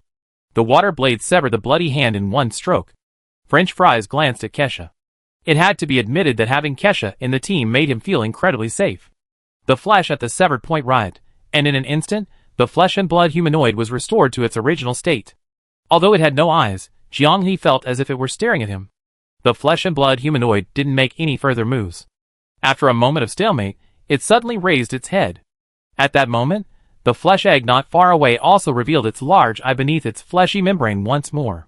Another double boss battle is coming? Jailer Bro was very nervous, and quickly sent a distress message to the people on the 10th floor. He looked up, following the gaze of the two monsters. Above the 9th arena, dark clouds loomed. The clarity simulated weather was incredibly realistic, but it was clearly not the result of either party manipulating the magic circle. Powerful magic had distorted the magic circle's power, triggering it by mistake. The dark cloud swirled rapidly like a vortex, accompanied by flashes of lightning and thunder. A deep, dark passage appeared without warning.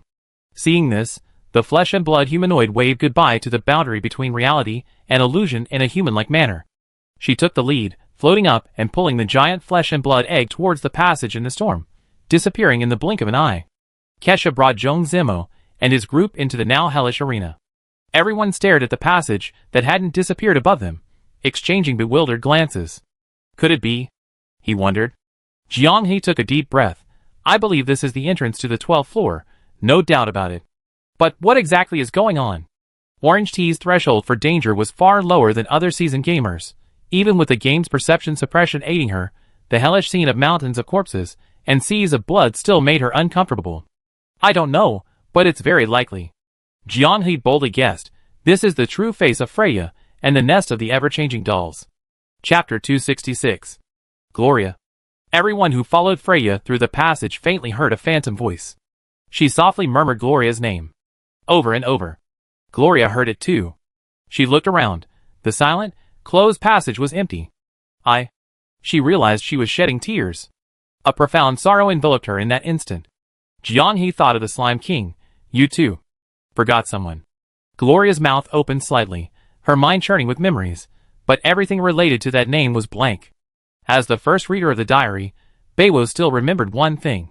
She clearly saw the diary flash with the names of 9 people, but after that, only 8 remained. Leave. The light of the 12th floor was close at hand, and everyone recognized that the phantom voice belonged to a woman. Gloria gritted her teeth. Everyone's dead. At least I need to know what happened here.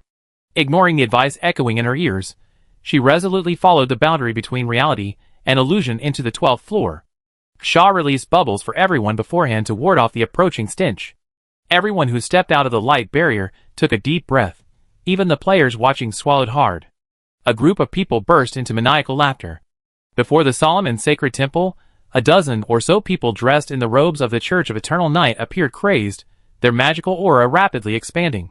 Not far from them, a woman knelt on the ground, sticky blood plastering her long black hair to her cheeks, her eyes devoid of light. The spear in her hand fell limply to the ground, 3 fingers that had gripped it severed, her arms and wrists covered in exposed wounds, flesh torn open, a bloody mess. Through the portrait in the 10th floor Great Library, Jianghe recognized the person as Elsa. Beside her lay the corpses of over 10 clear ones. Only 2 remained unharmed. 2 knives pierced Elsa's back, penetrating her body and emerging from her wounds. Elsa was not yet dead. The Church of Eternal Night seemed to have cast a strange spell on her, forcibly prolonging her life, but this also tormented her with excruciating near-death pain. Awakening, dying, then being awakened again by the agony, a vicious cycle repeated. Zhong Zemo charged forward first, but despite the seemingly short distance of only 100 or 2 meters, the others could not close the gap, forced to witness Elsa repeatedly subjected to inhuman torture. The scene flashed, and Elsa collapsed to the ground with a thud. The corpses of the entire Church of Eternal Night were torn to pieces, scattered here and there, evenly smearing the plaza. It was as if someone had pressed cut, deleting and skipping the middle content, fast-forwarding to the ending. The seemingly insurmountable distance suddenly shrank, and a familiar face appeared in the boundary between reality and illusion. Freya stood smiling beside the fallen Elsa, the ever-changing nest of dolls slowly rising like the sun, hovering in midair. Everyone stopped abruptly. The image of the humanoid monsters amidst the mountains of corpses and seas of blood on the 9th floor lingered in their minds. Gloria was furious. It was you who... Freya's mouth opened slightly, but what came out was a language incomprehensible to everyone, incoherent and irritating. Combined with her smiling face, everything seemed so eerie and abrupt. As if a god had dimmed the brightness of their monitor, the 12th floor slowly darkened. Above the sky, the sun created by the clear ones through magic remained bright, but its light was shrouded in shadow. It was as if someone had cast a lens over everything, a crimson tide engulfing the world. Thump, thump. His heart pounded like a war drum. French fries looked around in astonishment. In the blink of an eye, the plaza before the temple was covered in fleshy growths. With each blink, the carpet of fleshy fungus spread, taking over more space. As if due to the observer effect, after several blinks, everything he could see, even the sacred, inviolable temple, was covered in deformed, twisted moss of flesh. Countless tiny tentacles extended from the flesh, and beneath the boiling, writhing bubbles of flesh, eyeballs encased in fleshy membranes were vaguely visible. They were everywhere. They were rampant. They reveled wantonly. They eroded everything. Like a poorly configured computer running a demanding game, lacking the memory to render it in time, the fleshy creation slowly loaded into the boundary between reality and illusion in a strange way. Freya's true form was revealed, like a human stripped of their skin, standing once more amidst the stench of flesh and blood. The nest of ever-changing dolls transformed back into fleshy eggs, looking down upon the creatures it had reverted to their factory settings. The sun, belonging to the pure ones, corroded and changed color, a suffocating dark red enveloping the earth. Even it grew countless deformed, fleshy growths covering its eyes. A word flashed subconsciously through Jiang Hui's mind. Flesh and blood calamity. The bitter fruit brewed by Elsa seeking help from another world? He swallowed hard. What exactly did she summon?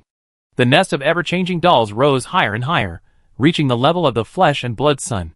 Suddenly, it burst into a spectacular display like fireworks, blood and chunks of flesh splattering everywhere, like paint splashed onto a canvas, staining and dyeing the sky. A constant hissing sound of erosion filled the air, the sound of the sky being scorched. Space was corroded and pierced, revealing cavities resembling colossal flesh and blood. Freya knelt on one knee, facing the writhing cavity. The players' scalps tingled. She wasn't the final boss of the level. Above her, there were even stronger visitors from another dimension, similar to Freya. A grotesque, fleshy creature, like a skin man, emerged from the cavity. It had wings on its back, elegant and light. The moment it landed, Freya almost buried her head in the fleshy moss, as a sign of reverence. I can't sense any magic from her. Shaw felt a chill run down her spine. Even as a siren, with her vast experience, she was now dominated by fear. The winged flesh and blood creature held aloft an amorphous sphere formed from aggregated blood plasma. Upon landing, she walked straight to Freya, then looked at Elsa, who was now engulfed in flesh and moss. Strangely, they had no eyes, yet Jianghe could feel the burning sensation of their gazes. The unknown language rang out again. They were communicating, speaking rapidly. The voice was unsettling. It was as if a voice urged them to strike first. It could ignite the anger and fighting spirit within one's heart. The flesh-winged being suddenly raised its head. Its faceless form was marred by the twitching flesh near its mouth. It seemed to be laughing. It raised its head, pointing the sphere of blood plasma in its right hand at the boundary between reality and illusion. Don't even think about it. Gloria stepped forward, materializing from the ethereal, her projection rapidly expanding, like a wall protecting the boundary between reality and illusion behind her. We will not allow our tragedy to befall others. The winged flesh and blood being reached out with its left hand to grab at Gloria. Gloria's projection instantly distorted and shrank, as if in a replay, becoming completely powerless. Unprecedented despair engulfed Gloria. Seeing this, Jianghe stopped the others from resisting. With this level of power, the opponent could crush a player with a mere breath. It was better to see what she intended to do first. After all, they were immortal. The winged flesh and blood being's blood sphere pointed towards the boundary between reality and illusion, one finger pointing to the sky. A red light shot straight up from the fingertip, while a beam of white light burst forth from the blood sphere, injecting into the bodies of everyone at the boundary between reality and illusion. The dazzling white light blinded everyone. After several seconds, Jianghe slowly opened his eyes, his whole body trembling. The players in the spectator view also gaped in disbelief. The world was split in two. In Jianghe's vision, the left side was still covered in crimson, a bloody calamity rampaging. To the right, the sun shone brightly, the sky was high and clear, and the sky was a deep blue. There was no flesh and blood, no stench. Everything was as usual. Freya was still the stunningly beautiful older sister they had first met on the 9th floor, following the flesh and blood winged people like a servant. Her wings were pure white, shimmering with a faint silver-white glow, and her snow-white skin seemed to place her on a different level from everyone else present. Wearing a silver-white high-slit dress and a gray silk blindfold, she possessed both an awe-inspiring holiness and a captivating allure. It was hard to imagine that one person could so harmoniously blend two completely opposite qualities. So similar to the two worlds that blurred the lines between reality and illusion in everyone's eyes. Now, we should be able to communicate. Everything was too sudden. The boundary between reality and illusion stared at each other, speechless for a moment. The exaggerated visuals stunned every player. The world was split in two, presented in different scenes. Which one was real? Jianghe tried to cover his left eye to unify the images, but it was no use. The flesh and blood and the normal world still coexisted. So that's how it is, it's still influencing you. The woman smiled faintly. The sphere of blood in her hand, in the normal world, was actually a constantly operating celestial globe. She casually sent it into the sky. The celestial globe shone brightly, and illusory images of stars seeped out from it, rapidly expanding. The vast 12-layered structure was obscured by the strange light particles released by the celestial globe, forming a barrier zone similar to a domain. The scenes in the normal world were gradually expanded by an invisible force, squeezing out the images of flesh and blood remaining in everyone's minds. You all? Orange Tea stammered. The woman placed her hand on her ample bosom and introduced herself. My name is Shilu. The clear ones call us, the voices of another world. Shilu waved her hand, and Elsa's motionless body floated into the air. The ever-changing doll nest, shattered in the world of flesh and blood, had somehow reassembled itself. Each doll core transformed into streams of light, leaving the nest and combining to form new dolls. They began healing Elsa's frail body. What Golia saw as a fatal injury, Shilu disregarded, as if it were a trivial matter that everything would be alright. Lady Shilu. Jianghe hesitated, exhaling a breath of stale air. Was all of this your doing? We came simply following the summons of the ritual, Shilu said. You opened the passage, leaving sufficient passageway access. We descended with the maximum magical power the passage could withstand. Everything is perfectly reasonable. Shilu looked up at Elsa in midair. That child made a foolish and dangerous wish. Summoning is a cardinal sin, a promise made with one's life. Gloria gritted her teeth. Nonsense, stop pretending. The calamity of flesh and blood is the truth. Sweet words cannot cover up your atrocities. Even if I am reduced to ashes, I will never allow you to ravage this continent, you monsters from another world. Shilu was stunned. She turned to Freya, as if asking if she had done anything outrageous. Freya simply shook her head. Stop pretending. Everything that happened on the 11th floor, my forgotten companion, the name disappearing from the minds of those familiar with the clear ones, all of this is your scheme. Shilu paused for a moment, a hint of hesitation flashing across her face. She sighed softly. You really don't realize it? Shilu stared at Gloria. Who can give birth to the origin element? Who can project it? Who wields power, blocking your progress in an inconceivable way? Why do you see us as grotesque flesh and blood, rotting demons, spreading plague and calamity? Gloria trembled violently. Suggested and connected, the fog in her mind suddenly dissipated. The answer was almost obvious. She shook her head desperately. Impossible, impossible, absolutely impossible. Nothing is impossible, Shilu said for her. What truly killed you was the will of this world. The entire room fell into a deathly silence. The air was so heavy, pressing down on Gloria, making her hunch over, unable to lift her head, as if she had aged decades. In Jianghei's mind, everything connected. The message Vanarsa sent on his deathbed was riddled with errors. The key name was omitted. Hinaraki, realizing the truth, lashed out with his claws in fury. Origin set item description. The first element, born from the darkness and chaos. The elemental realm was conceived because of it. Just as it was conceived by the world. A chill ran down her spine. During the fierce battle against the elemental lords on the 11th floor, Jianghei had wondered who could summon the lords wielding such power. The answer was always obvious. On the 11th floor, the players weren't fighting the clarifiers, the eternal night, the otherworldly voices led by Shilu, or even the gods. But rather, above the gods, the chaotic, nascent will of the world after its birth. They were fighting against the entire world. Gloria murmured to herself, "No, we are all his children." She froze. Vanasith had said the same thing before his departure. Gloria clutched her head. No materials needed, yet all sorts of potions can be made, their power surpassing that of their former lives. After death, one belongs to the origin of the world, so it's easy to. At this moment, she understood the sorrow in Vanasith's smile. They were filled with righteous indignation, enraged by Arna's tragic fate, storming the temple, driven only by a simple sense of justice. They were resolute, aware of the eternal night's depravity, and disregarded life and death for the future of the continent. They fought bravely, overcoming obstacles, dreaming of becoming heroes, remembered and sung about. They died without understanding why. They died meaninglessly. It shouldn't be like this. Why? Why? Gloria screamed hoarsely, roaring towards the heavens. The mournful voice pierced the celestial globe, revealing the bloody illusion created by the world. It continued its relentless influence. Gloria's voice seemed to possess magic. The bloody illusion trembled violently. After a moment of silence, it melted away like snow. Chapter 267. Once Gloria had calmed down a bit, you continued. You must have all had colds and fevers before. Do you know how the immune system works? You held the celestial globe, as if holding the stars in her palm. Worlds are all different. Some worlds give birth to powerful aggregates of unconsciousness. Visitors from other worlds. The application of different rules and powers will awaken them. Some worlds do not have special wills, or their wills are exceptionally weak and immature. You changed the subject. The cunning virus breached the first line of defense and entered the body, triggering the immune system's alarm. He knew nothing about the virus, and the unknown signifies danger. Having nurtured billions of lives, he had a responsibility to protect these ignorant children, and so... Jianghei murmured.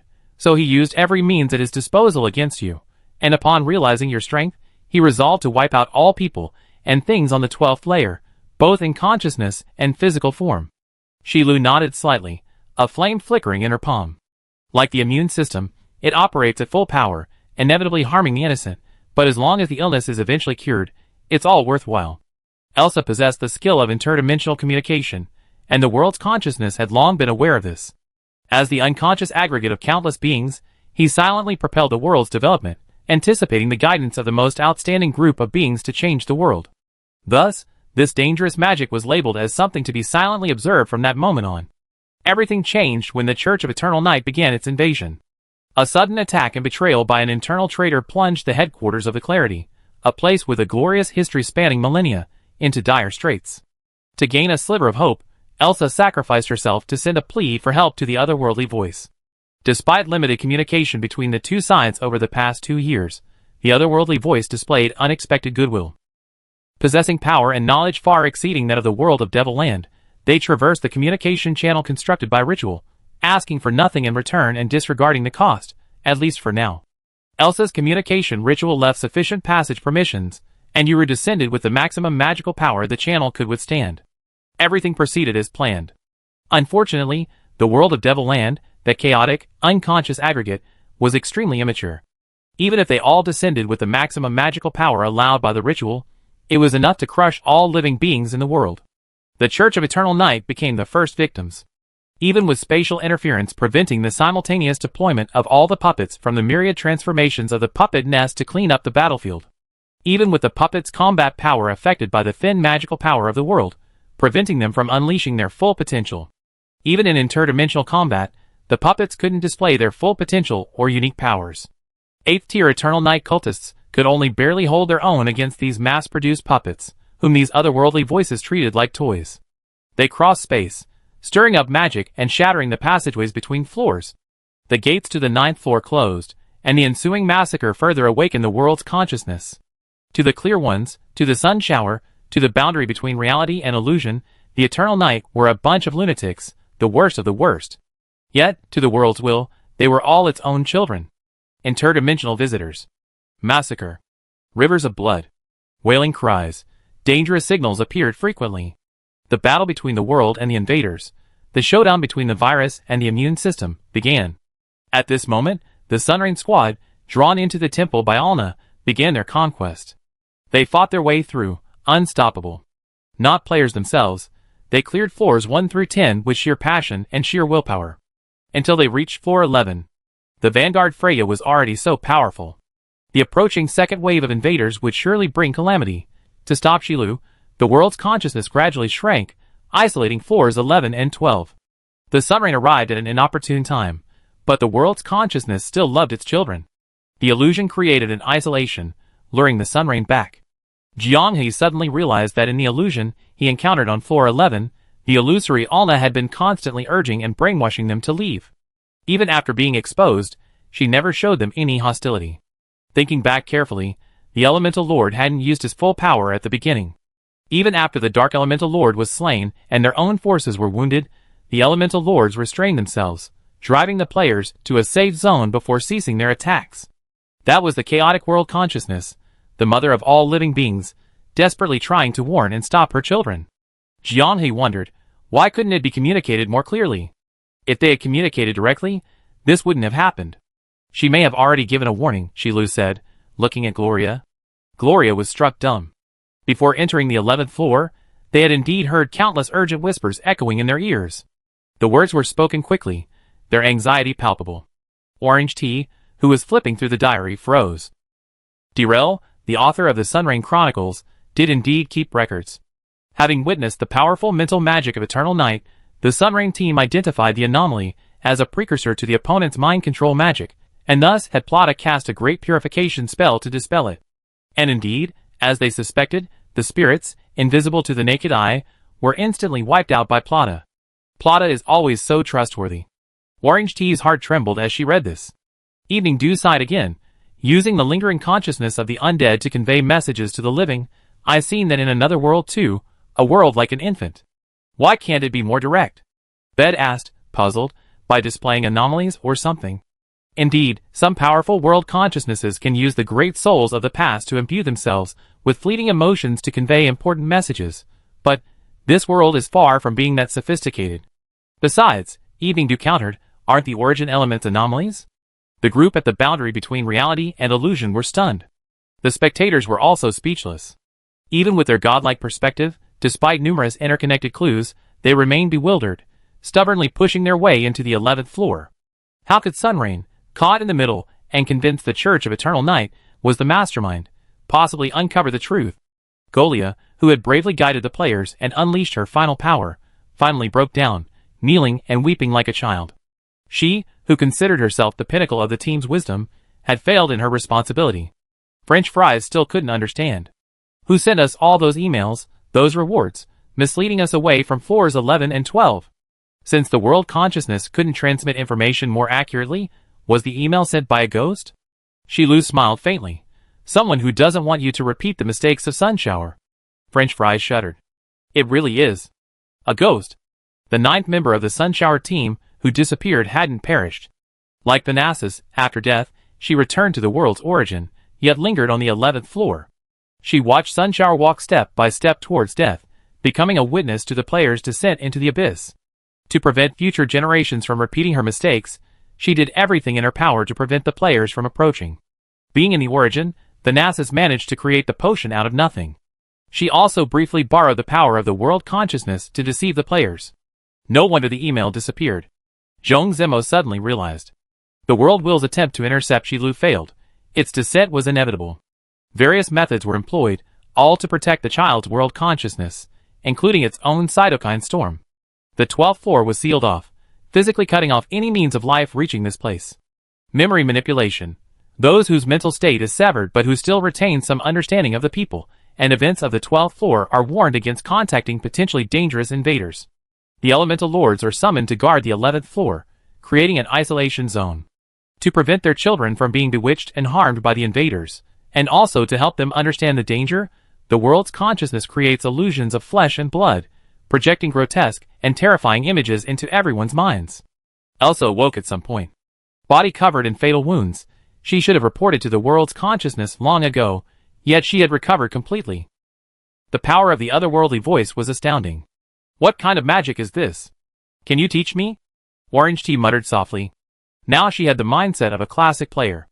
As she lay dying, Elsa's consciousness lingered above the temple plaza. She heard everything Shilu said. She gritted her teeth. It's my fault. I shouldn't have summoned it. Shilu beckoned to the celestial globe in the sky. The artifact that had been suppressing the fleshly illusions of the world consciousness no longer needed to function. The anticipated collapse of the fleshly illusions didn't occur. The world consciousness had vanished. Shilu, holding a ball of light, came to Elsa's side and gently crushed it. Anyone, I beg for your help. My life is the price for this summoning. It was Elsa's heart-wrenching cry as she pleaded for help from another world. Resist the vile invaders, save the pure ones, protect my friends, my family. Shilu murmured, gazing at Elsa. Was she wrong? Bearing simple justice, for the light in her heart, she charged into the temple to fight against the eternal night, fearless of death. Was Sun Shower wrong? Swallowed by the world, losing her name, she still strives to protect those who come after her, just to end the chain of tragedy. Was the ninth person, silently watching this place, wrong? The world consciousness does its utmost to suppress the source of danger, protecting the beings within its embrace. And the world consciousness, what did it do wrong? Yuju gazes at the sky, seemingly meeting the gaze of the gradually calming world consciousness. The master once said that the most important thing she learned from the supreme ruler was, beautiful hopes can also bear the fruit of tragedy. Intertwined goodwill can also turn into a wounding blade. Everything is ever-changing. Plans can never keep up with changes. Everyone makes mistakes, and no one is entirely wrong. Life is unpredictable. Shilu smiled bitterly. No! The jailer shouted forcefully. It's all because of the eternal night in the ditch. Damn the eternal night, the cancer of the world. The jailer always managed to offer new solutions. This was supposed to be a thought-provoking scene, but he completely overturned its meaning with a single sentence. The players, still immersed in Shilu's monologue, suddenly felt. That made a lot of sense when they heard the jailer's outburst. Who says everyone is without fault? The eternal night is the biggest mistake. If it doesn't invade, the clear ones are safe and sound. Alna and Elsa are still happily researching magic.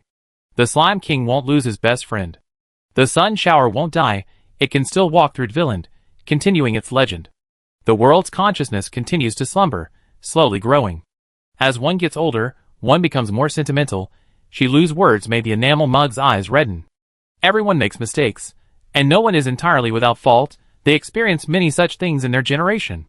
Once so persistent, now they let go. That jailer guy. All the hard-won emotion was ruined by him. Damn eternal night. The players were already chanting the slogan in unison. For some reason, some strange comments could be seen occasionally. Benzema ordered Eternal Night to do it, I saw it. It's all Shurchin's fault. Jailer, kids, I really didn't do it this time. It felt like stepping into the realm of the young people again. I couldn't understand a single word. The players were being led astray, and Shilu was also somewhat stunned. She was silent for a moment, then nodded. If you want to understand it that way, that's fine, but this kind of backward reasoning isn't quite right. An intellectual, rational, and insightful answer, perfectly suited to Shilu's temperament. She actually attempted to understand and guide the jailer on the correct way of reasoning. To prevent Shilu from being further shocked by the jailer, Jianghe quickly changed the subject. Why did the world consciousness suddenly, he hesitated, stroking his chin, stop influencing the 12th floor?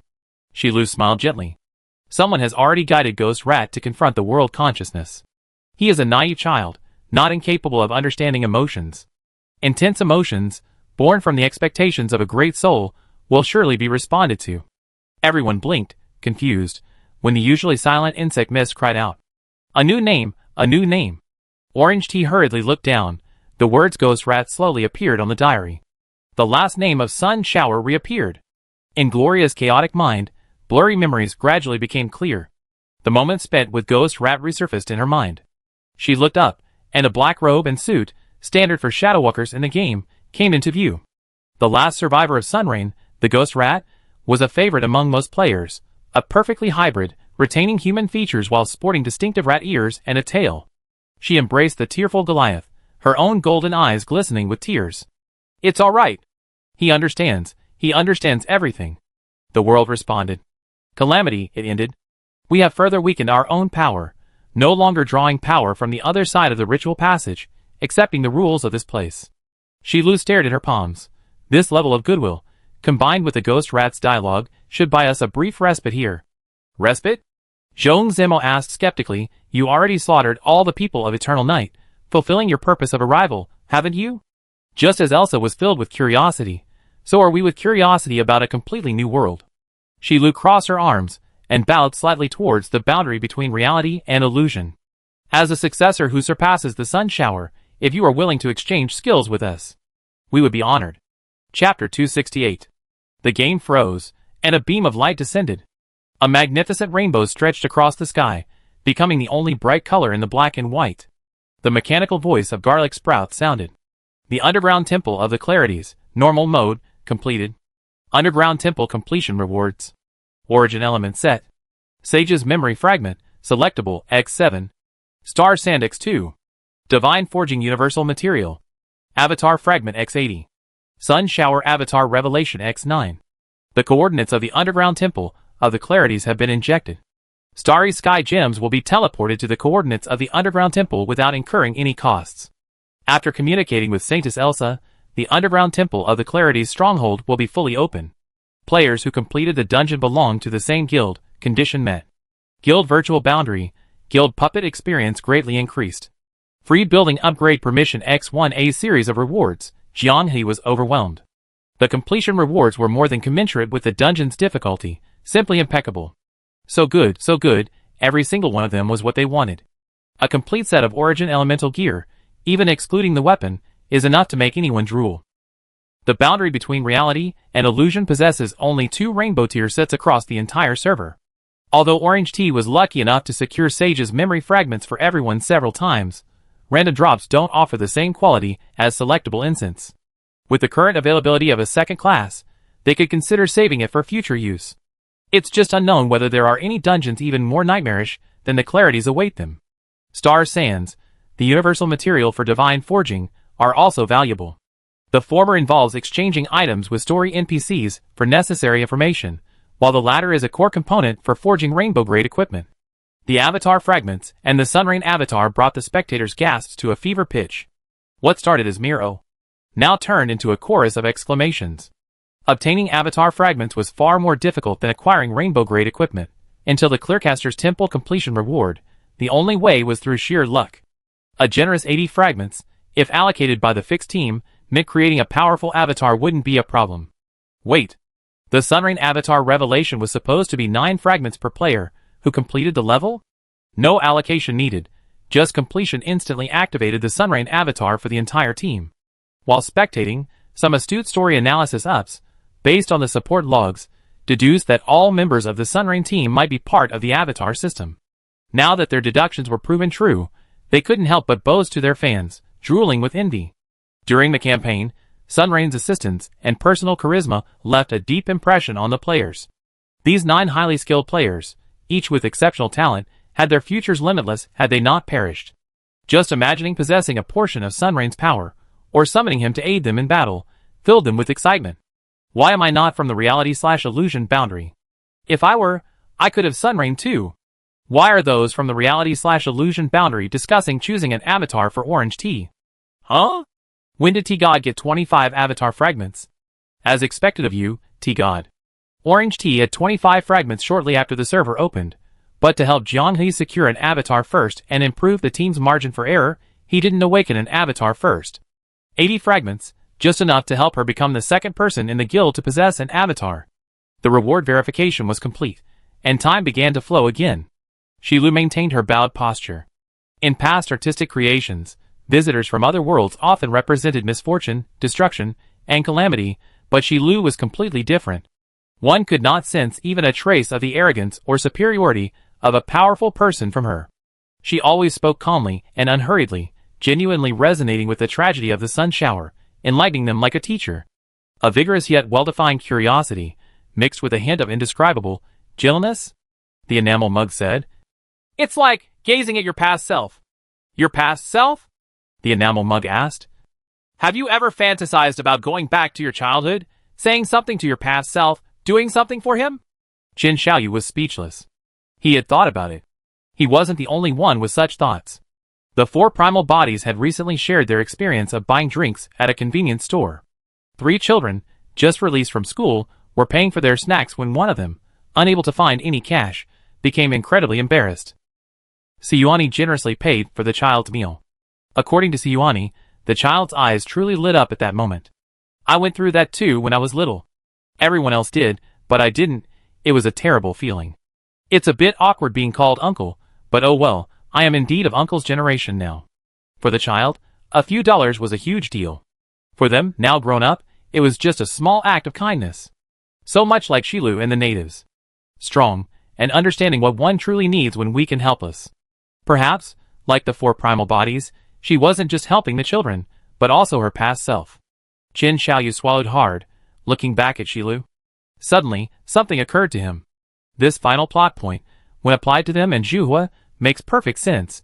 How could they be so similar? Shilu is a visitor from another world, and so is Zhuhua. Shilu's arrival will provide assistance to players, guiding them through new challenges and helping them grow stronger. Zhuhua's arrival provides them with the entertainment of the star proof, while placing enticing rewards in the World Championship. The game and reality coexist, satisfying everyone's needs and desires, subtly driving overall progress. Could Zhuhua and Shilu come from the same place? The entire game was created by them traversing various worlds to gather materials. No elaborate script was needed, just a faithful recreation. If the guess is correct, are Shilu and Zhuhua colleagues, or superiors and subordinates? Everyone knows the boundary between the virtual and real worlds is already exhausted, and the remaining time is insufficient to fully address Shilu's challenges, but Jianghe's private messages are popping up wildly. Huang Yang Yameng, can you at least fight once? Even if you get wrecked, let us see it first. We're so anxious. Everyone else in our guild will do anything. What a selfish comment. This person only thinks of themselves. Kaiguan Jishi, I want to see Shilu's content. Let me see it. Be good, let me see it. Crimson Music Box. Fight now, and I go to the foreign server forums and work with Nongya to create a big story for you tomorrow. Hurry, hurry.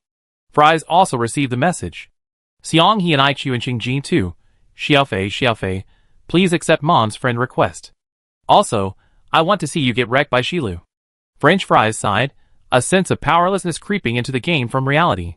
Why was she the one who got the game access?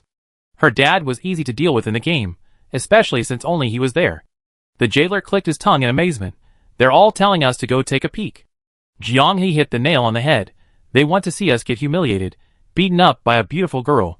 The streamer's job is to provide entertainment for the audience, Zhong Zimo said. Since spectator access is open, how about we indulge them? The atmosphere had built up enough. It would be impolite not to try it out. Besides, the boundary between reality and illusion was also curious about what kind of performance the game would give to showcase Shilu's power. This was a powerful figure, who could make even the worlds will take notice. Shilu elegantly rested her chin on her hand, her smile widening as she saw Jianghe approaching. It seems you're prepared. This is just a friendly spar. Nothing serious will happen. Please treat it as a little game. Jianghe nodded. Shilu clasped her hands together, a faint light emanating from her palms, and the celestial sphere materialized out of thin air. You can choose different levels of difficulty. Jianghe was surprised. There were difficulty levels to choose from. Considering Shilu's background, he immediately understood. In her eyes, players were merely stronger natives. It was just a friendly spar. As a supreme expert, she would naturally have complete control over her power. What are the options? If you intend to relive everything in the Temple of the Clarity, with my power, setting it up wouldn't be difficult. This will be very helpful for you to review your past experiences and summarize your combat experience. He understood. This was a second playthrough option, allowing him to choose which floor to challenge, further refine his strategy, and uncover hidden Easter eggs within the game environment. If you're going to fight me, this state of restricted magic should be quite suitable. This is the normal mode. Of course, the soul of Sunrain has already completed the communication with the world's consciousness for me. A brief recovery of my power, allowing me to fight to my heart's content, I gladly accept. This is the nightmare mode. Jianghe stroked his chin, curious, is there any reward? Shilu's lips curled up. Why don't you give it a try? This is clearly an encouragement. Then, please recover your power. Shilu nodded approvingly, the celestial globe in her hand floating above her head. Within the celestial globe, countless scenes flashed by. Are you ready? Great star travelers. She extended her slender fingers, the tips shimmering with black light. Beneath her holy robes, viscous, surging black mist poured out. The profound darkness spread out from Shilu as the center, engulfing everyone's feet. Feel the tremor of annihilating the light of heaven. A surge of black light erupted from Shilu's fingertips, overlapping and reflecting the illusory image released by the celestial globe. Layer upon layer of afterimages rippled outwards in all directions, endless black mist roaring, devouring all light at the boundary between reality and illusion. The image on the celestial globe froze. Amidst the rolling mountains and verdant forests, ancient trees shrouded in black smoke, a raging fire burning fiercely. The flames mercilessly devoured the surrounding trees, scorching the vibrant green into a crimson of destruction. The palace complex, built upon ancient trees and mountains, teetered on the brink of collapse, its magnificent halls crumbled, massive pillars shattering and plunging into the abyss. The area they occupied was similar to the one they faced during their battle against the elemental origin element, a circular platform. The constant sliding of sand and gravel from the platform's edge indicated a fall mechanic. As Shilu said, this was a game, and the player's job was to enjoy it. Instruments rang out, and a chorus began. After a few seconds of stunned silence, the players realized that Shilu had her own background music. She had her own exclusive music, a grand symphony. Of all the content explored since the launch of Proof of the Stars, she was the only one. After a majestic and soaring chorus, they repeated a certain word over and over in a language the players couldn't understand, their pace accelerating. Was it the lingering echo of a believer's prayer, desperately seeking a response? Was it a savage and frenzied ritual? Or was it the fervor instilled by a yearning for a sublime and majestic being? As if hearing a distant, urgent call, Shilu, who had been facing away from the group, slowly turned around, her blindfolded eyes blazing with golden light. Her majestic gaze pierced the blindfold, reaching the very depths of everyone's hearts, blurring the line between reality and illusion. The heavy, muffled drumbeats pounded down, like the footsteps of 1,000 living beings, each strike feeling like a blow to the heart of the listener. The strings followed, like a raging storm, and players could almost picture the trembling wrists of the instrumentalist, sparks flying from their fingers. Oppression, suffocation, solemnity, reverence. The sacred and the distorted blended seamlessly, indistinguishable from one another. Even those unfamiliar with music, immersed in the moment, would have their most primal emotions stirred by the music. It was an emotion that could be conveyed even without a language barrier. The oppressive feeling intensified, each note like a boulder pressing down on the shoulders of everyone at the boundary between reality and illusion. The music, missing from the game's dungeon presentation, appeared unexpectedly, completing the final piece of the puzzle for this grand spectacle. Jianghe gazed at Shilu, a smile playing on her lips, like an ant staring at the blazing sun. She was like a goddess. In the enamel cup's reflection, Shilu had somehow become the shape of a candle flame. On the day they first met, his expression was the same as the children in the game. Black mist blotted out the sky, dimming the light. This world was left with only the faint light provided by the dying flames. Shilu waved her hand playfully, as if bestowing a favor, preserving the dying embers. Bearing pure white wings, she wielded dark magic that devoured light. It was incredibly deceptive. The performance was so good. Eat my corpse explosion. That's the good thing about the jailer, he could always break character. But it was also an annoying little flaw. Everyone was immersed in the experience, enjoying the extreme oppression Shilu brought, enjoying this visual feast. His mind was filled with thoughts like, will the zombie explosion damage Shilu's Heisla dress a little? If we win, can we get Shilu to change into a nun's habit and take a picture? Is Shilu a hidden romanceable character? Purely naive. The shockwave from the zombie explosion caused Shilu's clothes to flutter wildly. Looks like it can really be destroyed. Someone's motives weren't pure. Enamel Cup asked curiously, how do we beat this mode? Gain Shilu's approval. Candlelight seems to have said that players have little chance of defeating Shilu. Enamel Cup frowned. Can't be defeated? Isn't that what players call garbage design? No interaction is garbage design. If the presentation is excellent, Players will flock to it because of the boss's unique charm and the exquisite and gorgeous dungeon presentation. Enamel Cup was a little puzzled, but seeing the players' excited discussion in the chat, he immediately understood. As an additional challenge level, it doesn't affect the main completion rewards or progress. You is like a sweet treat from the developers, a wonderful gift. Just seeing it for yourself is worth the ticket price. Chapter 269. It doesn't involve clearing the level, so you can challenge at any time, making the atmosphere exceptionally relaxed. The only drawback is probably that Kesha can't enter. Is it because they're both NPCs? Jianghe stopped giving commands. Everyone in the guild relied on their own abilities, first observing what skills Shilu possessed. The celestial globe floating above Shilu's head now resembled a disco ball, casting beams of multicolored light. The powerful magical strikes caused the platform to shake violently. The magical rays sliced through the platform like hot knives, easily melting countless wounds into the ground. What are you waiting for? Where is that courage that I admire? Shilu encouraged the attack, her tone and manner like that of a patient and persuasive mentor. Respectfully, Fries asked Orange Tea for the Wind Spirit Acceleration. Bloodthirst plus Bloodlust Frenzy plus Spatial Slash. Fries Berserker combo. No explanation needed, instantly maximizing output. The celestial globe shattered in response. Huh? Although her eyes weren't visible beneath the blindfold, her surprise was palpable in her voice. French fries feint, seemingly aimed at Yuru, actually injured the celestial sphere. This instinctive, adorable reaction immediately amused many players. The powerful otherworldly visitor, Yuru, feared by the world's consciousness, actually had such a cute side. Players, upon seeing strange entities detached from the boss's body that posed a threat, always instinctively wanted to eliminate them first. Betting nodded repeatedly. I know, experienced pilots would do the same when they see the opponent's floating cannons.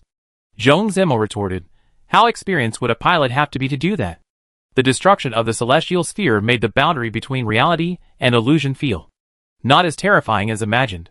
Even in nightmare mode, a fully equipped Shilu is not invincible. The game is still the same game, being killed means death, unless Shilu is also a legendary tank Gorkaelin. The roar of the tide, taking advantage of the moment when Fries was distracted, allowed Jianghe's summoning tide to become impatient. The well-coordinated Fries, seeing the offensive was in place, immediately closed the distance to engage, restricting Shilu's movement. This, in turn, put the jailer in an awkward position. A corpse explosion would be aimed at the stationary target Shilu, but as a bonus, Fries would likely also get sprayed with corruption. Fortunately, Shilu wasn't hyperactive. Jianghe's strike landed squarely, and Fries broke free from Shilu's interference, countering with a spatial slash. The four Primarchs in the distance even had time to follow up with a long-range fireball. A three-pronged attack. In contrast, the jailer closest to them offered no coordination. This was truly the necromancer's moment of charm. Even the elemental lord would dissipate under the combined attack of the three at the boundary of reality and illusion, yet Shilu remained unmoved. As the tide receded, she lightly clapped her hands, an invisible force shattering the water curtain. The darkness flowing over her body grew increasingly viscous, the entire platform appearing as if covered by a layer of black dry ice.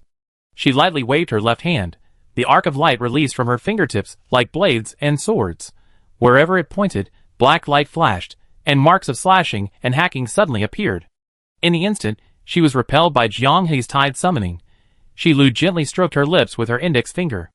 The ascetic priest's robes, the black veil covering her eyes, coupled with her provocative gestures, exuded a captivating charm that transcended gender, striking the hearts of every spectator.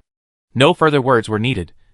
The new hottest subject for fan art among the star players had officially changed hands. Truly praiseworthy, Shilu smiled. Jianghe got goosebumps. Not because of Shilu's praise, but because the chorus in the background, imbued with a sense of sacredness and oppression, suddenly dropped in pitch, and a powerful female voice rose. She was like a queen. The moment she spoke, all other voices faded from the chorus, becoming mere background on the stage. The higher the pitch, the more urgent the orchestration. The rhythm changed. The pure white wings behind Shilu completely plunged into darkness, as black as ink. She gracefully flapped her wings and ascended into the air, like a goddess, looking down upon all living beings. In the background, the flames of the blazing temple gradually dimmed, the few remaining sources of light providing the platform teetering on the brink of destruction. Like moths, chase after that tiny, pitiful flame. By offering yourselves as candles, you can politely refuse silence and death. As soon as Shilu finished speaking, a fierce wind arose on the platform, its howling deafening, only to abruptly recede a second later. Even the operatic music echoing in the background subsided. All was silent. An endless black shadow, following Shilu's movements, slowly rose from the deep, dark forest below the platform. It had no form, no outline, just a blurry black shadow. A bone-chilling cold instantly filled the platform. The boundary between reality and illusion turned to frost with every breath. The extreme cold stung their nostrils and stiffened their bodies. An unimaginable drop in temperature. Jianghe quickly surveyed his surroundings, then looked down at the black mist swirling like flowing water beneath his feet, immediately understanding the meaning of Shilu's words. "Follow me." He swiftly moved towards the edge of the platform closest to the burning temple. Sure enough, within the rapidly flowing black mist, a wisp of flame could be faintly seen, seemingly etched onto the surface of the platform. Such a subtle sign, hidden beneath the black mist. A moment's inattention and you're doomed. The others quickly grasped Shilu's implication. "How do we counter using our bodies as candles?" Zhong Zemo asked hastily. Shilu's manipulation of darkness coalesced into a colossal dragon that blotted out the sky. French fries suddenly understood. For primitives, cast continuous fire elemental magic on each of us. Huh? Do as instructed. The 4 primitives, without suspicion, cast the weakest fire spells one by one, igniting everyone's armor. The flames appeared dazzling, but the actual damage was minimal. The black dragon swooped down, spewing black mist. The billowing mist swallowed all light, and wherever it went, an icy chill seeped into the bone. After several rounds of sweeping black mist attacks, the black dragon roared and transformed into a reaper wielding a scythe, its sharp blade capable of cleaving the platform in two, suddenly slashing down. The players watched the spectacle with amusement, thinking it was just another part of the performance, something they were immune to the mechanics of. Even the battle-hardened virtual reality boundary reacted immediately. The previous attacks were all feints. This was the real killing blow. "It's just a scythe, right? Block it." Zhong Zemo raised his shield high above his head. The crisp clang sound was certainly pleasing, but there was no feedback to parry. "I feel like I'm being sucked into the scythe." Was Shilu taking advantage of Zhong Zemo's tendency to deflect weapons? The players outside the arena were even more anxious than virtual reality boundary, frantically shouting to watch out for Shilu's movements, but they couldn't hear them. It was Jianghe who noticed something amiss out of the corner of his eye. In Shilu's palm, a dark sphere of light trembled violently, like a black hole. Damn it, the mechanisms were working one after another. Someone was targeted to catch the scythe. The rest needed to immediately stop Shilu's attack and protect the targeted person. She grinned mischievously and said, "Sleep well, brave challengers." The guess was slightly off. It wasn't aimed at Zhong Zemo, but at those who hadn't been called out. 6 black holes were launched instantly, moving with lightning speed, giving almost no time to react. Beiwo became the sole survivor. She went full throttle, fleeing frantically. Everyone else who was hit by the black holes fell asleep immediately, but she dragged them around the arena. There's a kind of beauty in being tailed by a missile, choosing not to parachute but to maneuver and escape, a player commented. Even shadow was useless. The black holes could actually penetrate shadows to pursue her. Shilu's magic level was too high. Beiwo simply refused to give in.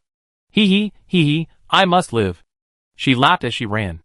Her overly cheerful laughter even infected the enamel cup, causing it to burst into laughter as well. Shilu couldn't help but chuckle as well. Despite her laughter, the deep, dark orbs of light in her hands expanded even further, quickly surpassing her size, and continuing to grow. The black sun slowly rose, its presence impossible to ignore. Shilu teased, turning to Beiwo, "You won, but what about your teammates?" Beiwo, with a series of incredibly fast right-angle maneuvers that would make even a drop of water envious, temporarily shook off the black hole. Watching the black hole being flung away, she shouted excitedly, "Still chasing? Still chasing. Where's your bull-like drive to chase me?" Endless darkness pressed down. She looked up and saw the black sun slowly setting, sweat already beading on her forehead. Where she landed, still trapped by the scythe, Zhong Zemo, his face filled with despair, was unable to escape. "Beiwo, save me!" he cried, his voice almost cracking. Feeling the trembling platform, Beiwo stopped trying to escape. She actually plunged headlong into the center of the black sun's impending impact, unleashing a flurry of attacks that shattered the scythe with difficulty. "You really saved me?" Zhong Zemo asked incredulously. "I already sent it, and you said you saved me. How could I not come?" She shrugged, raising her head to watch the black sun fall, smiling in the face of death. The great sun made intimate contact with the platform, which, despite its seemingly solid structure, vanished into thin air. Having lost its foothold, the boundary between reality and illusion was instantly declared annihilated. As Shilu had said, it was all just a small game called a friendly spar. The instant the platform shattered, their consciousness returned to the 12th floor of the Temple of the Clarity. Seeing the group's apparent fatigue, Shilu thoughtfully waved, channeling divine power, matching the pure white wings on her back, into each person's body. "It's quite interesting, isn't it?" She smiled. Recalling what had just happened, Shilu had a lot of fun. Although she was thoroughly defeated at the boundary between the virtual and real worlds, she didn't feel frustrated or disgusted. Instead, she felt a sense of pleasure from gaining knowledge. "You're welcome to visit anytime. I look forward to you receiving a small prize from me." The virtual and real worlds exchanged bewildered glances. The brief exchange had left everyone's scalps tingling. Shilu had handled everything with ease, unleashing massive mechanics at the level of origin elements with a mere flick of her wrist. Those who couldn't handle them would instantly die. Was the final reward really just a small prize? Could it be something that a powerful figure like Shilu would find useless, but which was exceptionally powerful to the local natives? "It's better than origin elements. At least Shilu will guide us on how to deal with it," Jianghe said. Even with Shilu's evaluation, she actually responded. "Guiding you forward is also a kind of fun. Your progress is what I've been looking forward to." So gentle. Even the jailer, who claimed every fictional character as his wife, was dazzled. Enamel Cup glanced at the chat. "My wife is so good flooding the screen." Interspersed among them were comments like, "Don't talk nonsense, she's clearly my wife."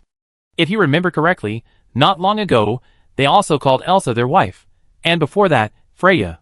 Seeing Qin Xiaoyu about to explain, Enamel Cup smiled and waved his hand. I understand. Young people will be like that. I recently learned a new phrase. I'm very devoted, but my heart is broken into many pieces. Each piece has its own beloved. There's no need to learn such things." Having witnessed Shilu's power, and knowing she would be stationed on the 12th floor of the temple, ready to be challenged at any time, Jianghe decided to postpone the challenge for now. He found Elsa resting nearby. "Thank you." Elsa expressed her gratitude directly. Although the Temple of the Clarity's dungeon began shortly after the server launch, 3 months have passed since then, and half a year has gone by in the game. But for Elsa, trapped within the dungeon, it felt like only a few days had passed. Her friends were brutally murdered, her elders perished, and the remains of her companions were nowhere to be found. The millennia-long accumulation of the Clarity's main temple was destroyed in an instant. She was the sole survivor. The immense blow left her dazed, but as a saintess, she didn't remain lost for long. Outside the temple, many Clarities were still active on the continent of Devland. The immediate priority was to inform them and rebuild the Clarity's legacy. What about the temple? Jianghe brought up the topic. Elsa seemed prepared. If the boundary between the real and virtual worlds is willing to take over, the resources produced during this period will belong to you. She sighed. The temple's treasury and scriptures have suffered immense losses. Whether the temple, as a spiritual symbol, needs repair or alternative plans needs discussion. The moment Jianghe agreed, the Clear One's underground temple temporarily changed hands, and the 12th level main magic array opened its arms to the boundary between reality and illusion. As the plot progresses, the word temporarily will likely be removed. Elsa went to the 10th level and packed up the vast majority of the books. Remembering his promise from long ago to show Mint the Clear One's collection, Jianghe felt a pang of guilt. Faced with the boundary between reality and illusion's request, Elsa gladly left behind some rubbings as a reward for the boundary and the genius which she had never met. Is she truly a genius? She asked. Everyone from the boundary between reality and illusion nodded vigorously. Elsa smiled bitterly. If only I could find the recipe for a potion that could bring the dead back to life someday. Without lingering, she left the temple with the remaining treasures. The harsh reality forced her, as a saintess, to pull herself together. Before parting, Elsa handed Jianghe a communication crystal. If things develop much worse than I think, I might come back. Until then, keep in touch. It sounds like the story of the Clarifier has a sequel.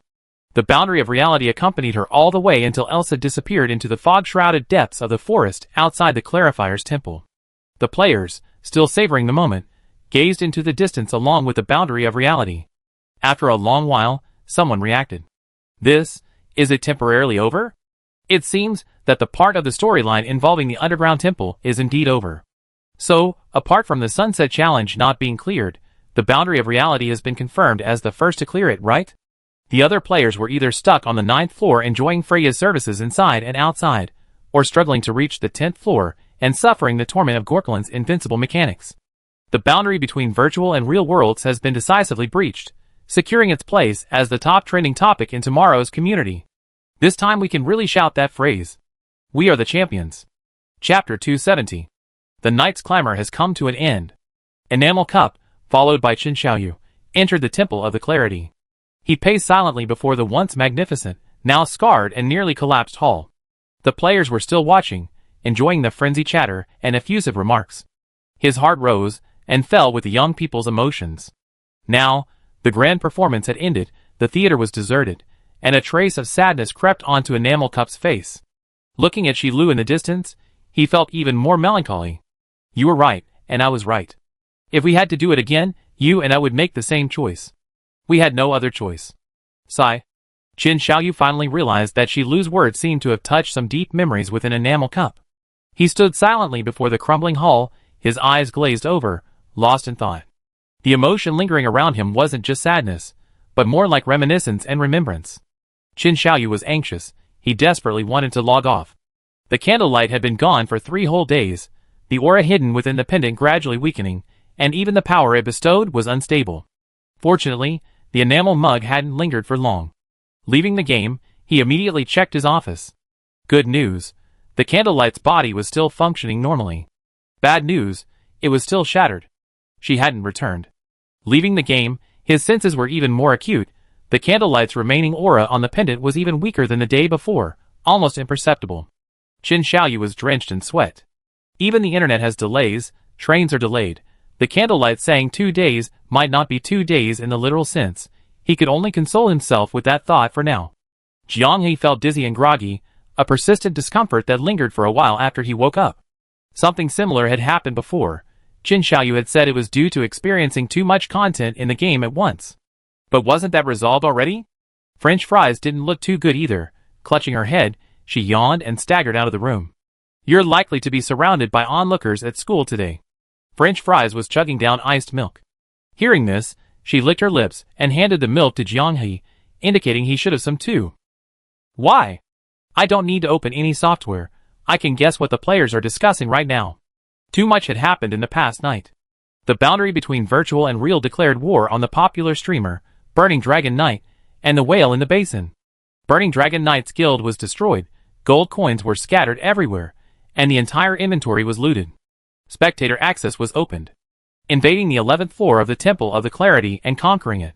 He became aware of the existence of world consciousness. First encounter with Yuru. Obtained a guild stronghold. A long time ago, a player posted on the community forum that the game's time setting and proof of the stars made him feel like he had doubled his life. The only slightly unsettling thing for him was that he gradually felt real time was passing incredibly slowly. The dazed feeling of experiencing so much in the game, yet only a day or two had passed in reality, lingered with him. Jiang He empathized. Putting everything else aside, his relationship with potatoes had rapidly intensified because of proof of the stars. It was hard to say whether it was due to Kesha's stimulation, or potatoes switching forms and entering a frenzied output mode, but spending these days with her. Hee. Just thinking about it made him grin from ear to ear. After enjoying Jiang He's tomato beef and egg noodles, Fries didn't go to school as usual. No major classes, so I took leave.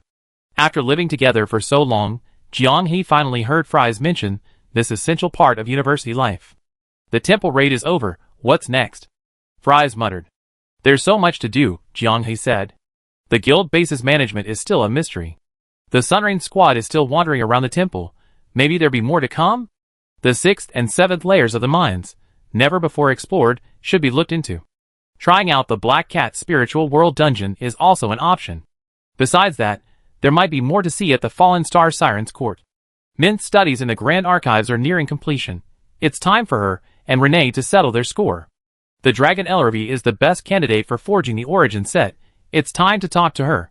There are so many things to do. Previously, I had to juggle them with the temple raid, but now I can focus on completing them. My free time is excellent, whether it's training for the World Championship or guild members heading to the World Faction Battlegrounds to hunt down Dragon Knights and whales. There's so much to do and play. As expected, the community is buzzing. Any player of the Stars of Proof will inevitably be talking about the boundary between reality and illusion. Those just looking for entertainment have found a juicy story. Boundary between reality and illusion clashes with a veteran gaming YouTuber with millions of followers. A juicy tidbit that will keep them entertained for a long time. Pure gamers are discussing the difficulty of the 11th floor of the Temple of the Clarities. Story enthusiasts are satisfied and starting to share their thoughts. In just one night, the boundary between reality and illusion has become a hot topic and a subject of much discussion. The groundbreaking news of the first clearing of the underground Temple of the Clarity became a hot topic on the overseas Stars of Proof community, despite the time difference. Spectators were patting their respective classes on the back. Berserker, you have the worst reputation, here's a serving of fries. Mage, you have the most slackers, here's a potato. Necromancer, you don't exist, jailer, keep this. Shadowwalker, you tell the best story, here comes the blanket. Interestingly, of the 7 players on the boundary between reality and illusion, besides the 4 primal bodies, Orange Tea, and Zhong Zemo, the other 4 are all highly talked about classes.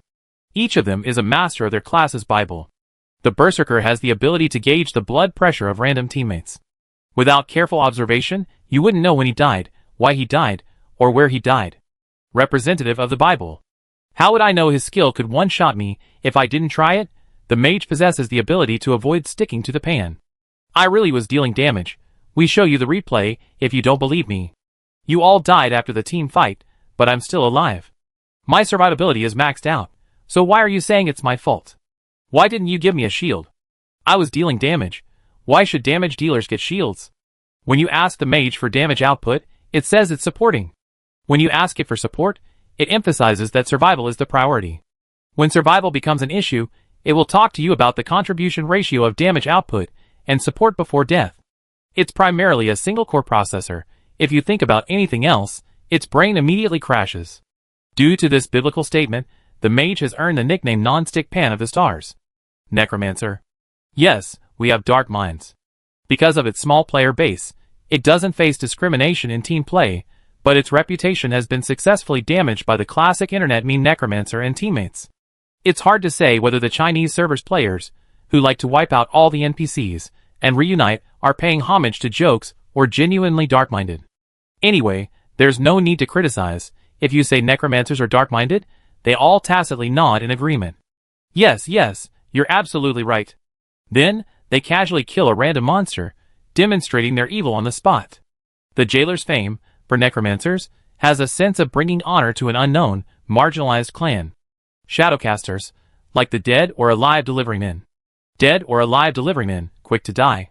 The nature of the class dictates that Shadowcasters are mostly information providers, needing to roam outside the team to gather pre-battle information. Therefore, it's common to see the bizarre side of your own Shadowcaster silently melting away shortly after entering a dungeon, unable to send back any information.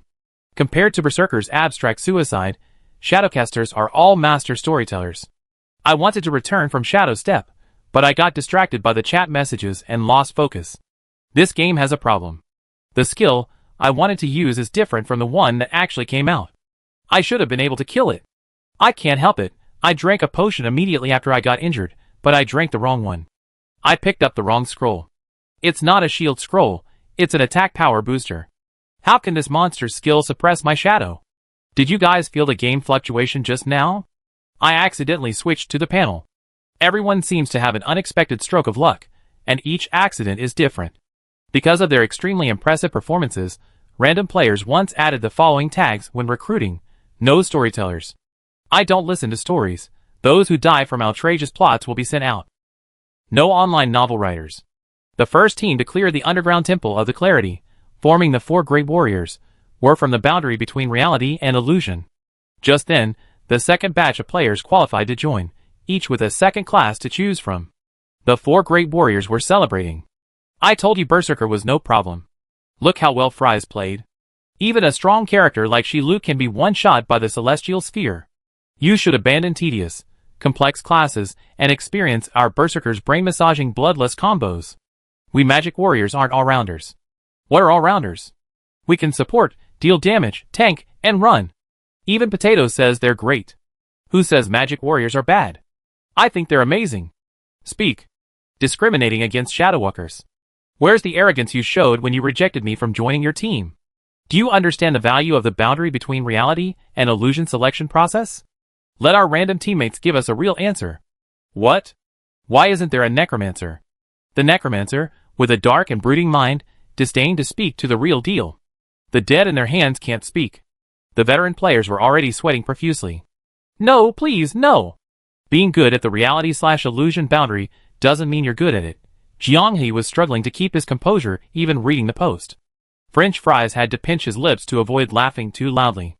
The chain reaction of clearing the reality/illusion boundary is huge. Originally, it was thought that those who blindly spread rumors would be devastated, but unexpectedly, veteran players were the first to wail, spreading the word about the terror of the four heavenly kings. The game's community culture is also an essential part to appreciate. There's so much fun to be had. Just as he was about to see Nonya's congratulatory message, French Fries received a phone call and quickly went outside. She greeted Jianghe with obvious delight and went out the door. A moment later, she returned carrying a huge pile of delivery boxes. Jianghe peeked in, puzzled, and asked in surprise, "What did you buy?" "So many." French Fries squatted down expectantly beside her and handed her a utility knife. "Why don't we just open them and see?" Her mysterious manner piqued Jianghe's curiosity. He chose the largest box and opened it. The white computer case that came into view made his heart pound. Fresh Fries took in Jianghe's shock, resting her chin on her hand and smiling as she watched his changing expressions. Monitor, graphics card, hard drive, RAM, power supply, motherboard. Everything was there. French Fries had basically chosen top-of-the-line components. French Fries, with a straight face, joked, "Yes, it's a gift." Although Jianghe didn't particularly like power banks that lit up with flashy, dazzling lights, since French Fries bought it, well, he could start liking it now. French Fries said, "I didn't buy a mouse and keyboard. If you want, you can choose them and I'll order them." She added, "Let me see what your preferences are, so it'd be easier to give you gifts later." A mouse and keyboard are the two most important peripherals for gamers, and different people have different usage habits. Some people feel like their mouse is made of lead, some feel uncomfortable without a wired connection, all sorts of strange quirks. It was considering this that French Fries didn't rush into ordering. "You like it?" Jianghe subconsciously reached out and hugged French Fries. Overly excited, he forgot that they were both in a half-squatting position. Losing his balance, French Fries naturally fell backward. They stared at each other wide-eyed. Jianghe braced himself on the ground with both hands and stared blankly into French Fries' clear eyes.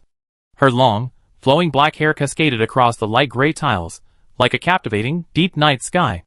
Upon closer, you could even smell the pleasant scent of her shampoo. A blush spread from her face to her body. Fries slightly turned her head, averting her gaze a little, but her eyes still lingered on Jianghe out of the corner of her eye. Jianghe's face was also burning. He quickly looked away. The two of them tacitly agreed, pretending nothing had happened, and continued unpacking. Fries secretly glanced at Jianghe, recalling Koxia's leaping maneuver. She blushed again. Assembling and powering on went exceptionally smoothly. Both were desktop enthusiasts, and their computer building skills were excellent. Just as they opened the chat group on their new computer, a private message from Jailer Bro popped up. This guy had been messaging them the whole time while they were building the computer. Good news. The lawyer's evidence preservation was almost complete. They were now at the stage of sending out summonses and calling names. Although some still stubbornly insisted, they had obtained strategy information to successfully pass level 11 of the reality/virtual boundary. Amidst the overwhelming trending topics, they appeared like clowns, enjoying the treatment of "Why is everyone on the road going against traffic?" These small fry, stirring up trouble for various reasons, were left to be handled entirely by the reality/virtual boundaries lawyers. As for the Burning Dragon Knight and the whale in the basin, these were monsters who dared to show their health bars. Everyone in the reality/virtual boundary was in agreement. Strike hard, both in reality and in the game. A single blow can prevent 100 blows. The more badly the Burning Dragon Knight was beaten, the better the warning effect. The video of the Dragon Knight Guild being robbed was released in its entirety, titled "Overestimating One's Own Abilities" by French Fries. A brutal assault, leaving no room for leniency. Since your goal is to bring down and discredit the reality/virtual boundary, there will be no option for negotiation. Jianghe wrote in the introduction section. The underground temple of the Clarities has come to a temporary end. We enjoyed the most beautiful dungeon design and character storylines of the Stars of Truth. Now it's time to enjoy the interaction between players. This isn't over until you're utterly ruined both in and out of the game. Chapter 271. The video of the Dragon Knights Guild being brutally wiped out is released uncut, a pure, godlike perspective version. The fact that no one in the huge guild noticed the coordinate settings being made public was already hilarious, so the massive gold loss and depletion of their inventory only amplified the comedic effect. If you think you're playing badly, take a look at these people. Because of a single permission setting, they lost everything they accumulated over 3 months since the server opened in one night. The title was merciless, and the description was a declaration of war. Everyone could see that the reality boundary was furious due to the recent media storm. Burning Dragon Knight's personal account suddenly posted a status update of a cowering turtle. The caption read, "Powerful, but cowering?" This clearly referred to the reality boundary's refusal to open guild coordinates. Burning Dragon Knight was also truly enraged by last night's losses. The onlookers reveled. Great, exciting, let's fight. Fight! The T0 Guild virtual reality boundary is locked in a massive battle with nearly 5 million followers on a super popular YouTuber, a clash of titans. This is a classic part of any online game experience, and the near-equal status of both sides makes the duel both on and off the field incredibly captivating. Many players have reviewed the verbal sparring logs from the invasion and discovered a thought-provoking exchange. Our feud wasn't started now, but rather a product of unbearable frustration. You better understand that. Virtual reality boundary doesn't have any in-game interactions with Dragon Knights, so is it off-field? There's more to it than meets the eye. Virtual reality boundary is currently gathering information about the guild's stronghold. It has to be Jailer Bro, the social terrorist, who's incredibly sociable and well-known in the gaming community.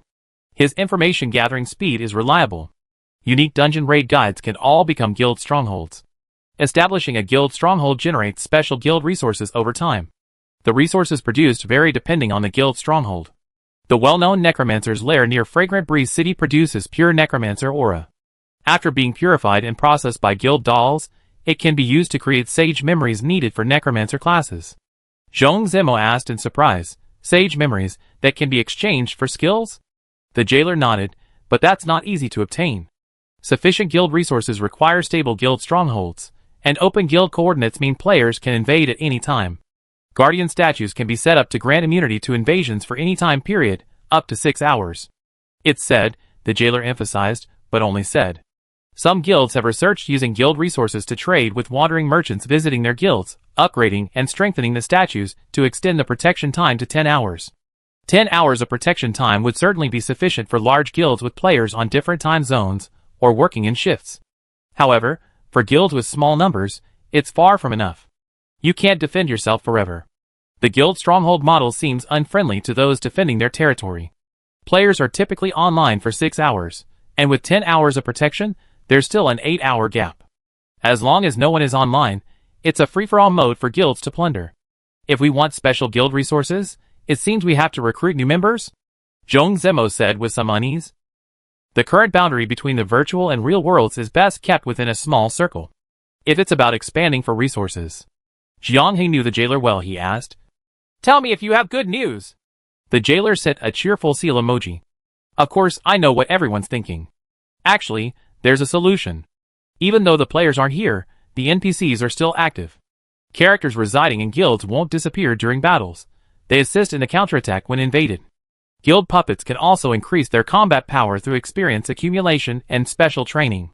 Besides that, there should be other methods, but most guilds only lasted less than a day before being completely wiped out, so we haven't figured it out yet. The people in front of the screen suddenly understood, their lips curling into smiles. In that case, the boundary between reality and illusion is no longer a concern. Kshaw. Slime King Deep Green. Mint. 3 residing characters, the first 2 can provide considerable combat power, while the latter can act as a commander, managing the guild's puppets. French Fries pursed his lips and shook his head. If the number of invaders is too large, it's still not enough. Limited information, they can only study it after entering the game. Jiang He was very interested in the loot from the underground temple of the Clarities. As the highest difficulty level in the game, its reward shouldn't be bad. In the community, players from the Stars faction were also closely watching the actions of the boundary between reality and illusion. Dragon Knights fans had already explained some of the gameplay mechanics of guild strongholds, with raiding and defense being key themes. Although the materials stolen from the boundary between reality guild couldn't be used directly, and required further resource investment for forging, this was still one of the few ways many players could access the highest quality materials.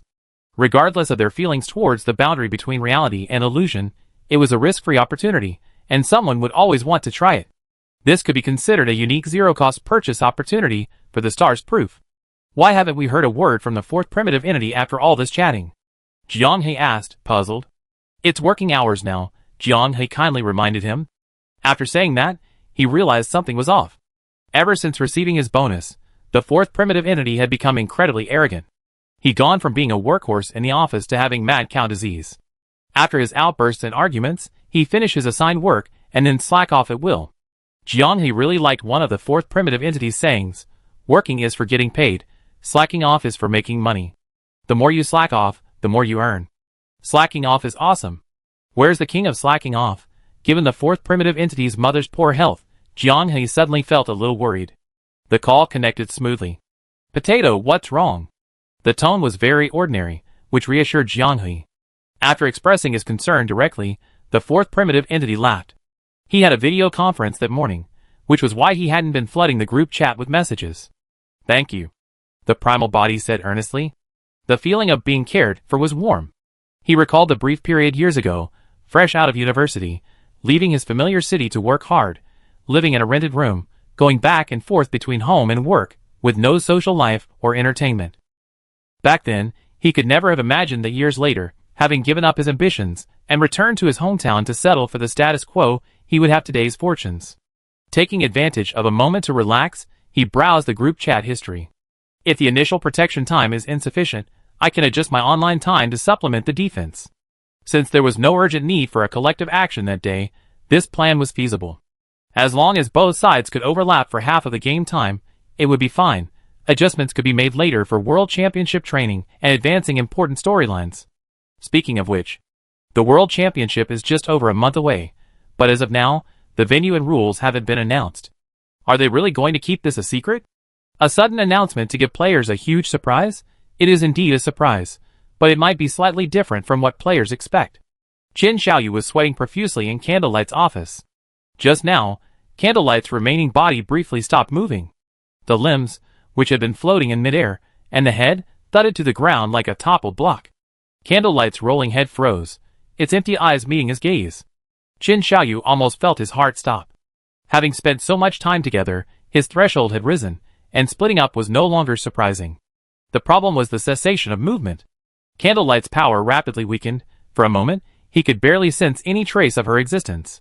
The once vibrant doll-like body was now radiating a perceptible aura of death. The World Championship is likely doomed, and even the current location of Candlelight is a critical issue.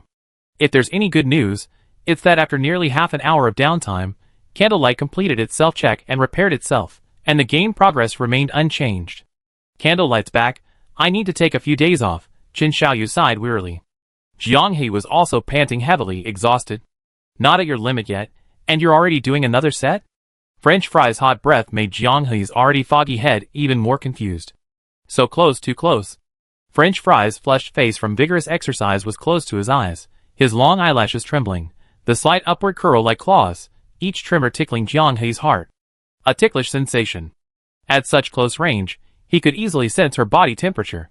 Jiang He averted his gaze to avoid his heartbeat accelerating further with his lover so close to him. Beads of sweat slowly trickled down his shoulders and neck. His slightly protruding collarbones, like a continuous mountain range, blocked the abundant moisture, and the crystal-clear sweat slanted down his collarbones.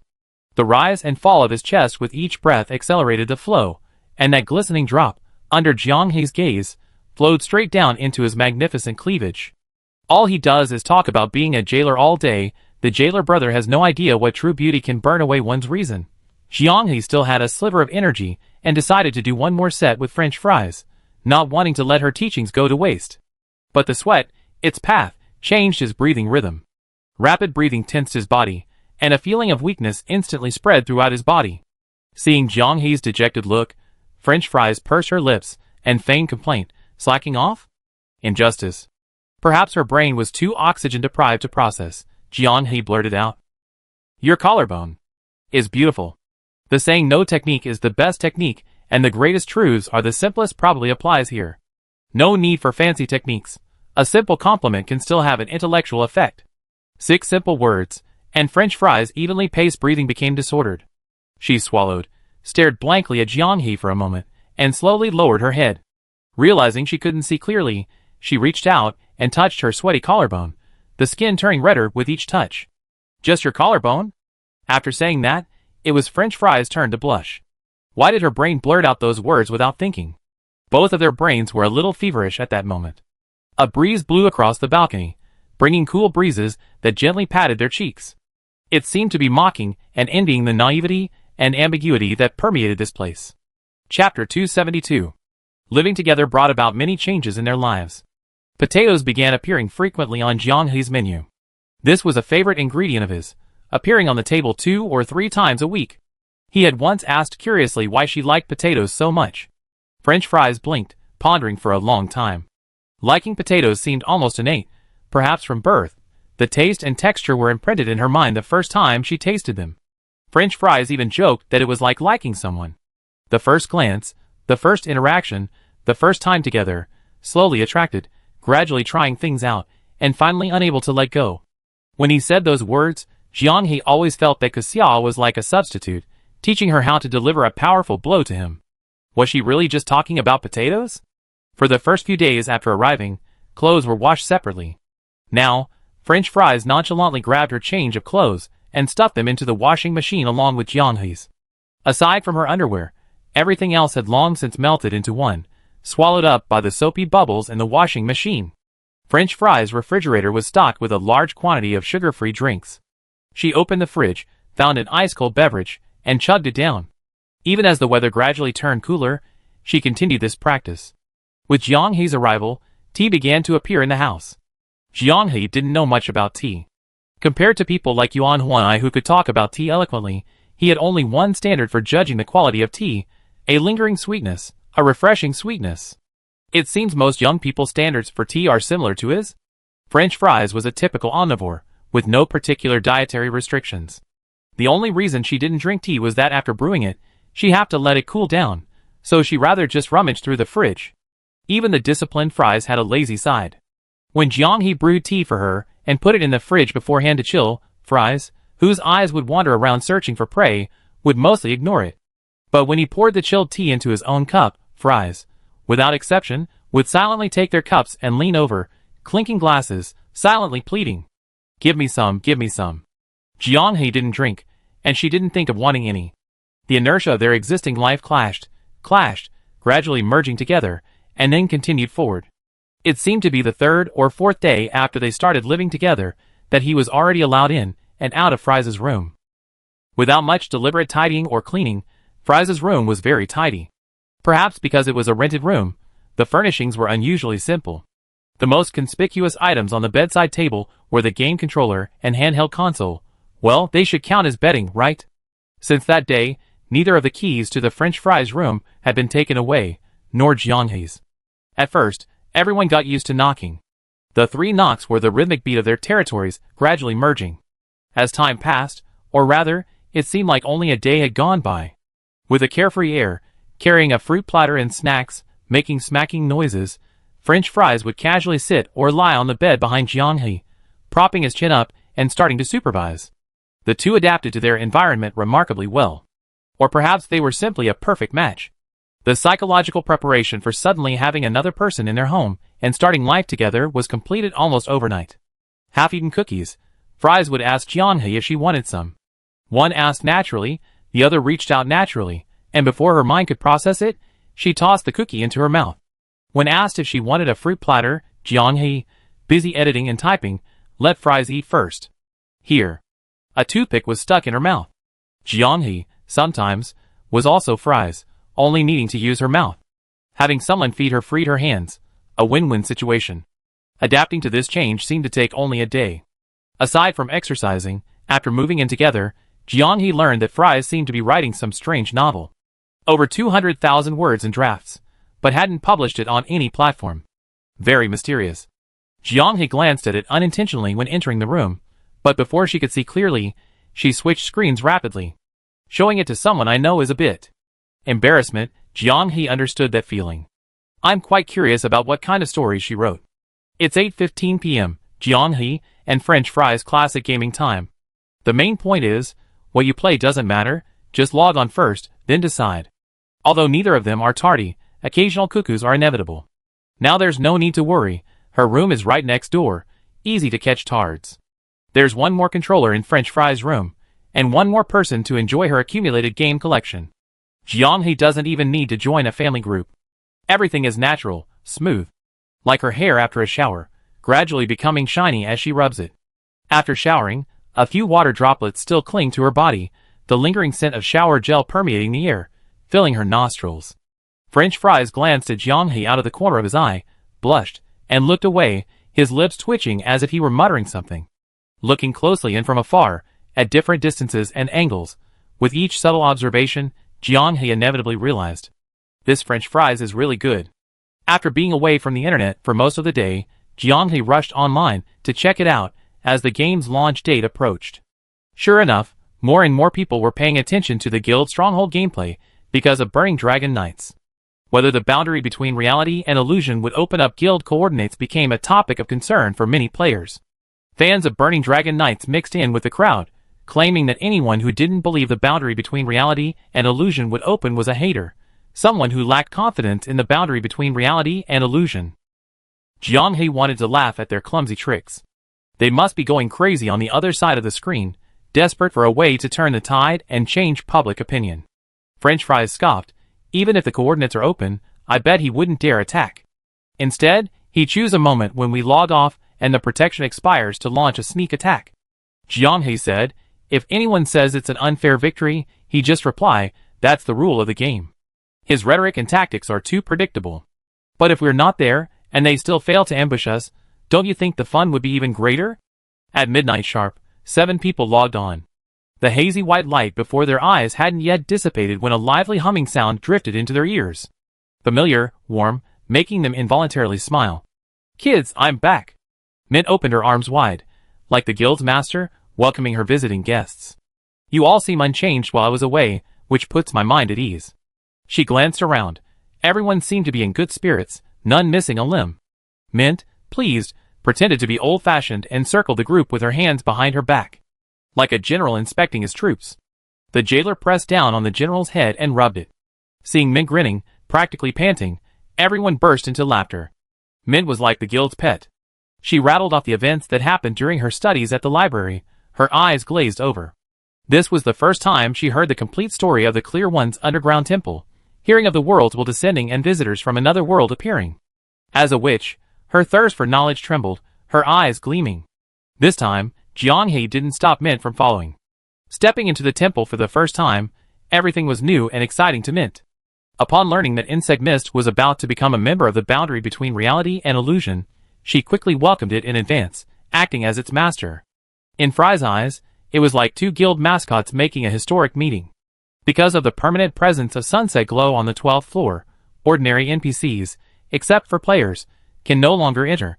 Although it's within the stronghold controlled by the boundary between the real and virtual worlds, she's not a member, so a guild invasion can't rely on Sunset Glow to wipe out the entire party. The same problem is no problem for Ksha, Slime King Deep Green Mint, or even Insect Mist. Ksha's tail lashed out at the ground urgently. I will not allow anyone to defile you, or our shared home.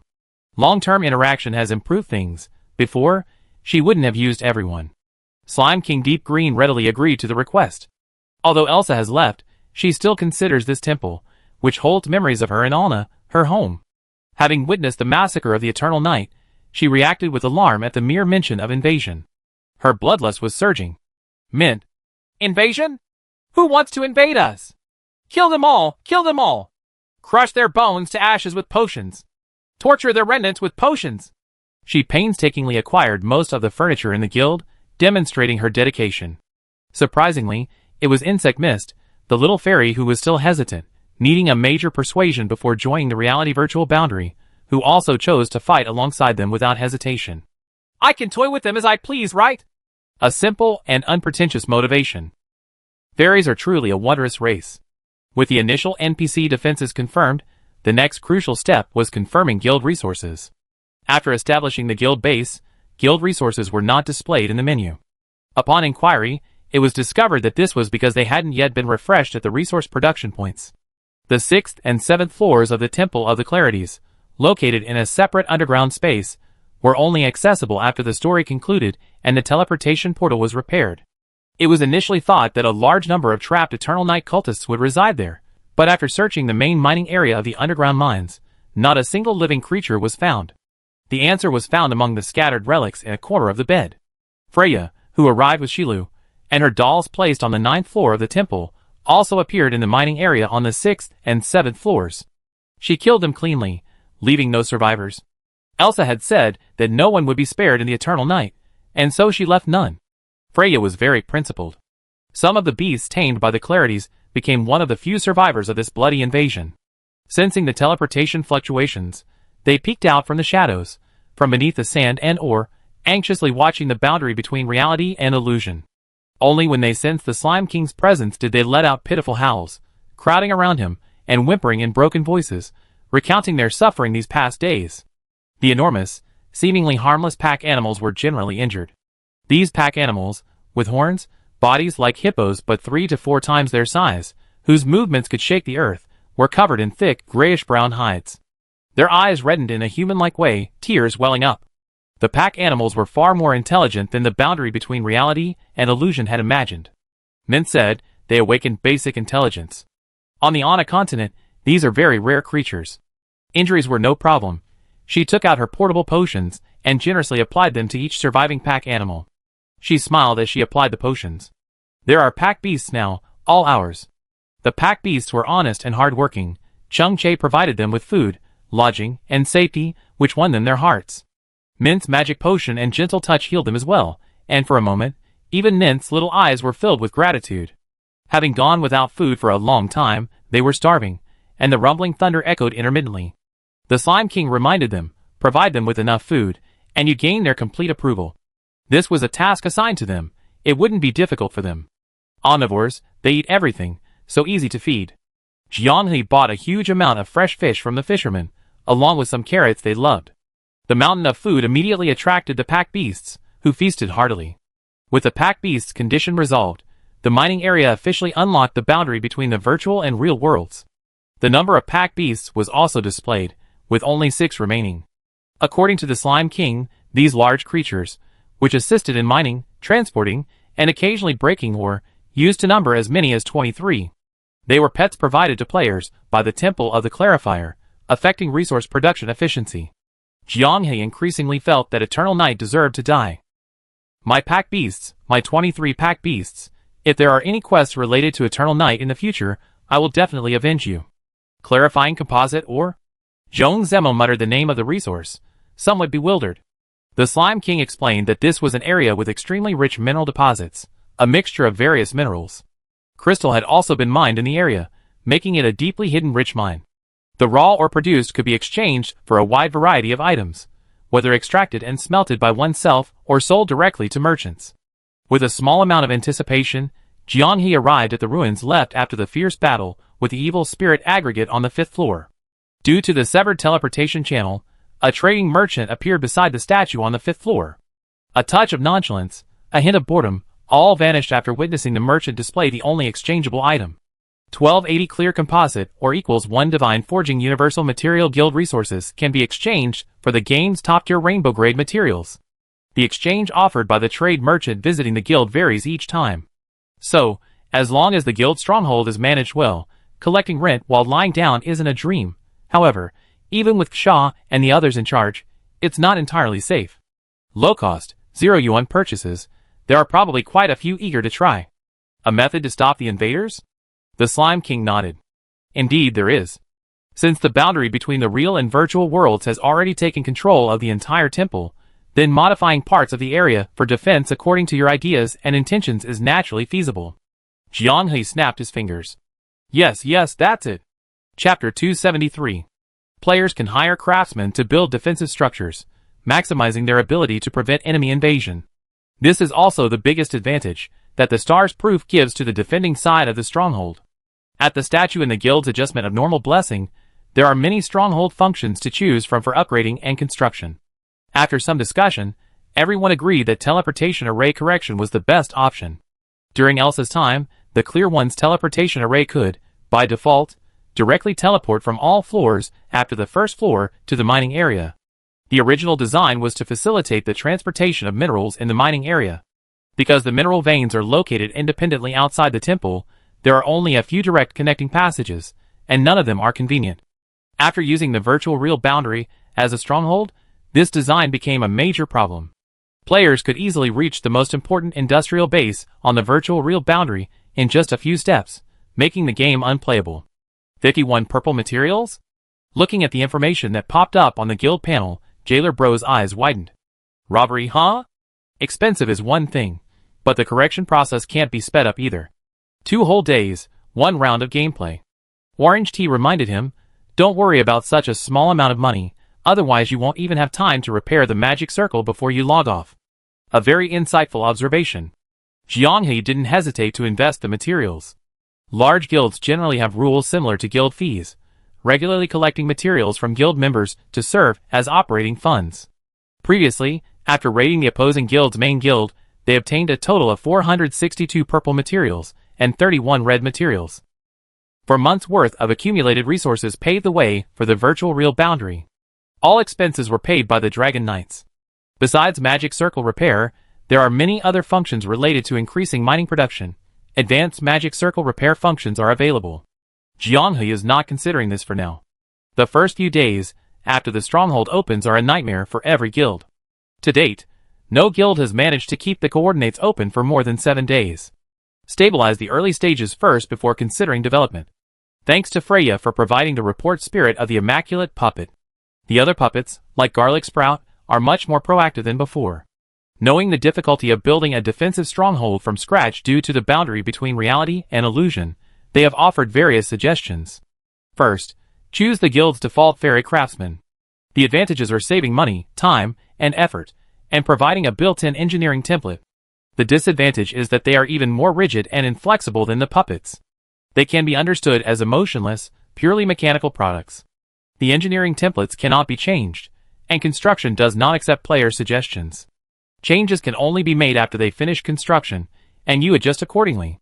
Second, find craftsmen yourself. Utilize the connections and reputation you built in the game to find suitable and excellent craftsmen. The advantage is that players can customize their defenses freely, and the final effect of the defensive stronghold is proportional to the investment. The disadvantage is the high cost. Whether it's finding artisans and persuading them to work at the stronghold long-term, or customizing consumables, the expenses are enormous. The rational approach would be to choose option 1. But the boundary between reality and illusion only sees option 2. Seeing the latter, it would be a miracle if one didn't choose it. There was no need to ask. The moment Jianghe revealed his inclination, Kesha had already volunteered. I returned to Fallen Star. I think the Master Artisans would be happy to serve the heroes of Fallen Star. The benefits of opening up the Anna Rebellion win-win path are becoming apparent. They registered with the Queen of Mirrorheart. The Fallen Star Royal Court has always regarded the 7 members of the boundary between reality and illusion as heroes. Go and come back quickly. What was meant as a polite remark turned into a sudden, flirtatious glare from Kesha. Jianghe knew she was again conjuring up strange scenarios and quickly added, the guild needs you to be there, to deter the invaders. It's alright, I understand. Jianghe felt that she didn't understand at all, given her cloying tone. After Kesha left, he said to Zhongzhemo and Beiwo, go to the capital of Anna and talk to the master craftsman Garcia. Find a civil engineering expert capable of building fortifications. The 2 of us? Is there a problem? Complementary communication skills are important. Jianghe emphasized seriously, this concerns guild resources, so we need to be prepared for both possibilities. The jailer clapped his hands inwardly. Why couldn't he say something so smooth? Light of protection. This is a necessary function to increase the invasion immunity period. It costs 120 purple materials to increase the margin of error by 1 hour, taking effect immediately. Previously, Jianghe would. He used to complain about the price. Now he say thank you, Dragon Knight. Using other people's money to improve yourself, that's so satisfying. The only downside is that you can only continue leveling up in the next round of the game. Leaving Fries and the others to continue helping Orange Tea advise on which avatar to choose, Jianghe and Mint left first.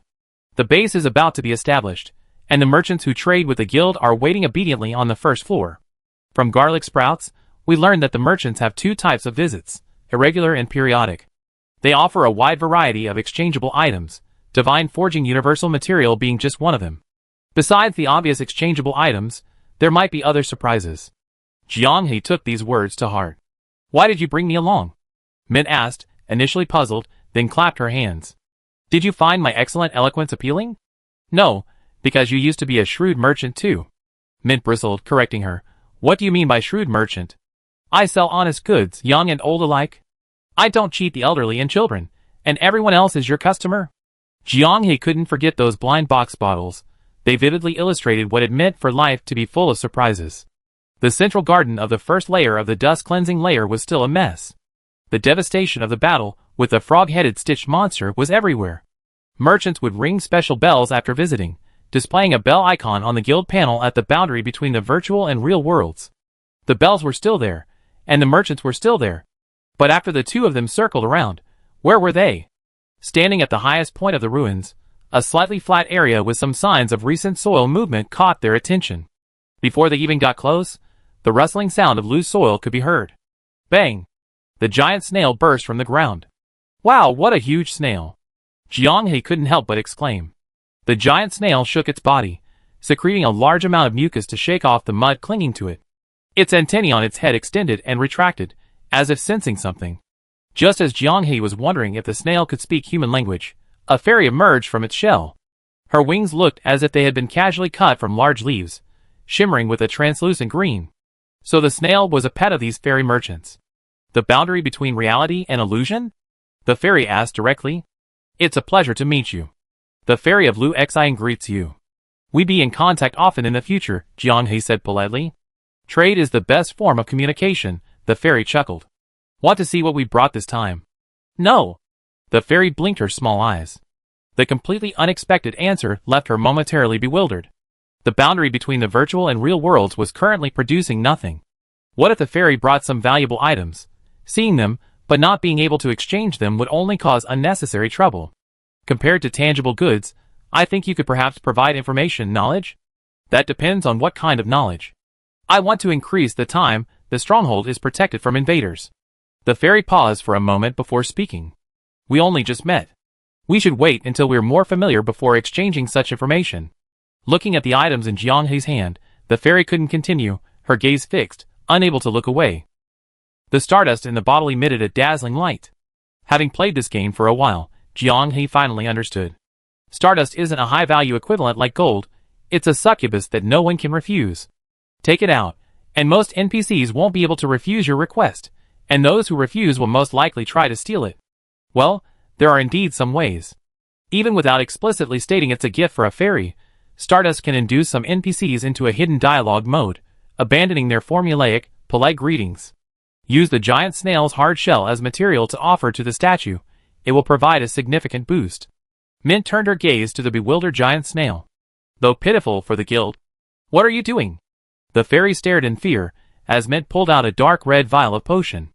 The bubbling, boiling appearance looked sinister. You didn't sell it to us, did you? I peeled the shell for you. No, no. The fairy blocked the giant snail's path, frantically waving her little hands. It's a shell left by its ancestor. If you really need it, I can bring it over immediately. As long as. Is rubbing hands together a standard feature of these unscrupulous merchants? Min had been excitedly rubbing her hands together selling potions, and this adorable fairy couldn't help but rub her hands together too. A shell for Stardust. Don't you think you're getting a great deal? This shell is quite precious. Then I won't buy it. Other merchants will definitely come. I asked them. No. I can give you some. The fairy panicked, quickly trying to persuade her to stay. This was the most mercenary fairy Jiang He had ever seen. Most of the fairies he met so far were innocent and cute. Besides liking to play pranks, Insect Mist wasn't a bad child, she was pure at heart. Innocent and adorable races often die tragically. The fairy smiled bitterly. Fairies, too, grew up from ignorance, bleeding and growing little by little. We possess strange magic, yet we are so weak, needing to cooperate with the strong to survive. If being mercenary could feed our race. If you were me, you would do the same. Mint was moved.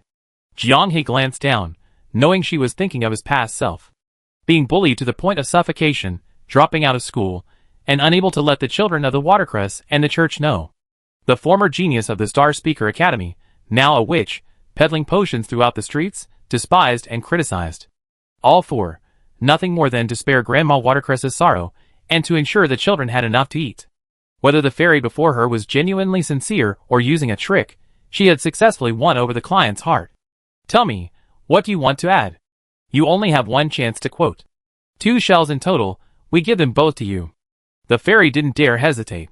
The first 10 purchases at the Fairy of the Reed Heart, at the boundary between reality and illusion, are half price. Seeing Jianghe still holding his hands, unconvinced, she trembled as she raised her hand. 15 purchases. Deliver them after these 15 half-price transactions are completed. If you agree, the deal is done. The fairy gritted her teeth and nodded. Seeing that Jianghe didn't make any further demands, she breathed a sigh of relief and quickly informed her companions.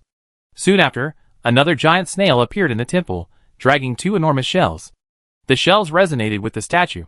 A flash of white light, the shells shattered, turning into powder, their contained power completely extracted. As expected of an item obtained from a single star sand, the effect was indeed excellent, increasing the protection time by 2 hours.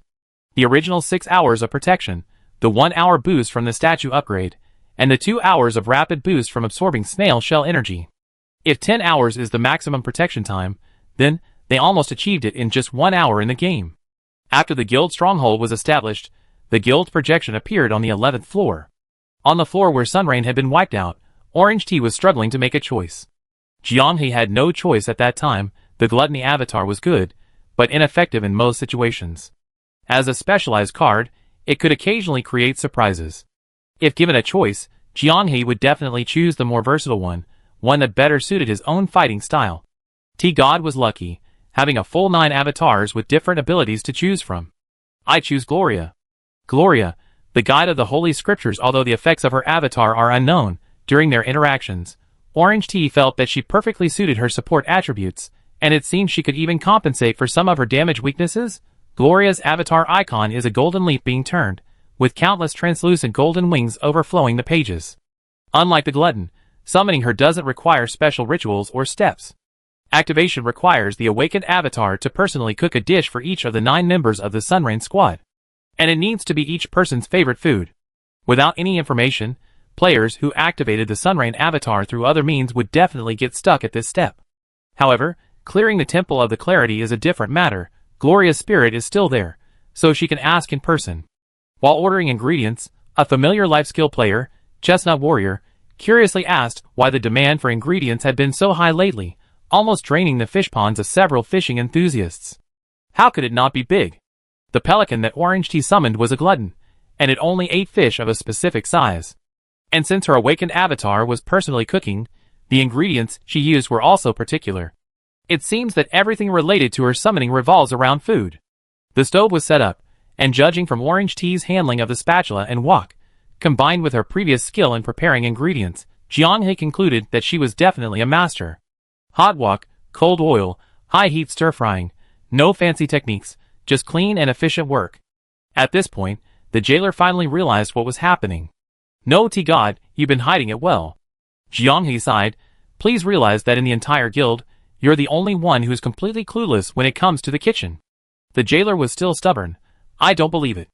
My family is so rich, she definitely wouldn't know how. French Fries said, you're projecting your own experience onto others. She just doesn't cook, not that she can't. She's learned a lot from videos and practiced a lot. Huh? The jailer was still unwilling to give up, wanting to prove he wasn't the only useless one. What about you, French Fries? Jianghe sighed and patted the jailer's shoulder. Her cooking is delicious. I could eat several bowls of rice with it. Is it really too salty to eat with tears in your eyes? Stared at with pity by the two, he remained silent for a moment, then looked at the 4 primal bodies, who clearly also had excellent cooking skills. My gaze immediately shifted to Mint. Haha, there's one who doesn't know. Okay, I'm useless. What? Comparing myself to Mint is too embarrassing. I might as well admit I'm useless. Chapter 274. The food was served, the rising steam making Orange Tea feel dizzy. A blur before her eyes, and a piercing white noise filled her ears. Shattered stained glass windows, rotting benches, and faded, gray idols. This was a long-abandoned church. The 9 members of the Sunrain squad were all gathered around a huge, weathered stone table, upon which lay the dishes orange tea had just prepared. Amidst the buzzing, voices gradually became clearer. This is really strange. You all have your own specialties? The spirit sorcerer Rona, who had single-handedly burned 3 elemental lords to death, looked incredulous. As if oblivious to the heat, he snapped off the tail of a dry-fried fish and slurped it down with his hands. Someone who even chews and eats fish bones. Is that absurd or impressive? You don't believe me? Evil Spear Gullivan was currently enjoying his favorite honey-grilled pork ribs.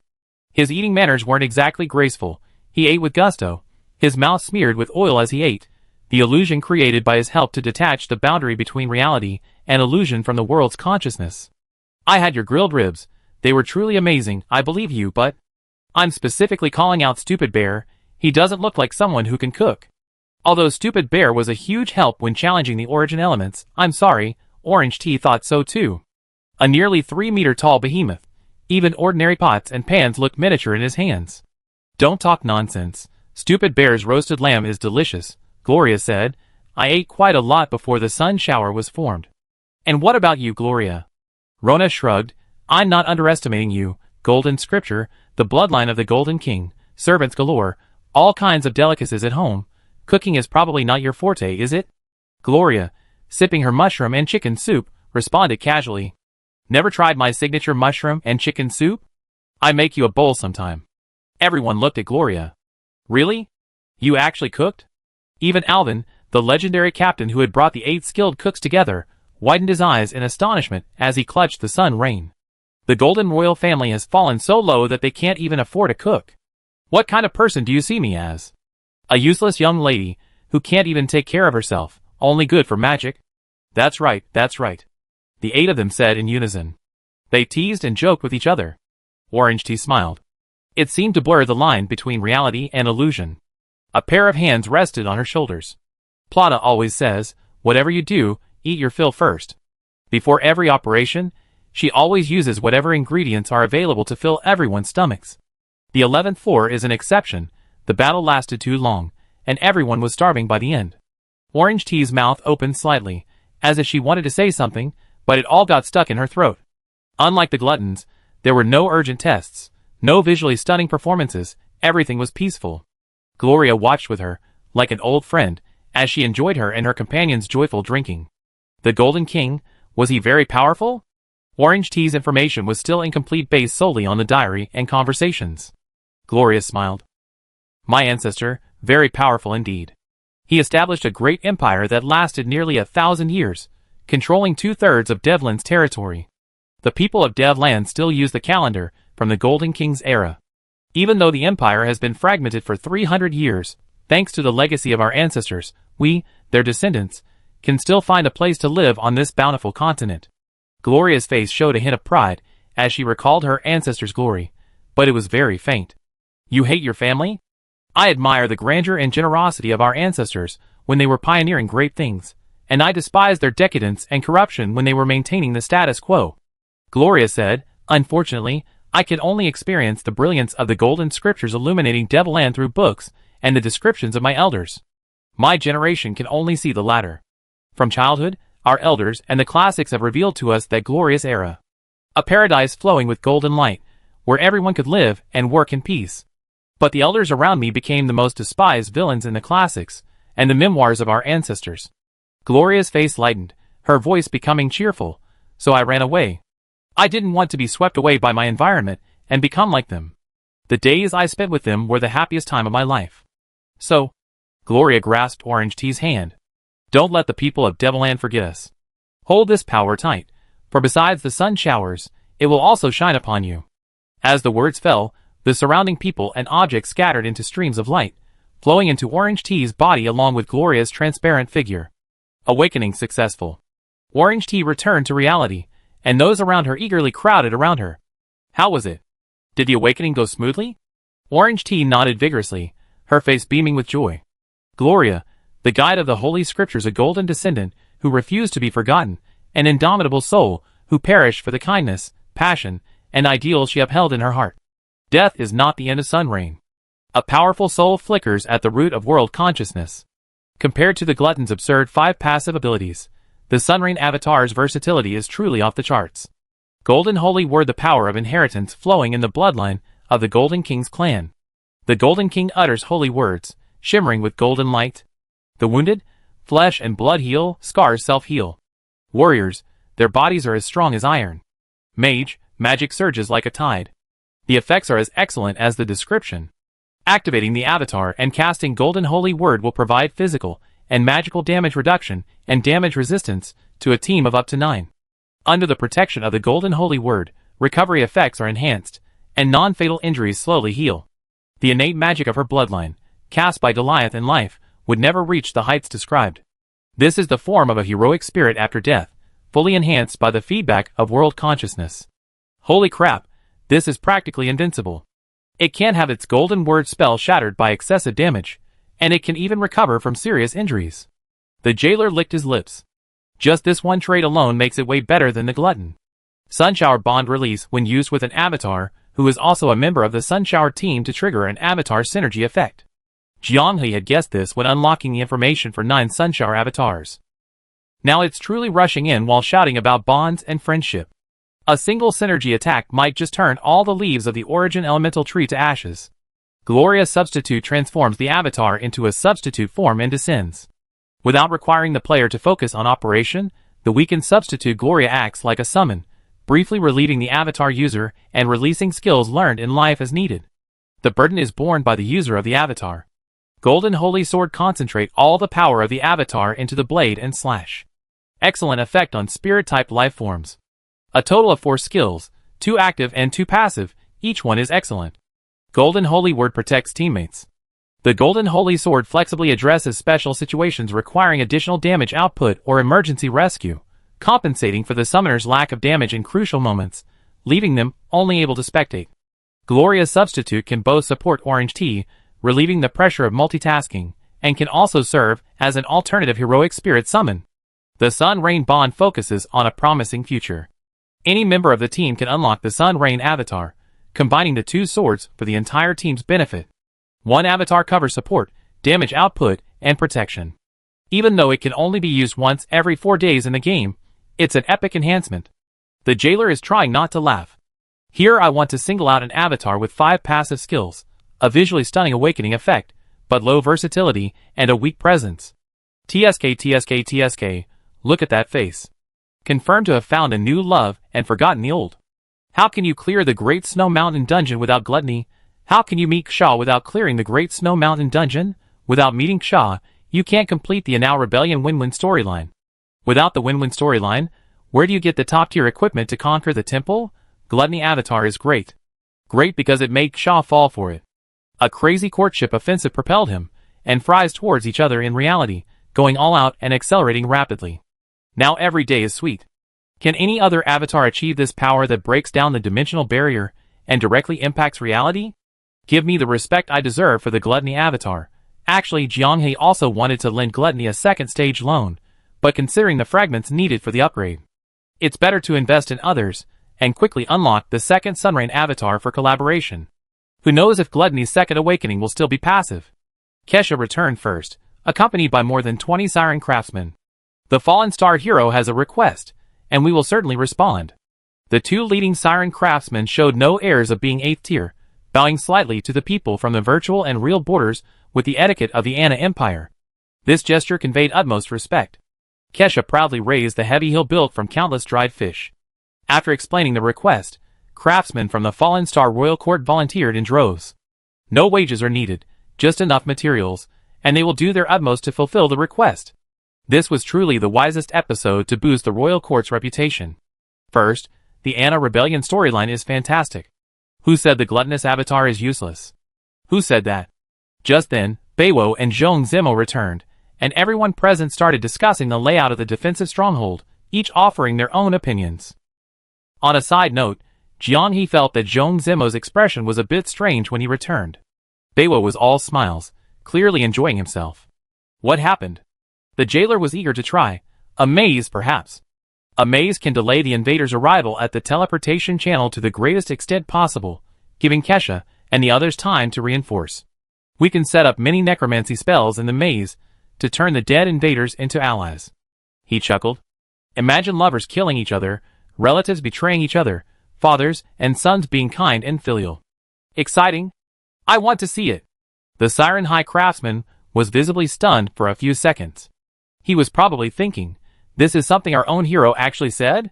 If you really want to set up this, we can do it. It was still in the discussion stage. There was no need to immediately set a theme. Theme. Sounds like an amusement park. Fry's lips curled into a smile. How about changing the design concept to not only stop the invaders, but also provide them with a pleasant and unforgettable gaming experience? Well, the jailer's proposal had stirred up everyone's dark thoughts. Like setting up instruments to catch and torture cockroaches, everyone was eager to get started. The act of invading a guild and stealing things seemed more aptly compared to rats, but no one bothered with such trivial details. Everyone was racking their brains to create a difficult problem for the Siren High Craftsman. The Siren High Craftsman frankly admitted, I truly witnessed a side of heroes that no one else knows, but I understand. Invaders should indeed be treated as inferior insects. The Siren High Craftsman deeply felt grateful for what the Ana Empire had done on the fallen star. The maze and necromancy traps were the first two elements decided. Mint, who had been eavesdropping and joining in the fun, suddenly interjected. Killing them all would also be a form of deterrence. Why don't we deploy an extremely powerful puppet or monster on the current floor? Her words were a wake-up call. Right, since they all inherited the Clear One's underground temple, why not imitate the temple's early floor layout and add some monsters? A floor guardian belonging to the boundary between reality and illusion. This idea could be further developed. Jianghe teleported to the 12th floor. Shilu and Freya were still there. Freya, at this moment, was like an elegant ballerina, her toes barely touching the ground as she spun rapidly in front of Shilu. Jianghe's arrival interrupted the spinning of the beautiful giant top. He got straight to the point. Could I ask Freya to guard this place that now belongs to us? Freya tilted her head. Shilu smiled. No. Jianghe pondered for a moment, then changed his request. Miss Shilu has information on the monsters on each floor, so could you restore them? That depends on who it is. The frog-headed Stitches. As a reward for your first challenge, this level of restoration is no problem. Both were quick to speak. What do you need me to prepare? Shilu waved her hand casually, revealing a sheet of white paper covered in writing. The most eye-catching item was half of a siren. Ah. The half-body obtained early in the game had long been exchanged for royal court reputation. Even with a good relationship with Falling Star, asking them for the half-body of a siren was tantamount to self-destruction. It's estimated that all the other sirens, except for Kesha, would harbor resentment. Is there any other alternative? If you want to retain the frog-headed Stitch monster's transformation power, you at least need to find a siren's demonic scales, Sheila said. These are the key to the sirens releasing their incantations. Wow, obtaining these is as difficult as obtaining a half-body siren's. Huh? It seems like demonic scales are available. Demonic scales? You want demonic scales? Kesha excitedly hugged Jianghe, rubbing his cheek against hers repeatedly. Are we finally getting married? Removing the demonic scales, and temporarily giving them to a lover to wear is a special ritual performed by the Fallen Star Sirens before their wedding. Being pushed down in front of everyone, Jianghe quickly explained. I need to create a powerful stitched monster to protect our shared home. Perfect answer. As a pivotal figure in the Fallen Star Royal Court, Kesha has collected many Sirens' relics, including demonic scales. Some are well preserved and still effective. After examining the demonic scales, Shilu nodded.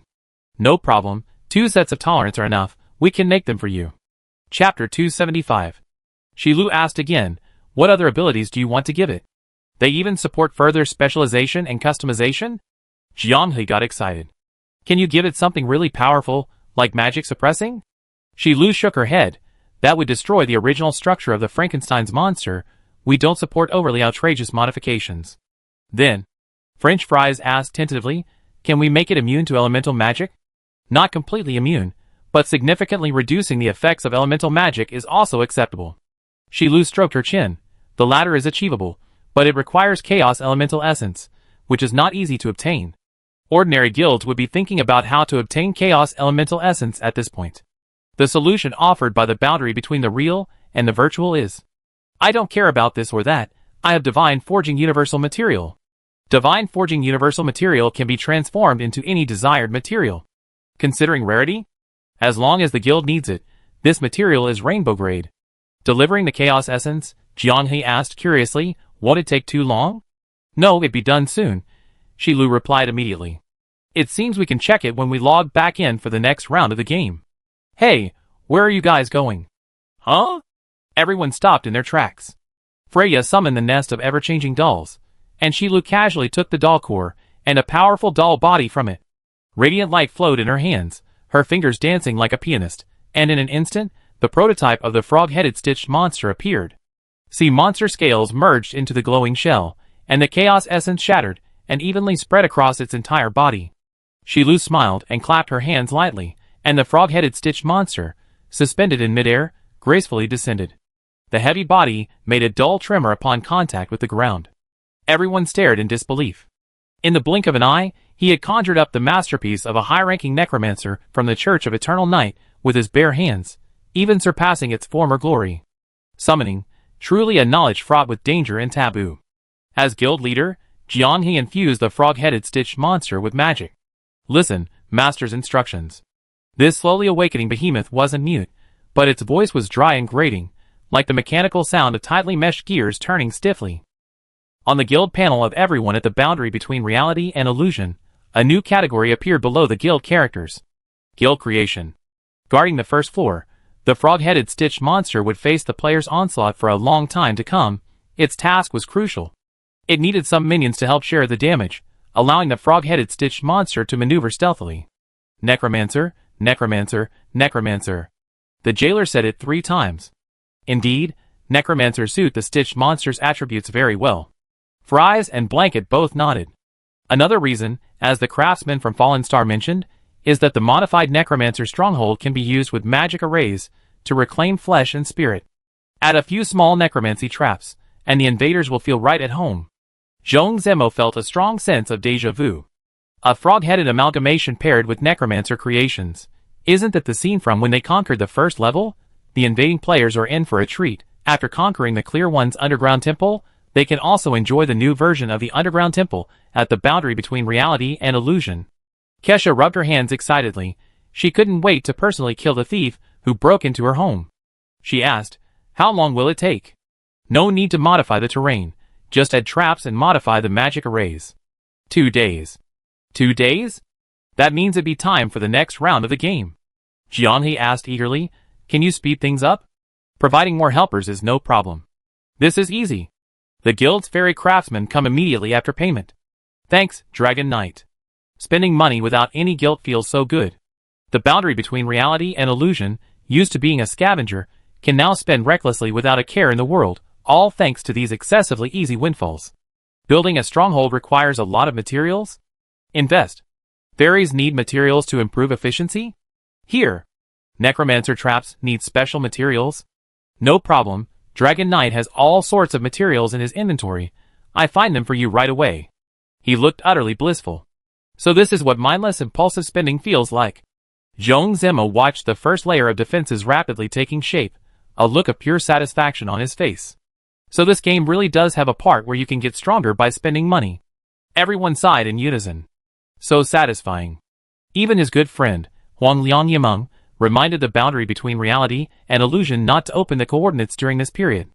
There were no players directly confronting the Dragon Knight or the whale in the basin in the public discourse, who dared to challenge the boundary between reality and illusion. But in the game, many were tempted by the idea of robbing them from behind using normal gameplay. The Burning Dragon Knight contacted several content creators, all using the same rhetoric and tactics. I charge in, we see how you raid and rob. Being watched by countless players raiding his base was incredibly humiliating, driving the Dragon Knight to the brink of madness. He desperately wanted an eye for an eye. Fearing the boundary between reality and illusion wouldn't be open with coordinates, he frantically used provocation both in and out of the game. A coward who only dares to cower in his shell. A petty person who exploits loopholes. A cheater who's afraid to engage in direct combat and only knows how to strike and retreat. The jailer clicked his tongue. He's in such a hurry, really in such a hurry. The woman in bed pumped her fist. Then let's satisfy him thoroughly. Jianghe began preparing to log off. All items in the guild warehouse were emptied, distributed to each member's inventory, and stored in their personal homes.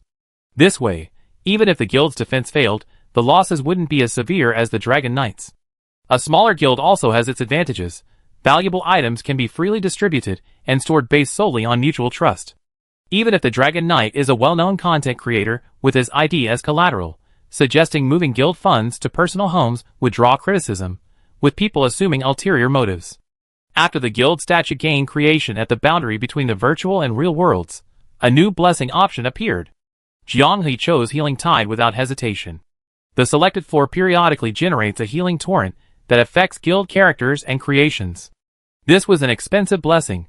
Jianghe reserved a box full of green and white junk materials specifically for it, to burn freely. All the puppets gathered on the first floor, awaiting orders. Potion brewing, scavenging, metallurgy, all could be halted. At this stage, the boundary between reality and illusion didn't require these small gains. Shaw was appointed commander of all guild roles. Mint didn't argue about this decision, saying, "I was supposed to go first." Siren, 8th rank, these two factors overlapped, making Shaw the obvious choice. She only asked Jianghe one question. "As long as it's for defending the stronghold and repelling invaders, I can do whatever I want, right?" Why did that sound so dangerous? Yes. Admittedly, Jianghe nodded stiffly. There was a nagging feeling that giving permission would lead to something outrageous. Before logging off, an hour early, the guild's coordinates were officially announced. Players, who had been quietly monitoring the guild's status, immediately spread the news, and soon the Chinese server was in an uproar. The chat was flooded with requests for first-person spectators from the invaders. It's like watching a funeral, the bigger the better. However, no one made a move. The last hour of the guild's online presence was peaceful.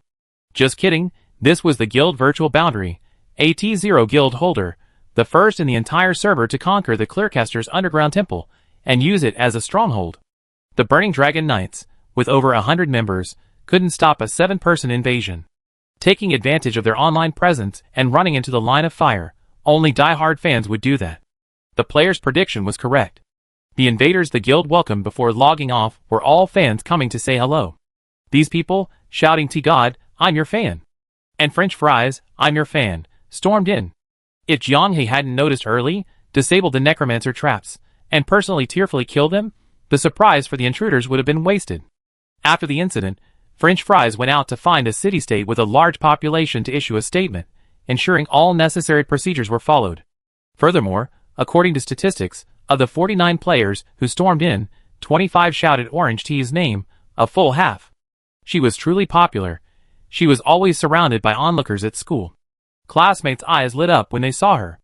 Famous gaming experts and internet celebrities were right beside her. And her lucky charm attribute was off the charts. Whether you tried to ride her coattails or just chatted with her, it was always worth it. The leaders saw her as a hot commodity.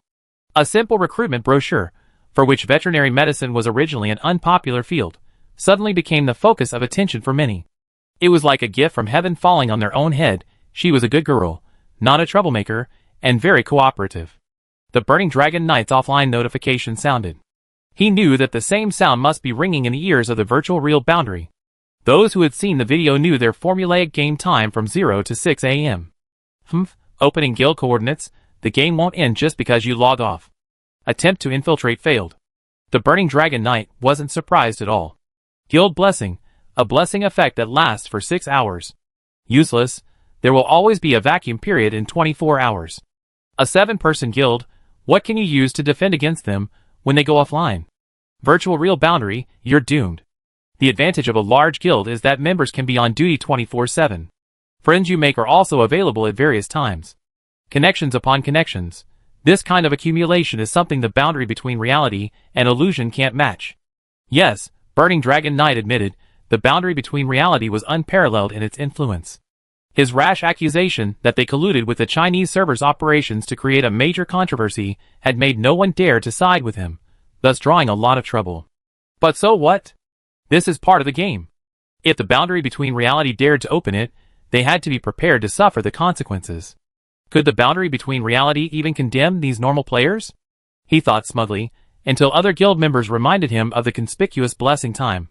6:01 a.m. to 4:01 p.m. What? 10 hours. Where did they steal 4 hours of blessing from?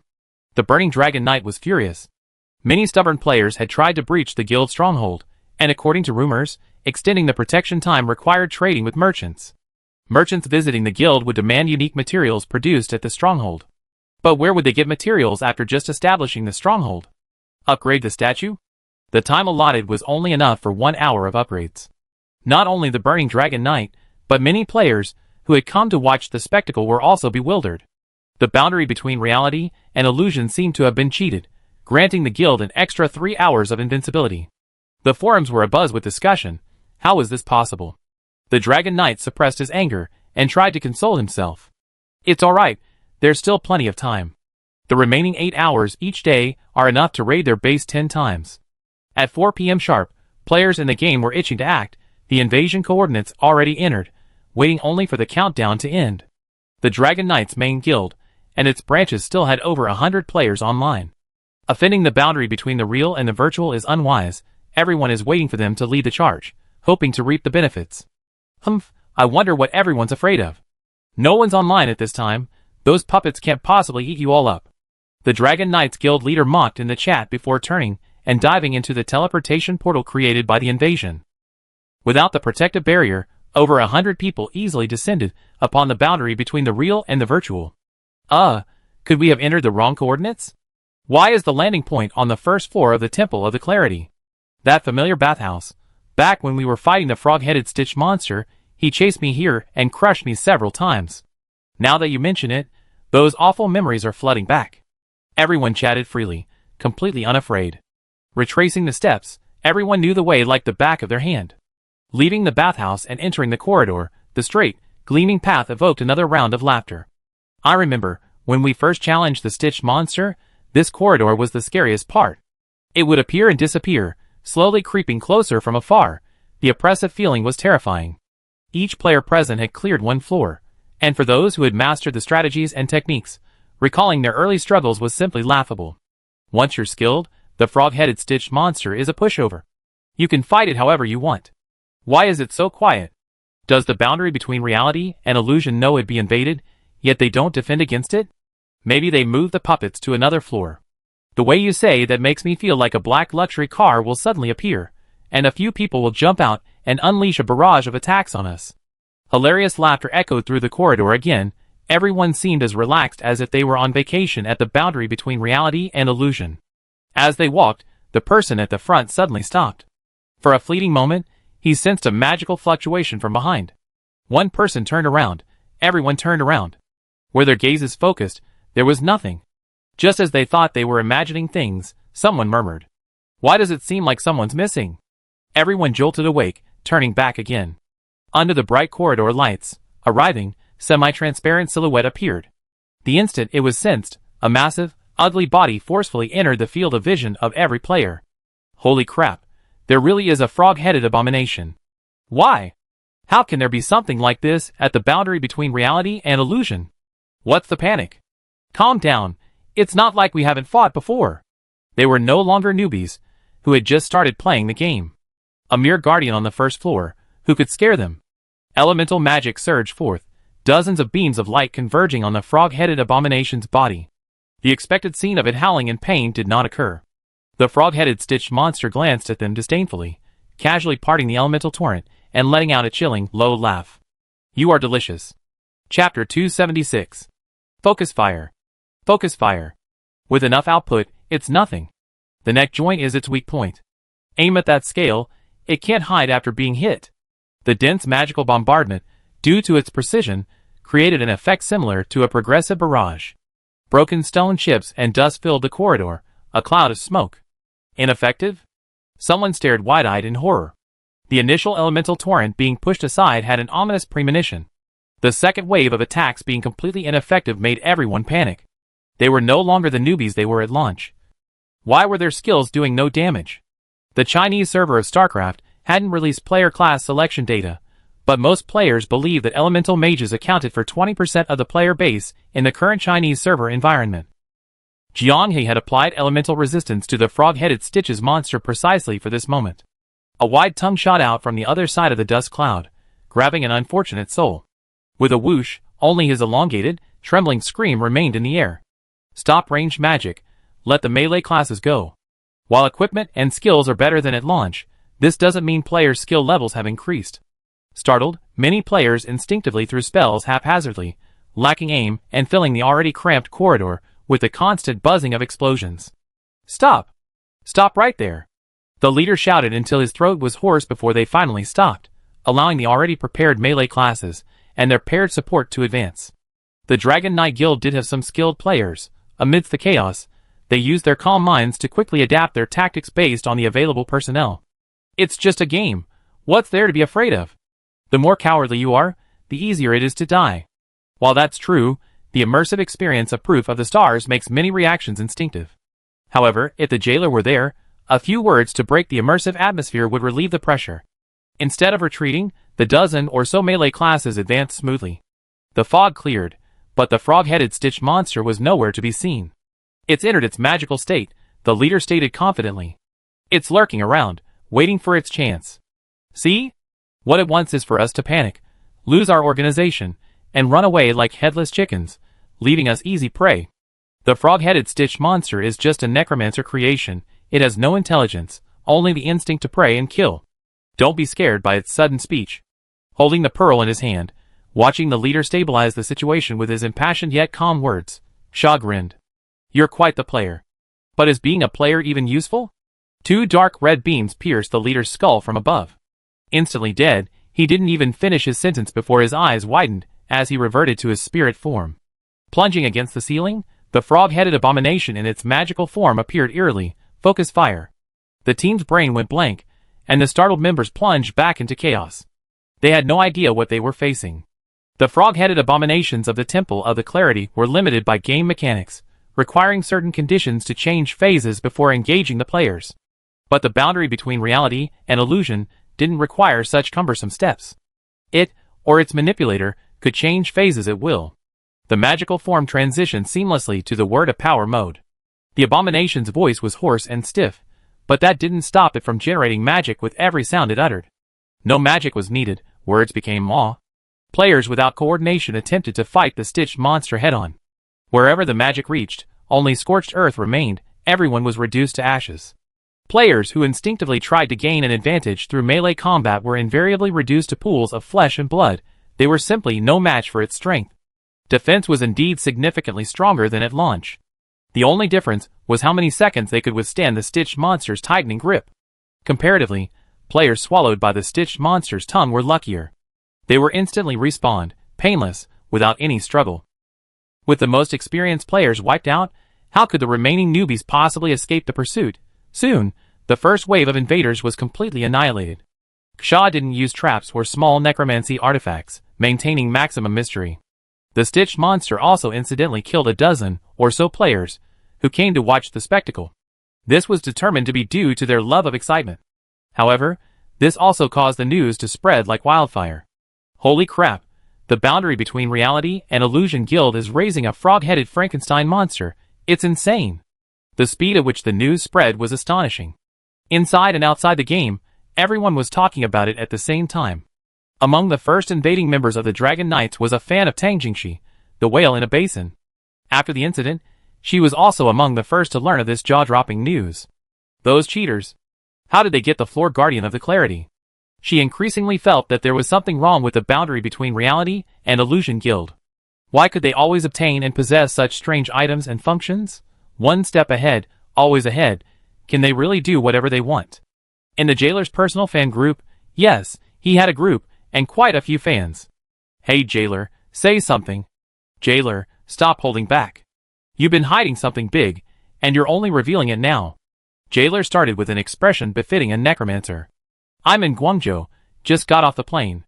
All I can say is, that's how it is. Those who know, know, those who don't, you won't understand even if I explain. This classic, rambling monologue drew a barrage of criticism from the group. I've been silenced by Potato. It's guild secret. If I let it slip, the young couple will torture me when I get back. This message appeared on the screen for only 2 seconds before Jailer quickly deleted it. Deleted what? I saw it. Quickly tell us about the young couple. Who did your guild take care of? It felt like Jailer was using a big story to divert everyone's attention, but it also felt like he genuinely let it slip. The tide in the group turned, the frog-headed freak aside, and a new round of probing questions began. However, outside the Jailer Bro Chat group, the frog-headed Stitch monster was still shocking every Chinese server player. How could the boss they had challenged suddenly switch sides and work for the virtual reality boundary guild? Nonya went straight to Orange Teaching University, using her connections and top fan advantage to obtain exclusive information. Soon, foreign server players also experienced a small shock from virtual reality boundary. Jiang had guessed that the appearance of the guild creation gameplay would have a huge response, but virtual reality boundary seemed to have a hot topic buff. In young people's social circles, they had become unstoppable forces. When there was no topic, they would throw out a sentence. Have you guys been paying attention to Proof of the Stars lately? I heard about virtual reality boundary. Regardless of whether they played the game or not, regardless of whether they were in the same circle, they could use this as a way to get everyone involved in the conversation, making it a true warm-up tool. Some players jokingly say that the boundary between reality and illusion has forcibly dragged even non-gamers into the fantastical world of Proof of the Stars. With each major news story, people seem to have truly entered that world, becoming adventurers chatting and gossiping in a bustling tavern, discussing bizarre events. If someone with exceptional eloquence were to recount the boundary between reality and illusion gameplay in their own words, they'd be practically indistinguishable from a bard. In this wave of dissemination, social needs are always greatly satisfied. Continuing like this, boundary between reality and illusion itself might become a new social phenomenon. Potato, look at the community. On French Fry's computer screen, a post from a player who had just logged off caught his eye. This is outrageous. There are actually players willing to risk their lives to join in the fun, and there are more and more of them. Things often develop beyond expectations. Jianghe had considered that players' curiosity might be so strong that they were willing to ignore the death penalty just to join in the fun. However, such bandwagon behavior, concentrated within a certain time frame, is tantamount to a DDoS attack. After the news spread like wildfire, the number of players with the "I rather die than miss it" mentality surged. Data released by the Chinese server operations team showed that 3 p.m. to 8 p.m. was the period with the fewest online players. Yet, at this time, a bustling scene unfolded within the boundary between the virtual and real worlds, with the sounds of teleportation landings echoing everywhere. The frog-headed Stitches were overwhelmed, and one player after another cunningly sped away, avoiding prolonged combat. Hee, those who run slow will suffer, I want to survive. Among this wave of invaders was a second group organized by Dragon Knight, which included mercenaries from other streamers. Just as they expected, wherever they went, there was no shortage of people eager to join the fun. The materials lost due to the death penalty were only half a day's worth of gameplay, so many were still willing to pay.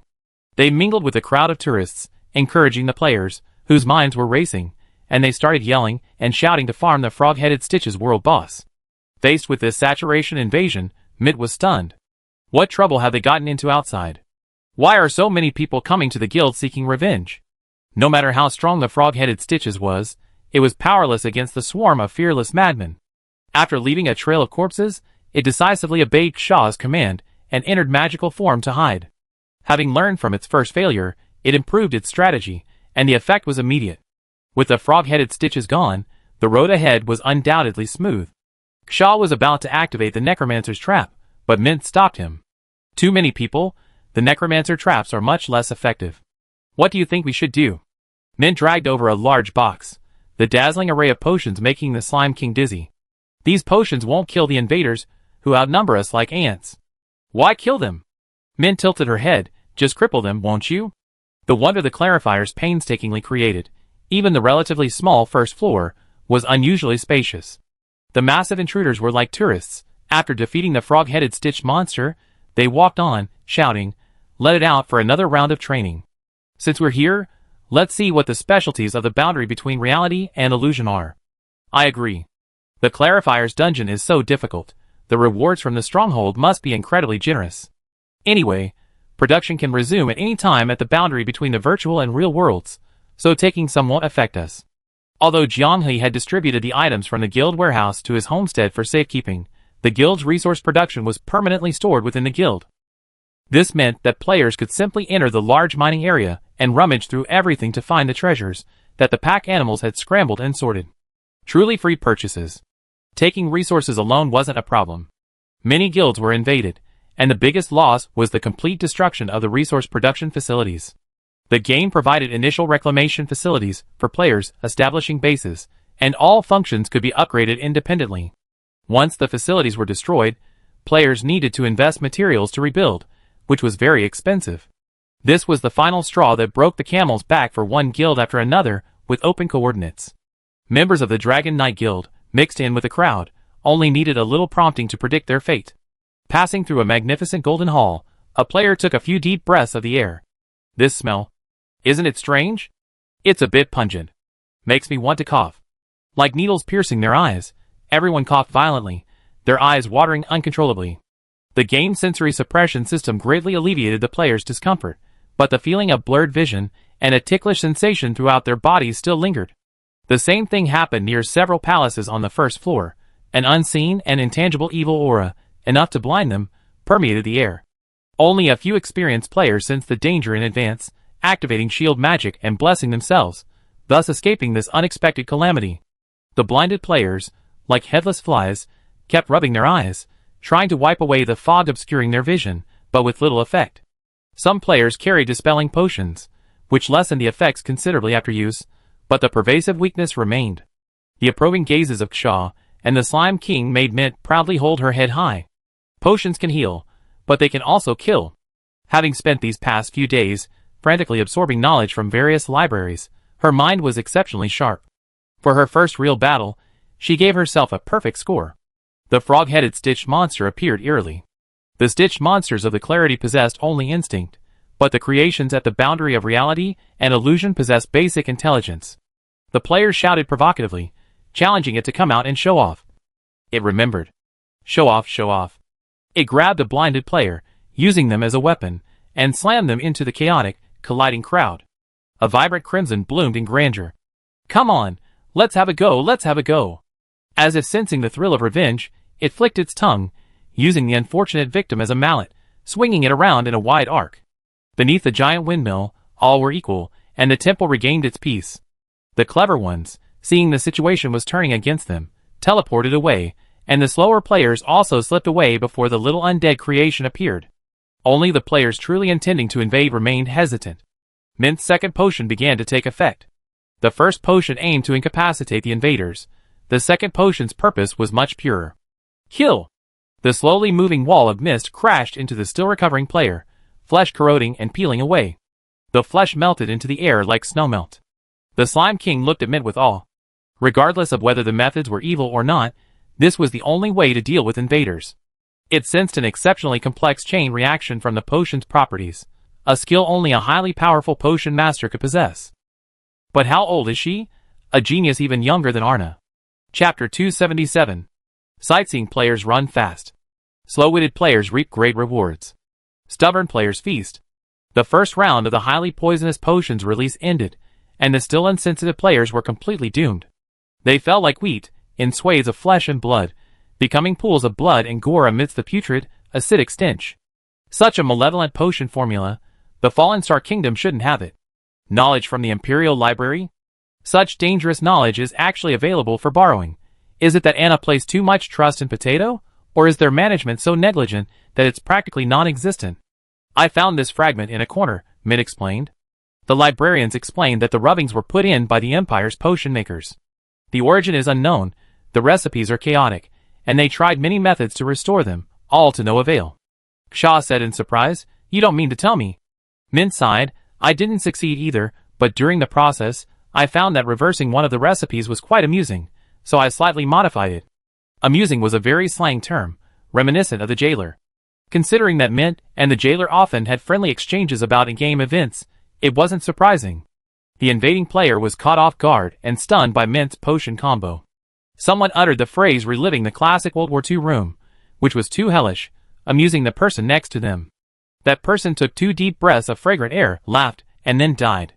The second large-scale invasion, without the use of necromancy traps, and without Ksha, the Slime King, or the puppets making a move, was basically nearing its end. Disgusting. These people all have spatial artifacts. They can come and go as they please. Mint grumbled. I still have other potions I haven't tested. Ksha was surprised. Others? Mint nodded repeatedly.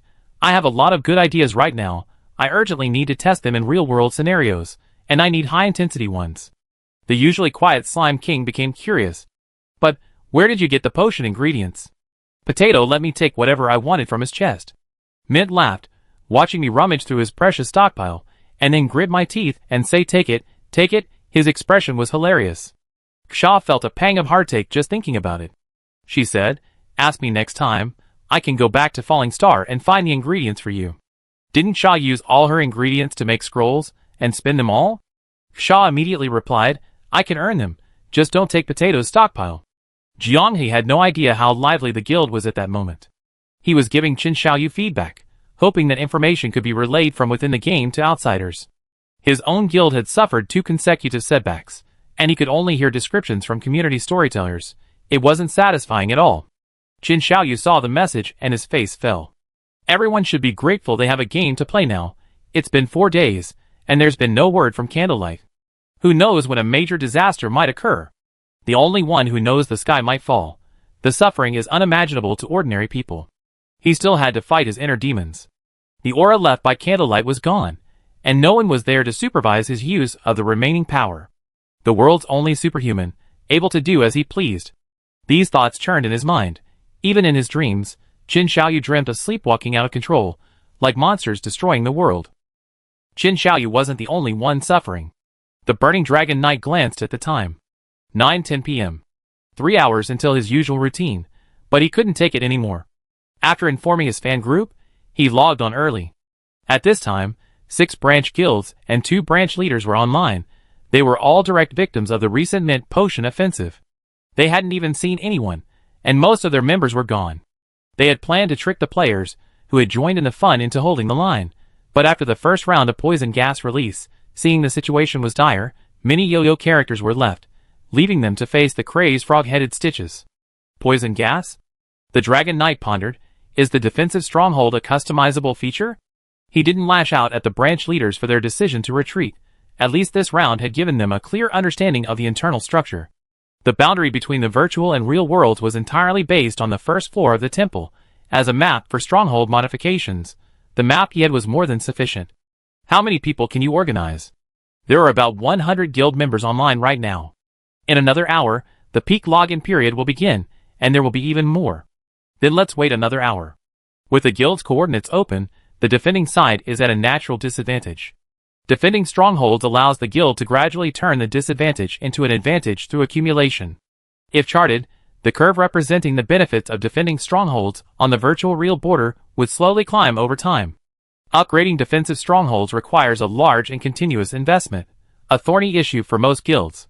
But the virtual real border, even Dragon Knights can't doubt their ability to farm materials.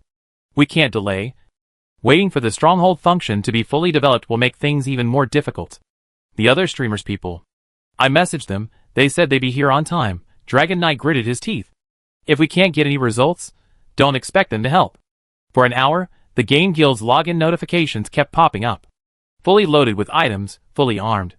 This time, Dragon Knight even brought along the casual players with little combat power, figuring they could draw aggro. A headcount revealed 372 people, excluding the small groups, who immediately jumped into the dungeon upon logging in. No more waiting. If they waited any longer, with the 7 people logging into the reality/illusion boundary, the game would be unplayable. Listen up, don't panic when you see the frog-headed Stitch monster. Lower-level players draw aggro. Don't worry about dying, the guild will send materials to make up for the losses. Under Dragon Knight's command, the lower-level players were divided into small groups, and began invading the reality/illusion boundary ahead of time. As expected, this group was devoured one by one by the frog-headed Stitch monster, as soon as they reached the first floor. A small number of lucky survivors experienced the terrifying incantation of the frog-headed Stitch monster, bombarded by a rain of magic that pinned it down. Upon receiving news of the engagement, the main force of Dragon Knights immediately entered the coordinates. Having suffered from insufficient information in the previous 2 encounters, this time they were prepared, and none of the Dragon Knights used elemental magic. The numerical advantage became exponentially apparent with their organized approach, and the relentless magical bombardment kept the frog-headed Stitch monster pinned down. Ranged classes relentlessly attacked the seams of its neck, the tremors of its collapsing body spreading throughout its body. Seeing the Stitch monster's color fading and gradually blending into its surroundings, the Dragon Knight shouted anxiously, "Drop potions! Drop potions! Why aren't you dropping potions? It's immune to elemental magic, but elements can interfere with its invisibility. Wow, are you guys out of your minds?" A bunch of potion bottles were belatedly thrown out. Too late. The frog-headed Stitch monster, dragging its tattered and nearly broken body, used a word of power to instantly kill a player before leaving. He got away. The Dragon Knight was furious. Anyone could see that the frog-headed stitched monster was really close to death. The repair costs for these guild creations were exorbitant. Killing one would make the boundary between reality and illusion grit its teeth in pain. He forced a smile and rallied the crowd. See? No matter how strong they are, can they be stronger than players? Remember, you are the Forest Scourge. They are just slightly smarter AIs. Now we have the numerical advantage. What can they possibly fight with? Morale soared. Under the command of the various guild leaders, the guild members were divided into small teams. Each team was equipped with a class with dispel and purification skills, and a class that could continuously supply shield magic. The unpaired members became the vanguard, continuing to lure the enemy with their bare hands. The troublesome guild artifact was now incapacitated, and the defensive measures against the deadly poison were at their maximum. The Dragon Knight was skeptical. Could a mere early-game defensive outpost withstand an invasion of nearly 400 players? Was it some kind of superhuman feat? Considering the various traps that could be set at the outpost, the Dragon Knight split his team into 3 groups, avoiding being caught off guard and eliminated in narrow areas. The expected scenario didn't materialize. They easily traversed the narrowest corridor on the first floor of the temple, leading to a spacious temple and garden. We didn't have time to build traps, so what about the poison? Could it be that we ran out of materials and couldn't trigger it? Lost in thought, the member who had been used as human bait to enter the central garden shouted that something was strange. This sound, ironically, reassured the Dragon Knight. That's more like it. It would be strange if nothing went wrong. Entering the garden, everyone was stunned. This place seemed even more spacious than when they first encountered the stitched-together monster during their raid on the temple? Had they modified the original map while establishing their base? Pale hands parted the garden soil, and rotting corpses emerged one after another. A chilling white mist rose alongside the corpses, and countless dense resentment solidified into humanoid spirits, swirling above the garden. The Dragon Knight himself took action, his blade easily severing a zombie. It was effortless. Even crafting players could struggle a bit, smashing their heads like tofu. So weak. However, the garden soil resembled a gaping maw. Rotting flesh and bones fell away and vanished in an instant, like ginseng fruit. In an instant, the complete zombies and spirits reappeared. Ksha, watching from the large mining area, sighed. A basic trap, it seems, can only serve as a distraction. Min said, time was short. It's good enough to have a basic form. We can take our time later. To paraphrase the jailer, I know you're in a hurry, but don't rush. Indeed, there was no rush. The situation wasn't optimistic. The invaders had preserved a considerable number of survivors, but Ksha and the others still looked relaxed. Come on, everyone eat up. Min held out colorful, candy-like concoctions, and everyone obediently ate them. Is that all? Ksha asked. What else? No, I'm just a little shocked that you could concoct a highly poisonous potion and immediately deduce the antidote. You're an amateur, so you might find it difficult. It's not difficult for me, but... Min's sudden change of topic made Ksha's heart skip a beat.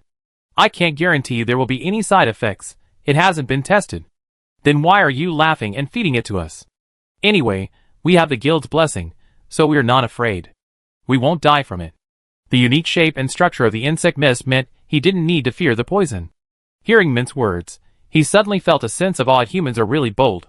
Realizing that the zombies and spirits were endless, the Dragon Knight immediately commanded everyone to accelerate the breakthrough.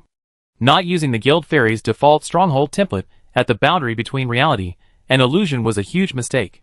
Custom-made stronghold traps require constant spending and iterative upgrades to be effective. Knowing they would attack, they still dared to maintain a developmental posture.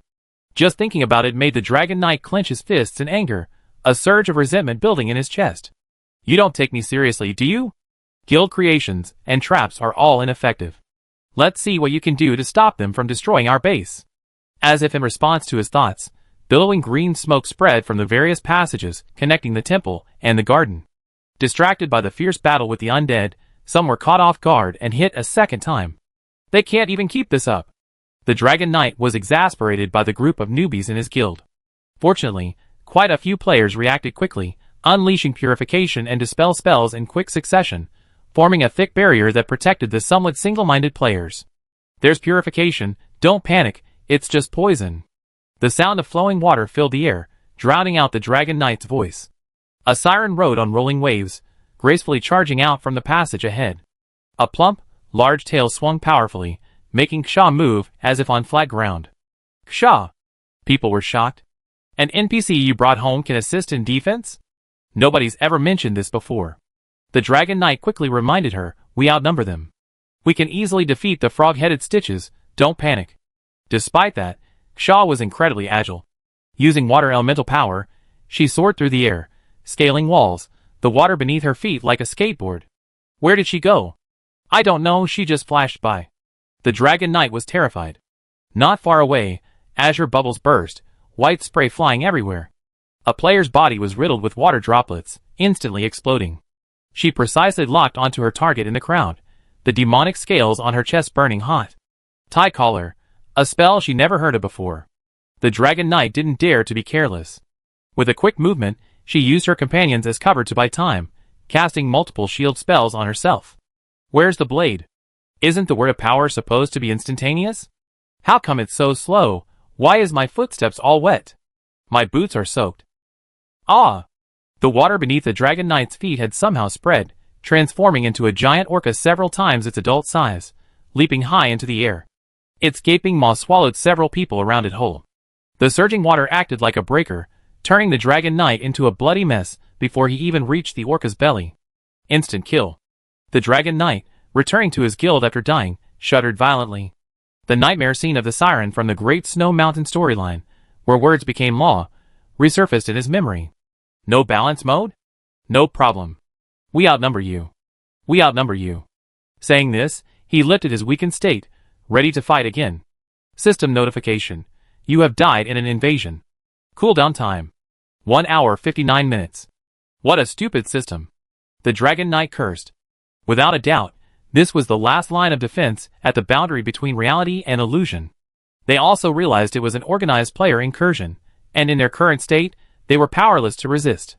Therefore, Ksha cleverly chose to eliminate the team's leader, turning the group into a disorganized mess. Without organization, numbers were no longer an advantage, only endless chaos. Just as the Dragon Knight had predicted, the 20 commanders he appointed were driven back to the guild one after another. Although these commanders all realized the problem and focused their attacks on Ksha, injuring her, other NPCs joined the battle, relieving Ksha's predicament. They're all experienced players, they can manage without commanders. The Dragon Knight still fantasized. Chapter 278. The first thing Jiang He heard upon logging in was Kesha's request. We need equipment to sever spatial teleportation. An exhilarating victory, and the third in a row. Kesha's decapitation strike successfully disrupted the invaders' command structure. The fragmented battlefield saw players fighting haphazardly, each relying on their own abilities. Without readily available teleportation items, they would be annihilated. Kesha was frustrated at not being able to maximize their gains. Mint, on the other hand, was overjoyed. She thoroughly enjoyed herself. A large crate of elemental incendiary bottles allowed players in a temple to experience the effects of napalm. A potent corrosive potion was poured out, washing over a teleportation tunnel leading to a large mining area. Even flesh-devouring monsters could only manage a few sips of broth, grumbling and complaining about the harshness. A strange, light green mist swept through, bringing back classic World War II scenarios. The direct confrontation was already intense, and everyone on the edge of the illusory world had taken Mint's thoughtful little pills beforehand, so they didn't need to be distracted. The Dragon Knights, on the other hand, were in big trouble. Accidental contact, poisoning, breathing, poisoning. Often, players were actually relieved that someone nearby died instantly from poisoning. Because some teammates, even with limited vision, were still trying to launch attacks despite being poisoned. Wrongful attacks on friendly forces led to widespread casualties, and the sheer number of players, coupled with a collapsed command structure, became a fatal disadvantage. Ksha was injured during an early decapitation operation due to being focused down. She wanted to continue fighting, but seeing that Mint had turned the first floor into a poisonous inferno, she chose to rest. Potatoes, potatoes, this stuff is much better than elemental firebombs. Holding 2 bottles of viscous, dark green liquid, Mint approached the group and shoved them directly in their faces. Although the players were immortal, after hearing Ksha's description of the potions, everyone leaned back in fright, waving their hands to signal Mint to calm down. Is the Imperial Library the lair of evil mages? How did Mint go from a proper potion master to an evil, which after just one visit? The jailer lamented. Whether she was a proper potion master was debatable.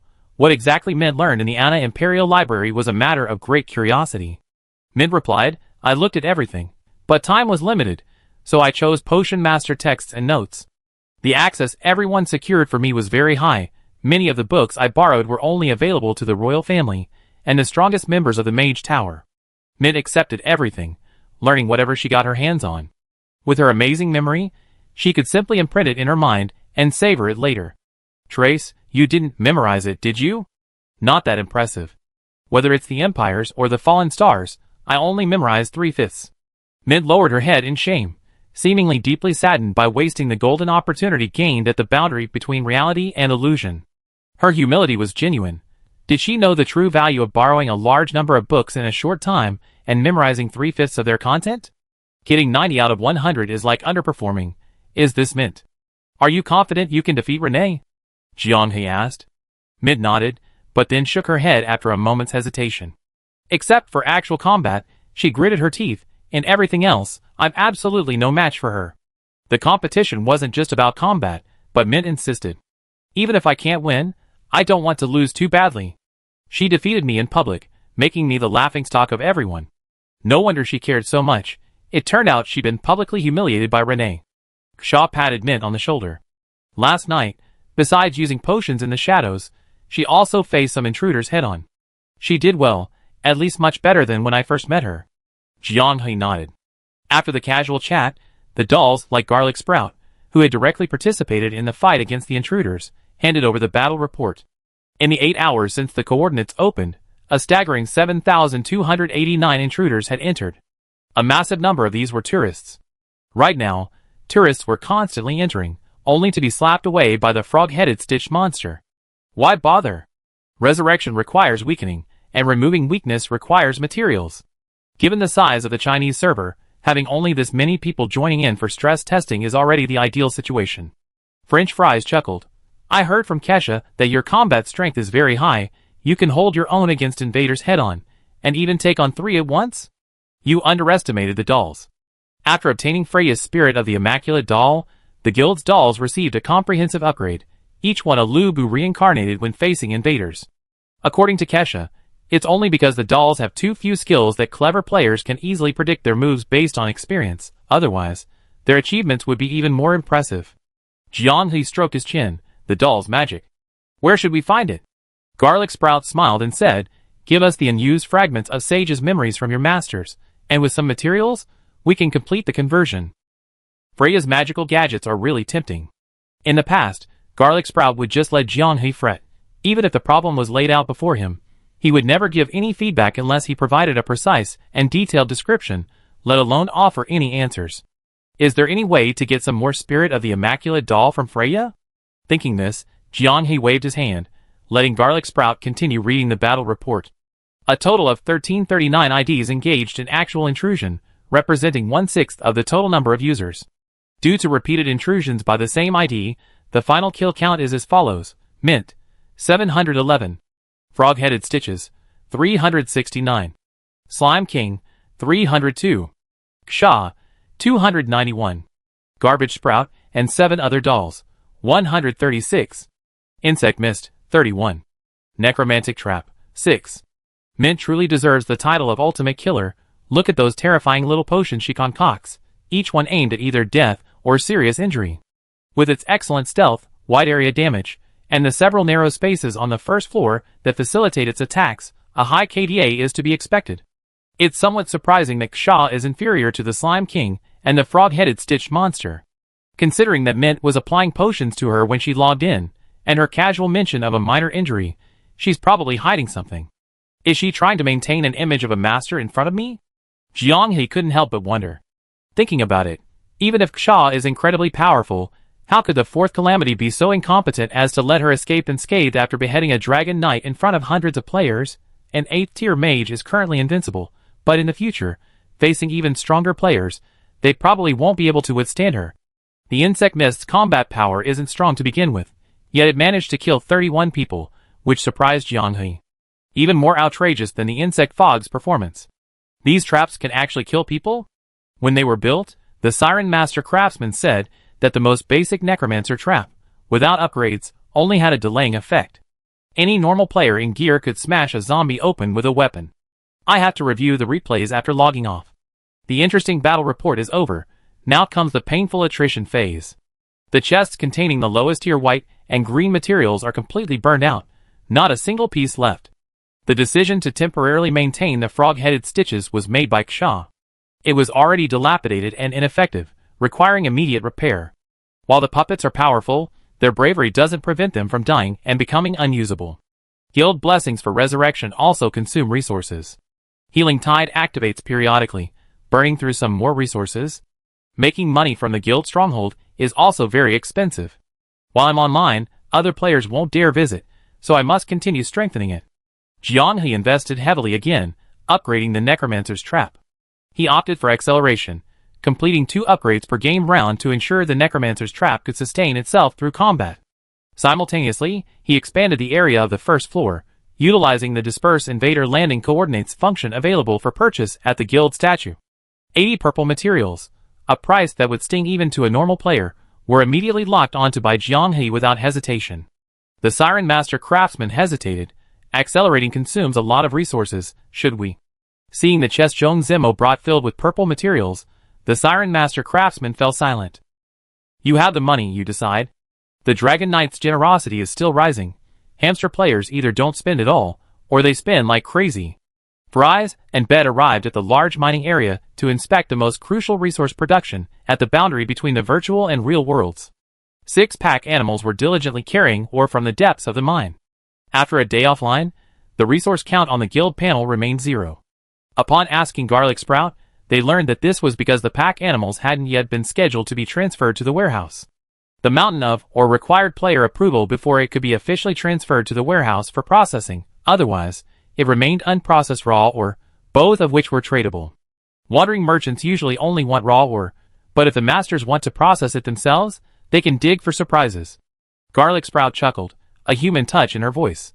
Clarity composite or a very special composite mineral, like opening a blind box. No one knows what's inside until it's processed.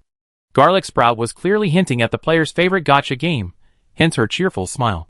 The order to prevent transfers was probably given to the pack animals by her. Her way of thinking closely resembled the behavior of most players.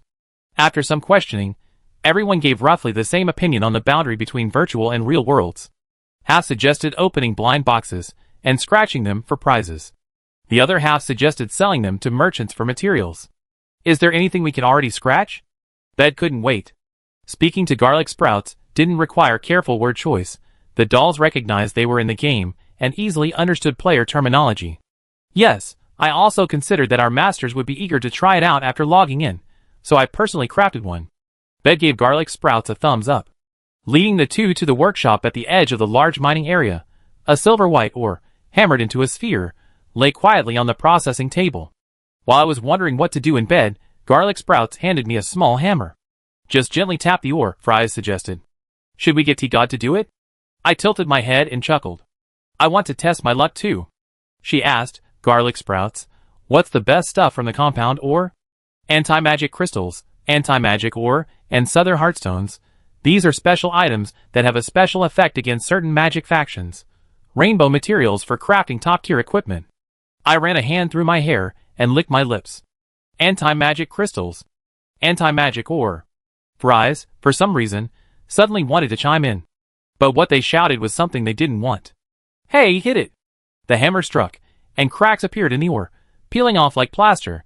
A moment later, a fist-sized orb of light floated on the processing table. Exactly the same as the drops from monsters killed in the wild. Grind for materials without leaving home. According to Garlic Sprout statistics, the current 6-pack beasts can produce 12 composite ores per day. 12 chances to draw prizes. This alone underscores the importance of maintaining the guild stronghold. Ordinary players struggle to even collect 12 orbs in a single game. Once the stronghold is established and operating smoothly, resource issues will be easily resolved. Even when players are offline, the warehouse will gradually fill up. The momentous occasion of resource acquisition has arrived. Bed rubs a few orbs together, clenching his fist in anticipation, praying for the blessing of the Gacha God. French Fries grumbles. Why don't you just say Orange Tea's real name? Oh yeah. Too late. Before Bed could finish speaking, a green light shot into the sky. The green was unsettling. This confirms it. Your luck seems a bit. Bed looked miserable. Why are we all early adopters, and orange tea is still stuck with bad luck? I get such bad luck with everything I draw. French could only shrug. She changed the subject. How are things between you and Joan Zemo? Huh? French felt she'd been too blunt. Was it because of Cassia? Since the Great Snow Mountain storyline, she changed a lot in both the game and in reality. Before, she changed her appearance and tried to hide her true feelings, but now she couldn't keep anything to herself. Bed turned away guiltily. Why are we suddenly talking about this? Nothing, just a little curious. You all know? Anyway, the 4 primitives probably don't know. Then everyone except the 4 primitives knows. Bed's eyes widened. The jailer said it first. Actually, Jianghe was one of the first to guess, but French only mentioned the jailer. The blanket clenched its fist. He's clearly a deadbeat virgin. His sense of smell is always so sharp. Last time, he was the first to spot you in Potato. Jianghe calls it a virgin radar. It's like how a virgin author writes sweet romance novels with extra flavor, while a married man who's been in a relationship writes something different. What kind of twisted logic is that? I think it's twisted logic too. I'm in a relationship, but my novels are pretty sweet too. Feeling uneasy under the blanket's gaze, Fries quickly turned away. You're secretly writing a novel? What genre? Who are you writing about? You didn't write us all into it, did you? Listen, let me see. The blanket bombarded Fries with questions, leaving him nowhere to retreat. I don't even let Potato see it, let alone you, Fries emphasized. Anyway, what's going on between you and him? The blanket hesitated for a moment, then turned its face away. They confirmed their relationship. Just last night. He basically agreed, though he was a bit hesitant. Chapter 279. Zhong Zemo's life visibly improved. Personal hobbies he had been forced to abandon due to financial constraints were back on track. Ample personal time allowed him to enjoy newly released games with others on the virtual to real world after get off work. In the past, buying and enjoying major titles immediately was extremely difficult. Funding was actually the least of his worries. The constant complaints from people around him, who would disrupt his immersion, were like a sudden interruption of his toilet seat. Now it was much better. No one bothered him. Even with single-player games, he could play together via voice chat, ensuring plenty of fun. Fun, enjoyable, and he could play to his heart's content.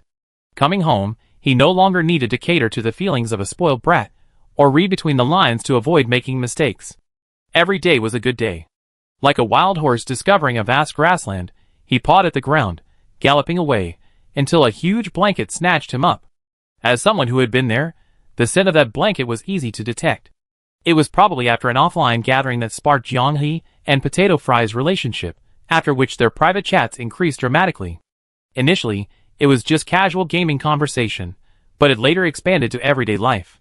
The topics became more diverse, the boundaries wider, and they talked about everything. There's a reason why Beiwo and Jailer Bro dominate the group chat.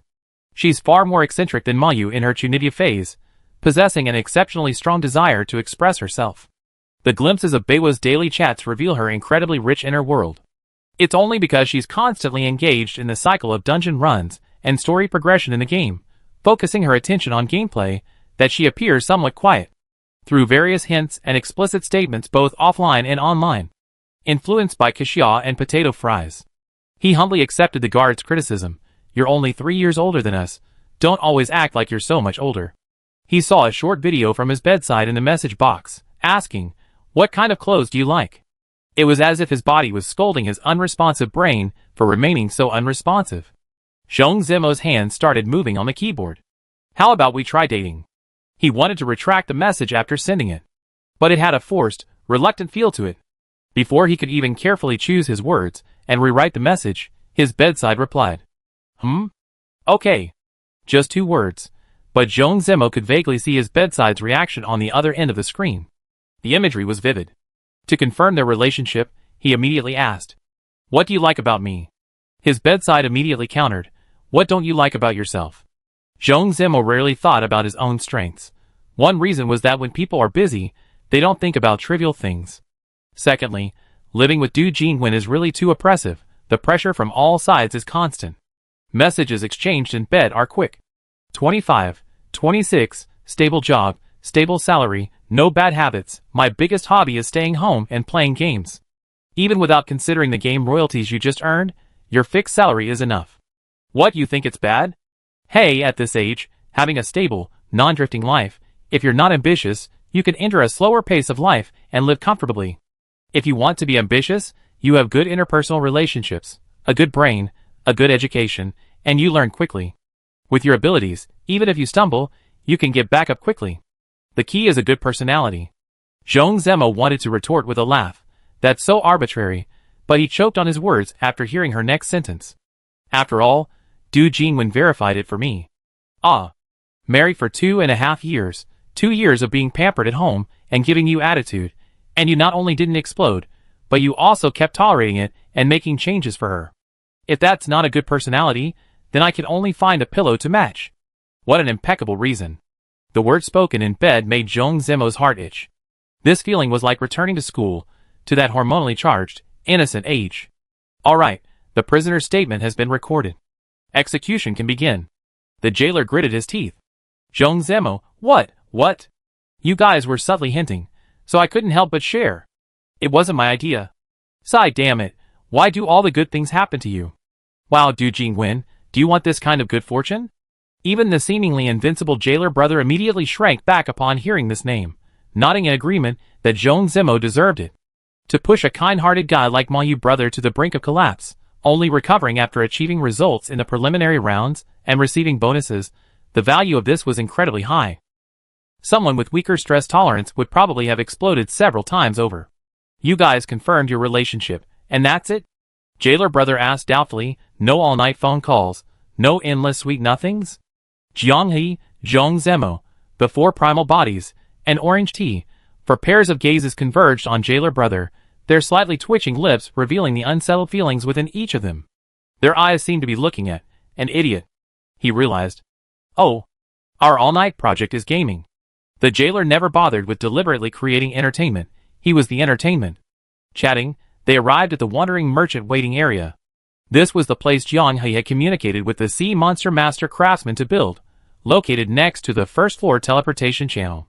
Today's merchant was an acquaintance, the Lu Xian Fairy. Incidentally, the last time Jiang He saw the Lu Xian Fairy gripping the giant snail's tentacles, he felt like a driver gripping the steering wheel. After asking the others for their opinions, he found the deja vu was genuine. Everyone thought the same thing. So many misfortunes. So many misfortunes. Twice we visited, and the fighting was fierce. The Lu Xian Fairy's messenger was still shaken. We only just accepted the boundary between reality and illusion, and we already attracted so many enemies? It wasn't our intention to provoke them. The bigger the tree, the more the wind blows. Like a mad dog biting, there was nothing they could do. Heh. Hearing Jiang He say this, the Lu Xian Fairy's messenger actually smiled. Mr. Potato might need some tricks to deal with intruders, and I have some. Nameless Ratman's severed arm, the severed arm of an unknown white-haired Ratman, with a clean cut. The purulent red, still conspicuous despite the passage of time, as if just severed. Legend has it that powerful mental mages can hear faint whimpers within it. The Reed Fairy explained, we obtained it by chance from a dark elf adventurer during our harvest. The jailer examined it disdainfully for a while. Players interested in dismantling parts and collecting special loot from monsters and other races will likely be very happy. What's the use of this? I can help you steal things. The absent-minded crowd turned sharply, staring intently at the spirit fairy. Sweating profusely, he said, it's true. When we stay in this area for a long time without moving, every time we wake up, there's always a little surprise in our backpacks.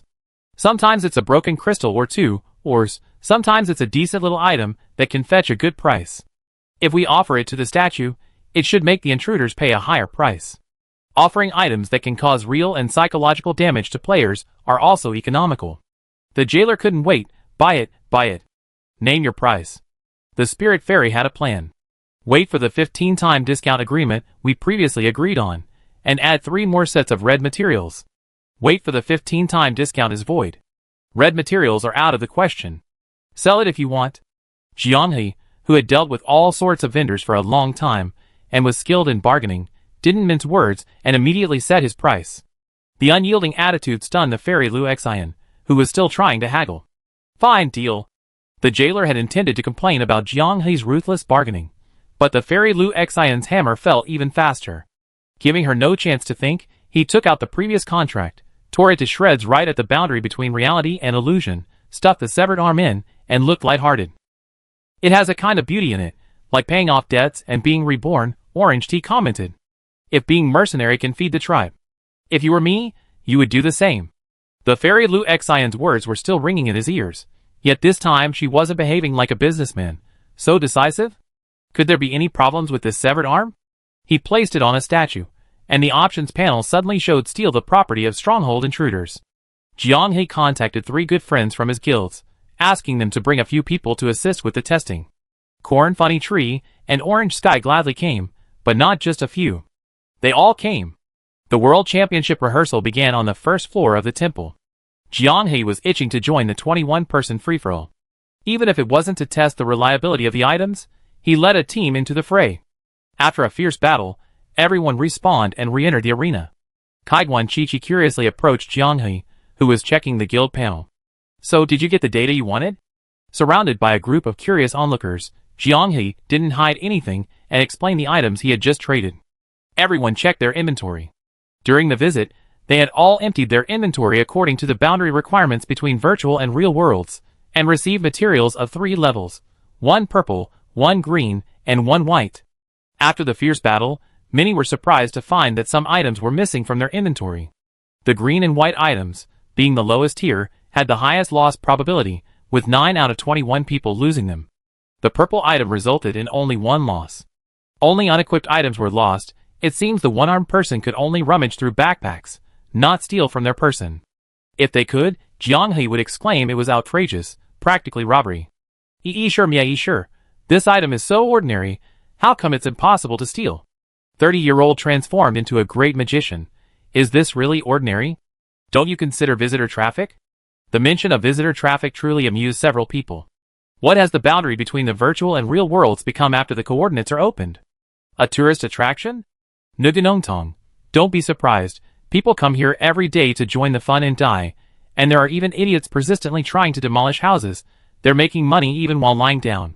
As expected, the official team had hidden some items that would make things easier for the defenders. These needed to be discovered through exploration.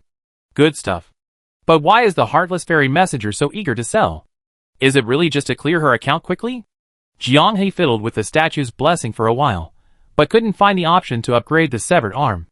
It seemed this was the final form.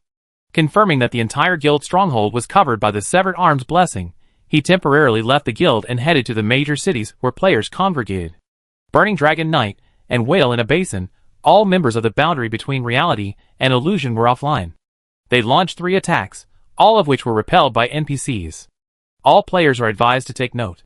Players were agitated upon seeing the ID Cyber Potato. Burning Dragon Knight once posted on a private account, mocking the boundary between reality and illusion for not revealing its coordinates. We revealed them, and you attacked us, now it's my turn to question you. When will your guild's coordinates be released? As a famous content creator in the gaming community, with the entire boundary between reality and illusion online, can you muster some courage and confront us head-on? This is the part where players love to see the crazy, arrogant behavior. Just hearing about Dragon Knight's actions is disgusting. While Jiang He was wandering around the major cities, Dragon Knight must have received the news. His lack of public response is itself a response. He lost too badly and hasn't recovered yet. He couldn't even defeat the boundary between reality and illusion with its bunch of strange artifacts, let alone the real deal online. But Dragon Knight just won't give up. Ultimately, they're just inanimate objects. With sufficient preparation, there's always a way to expose them.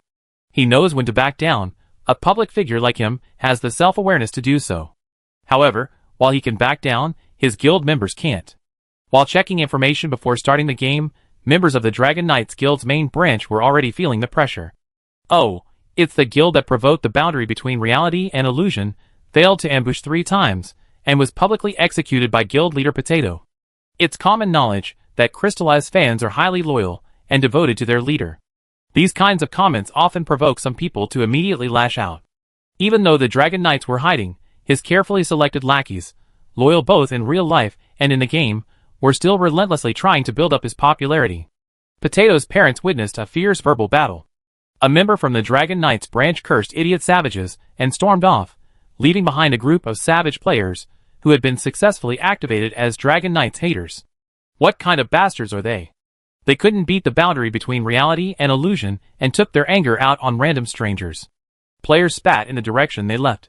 The Dragon Knights members were also adept at attracting hatred by venturing into Windjammer, a city-state where newbies congregate. With a large number of new players, this was tantamount to making them famous. Lu Jinhong was looking for suitable dungeons to level up in. Lu Xinxin was significantly lacking in experience. Her star token needed to reach level 10 and complete her class specialization before her gaming experience would improve. Thanks to the equipment Jiang He had given them, they had a complete set of low-quality green gear, making them relatively well-equipped in the newbie activity area. The savage captain would scrutinize them with a veiled look, but usually, they would pass. French fries are so cold-hearted. This potato is much warmer, Lu Jinhong chuckled. Lu Xinxin grinned. After all, she already sees us as her future. Her daughter's proactive approach was unanimously appreciated by the couple. Taking it down is a good thing. Don't expose them, observe secretly, enjoy the show slowly, hee hee. Newcomer mutual assistance, experiencing the first level of the underground temple of the clarity. Note, it's an experience, not a challenge aimed at clearing the level. Anyone who's read the guide and wants to try it out. Oh wow. There are even these audacious sightseeing groups, who immediately choose the underground temple. I have to join immediately. I changed my class specialization. Lu Jinhong presented his most impressive achievement among the newcomers. Chapter 280. As the game progresses, the first level of the clarifier is repeatedly challenged, and much information about the frog-headed stitched monster has been discovered and posted online by enthusiastic players. Continuous illumination with a lantern can disrupt the magic state transformation. Light and ice elemental enchantments can deal effective damage. The demonic scales on its neck are its weak point. Continuous hits can render it immobile. The third point is particularly important. Most guides do not recommend forcibly attacking the second phase of the stitched monster. The power of the word of power is extremely overpowered. Chanting is magic itself, making the player's casting animation seem like a joke. In the early game, unless a player is possessed by a monster with special abilities, a single hit will result in instant death. Due to the existence of relatively mature strategies, a guide for beginners to quickly progress through the early game has begun circulating in the community. That is, obtain some materials early on, and take advantage of the low level and the relatively favorable price of star gem location coordinates to enter the underground temple early. This guide recommends levels 6 to 8. Relying on the 2 gatekeeper wolves on the surface, you can accumulate your first wave of materials. If your team has a little T-God, you're very likely to earn travel expenses for free. Various potions for challenging the stitches are readily available at the player-build gathering point at the entrance to the Temple of the Clarities. After exchanging the drops from the 2 gatekeeper wolves, you have enough to challenge the stitches 2 to 3 times. If you succeed, the massive experience boost from the stitches, combined with the experience boost from the chosen guild blessing, could potentially help you level up 1 to 2 levels. As a wildly popular game, Proof of the Stars has a huge amount of information circulating in the community every day, most of which is useless and redundant. Therefore, even though Lu Jinhong was paying attention, he was unfamiliar with this novel and practical beginner's guide. Listening to the captain, also a newbie, patiently explain to the curious group, he was a little confused. Fortunately, Lu Jinhong had super off-site support. Potato, help me check if this guide is reliable. Asking Potato for feedback was better than asking Fries. The two had reached a consensus. Looks alright, but the execution phase requires a little luck. The frog-headed Stitches is a boss that records player habits and learns evolution. Multiple failed attempts might drastically increase the difficulty of the next challenge. Many clumsy players got stuck initially, and the learning evolution technique played a significant role. The guide was thoughtful, clearly stating this point, and advising players that if they failed, they should leave after a maximum of 3 attempts and return only after acquiring the necessary equipment and skills. Jiang He seemed very curious. You want to challenge it? Several newbie teams here want to try it out. The guide is quite widely circulated. Using try it out instead of challenge when recruiting showed that the newbies were also quite apprehensive and lacked confidence, lowering expectations for the team beforehand. Their primary goal is to quickly pinpoint the coordinates before the cost of starry gems increases with level. The twin wolves are practically free kills, so they have to fight them. As for the Stitches, the general attitude among new players is, let's give it a try, if I can beat it, I will. Players like those at the top of the game, like those at the reality virtual boundary, are a minority. More than 3 months after the server opened, and over 6 months in the game, 50% of players challenging the Temple of the Clarity are stuck at the Slime King. 20% are stuck at the Black Cat, unable to move. 20% are blocked by Freya, unable to advance. Only a very small number have reached higher floors. As for clearing the level, across the entire server, only those at the reality virtual boundary have achieved this. The current situation is that, even now, players below the required level are everywhere. Many have already given up on the temple, waiting to crush their way through with better equipment and skills before returning to collect their loot. If it weren't for the incredibly tempting reward of an avatar upon completion, many players stuck on middle floors would have given up after seeing the terrifyingly difficult 11th floor. "Aren't you busy?" Lu Jinhong asked. "I'm free now, playing the stronghold management mode. Contact me anytime if you need anything." This made the couple smile, muttering strange things like "Xiaofei, Xiaofei." Recruiting was in full swing. No newbies please. Only those who have read the guide for the first floor of the Clarity Walker are welcome. Aim for the minimum reward. Lu Jinhong decisively led Lu Xinxin away. Team selection is an art. Often, you can tell whether a team is suitable to join just by looking at the wording of the recruitment ad. Berserkers and magic users are not allowed in. Strict screening is required, and any mistakes will be immediately addressed. This one needs to be avoided too. The pressure has already started during the recruitment phase. Trial card. Goal is to get the double wolf reward. Take it slow with the initial exploration. If you don't know the strategy, I can teach you, although I don't know much about it myself. Lu Jinhong stopped. A human mage player named Twilight Bookstore was diligently sending messages, but he was still the only one in the team. The application was immediately approved. A player who changed classes, now we're saved. Twilight Bookstore greeted him warmly, as soon as he joined the team. My skills are pretty average. Although they were stubborn in front of potato and fries, Lu Jinhong and his wife were quite honest with random players. It's okay, take it slow with the team. If it really doesn't work, just get the werewolf reward. There's no need for optimization. That's good. Newcomers to the game seem to have picked up some kind of bad influence, starting from scratch with an unusually pragmatic attitude. They're still completely clueless about the game world, figuring things out, and yet they already started eliminating each other in a highly competitive environment. Proof of the Stars isn't a fast-paced game. Why rush things? Because of this difference in gaming mentality, Lu Jinhong usually chooses teams that aren't aggressive during recruitment and seem patient. Your IDs are a bit similar. Are you friends in real life? Twilight Bookstore asked during recruitment. Lu Jinhong. Want to go to the end of the stars with you, Lu Xinxin. A sky full of stars by your side, French fries had grumbled to Jianghe. These names are so sickeningly sweet, you can practically smell the saccharine silliness just by looking at them. Standing in front of those two IDs gives me goosebumps. Knowing they really were a couple, Twilight Bookstore chuckled. They're a perfectly compatible couple, now we're even more saved. He really is humorous. Lu Jinhong enjoyed playing dungeons with people like this. No matter what, the atmosphere was always alright, so it wouldn't be too bad. Perhaps because there were already 3 people in the team, recruiting became easier. A male and a female warrior joined the team one after the other, a troll and a fox spirit respectively. The troll even deliberately maximized his size stat. Lu Jinhong vaguely remembered that doing so would increase his risk of being attacked. The 5-person team was officially formed. Except for Lu Jinhong, everyone else was a complete newbie, having only been in the game for 3 to 4 days. Their equipment was inconsistent, with more white than green. In contrast, the couple with their mixed purple and green gear were clearly the team's leaders. The newbies stared intently, as if they had spotted a strong, reliable player.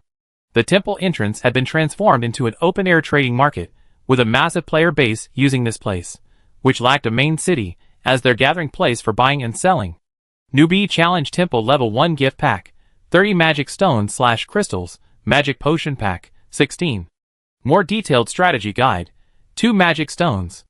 Experience Player Guide, 60 Magic Stones, no operation assistance, just explanation of the mechanics, external brain command, you deserve it. Seeing the troll brother about to buy the Magic Potion Pack with a naive look, Lu Jinhong quickly stopped him. No, it's cheaper to buy them separately. Troll hibernating orange cat, huh? Seeing Lu Jinhong speak, the player promoting the gift pack immediately left dejectedly. This guy knew what he was doing. He couldn't profit from the information gap anymore. They call it a gift pack, but it's just a way to make money off newbies who want to save time. Buying the potions from the pack separately at the market will save you about 6 magic stones. Demon Fox Withered Realm, got it. It's similar to the snack gift pack, a mix of valuable and worthless items. It looks like a lot, but you'd be better off buying them individually. Even if new players follow game updates daily, they're still vulnerable to being taken advantage of by experienced players on their first visit. Lu Xinxin grinned, muttering, "You've been scammed a few times, haven't you?" Lu Jinhong feigned composure. "The experience of being scammed I accumulated early in the game isn't just for show. Likewise, experience makes perfect." Selling potions individually was indeed as cheap as Lu Jinhong had said, and the other three in the team thanked him for his advice. "Big shot me? I'm getting called a big shot now?" Lu Jinhong was somewhat amused and exasperated. French Fries had witnessed his heroic performance on the big battlefield once. Because it was so heroic, French Fries was too jealous to comment on his gameplay and never watched him play again. "If I'm a pro, what would it be like if Potato and the others came out to guide newbies?" He couldn't help but wonder. Pressure and a sense of responsibility surged up. Although he knew his gameplay wasn't great, he still wanted to try and get a little bit of a highlight. He secretly sent a private message. "Potato, for the surface level double wolves, do you have any tips for skipping the tutorial? I'm in a real hurry." Double wolves?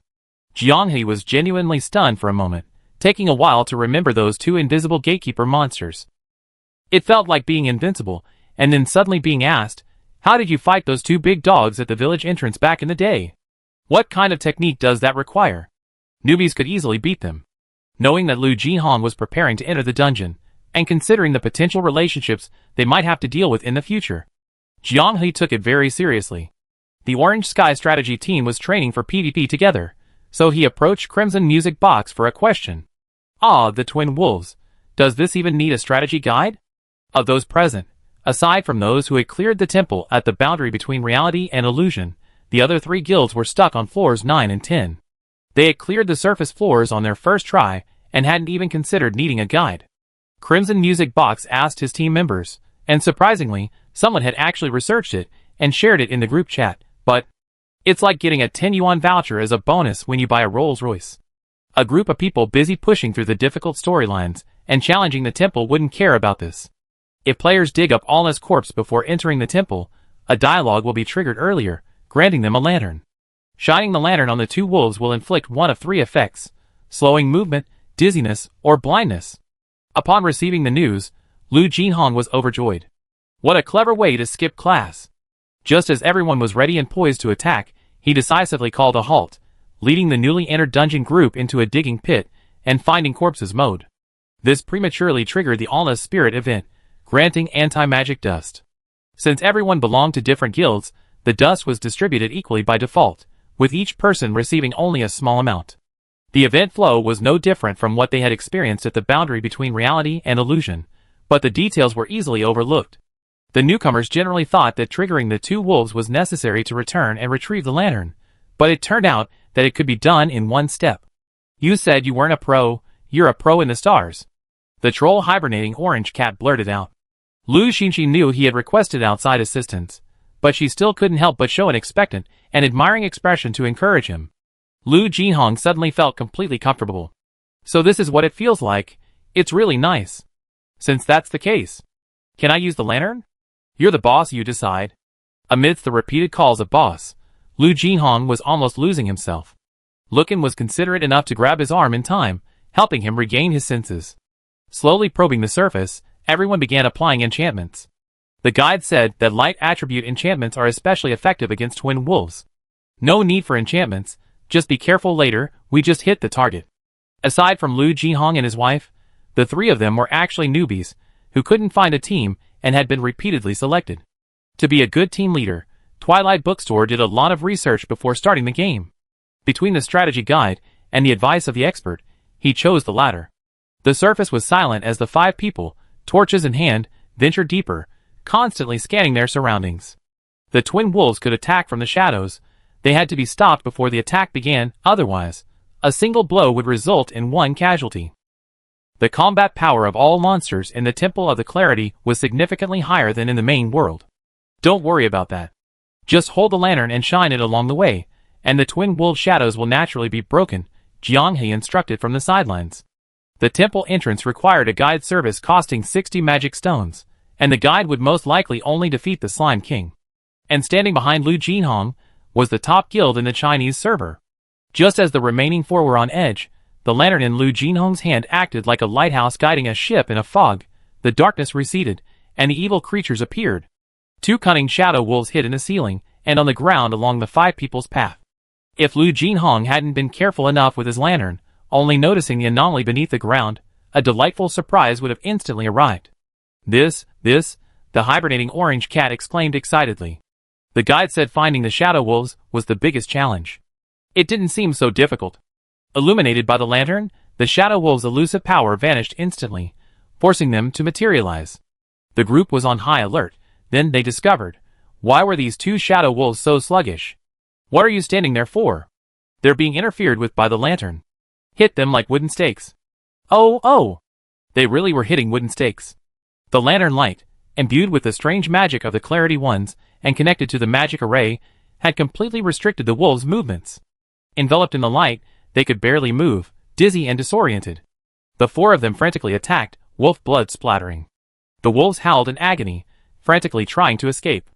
Just as they broke free of the lantern's beam, Lu Jinhong swung his spear, sending them plummeting back to the ground. A moment later, Shadow Wolf died, filled with resentment. The unharmed team members looked at Lu Jinhong with even more fervent eyes. Boss! The address sounded like the Cantonese expression handsome guy, carrying a certain allure. Lu Jinhong's lips curled up. He loved it. Please, say more.